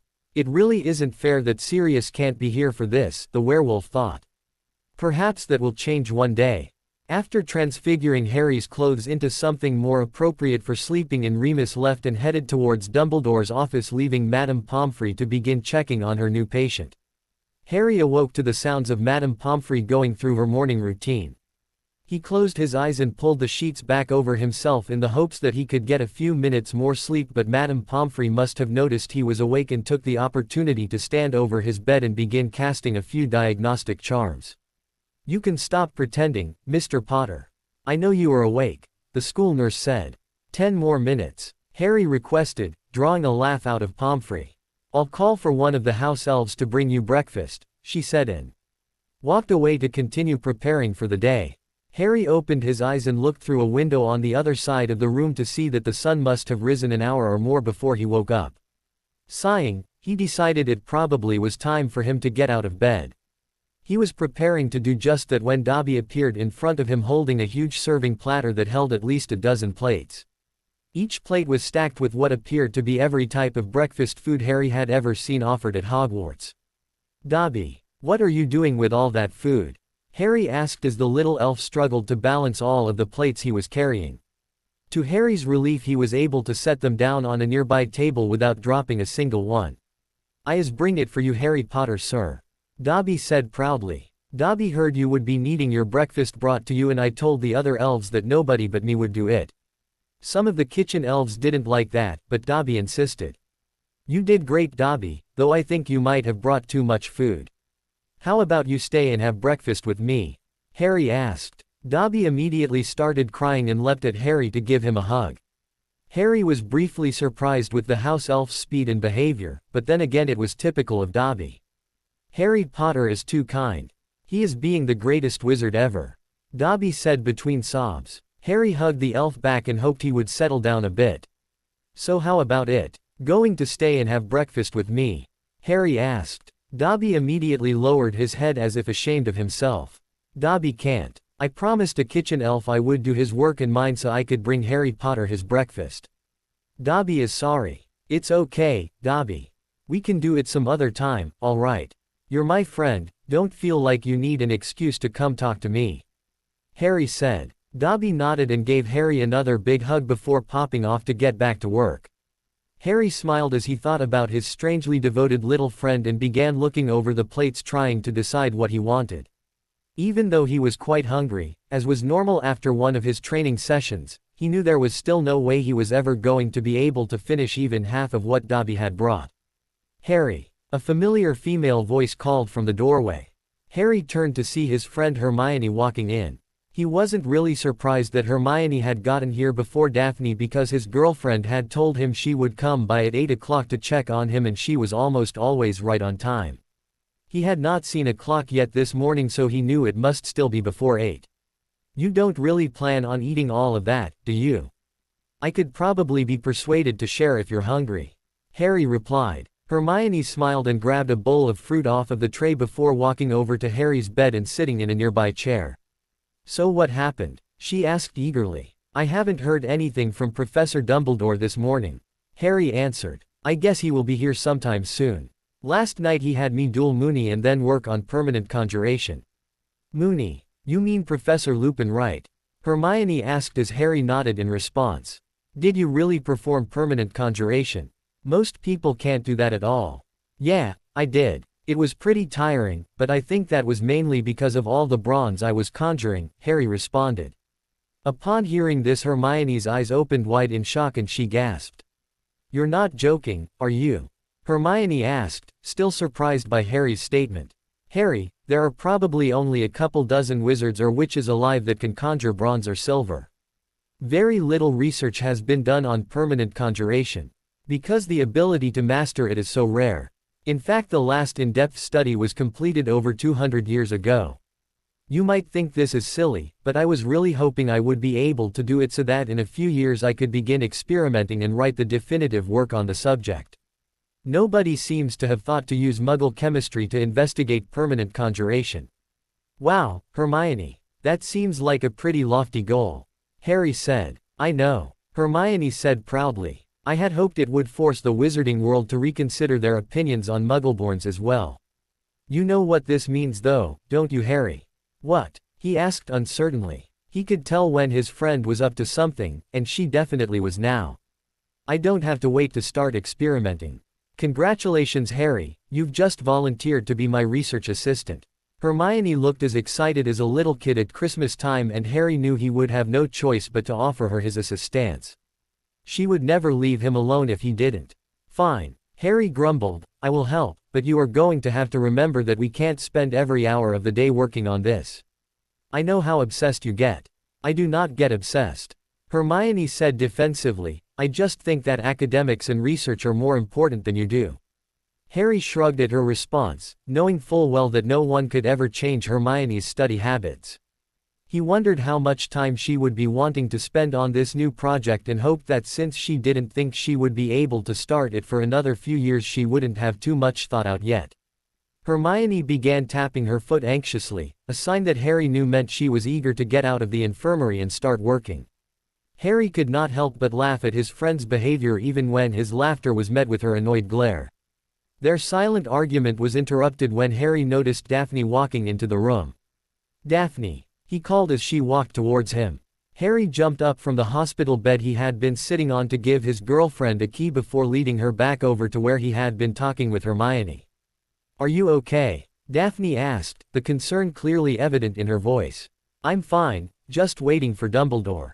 Harry answered. I do not believe you will have to wait for much longer, a voice called from the infirmary's entrance. The three teens turned to see Professor Dumbledore smiling back at them. I hope you had a pleasant stay, Harry. I believe you have been one of Madame Pomfrey's more frequent guests. No problems, Professor. Although I would like to get out of here as soon as possible. Harry answered. An understandable goal. Dumbledore said with a nod. I have some results from our observation last night, and to be honest I have never seen anything like it. First off, let me ease any fears you may have had and assure you that there appears to be no lasting damage done to either your body or your magic from your brief episode of magical exhaustion. So I can keep training? Harry asked eagerly. There does not seem to be any reason for you not to. Dumbledore admitted. However, I would ask you to wear the monitoring belt the next few times so we can perhaps gain a better understanding of what is happening. You see, Harry, you are now approximately 1% stronger than you were at this time yesterday, a result I was not expecting. 1%? That doesn't sound like much. Harry said. You're wrong, Harry. Daphne interrupted. That shouldn't be possible. Ms. Greengrass is correct, Harry. Dumbledore confirmed. And there is reason to believe that you have been improving at a similar rate every time you have pushed yourself to the point of magical exhaustion. Think of it this way, Harry, if you were to the rate of your improvement is constant, that would mean you could double your magical power in just over 3 months. In a year you could nearly quadruple it. However, I wish to further observe you to determine if the gains in strength you are receiving are in fact constant or if they are slowing down. You forgot to mention the third possibility, Professor. Hermione said softly. The increases could be accelerating. But why is this happening? Harry asked. I have wondered that myself for a long time now. Dumbledore answered. I have come to the conclusion that it is an unexpected result of what happened to you the night Voldemort tried to kill you. Previously I told you that I believed it was your mother's love that protected you from Voldemort's killing curse, and I still believe that. However, simply loving another is not enough to grant that kind of protection. Your mother was a very talented witch with a thirst for knowledge that would even rival Ms. Granger's, and it is my belief that she either found or created a ritual that would use her sacrifice to protect you. So you don't really know what she did? Harry said. No, sadly I do not. There is therefore no way to know what side effects this ritual may have had. Dumbledore responded. That is not the end of it, however. I suspect that Voldemort was attempting to use your death as a part of a very dark ritual. Which ritual? Daphne asked. The Greengrasses had an extensive library full information, including some on dark rituals, and even if she had not heard of the ritual she thought there was a good chance she could find it there. Perhaps when you are older I will explain more fully. Dumbledore answered. His response did not please any of the people listening to him. What Voldemort was not expecting was for his killing curse to be reflected back at him, although since you're the only known person to survive it, perhaps we should not be surprised at his mistake. There is also no way to know what the effects of surviving the killing curse are. Finally, you were used in one more ritual that night. What? Harry asked in surprise. Who did it? I did, Harry. Dumbledore replied. In order to ensure your safety I created strong protections around your aunt's home using Lily's sacrifice as their base. It was a confusing time and I admit I was not certain my plan would work, but the wards now surrounding your home are stronger than any I could have ever created on my own. However, I must tell you that it is possible my actions could have had unintended consequences. So what do you think did it? Hermione asked as she tried to piece together the puzzle. It could have been any one of them, or all of them working together perhaps. What I can say is that it was a series of events that completely unique and I do not expect anyone to ever be able to replicate. Dumbledore said. I must ask you to keep this information to yourselves, I would not want it to get back to Voldemort lest he try to recreate it. I had considered only telling Harry, however I knew it would quickly be told to the two of you and thought I would save him the trouble of repeating it. What now, Professor? Harry asked. Dumbledore's explanation had left him confused and worried about what had been done to him and what it meant for the future. Continue as you were. It appears you have been given a gift, Harry. Take advantage of it, Dumbledore instructed. You have the potential to be a powerful force for good in our world, try not to let that opportunity pass you by. Now I suppose you are eager to leave and I will not take up any more of your time. Have a good day, to all of you. With that the headmaster left the room, leaving the three students alone. Each of them was thinking about what they had learned. None of them were very happy with how little actual information they had been given. Hermione saw it as a puzzle to be solved and knew that she was missing a lot of the pieces. Daphne wondered about the ritual that Professor Dumbledore had refused to name. The number of rituals that required a human sacrifice had to be small, didn't it? Harry, meanwhile, was trying to come to terms with the news Dumbledore had given him regarding his own special brand of training. It meant he could rapidly improve. It meant that perhaps one day he would be able to match Voldemort's power. It meant that he could protect his friends and loved ones. Most of all, it meant that he might actually survive the upcoming war. Harry had never really feared for his life, but still he knew that it was constantly at risk and that trend showed no signs of ending. Now that he knew his training wasn't hurting him, he swore to himself that he would push himself as far as he could go. Harry, I'm going to go. We'll talk later about our project, okay? Hermione said as she stood up. Dumbledore's talk had not dulled her desire to head to the library and work on her own ideas. Harry nodded and waved goodbye, leaving Harry and Daphne alone in the room. Let's take a walk, Harry suggested. I'm sick of this room. Daphne grinned and took his hand as they walked out the door. Harry led them outside, away from anyone who could be trying to listen to the conversation. A quick check of the Marauders' map confirmed that Rita Skeeter wasn't in the area either. Well, what do you think? Harry finally asked. Daphne paused to consider her response. No one can know about this, Harry, his girlfriend answered. Don't tell anyone else unless it is a life or death situation. Not even your godfather. Don't you think that is just a bit paranoid? Harry asked. No, Think of what could happen if someone found out.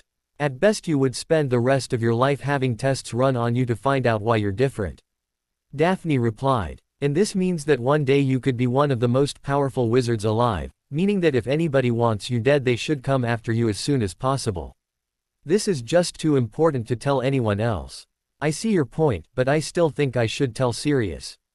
He can help me with this, I know he can. Just wait until you see him, okay? The male isn't always trustworthy, she said. Harry knew she was right on this, but hiding the information from those closest to him still went against his natural instincts. I don't trust Dumbledore, either.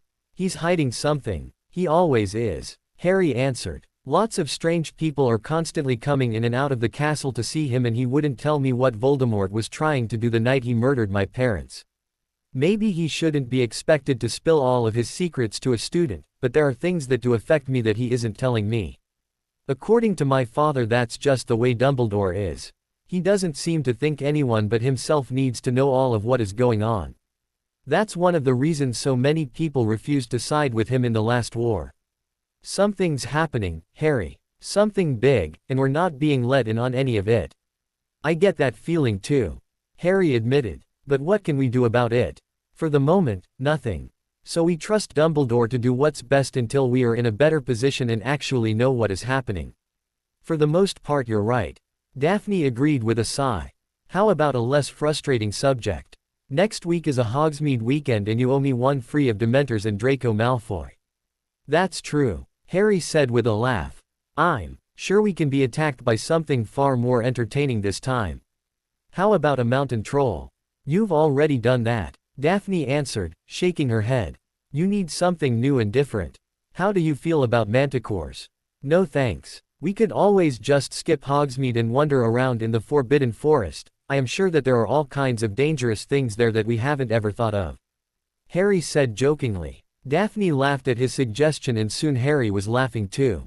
They spent the rest of the afternoon together in similar fashion, each enjoying the company of the other and trying to ignore the suspicion that soon things would be changing in ways they could not imagine.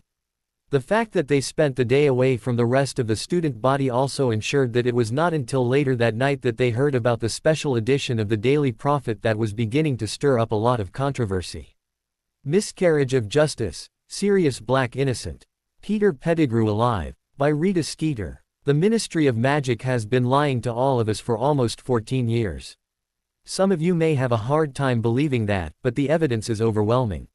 Following a tip from a source who wishes to remain anonymous, I began investigating the circumstances surrounding the death of the James and Lily Potter and the subsequent imprisonment of Sirius Black. At the time very little attention was paid to the matter as the wizarding world was caught up in the celebration of the defeat of you-know-who. Sadly, while we were not watching, a great mistake was made. At the time it was said that Sirius Black had become a Death Eater and betrayed his friends to the Dark Lord. Black, however, was examined upon his arrest and found to not have taken the Dark Mark. Despite this, he was thrown into Azkaban without being given a trial and was held there until 2 years ago when he managed to become the first person to ever escape from the famous prison. Sirius Black was never given the chance to defend himself or plead his case, a fact that should shame the Ministry.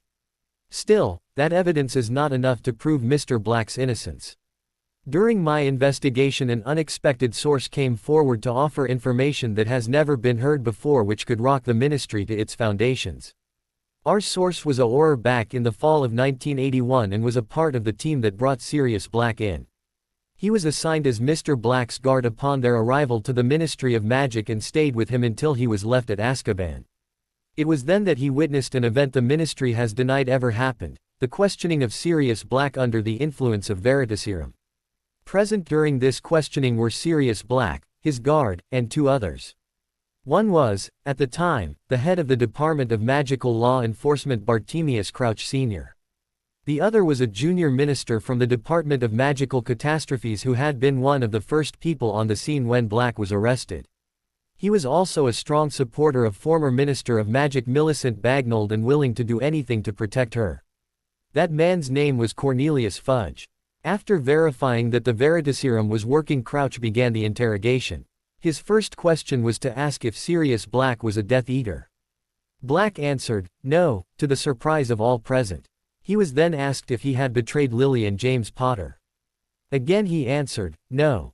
Then Crouch asked if he had caused the explosion which resulted in the deaths of a dozen Muggles. His answer was, no, Pettigrew did it. Stunned, Crouch stated that Peter Pettigrew was dead. Black responded to that by saying, no, Peter cut off his finger and escaped so that everyone would think he was dead. What you must remember is that at this time it was already being reported that Sirius Black was a traitor and Peter Pettigrew was a hero. Minister Bagnold was being praised for the brilliant performance of her Aurors and her handling of the crisis. Black's admission would ruin all of that and do serious political harm to Bagnold, a fact which both Fudge and Crouch knew.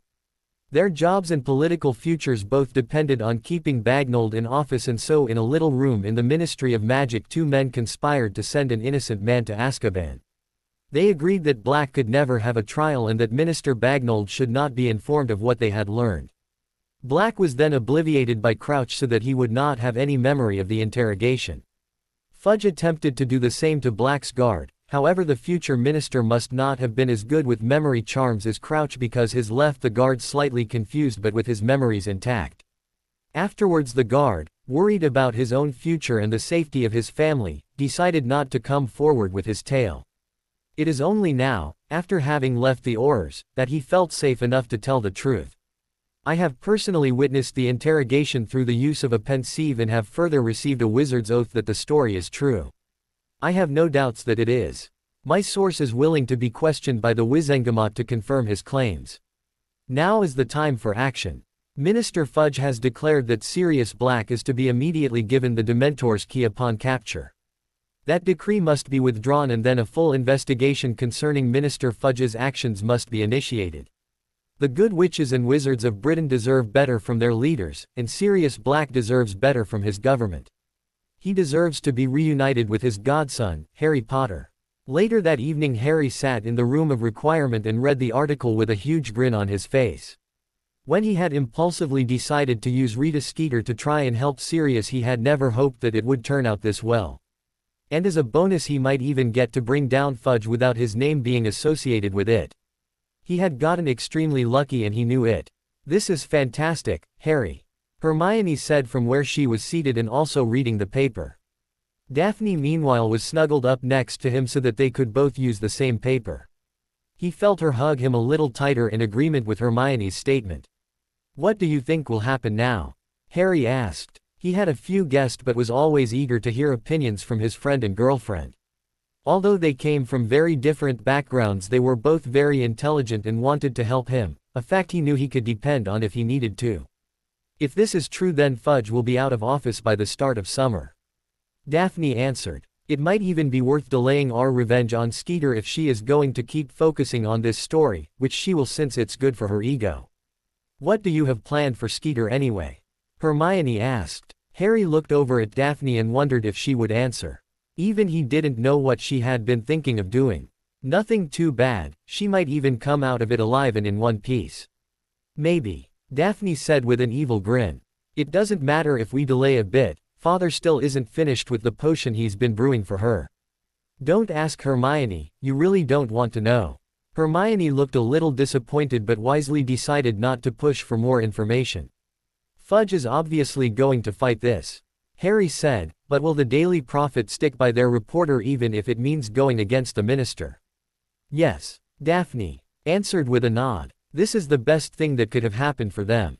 Their sales are going to see a huge increase because of the controversy, and that is what they are the most concerned with. They act like the ministry's spokesperson when it is a good business decision. It isn't anymore. Wherever he is, Sirius needs to be careful. Hermione added. As long as he is in power, Fudge is dangerous and still wants him to get the Dementor's key. Especially since he will be blaming all of his troubles on Sirius now. Harry thought about it and decided she was probably right. He just hoped that Sirius realized that as well. How do you two feel about inviting Neville to join our practices? Harry asked after a few moments of silence. Longbottom. Daphne asked skeptically. I don't know, Harry, I'm still not convinced he can be much help. He still deserves the right to learn how to defend himself. Harry responded. Daphne sighed, knowing that Harry had already made up his mind on the subject. Fine. Bring him along. Daphne finally said. Harry smiled and keyed her in thanks. But if he can't keep up, he's your responsibility. That's okay with me, Harry said, happy that Daphne wasn't going to fight him on this. I'll need you help too, Hermione. We'll need to figure out what Neville is good at beside herbology and help him from there. I don't know why you think I could help with that, Harry. Hermione said sadly. I still can't find anything I'm good at least Neville has herbology. Don't say that, Hermione. You have a lot of potential, I can sense it in you. Harry replied, hoping he could make his friend see reason. You're good in everything to start with. It doesn't matter that you aren't a prodigy in all branches of magic. We've already figured out you are better with healing charms than me and Daphne. That's a good place to start, isn't it? I suppose so, Hermione said, still clearly disappointed with herself. Harry and Daphne continued talking for a while, but Hermione barely listened.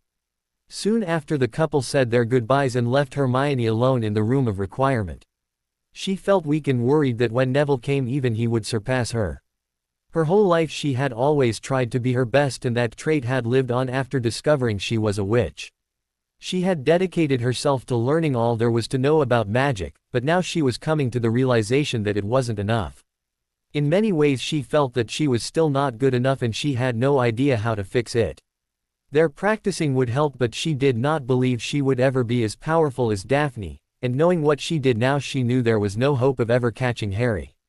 The only answer she could think of to her problem lay in a few of the rituals that she had heard references to, but they were very dark and had awful consequences.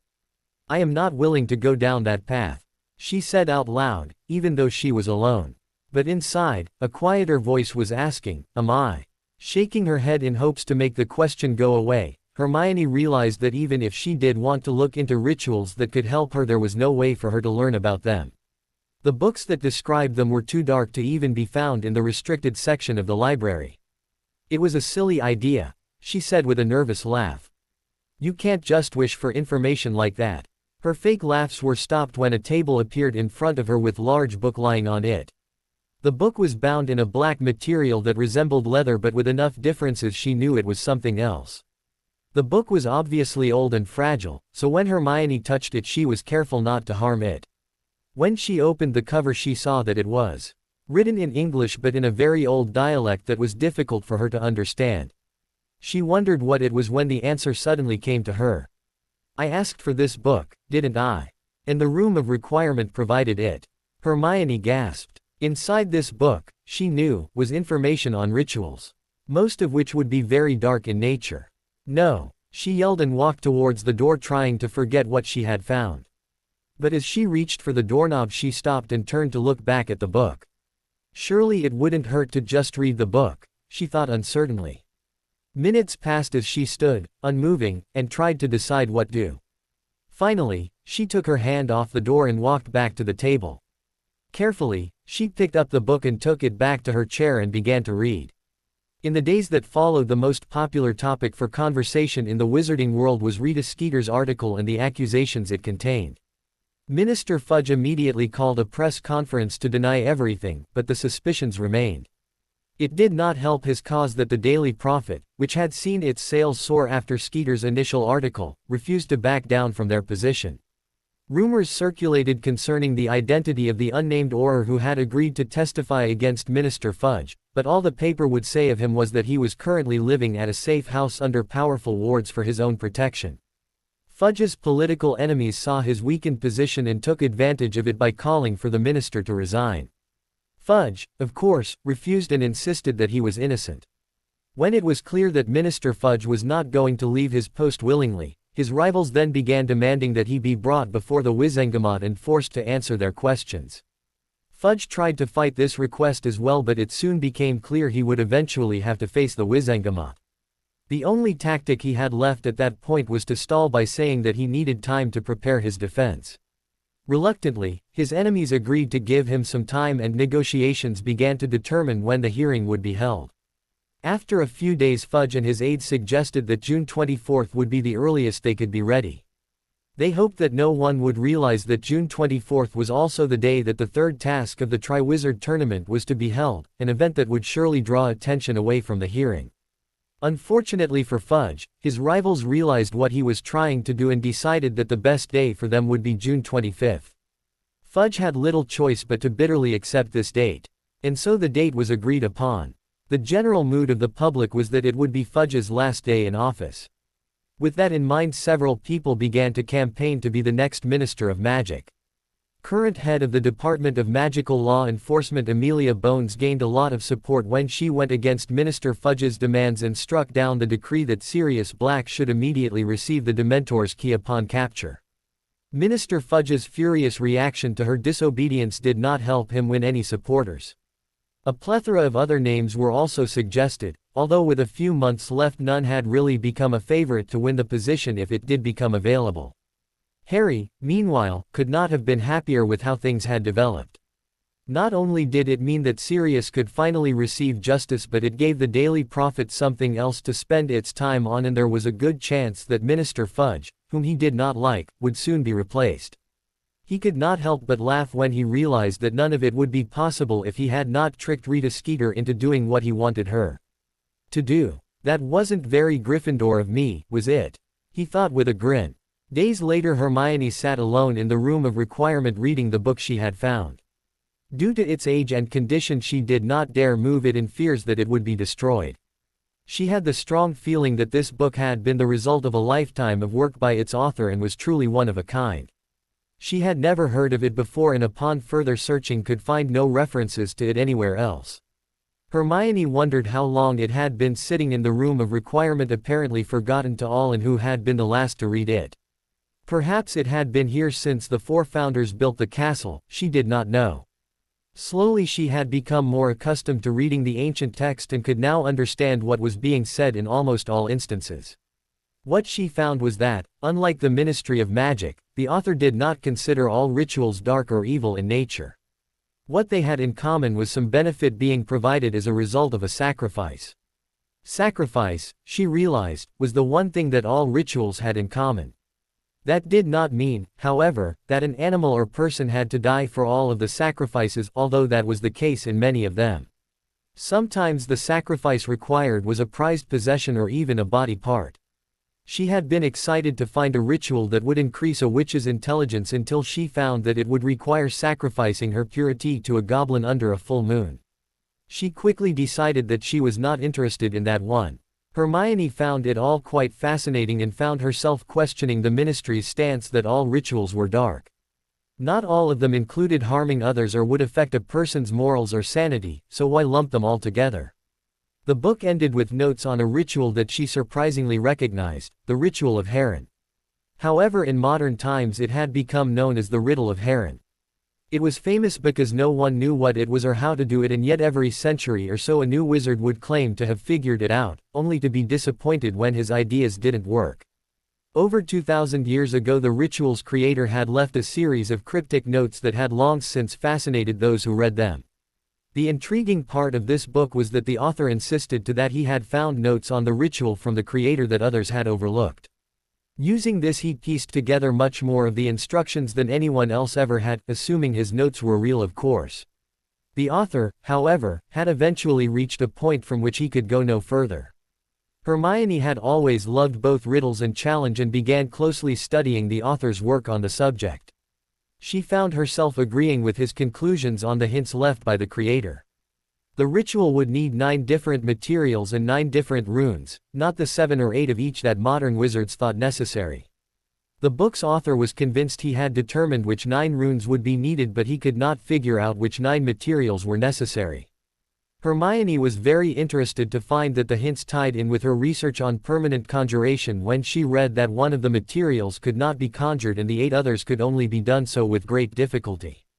The author believed that 4 of the 9 materials were gold, silver, bronze, and copper, while he suspected that one of the others was a liquid of some kind. Hermione suspected she could narrow down the search for the 5 missing materials through her research, although she had no plans on actually going through with the ritual. It was much too dangerous, after all no one knew what it did or what sacrifice it would require. Besides, she told herself, she was only working on it to satisfy her curiosity. There was no way she was going to attempt any of the rituals, even the ones she didn't consider dark. A ritual that was done incorrectly could have horrible consequences, and so it was far too risky. This is nothing more than an intellectual exercise, she reassured herself as she reached for a roll of parchment to begin her own notes. Nothing more. Harry was in Transfiguration's class and had just finished turning a mouse into a kitten when a younger student came into the room carrying a note which he gave to Professor McGonagall. After thanking him and sending him on his way, McGonagall read the note. "Mr. Potter," Professor McGonagall said when she was done. "After class your presence is required at the Quidditch fields." Harry nodded and looked back at his work, but his concentration had been broken. He wondered what it could be about, although he suspected it had something to do with the Triwizard Tournament. Interrupting his day to break some kind of news to him seemed to be exactly their style. The rest of the class passed slowly, but eventually it came to an end. When it did, he told his friends goodbye with promise to tell them what was going on and headed out to the Quidditch field. On the way, Harry remembered what he had seen the last time he had been to the fields. They were completely torn up. At the time he didn't think it had anything to do with the Triwizard Tournament, but now he was beginning to suspect it did. He had not been back since that day. The sight of the ruined fields was just too depressing for him. Now, however, a magical barrier had been constructed above the fields that prevented him from seeing what they now looked like. Once outside, Harry saw a group of people standing around talking. The group included all of the other Triwizard champions, their headmasters, except Karkarov of course, and Ludo Bagman. Victor Krum was even there, a surprising fact considering he had returned to Durmstrang after Igor Karkarov's disappearance. Harry was the last to arrive and apparently the others had been waiting on him. "Harry, great to see you again," Bagman said once he saw Harry approaching. Harry did not particularly feel like being nice to the annoying man and said nothing, though Bagman did not seem to notice anything out of the ordinary with Harry's response. "Looks like we're all here then, doesn't it? Get on with it, Bagman," Madame Maxine said in her heavy French accent. Harry couldn't help but chuckle at her attitude towards Bagman. "Very well," Bagman replied with a small frown. "There will be no clues for the third task, instead I will show you." Bagman motioned to one of his assistants who banished the magical barrier with a wave of his wand. As it fell, Harry saw that huge bushes had been planted on the Quidditch fields. They were at least 20 feet tall and so thick that it would be impossible to walk through them. It appeared that the bushes had been used to create an enormous wall, although there was a small gap where you could get past it. "You are looking at the entrance to a great maze," Bagman informed them. "Inside you will face a number of challenges including moving walls, beasts of all kinds, puzzles that must be solved. It will take a combination of intelligence and strength to make it through the maze to the end. Your goal will be the Triwizard Cup and the winner will be the first one to grab it." None of the champions spoke following Bagman's statement, though they all looked deep in thought. Harry doubted he could get close enough to the Triwizard Cup to cast the tracking spell, and the fact that walls would move made any map he might make irrelevant. It seemed like he was going to have to rely on his own strength rather than elaborate preparations to win the tournament, a fact that might have made him nervous earlier in the year but he was quite satisfied with now. "When you enter the maze will depend on how you have done in the tournament so far," Bagman continued. "Meaning that you, Mr. Potter, will enter first." Bagman smiled at him as Harry nodded. Bagman seemed to have some unexplainable interest in him and how he did in the tournament, but Harry didn't think he had any malicious intent. "Well then, I will see you all on June 24th. Good luck to you." Bagman walked away from the champions and began talking to Dumbledore, who was slightly more polite than Madame Maxine. "Harry, where is Hermione?" Krum asked. Harry was quite impressed that Krum had learned to correctly pronounce his friend's name. "I'd like to see her before I leave. She was going to lunch, so she should be in the Great Hall," Harry told him. "Thank you," he replied and quickly walked away. Harry smiled at Krum's eagerness to see Hermione, although he wondered if Hermione was as eager to see Krum as he was to see her. He thought she liked the Bulgarian, but perhaps not as much as he liked her. The fact that he lived in another country probably didn't help. His thoughts on Hermione's love life were interrupted when his fellow Hogwarts champion came up to talk to him. "Hey there, Harry," Cedric said. "What do you think about the maze?" "Sounds interesting," Harry answered as they began their walk back to Hogwarts. "I'm glad that the winner won't be picked by a bunch of judges scoring our performance though. That is probably for the best." Cedric agreed. "You know you're lucky you aren't a 7th year. Trying to study for my newts and this is killing me. I haven't even taken the owls yet, don't try and make me worry about the newts too. Harry said with a laugh. So what are you going to do to get ready for the last task? I can't think of anything that would really help. Cedric answered honestly. But I might have a great idea on how to beat the maze and I'm just saying that to throw you off. Sure you do. Harry replied skeptically. I feel the same way. Cedric laughed as they reached the main entrance to the castle. Good luck, Harry, Cedric said as a goodbye and then walked off towards the part of the castle where Harry knew the Hufflepuff dorms were. Harry waved and began walking in the other direction.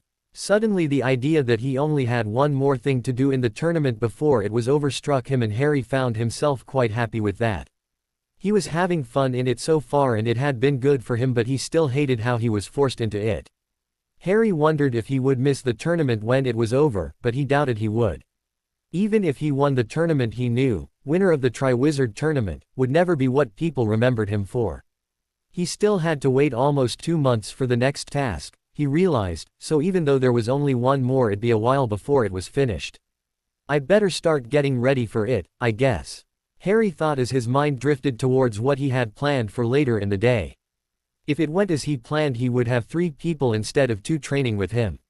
Now he just had to find Neville. Wow Harry, what is this place? Neville asked as Harry led him into the room of requirement later that day. It was currently set up to have one half resemble the Gryffindor common room and the other half to be a large training area. Hermione and Daphne were in the training area casting spells at a moving target when the 2 boys walked in.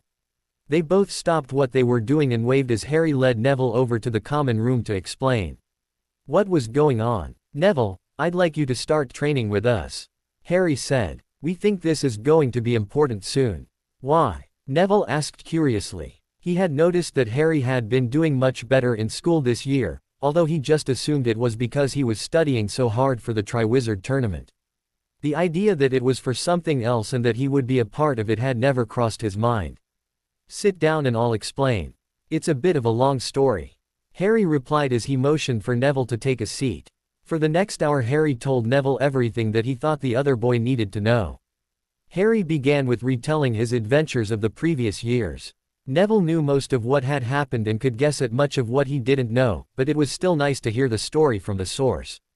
Harry then began to explain the events of this year and their suspicions that Voldemort would one day return and restart the war that everyone thought had ended so long ago. Blimey, Harry, you really think that's going to happen? Neville asked. Yeah, I do. I wish I could say no but Voldemort's never going to stop trying to get his body back. Harry answered. I suppose not. I don't think it'll be much help to you though.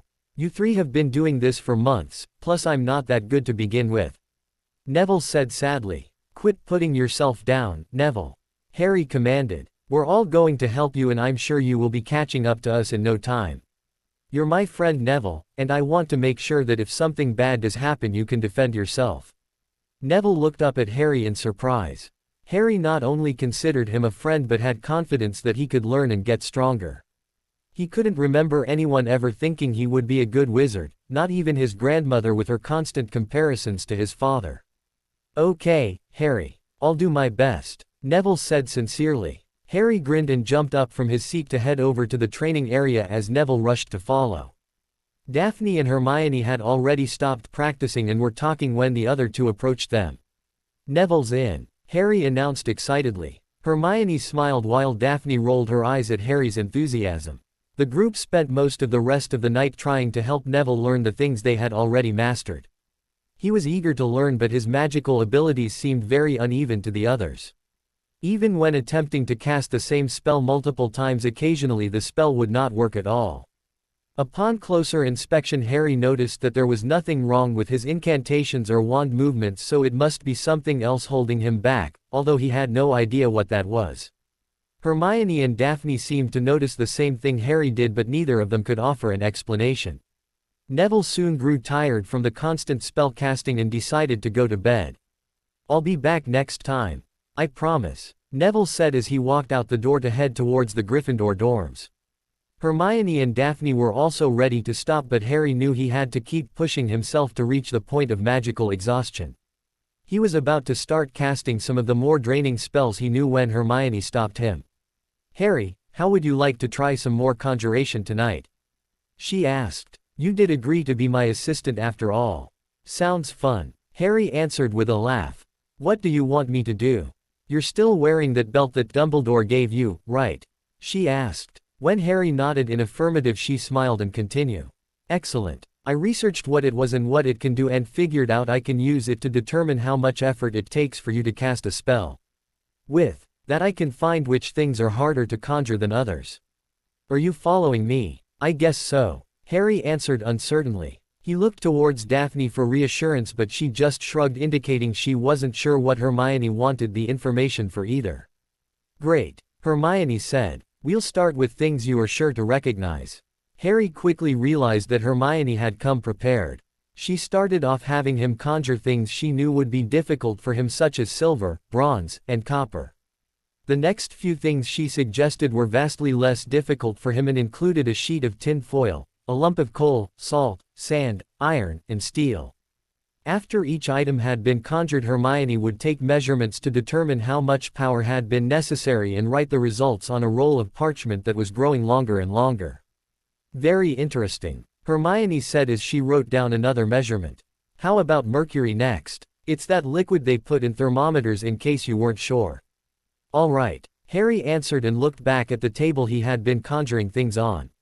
A bowl had magically appeared, thanks to the Room of Requirement, and Harry pointed his wand at it while he prepared to cast the spell. When he spoke the incantation, he was surprised to find that this conjuration was much more difficult than the others had been, although not as hard as some others such as copper and silver. Strange. That was pretty hard to do. Was it? Hermione asked excitedly. The thought of learning something new had taken hold of her and refused to let go. For a moment she looked confused at the results, but then an idea seemed to strike her. Harry, can you try platinum next? If you need an example, I am wearing my grandmother's necklace and it has a platinum charm on it. Harry nodded and studied the necklace for a moment before casting the spell again to similar results. That was about as hard as the mercury. I wonder why, Harry said. Hermione meanwhile was practically jumping up and down in excitement as she started pulling books from her bag. Eventually she brought out a Muggle textbook titled Chemistry, and flipped it open to the very back where a large table was found marked Periodic Table of the Elements. This is it, Harry. I was right, chemistry is the key. It always has been, Hermione said. What are you talking about? Harry asked as he looked over to Daphne, who looked equally confused. She knew all about magic, but the Muggle sciences were a mystery to her. Wizards have always known that some things are harder to conjure than others, but they never knew why. Tell me, did you think it was harder to conjure bronze or copper? Hermione asked. It was about the same, I guess. Harry answered. Exactly. And that's because bronze is mostly made of copper but with some tin added to it, and you had no trouble conjuring tin. Look at the table, Harry. All of the materials that are hard for you to conjure have been in this little group right here, she said as she pointed to the table in the back of her book. Harry looked and sure enough, copper, silver, and gold were all in the same column. Platinum, gold, and mercury were also in the same row. Still, he didn't understand why Hermione was so excited. Okay, so what's the big deal? Harry asked. Harry, this is a major breakthrough. Hermione insisted. And it was, but her excitement was not just because of that. It was also because, if her suspicions were correct, she had solved a piece of the riddle of Heron that her book's author never did. The materials needed for the ritual were actually elements, and she had already positively identified 5 out of the 9. If her guess was correct, the other 4 would be the elements on either side of silver and copper on the periodic table, a fact which explained why no wizard had been able to perform the ritual. After all, how many wizards had even heard of cadmium? Hermione felt the urge to tell Harry why she was excited. To tell him about the book she had found and everything she had been doing. She got as far as opening her mouth to start before she suddenly stopped. She worried that Harry would be disappointed in her, even though she did not think she had done anything wrong. For a moment she said nothing, but eventually decided that she would tell Harry everything. Just not until after she had solved the rest of the riddle. Then she could give him the book and let him decide what he thought of it. So are you going to tell me why it is such a major breakthrough? Harry asked, pulling Hermione out of her thoughts. Oh, of course, Hermione said. More research is needed, but we could learn why some things are harder to conjure than others. We could learn how the Philosopher's Stone works, we might even be able to make one on our own. It makes you wonder if Flamel used similar research when he first created the Philosopher's Stone. Okay, slow down Hermione. Harry interrupted with a laugh. Hermione had been rambling, like she often does when she gets excited. It's probably enough that you understand it. Let's say this is as big of a breakthrough as you think it is, Daphne said with a concerned expression on her face. If so, you must never publish your work. What? Hermione said in surprise. Think of what would happen if anyone could create their own Philosopher's Stone. Daphne answered. It would be chaos. The economy would collapse because of all of the new gold, not to mention all the problems that would be caused with no one ever dying. Besides, there are definitely some people that should never get their hands on one. Harry and Hermione both knew exactly who she was talking about. I never thought about it like that. Hermione admitted. Perhaps I'm not the first one to do this type of experiment, but they stopped for the same reasons. I guess I should just forget it. You misunderstand me, Hermione. Keep doing your research if you think it will help us, just don't let it get out to anyone else. Daphne said. Harry began laughing at how wonderfully Slytherin the idea was, which didn't mean he did not like it. Hermione seemed to consider the suggestion and then nod in agreement with it. You do know that it is doubtful I will ever be able to make a Philosopher's Stone, right? Hermione asked, worried that expectations were getting too high. Perhaps not. Daphne answered. But we should try for any advantage we can. If you do find something, it will probably be something no one else has. We can keep working on it tomorrow, okay? Harry suggested. I would like to finish up here pretty soon. Hermione nodded and began to gather her things up. She knew she would probably spend the next few hours going over what she had learned, but she did not mind the effort. Daphne had decided to stay and wait for Harry, so Hermione left the couple alone. As she left, her mind returned to the book that had taken up so much of her time since she had found it. The author had included his thoughts on the nature of magic, and it had begun to make her think about what it meant to say that magic was light or dark. While she knew what the Ministry of Magic thought the dark arts were, she also knew they had not bothered to explain their reasoning. Her books mostly just repeated what the Ministry said and were therefore useless. Perhaps I should talk to Daphne about it, Hermione thought. If anyone she knew might be able to answer her questions, it would be her. Hermione would consider bringing it up, but for now was content to keep thinking about it on her own. She knew some magic could warp a person's mind and personality and had no intention of ever attempting that, but surely there was other magic out there for her to learn that would not do that and was also not exactly Ministry approved. It might give her an advantage in a dangerous situation, and she knew that being friends with Harry made her very likely to be in such situations. Anything to protect myself and my friends, she thought as she began to study. I'm not getting anywhere, Hermione said with a frustrated sigh as she threw her quill down on the desk in front of her. Over a week had passed since she had identified the 9 elements needed for the ritual, with Harry's help of course. She had kept the items Harry had conjured for further study, so she now had all that was needed to perform the ritual except a sample of gold. She thought that she could probably just use a galleon if she needed to study the gold, but worried that it might have protective charms placed on it that could disrupt her analysis. The only piece of gold in her possession was a thin bracelet given to her by her mother after she had gotten top marks in first year. It was one of Hermione's most treasured possessions. The problem Hermione now faced was much more complicated than she had assumed it would be. Each element had a rune that corresponded with it, and the book she had found informed her that using the wrong rune or element would end in disaster for the person attempting it. With 9 runes and 9 elements, it meant that there were literally hundreds of thousands of different ways they could be arranged. Those two facts meant trial and error was definitely not the right way to figure out the answer to this puzzle. She truly believed she had access to all of the information she needed, but it would still take a lot of work to finish it. And what for? She sometimes wondered. She still had no idea what the ritual was for or at what price the benefits would come, and she was not foolish enough to think that there would be no consequences from the ritual. All rituals involved some element of sacrifice, usually connected with whatever benefit the ritual provided. For instance, one of the rituals listed in her book would make a wizard immune to the effects of fire and heat but much more vulnerable to cold. Another ritual enabled its user to breathe underwater, but only after sacrificing the ability to breathe air. The author of her book had speculated what the ritual was used for, but it was quite clear he had no idea either. The one thing he was sure of, although Hermione was not convinced, was that it would give its user access to a kind of magic no one else had. That statement was vague enough to mean anything though. She pondered those things for a little while longer before closing the book and deciding to end her research for the day. She was spending a lot of time on this project and worried that her friends would start to wonder what she was doing with her time. Her friends, however, were not at all surprised by her behavior. It was actually quite typical for their bushy-haired friends to disappear for hours at a time when she was trying to learn something new. And so, despite Hermione's worries, they had no idea anything strange was going on. Harry, meanwhile, had his own puzzle to solve. He had found that Neville was very insecure about his abilities as a wizard and as a result did not learn well in classroom settings where other people were watching and judging him. His atrocious performance in potions was mainly due to Professor Snape's hostile attitude towards him. Once he was removed from the classroom and learning from a tutor in one-on-one sessions, he began to rapidly improve. Many people in the school had assumed that Neville was an idiot due to his poor grades, but Harry was discovering that was far from true.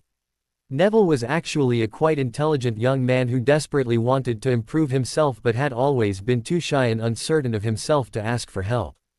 During the course of the year, Harry's friendship had broken through those boundaries and was starting to have a positive effect on him. Underneath it all, Neville was honest, hard-working, and a loyal friend. It made Harry wonder why the Sorting Hat had chosen to put him into Gryffindor and not Hufflepuff, where he might have fit in better. But then again, perhaps Neville's brave side was just waiting for a chance to show itself. As Neville improved, his magical problems became more obvious. He was shockingly inconsistent in casting spells for reasons that Harry was unable to identify. Neville could cast the same spell 10 times, with perfect wand movements and incantations, and only get the spell to work 6 or 7 of those times. After one such unexplained failure, Harry motioned for Neville to stop casting and then began pacing back and forth in front of his confused friend. "This doesn't make sense, Neville. You're not doing anything wrong that I can see, so it's got to be something else," Harry explained as he paced. "The only time I've seen anything like it was in second year when Ron was trying to use a broken wand." "Wait a minute, your wand isn't broken, is it?" "I don't think so, Harry," Neville answered, but began inspecting it anyway. Neither of them could find any cracks or blemished on the wand, however. "No, I guess that would have been too simple," Harry said with a disappointed frown. "Harry, do you think it matters that I'm using my dad's wand?" Neville asked uncertainly. "Gran always said he was a powerful wizard and his wand had to be just as powerful, so that can't be it, right?" Harry's jaw dropped open in shock. He had never even thought to ask Neville if he was using a wand that had chosen him, he just assumed Neville had. The Weasleys reused wands because they could not afford to buy new ones for all of their children, and he knew the Longbottoms would not have that problem. "Of course it matters, Neville," Harry replied. "You can't just use any wand you want to, the wand has to pick you." "What are you talking about?" Neville, who had never been to Ollivanders and thus never heard his speech about wands picking wizards, asked. "Neville, if I were to use the wand you are using, I could probably not do too much better than you are doing. That wand is not a good match for you, even though it was your dad's. Your grandmother really should have known better than to insist you use that wand, it's been holding you back all this time. So I need a new wand." "Not just any wand," Harry said. "You need a wand that is suited just for you. Ollivanders has thousands of wands, I'm sure you will be able to find one there that will react to you better than the one you have now." "But Gran said my dad's wand was powerful." "I'm sure it was. But only when he was using it," Harry explained. "Somewhere out there is a wand that will be as special to you as mine is to me." "Why is yours so special?" Neville asked. Harry hesitated for a moment, uncertain if he wanted to tell Neville how his wand was connected to Voldemort's. Truthfully, the connection worried him, and it didn't help that his dreams were now filled of strange visions of the Dark Lord that made no sense to him. But Neville was an ally, and he deserved to know what was going on. "When I got my wand, Ollivander told me that the phoenix who provided the feather for its core only gave one other feather," Harry said. "And that wand belongs to Voldemort." It was Neville's turn to be shocked, But before he could ask any questions, Harry continued speaking. I don't know what it means. Maybe nothing, but I don't think so. I think I have more in common with Voldemort than I'd like, but I won't turn out like he did. I never thought you would, Harry. Neville reassured him. It's just a surprise, I guess. I know what you mean. Harry answered with a little laugh. Sometimes I just get this weird feeling, like there is something I can't see pulling me and Voldemort together. I wish it weren't true, but it is. That's why I'm doing all this, Neville. Voldemort isn't done trying to kill me, and I need to be ready for the next time. Neville nodded in agreement, secretly thankful that it wasn't him Voldemort was after. He had no idea how close he had come to being the target of the Dark Lord's wrath. Don't worry, Harry. I'll be there to help, Neville assured him, but it would be nice if I could get a new wand first. How do you do that anyway? Well, Ron was able to get one after he broke his. I am not breaking my dad's wand, Harry.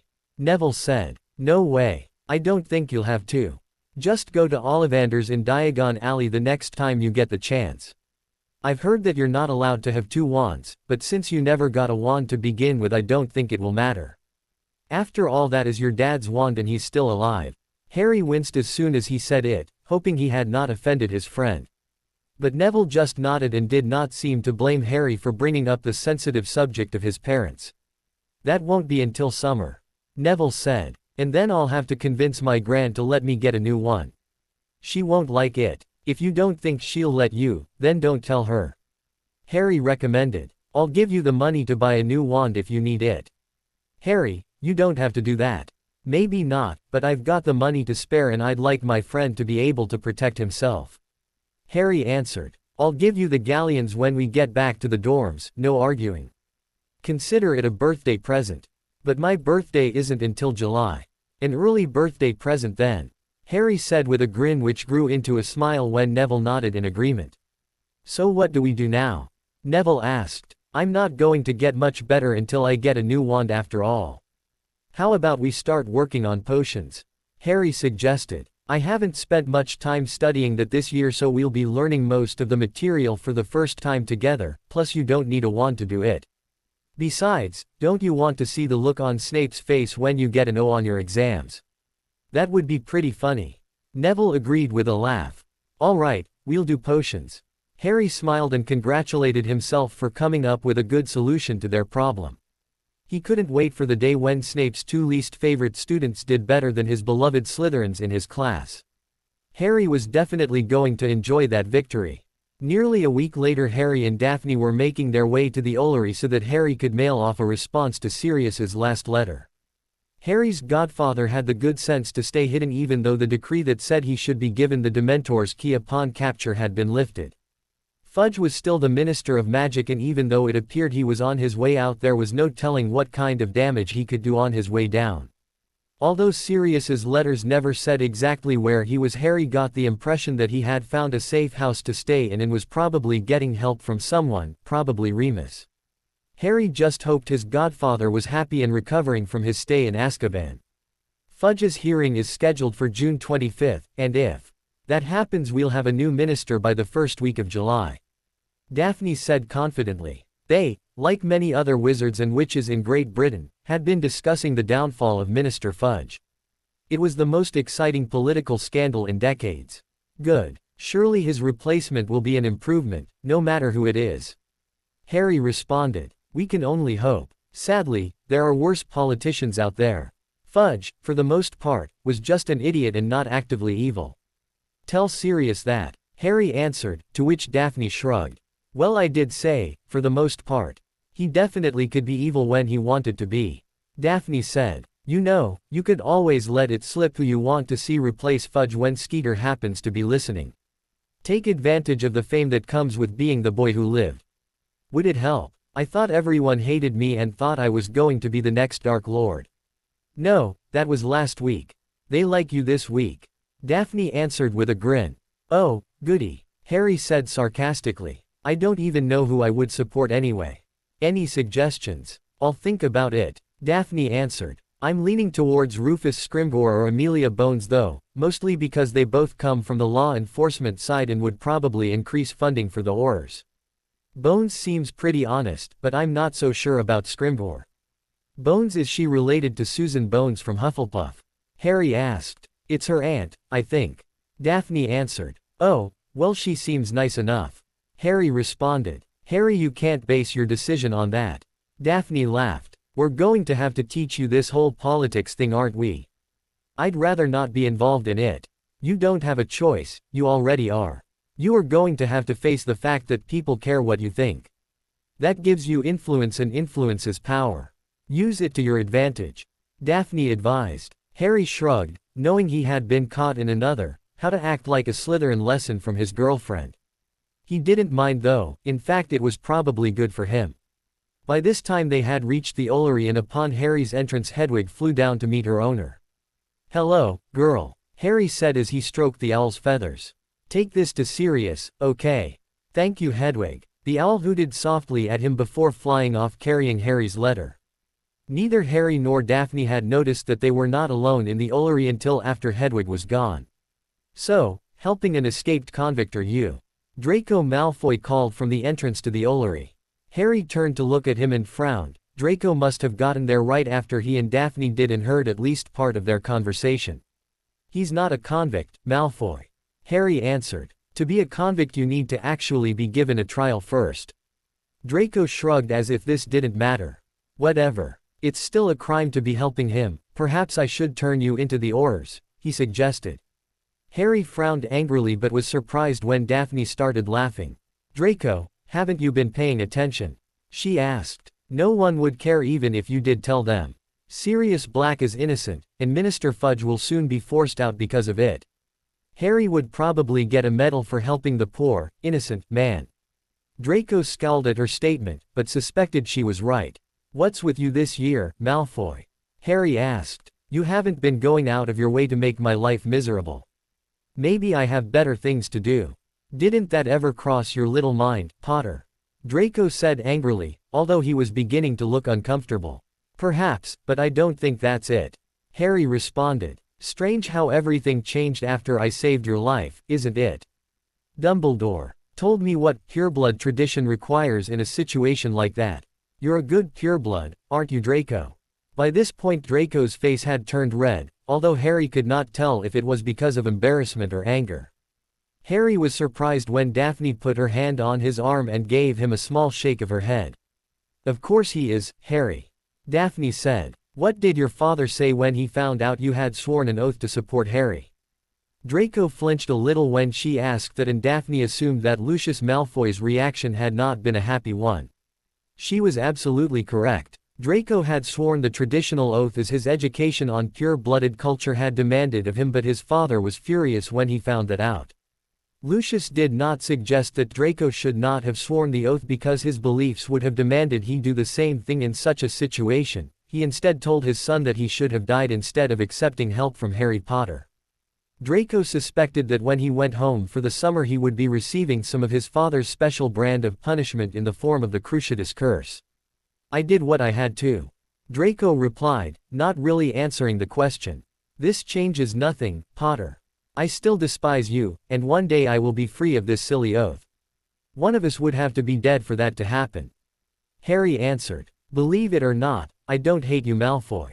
If I did I would have let you die. We don't have to be enemies, we only will be if you force that to happen. We can't change what we are. Draco answered. I am a Malfoy, you are a Potter. That is all that needs be said. With that he turned and walked out of the Ollery, leaving Harry and Daphne alone once again. Harry frowned and wondered if Malfoy really did believe that his fate in life had already been determined. Harry certainly didn't. What do you think will happen to him? Harry asked a few moments later. I don't know, Harry. Daphne answered. He's still trying to be his father. There's no hope for him unless that changes. Harry nodded in silent agreement with her. He no longer felt angry towards his former rival, he just felt pity. He wondered what would have happened to the boy if he had grown up away from the influence of Lucius Malfoy. Perhaps he could have even been likable. Harry took Daphne's hand as they walked out of the Ollery, but his brief conversation with Malfoy stayed on his mind for the rest of the day. In the end, he simply found himself hoping that the Slytherin would not follow his father's footsteps and force them to become enemies. He would prefer not to have to kill him. Finally, after many weeks of studying, Hermione had a breakthrough. She had known that the creator of this ritual was a Greek wizard who had lived over 2,000 years ago, and so many of the clues he left behind might only be recognizable to those familiar with his culture. So she began reading everything she could on the ancient Greek wizards and the society they had built. Her efforts paid off when she found a clue she had not even noticed before that identified which element corresponded to one of the runes. After that, 4 of the others were easy to determine, although the last 4 were still a bit of a mystery to her. Despite that, she felt closer to solving the riddle of Heron than she ever had before, and now thought it could be finished in a few weeks if she was lucky. Happy with her progress, Hermione decided to take a break for the rest of the night. She was in the room of requirement and knew Harry and Neville would be coming in soon to practice potions anyway. As she carefully closed the book, she noticed that the page just inside the front cover had become unstuck. Destroying a book was unforgivable as far as she was concerned, and immediately began trying to repair it. It was then that she noticed what she had assumed was one page was in fact 2 pages stuck together. Very carefully, she began to pull the 2 pages apart. She was quite excited because she hoped the first page would have the name of the author and when the book was written. She moved slowly so that none of the pages would be torn, and after several minutes she was able to pull the pages apart far enough to notice a design on one of them. As she continued pulling, more of the page was uncovered and she realized that the design looked very familiar. The drawing on the first page was very similar to the crest used for Slytherin House, although this one did not contain any mention of Hogwarts. For a moment she thought that perhaps it was just an older version of the Slytherin symbol, but then remembered a fact from Hogwarts, a history, that it had not been changed since the school's opening. No, she realized, this wasn't a school crest. It was a family crest, meaning that the book she had been obsessed with was written by someone from Salazar Slytherin's family. Considering the age of the book, it could have even been written by Salazar Slytherin himself. Hermione closed the book, unsure of what to do now. Did it even matter that the book was written by a Slytherin? She wasn't sure, although it certainly would explain the author's extensive knowledge on dark rituals. Hermione closed the book and went back to her chair to sit down and think about this new fact. As soon as she sat down, though, she heard the noise of the door being opened and 2 voices that she recognized as Harry and Neville talking. She briefly thought that perhaps she should hide the book, but realized there was no time to do that. "Hey Hermione, what are you doing here?" Harry asked when he noticed her. "Did you want to help us out with our potions?" Sure Harry," Hermione answered. "Actually, there was something I needed to talk to you about." "What is it? Is everything okay?" Harry asked. "You see, I found this book," Hermione said, and turned to point at the book on rituals she had been using. To her surprise, though, the book had disappeared along with the stand it had been laying on. She realized the room must have hidden it when she thought about hiding it as Harry and Neville came in. Hermione looked back at her friends who were now waiting for her to finish. "It's probably nothing," Hermione finally said. "Just forget I said anything. Are you sure you're okay?" Harry asked, the concern for his friend evident in his voice. "Sure, Harry. I've just had a lot on my mind lately," Hermione answered. It was just a book after all, wasn't it? And the book wasn't talking to her or trying to get her to do anything, so it wasn't evil in of itself. Besides, the ritual, even if she did try it, wasn't the work of Slytherin. He was just trying to figure it out, and he clearly didn't even know as much about it as she did. No, there was no reason to worry, and if she told Harry that is surely all he would do, it wouldn't even matter if she couldn't figure out the last 4 runes. "Okay, so how about helping us with potions?" Harry asked, unaware of his friend's train of thought. "Sounds fun, Harry," Hermione replied as they began working. And so the weeks passed and the end of the school year drew nearer, and with it the 3rd task of the Triwizard Tournament. At Hogwarts, the students soon became too worried about their owls, newts, and regular end-of-year exams to spend much time gossiping about either the tournament or its participants. That did not mean the majority of them suddenly decided to forget all of the negative rumors that had been started regarding Harry, just that they were mainly ignored in favor of other topics. For most of them it had been a typical year, despite the excitement of the Triwizard Tournament. The rest of the British wizarding world was still obsessed with the political drama surrounding Minister of Magic Cornelius Fudge. As the days went by, it became clearer and clearer that he would not survive the hearing unless he had some huge surprise waiting, which he did not. Rita Skeeter had not let up in her attacks on Fudge, and Harry and Daphne were happy to let her continue to do so as long as she was still useful to them. There had still been no sign of either Peter Pettigrew or Barty Crouch Jr., despite all of Dumbledore and the Ministry's efforts. Whatever they were up to, they were being quiet about it. That fact worried Harry and Dumbledore more than if they had been making visible and obvious moves. Harry, Daphne, Hermione, and Neville all continued training themselves whenever they had time to. For Harry, this meant he was able to complete about 3 of his special training sessions every week. By the end of the year, it was obvious to all of them that Harry had vastly improved over where he was at when the school year began. The most surprising development, however, belonged to Neville. Once away from Professor Snape's influence, he had developed a true love and talent for potions. His interest in the subject had drastically increased after Hermione pointed out that most potions' ingredients were plants, and Neville was truly a prodigy when it came to herbology. Realizing how closely linked the two subjects were, Neville immediately dedicated himself to learning the properties of his beloved plants and how they could be used in various potions. Snape still harassed him during class, but he had fewer and fewer legitimate reasons to do so. By the end of the year, the 4 of them had developed close friendships with each other. Even Hermione and Daphne, who had both initially been wary of the other girl, had grown to respect and like each other. Harry thought that despite all that had gone wrong in the year, he had still enjoyed it much more than any of the previous ones, a fact he would not have expected to be true at the beginning of the year. Now, Harry thought, I only have to get through one more task and the year will be over. He had no idea how difficult that would be. It was a week before the end of the year and Hermione was once again in the room of requirement trying to solve the riddle of Heron.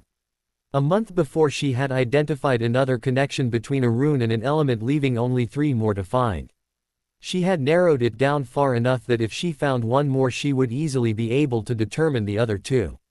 The work had been complicated and exhausting, causing her to study subjects she had not even considered before. She had enjoyed the experience, however, and was glad she had gone through with it, even if she had no idea what to do with the information. She had struggled with the decision but decided that the risks were not worth going through with the ritual. In fact, she was a little ashamed of herself for even considering it. Hermione knew she could find other ways to improve, besides it was not important to rush things. Yes, Hermione suddenly yelled, surprising even herself with how loud it came out. She had figured out another piece of the puzzle, but it was the key piece. At last she had identified in what configuration all 9 elements and runes should be used. Hermione's face broke out into a huge smile at what she considered the greatest accomplishment of her life so far. Of course she could not prove it was right since she wasn't willing to go through with the ritual, but she was certain it was correct. Perhaps I should tell Harry. Hermione considered. There was no reason not to, was there? Of course Harry did have a lot on his mind with the final task only days away. She would wait, Hermione decided. After the year was over and everything had calmed down, she would tell him everything. She only hoped he wouldn't be too mad at her for not telling him earlier. At last the day of the 3rd and final task of the Triwizard Tournament had arrived. Harry tried his best not to let the excitement that had built up affect him, but as the date drew nearer, the anticipation had grown to a fever pitch in the castle and it was impossible to ignore.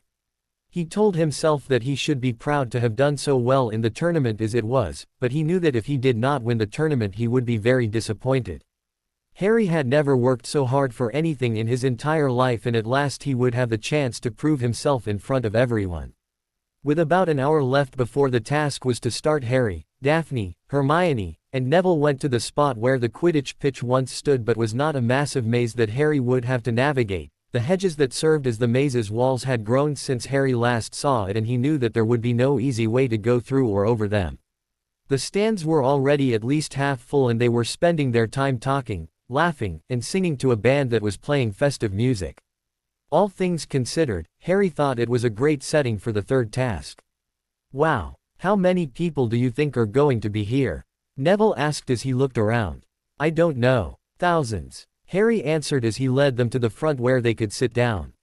None of the other champions had arrived yet, but Ludo Bagman was there talking to one of his assistants. Harry noticed that when Bagman saw him his face took on a very confused expression, but it quickly went away and was forgotten as Harry returned to the conversation his friends were having. I should have looked harder, Harry. I know I could have found a way through the maze. Hermione was saying as she looked at the massive obstacle in front of her. Harry laughed in response to her concern though. Stop worrying about it, Hermione. I am as ready as I can be, he assured her. Still, you should be careful. Daphne reminded him. There is really no telling what they have in there. People have died in this tournament, do not underestimate it. Harry nodded in agreement, he had gone through this on his own just hours earlier. Winning the tournament was not something worth dying for, but he would fight for it nonetheless. He had long since vowed to win the tournament, an action that had resulted in a number of positive changes in his life, so there was no way he would let this chance slip by him. So what does Krum think, Hermione? Harry asked. That he would rather be playing Quidditch. Hermione answered. Karkarov was really the one pushing him to enter the tournament, and now that he's gone Victor just seems bored with it. He'll do his best, but his real goal is to not get hurt and endanger his Quidditch career. That's probably the smart thing to do. Harry commented. Cedric and Fleur won't be holding back though, at least judging from what I have seen so far. They're all good competitors, but I would guess that Cedric is going to be the toughest opponent. And he'll be the second one in the maze, right after you. Neville added. Due to their performances in the first two tasks, Harry would enter the maze first, followed a few minutes later by Cedric, then Krum, and finally Fleur.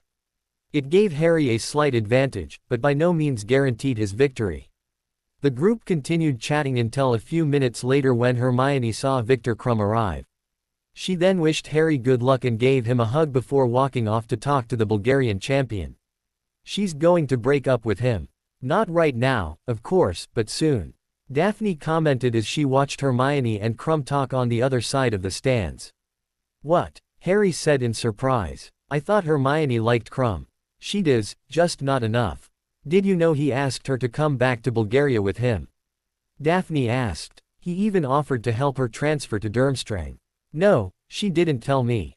Harry answered. Even Krum could see that things are getting dangerous in England these days. He thought she'd be safer there with him, and he's probably right. But Hermione told him that she couldn't leave, no matter how dangerous things got. Apparently they argued about it, but she wouldn't change her mind. When did this happen? Harry asked, wondering why Hermione had told Daphne and not him.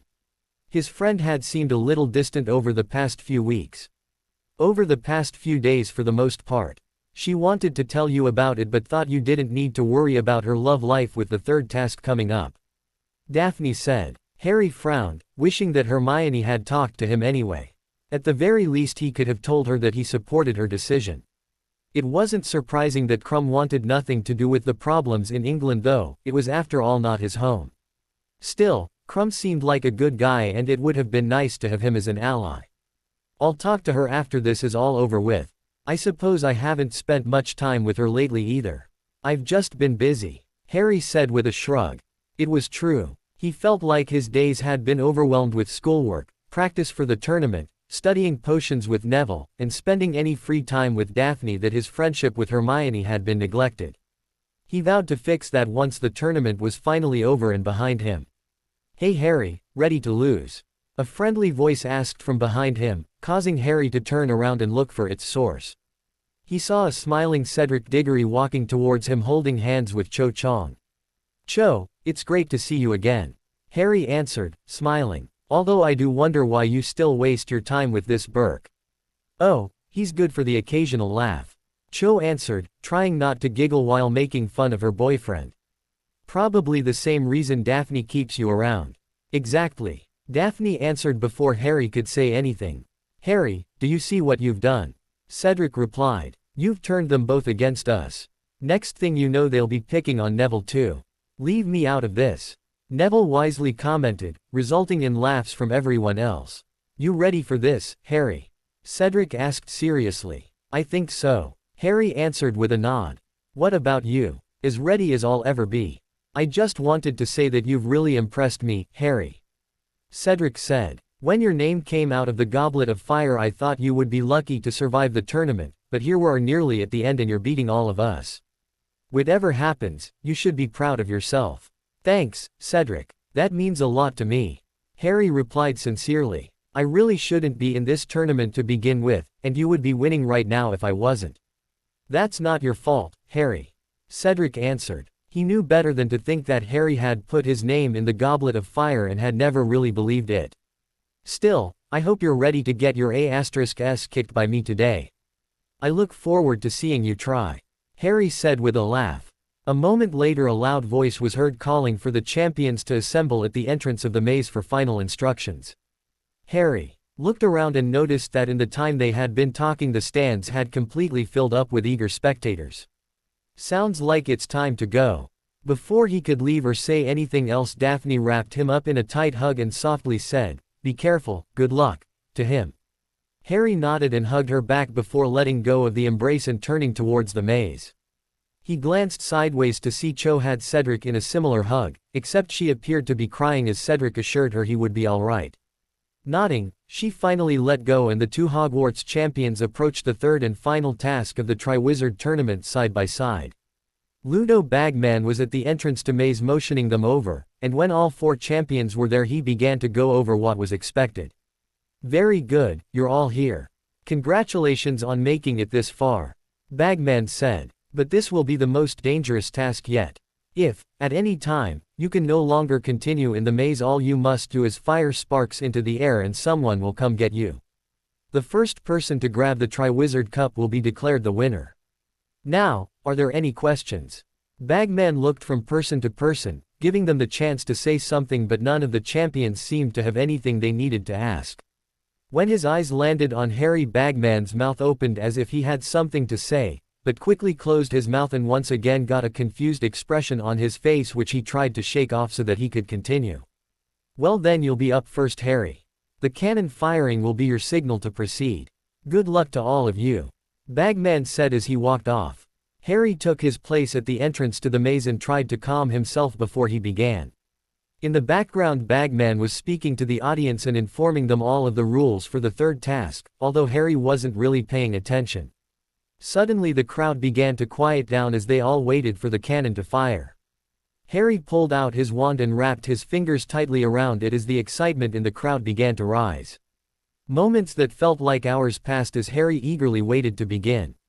Finally, the cannon fired and Harry happily ran into the maze. Seconds later he ran into a wall and was forced to make his first decision of the day, whether to turn left or right. Neither option appeared any more attractive than the other, so Harry picked one at random and turned left, heading deeper into the maze. He had walked about 20 paces in that direction when he met his first obstacle of the day, although this one made him laugh instead of shiver in fear. A group of about a dozen Cornish pixies was flying straight towards him and they appeared to be quite angry. This was something that even an average wizard should have no problem with, although he did remember it being too much for Gilderoy Lockhart to handle in second year. Stupefy! Harry called out, altering the wand movement slightly so that the stunner was a bit weaker but covered a larger area. As the bright red light hit the pixies, they immediately dropped to the ground unconscious. Harry looked at the tiny blue creatures and laughed, wondering what else he would find in the maze. His thoughts were interrupted by a loud roar that came from somewhere deeper into the maze. The roar was easily as loud as a dragon's, although it sounded different and must have come from something else. It seemed that the more dangerous obstacles would be found farther into the maze. The sound of the cannon firing forced Harry to start moving again. He knew that it was the signal for Cedric to enter the maze and he wasn't that far ahead of the other Hogwarts champion. He looked back to see if it was possible to see Cedric from this point in the maze, but at that moment the huge bushes making up the wall of the maze grew together and blocked his view and his way back. The new wall looked just like all the others, meaning it would be impossible for him to tell if the maze had changed unless he remembered what it looked like previously. His thought that attempting to map out the maze would be useless proved to be absolutely correct. Harry turned and continued in the direction he had been heading. Soon he was faced with another decision on which way to go and this time chose to turn right instead of heading straight. He knew that the Triwizard Cup was roughly in the center of the maze, so decided that he would try to head in that direction, although he knew that there was no way he would find a direct route. The path he was on led him through many twists and turns, but the path did not branch out and offer him a choice to head in a different direction. After a while he began to get a bad feeling that this part of the maze led to nowhere, a belief that was confirmed a few minutes later when he ran into a dead end. He groaned in frustration as he had no other choice but to turn around and retrace his steps. He doubted it would be the last time that happened to him today. Once again Harry heard the cannon firing, this time meaning that Victor Krum had now entered the maze. Harry wished he had some way of knowing how the other were doing, but that was impossible. The only sign that he would have they were in trouble would be if they shot sparks into the air, and that had not happened yet. Harry continued on and began to explore new paths that would hopefully lead him to the Triwizard Cup. Eventually he came to a circular clearing that had 5 paths leading off in different directions. As he stood there deciding which way to go, he heard the soft sounds of some creature coming towards him. He turned to face the new challenge with his wand ready to defend himself when he saw dozens of creatures that looked like gray lobsters with green spots approaching him. The small animals were closer than he thought they would be, and Harry knew he was very fortunate to have spotted them when he did. Harry recognized them to be mackled mollyclaws, and while it was doubtful they could kill anyone, a bite from a mollyclaw would make a person unlucky for about a week. Any champion that was bit by a mollyclaw would therefore almost certainly not win the tournament and was likely to get hurt by one of the maze's other obstacles. Petrificus totalis, Harry called out, casting the body bind curse on all of the creatures at once. Even with the curse in place, the lobster-like creatures were still attempting to bit him, although they couldn't get any closer. Harry then levitated them all into the center of the circular room where he thought one of the other champions might come and disillusion them. Harry laughed as he walked out of the circular room and into an unexplored path. He would know better than to walk through the center of the room, but maybe his competition wouldn't. He did not want any of them to get hurt, but he would take any advantage he could get. The cannon then fired for the 4th and final time. Now all of the champions were in the maze. Harry felt that he probably had a decent advantage on the others, but the maze was so confusing that it was hard to tell how much of one he had. He felt a renewed sense of urgency rising in him and knew he would have to move fast if he wanted to win.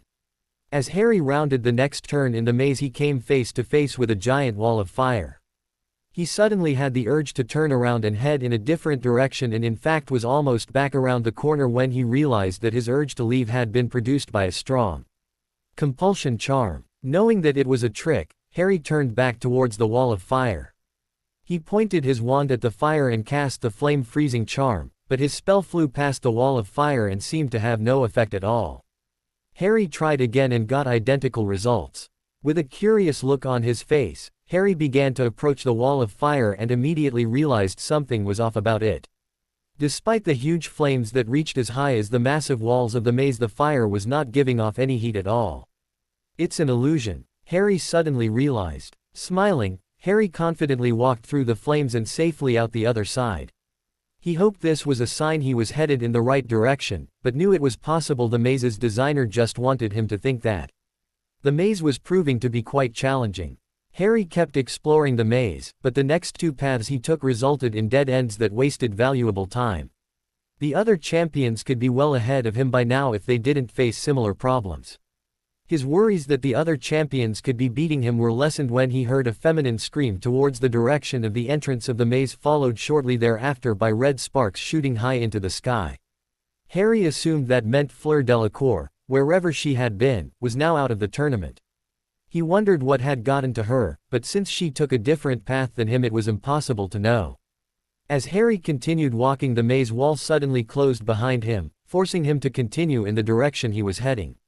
Only moments later though, he felt the ground begin to slightly shake and heard loud footsteps approaching him. Something big was headed his way, and from the sounds of things was just around the next corner. Harry held his wand out, ready to cast any spell he needed to, and waited for the threat to approach. Slowly a massive shape turned the corner in front of him and Harry found himself facing a huge troll. The troll slowly turned its head as if it knew someone was close by but wasn't sure where. Harry noticed that it was dragging a large wooden club behind it, although due to its size the club looked more like a tree trunk than anything else. It then began snarling and sniffing the air like an animal still looking for its prey. Harry knew that he could get past this obstacle. After all, he and Ron had fought off a troll his first years. This one was quite a bit bigger, but it still had weaknesses. While trolls were incredibly resistant to spells cast on them, spells that affected the environment around them were especially useful. The troll finally spotted Harry and began charging towards him, his massive club held up high in the air waiting to strike. Harry knew he had to act quickly and first cast Aguamenti, causing a large pool of water appear between him and the troll. His next spells was Glacius, which froze the water he had just conjured. When the troll hit the ice it began to slip and Harry helped it fall by cast a strong Impedimenta. As the tripping hex hit the troll it fell hard on its face and broke its nose. Harry wasted no time in conjuring vines out of the earth that wrapped around the troll and held him down. He kept conjuring vines until he was sure that the troll could not move at all, although it still was shaking in a useless attempt to free itself. He then calmly walked past it and further into the maze, leaving the troll screaming in frustration. Harry kept searching for the Triwizard Cup, but after another 15 minutes he was still unable to figure out where to go. He knew that he was now somewhere close to the center of the maze and that the cup should be close by, but he had still not seen it. At one point he had heard the sound of Crumb battling some type of beast, but the thick walls prevented him from seeing what was going on. He did not see any sparks shoot up from where the fight was going on however, and assumed Crumb had won. He then resumed his search and walked down a path that had just become available to him when the walls shifted again. He knew he was now in a part of the maze he had not seen before and hoped it would produce better results than the last one. Harry had been walking for a few minutes when he heard a scream coming from very close by. He started running towards the scream and when he turned the next corner saw what had caused it. Cedric Diggory was in a violent battle with an Acromantula, and the giant spider was winning. Cedric had been knocked to the ground and the Acromantula had him pinned down, its huge fangs ready to strike and release their venom into its victim. Cedric could hardly move and his wand appeared to have been knocked out of his hand and out of reach. Harry reacted immediately and jumped into battle to save the older champion who had become his friend. A strong cutting curse aimed at one of the spider's legs severed it in half and drew a pained hissing noise from the beast. Its attention turned towards Harry and as it approached him Cedric was able to free himself and crawl away towards his wand. Conjunctivitis, Harry said as he pointed his wand towards the Acromantula's many eyes. When the curse hit the spider's eyes it howled in pain and frustration because it could no longer see. Cedric took advantage of the creature's attention towards Harry and hit one of its back legs with a strong reducto that shattered the appendage and left it useless. Harry's next spell was one that would almost certainly be considered dark if it had been used on a human being, but he had no problems using it on a spider. Cruormorsis, he called, causing a dull orange spell to fly towards and hit the spider. As it did the Acromantula's blood became slightly acidic, causing the beast to violently shake in pain. Harry held the spell for a few seconds longer and soon the animal was curled up in a ball making strange cries of pain. "I think you beat it, Harry," Cedric said as he walked over to the other champion. Harry had stopped the spell, but the animal was still clearly in excruciating pain. "I wasn't sure what that spell would do. Now I feel a little bad about using it, even on an Acromantula," Harry said softly. He then walked towards the spider and cast another cutting curse, this time on its neck. The spider died immediately. "It would have died anyway, I just hope I saved it a little pain," he explained. "I understand. It was the nice thing to do," Cedric agreed. He then turned his back towards Harry to look around the maze, still trying to figure out which way he wanted to go. "This tournament is pretty crazy, huh?" "I'd say so," Harry answered. For a moment neither of them said anything else, but then Harry decided it was time to leave. "Hey Cedric." "Yeah Harry. I'm sorry about this." "Huh," Cedric said as he turned his head back towards Harry. He immediately saw that Harry had his wand pointed at him, but Cedric had no time to draw his wand and defend himself. Harry silently cast Stupefy and his fellow Hogwarts champion dropped to the ground as soon as the spell hit him. Harry almost felt bad about this, but figured he had done enough to help Cedric by saving him from the Acromantula. Besides, what he did wasn't against the rules. He shot sparks into the air so that someone would come and help his friend before leaving the area behind him. It was only minutes later that Harry turned another corner that looked like countless others he had seen in the past few hours, but this time something was different. The corner led to a long straight hallway and at the end the path the Triwizard Cup was softly glowing as it stood on a pedestal. Harry grinned in excitement, he was finally at the end. He began running towards the cup and realized a moment later that it was good he was running because the maze's walls began to crash down around him. Harry ran as fast as he could and was only barely able to keep ahead of the falling bushes that threatened to crush him. When he reached the clearing at the end of the path, he took a moment to catch his breath before walking up to the Triwizard Cup. The trophy itself was beautiful and Harry thought with a smile that it would look good hanging up in his dorm room. As he reached towards it, he stopped with his fingers only inches away from the cup. He could feel magic flowing off of it, but he was unable to identify what spells had been cast on it from the feel alone. He paused, wondering if this was some trick and not really the Triwizard Cup. Unfortunately, he had no way to know for sure. It certainly looked like the Triwizard Cup. Harry cast the diagnostic charms he knew on the cup and was able to determine that it had not been poisoned and there were not any deadly curses placed on it, but beyond that he was clueless. After a few moments he decided that he had no choice but to take the Triwizard Cup and see what happened. Taking one final breath to prepare himself, Harry grabbed the cup and immediately felt a familiar pulling sensation at his navel. "A portkey," he said in realization as he vanished. Harry had never liked traveling by portkey, but remembered the tips he had heard on how to land safely, unlike his last journey by portkey. Even so, when he landed he dropped down to a knee and immediately had his wand out ready to face anything. He was still surprised by what he saw. "Harry Potter wins the Triwizard Tournament." Ludo Bagman's voice called out as the crowd erupted into cheers so loud that Harry was tempted to put his hands over his ears to protect himself from them. He looked around and saw that the portkey had dropped him on a huge stage that had been erected in front of the maze's entrance. Fleur Delacour was seated in a chair towards the back of the stage looking quite unhappy. Harry then noticed that Cedric Diggory and Victor Krum were both being led out of the maze and towards the stage. Krum also looked disappointed, but Cedric was surprisingly laughing as he looked at Harry. Harry smiled back, happy that Cedric apparently didn't hold any hard feeling towards him for what happened in the maze. "Congratulations, Harry," Cedric said after leaping onto the stage. "But that was still a dirty trick you used." "I know, but I said I was sorry," Harry reminded him as they both started laughing about it. Krum calmly climbed the steps to the stage and nodded slightly in Harry's direction. Harry shrugged and decided that was as much of a congratulations as he was going to get from the Durmstrang champion. The crowd, meanwhile, had not quieted down in the least. The cheers only became louder when Harry proudly raised the Triwizard Cup over his head for all to see. As he did, he scanned the crowd looking for his friends. Eventually he found them and saw that they were all excitedly waving at him and cheering. "Come, Harry. There is still much to be done," Ludo Bagman said from behind him. Harry nodded and walked towards the podium that Bagman had positioned himself behind.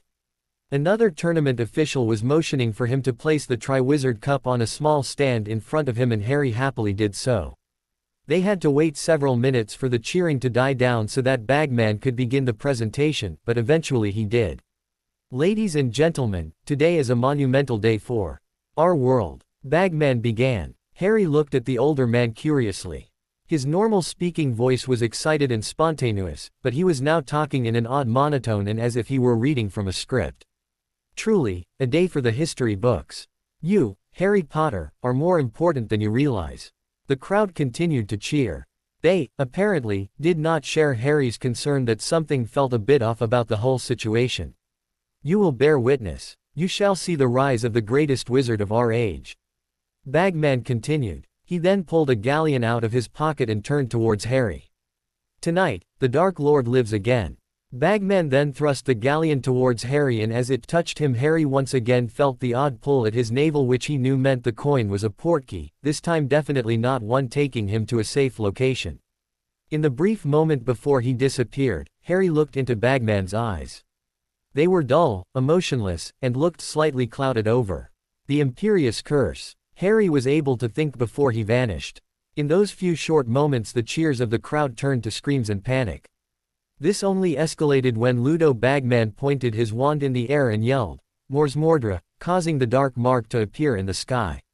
The first one to act was actually Cedric Diggory, who promptly knocked Bagman unconscious with a stunner to the back.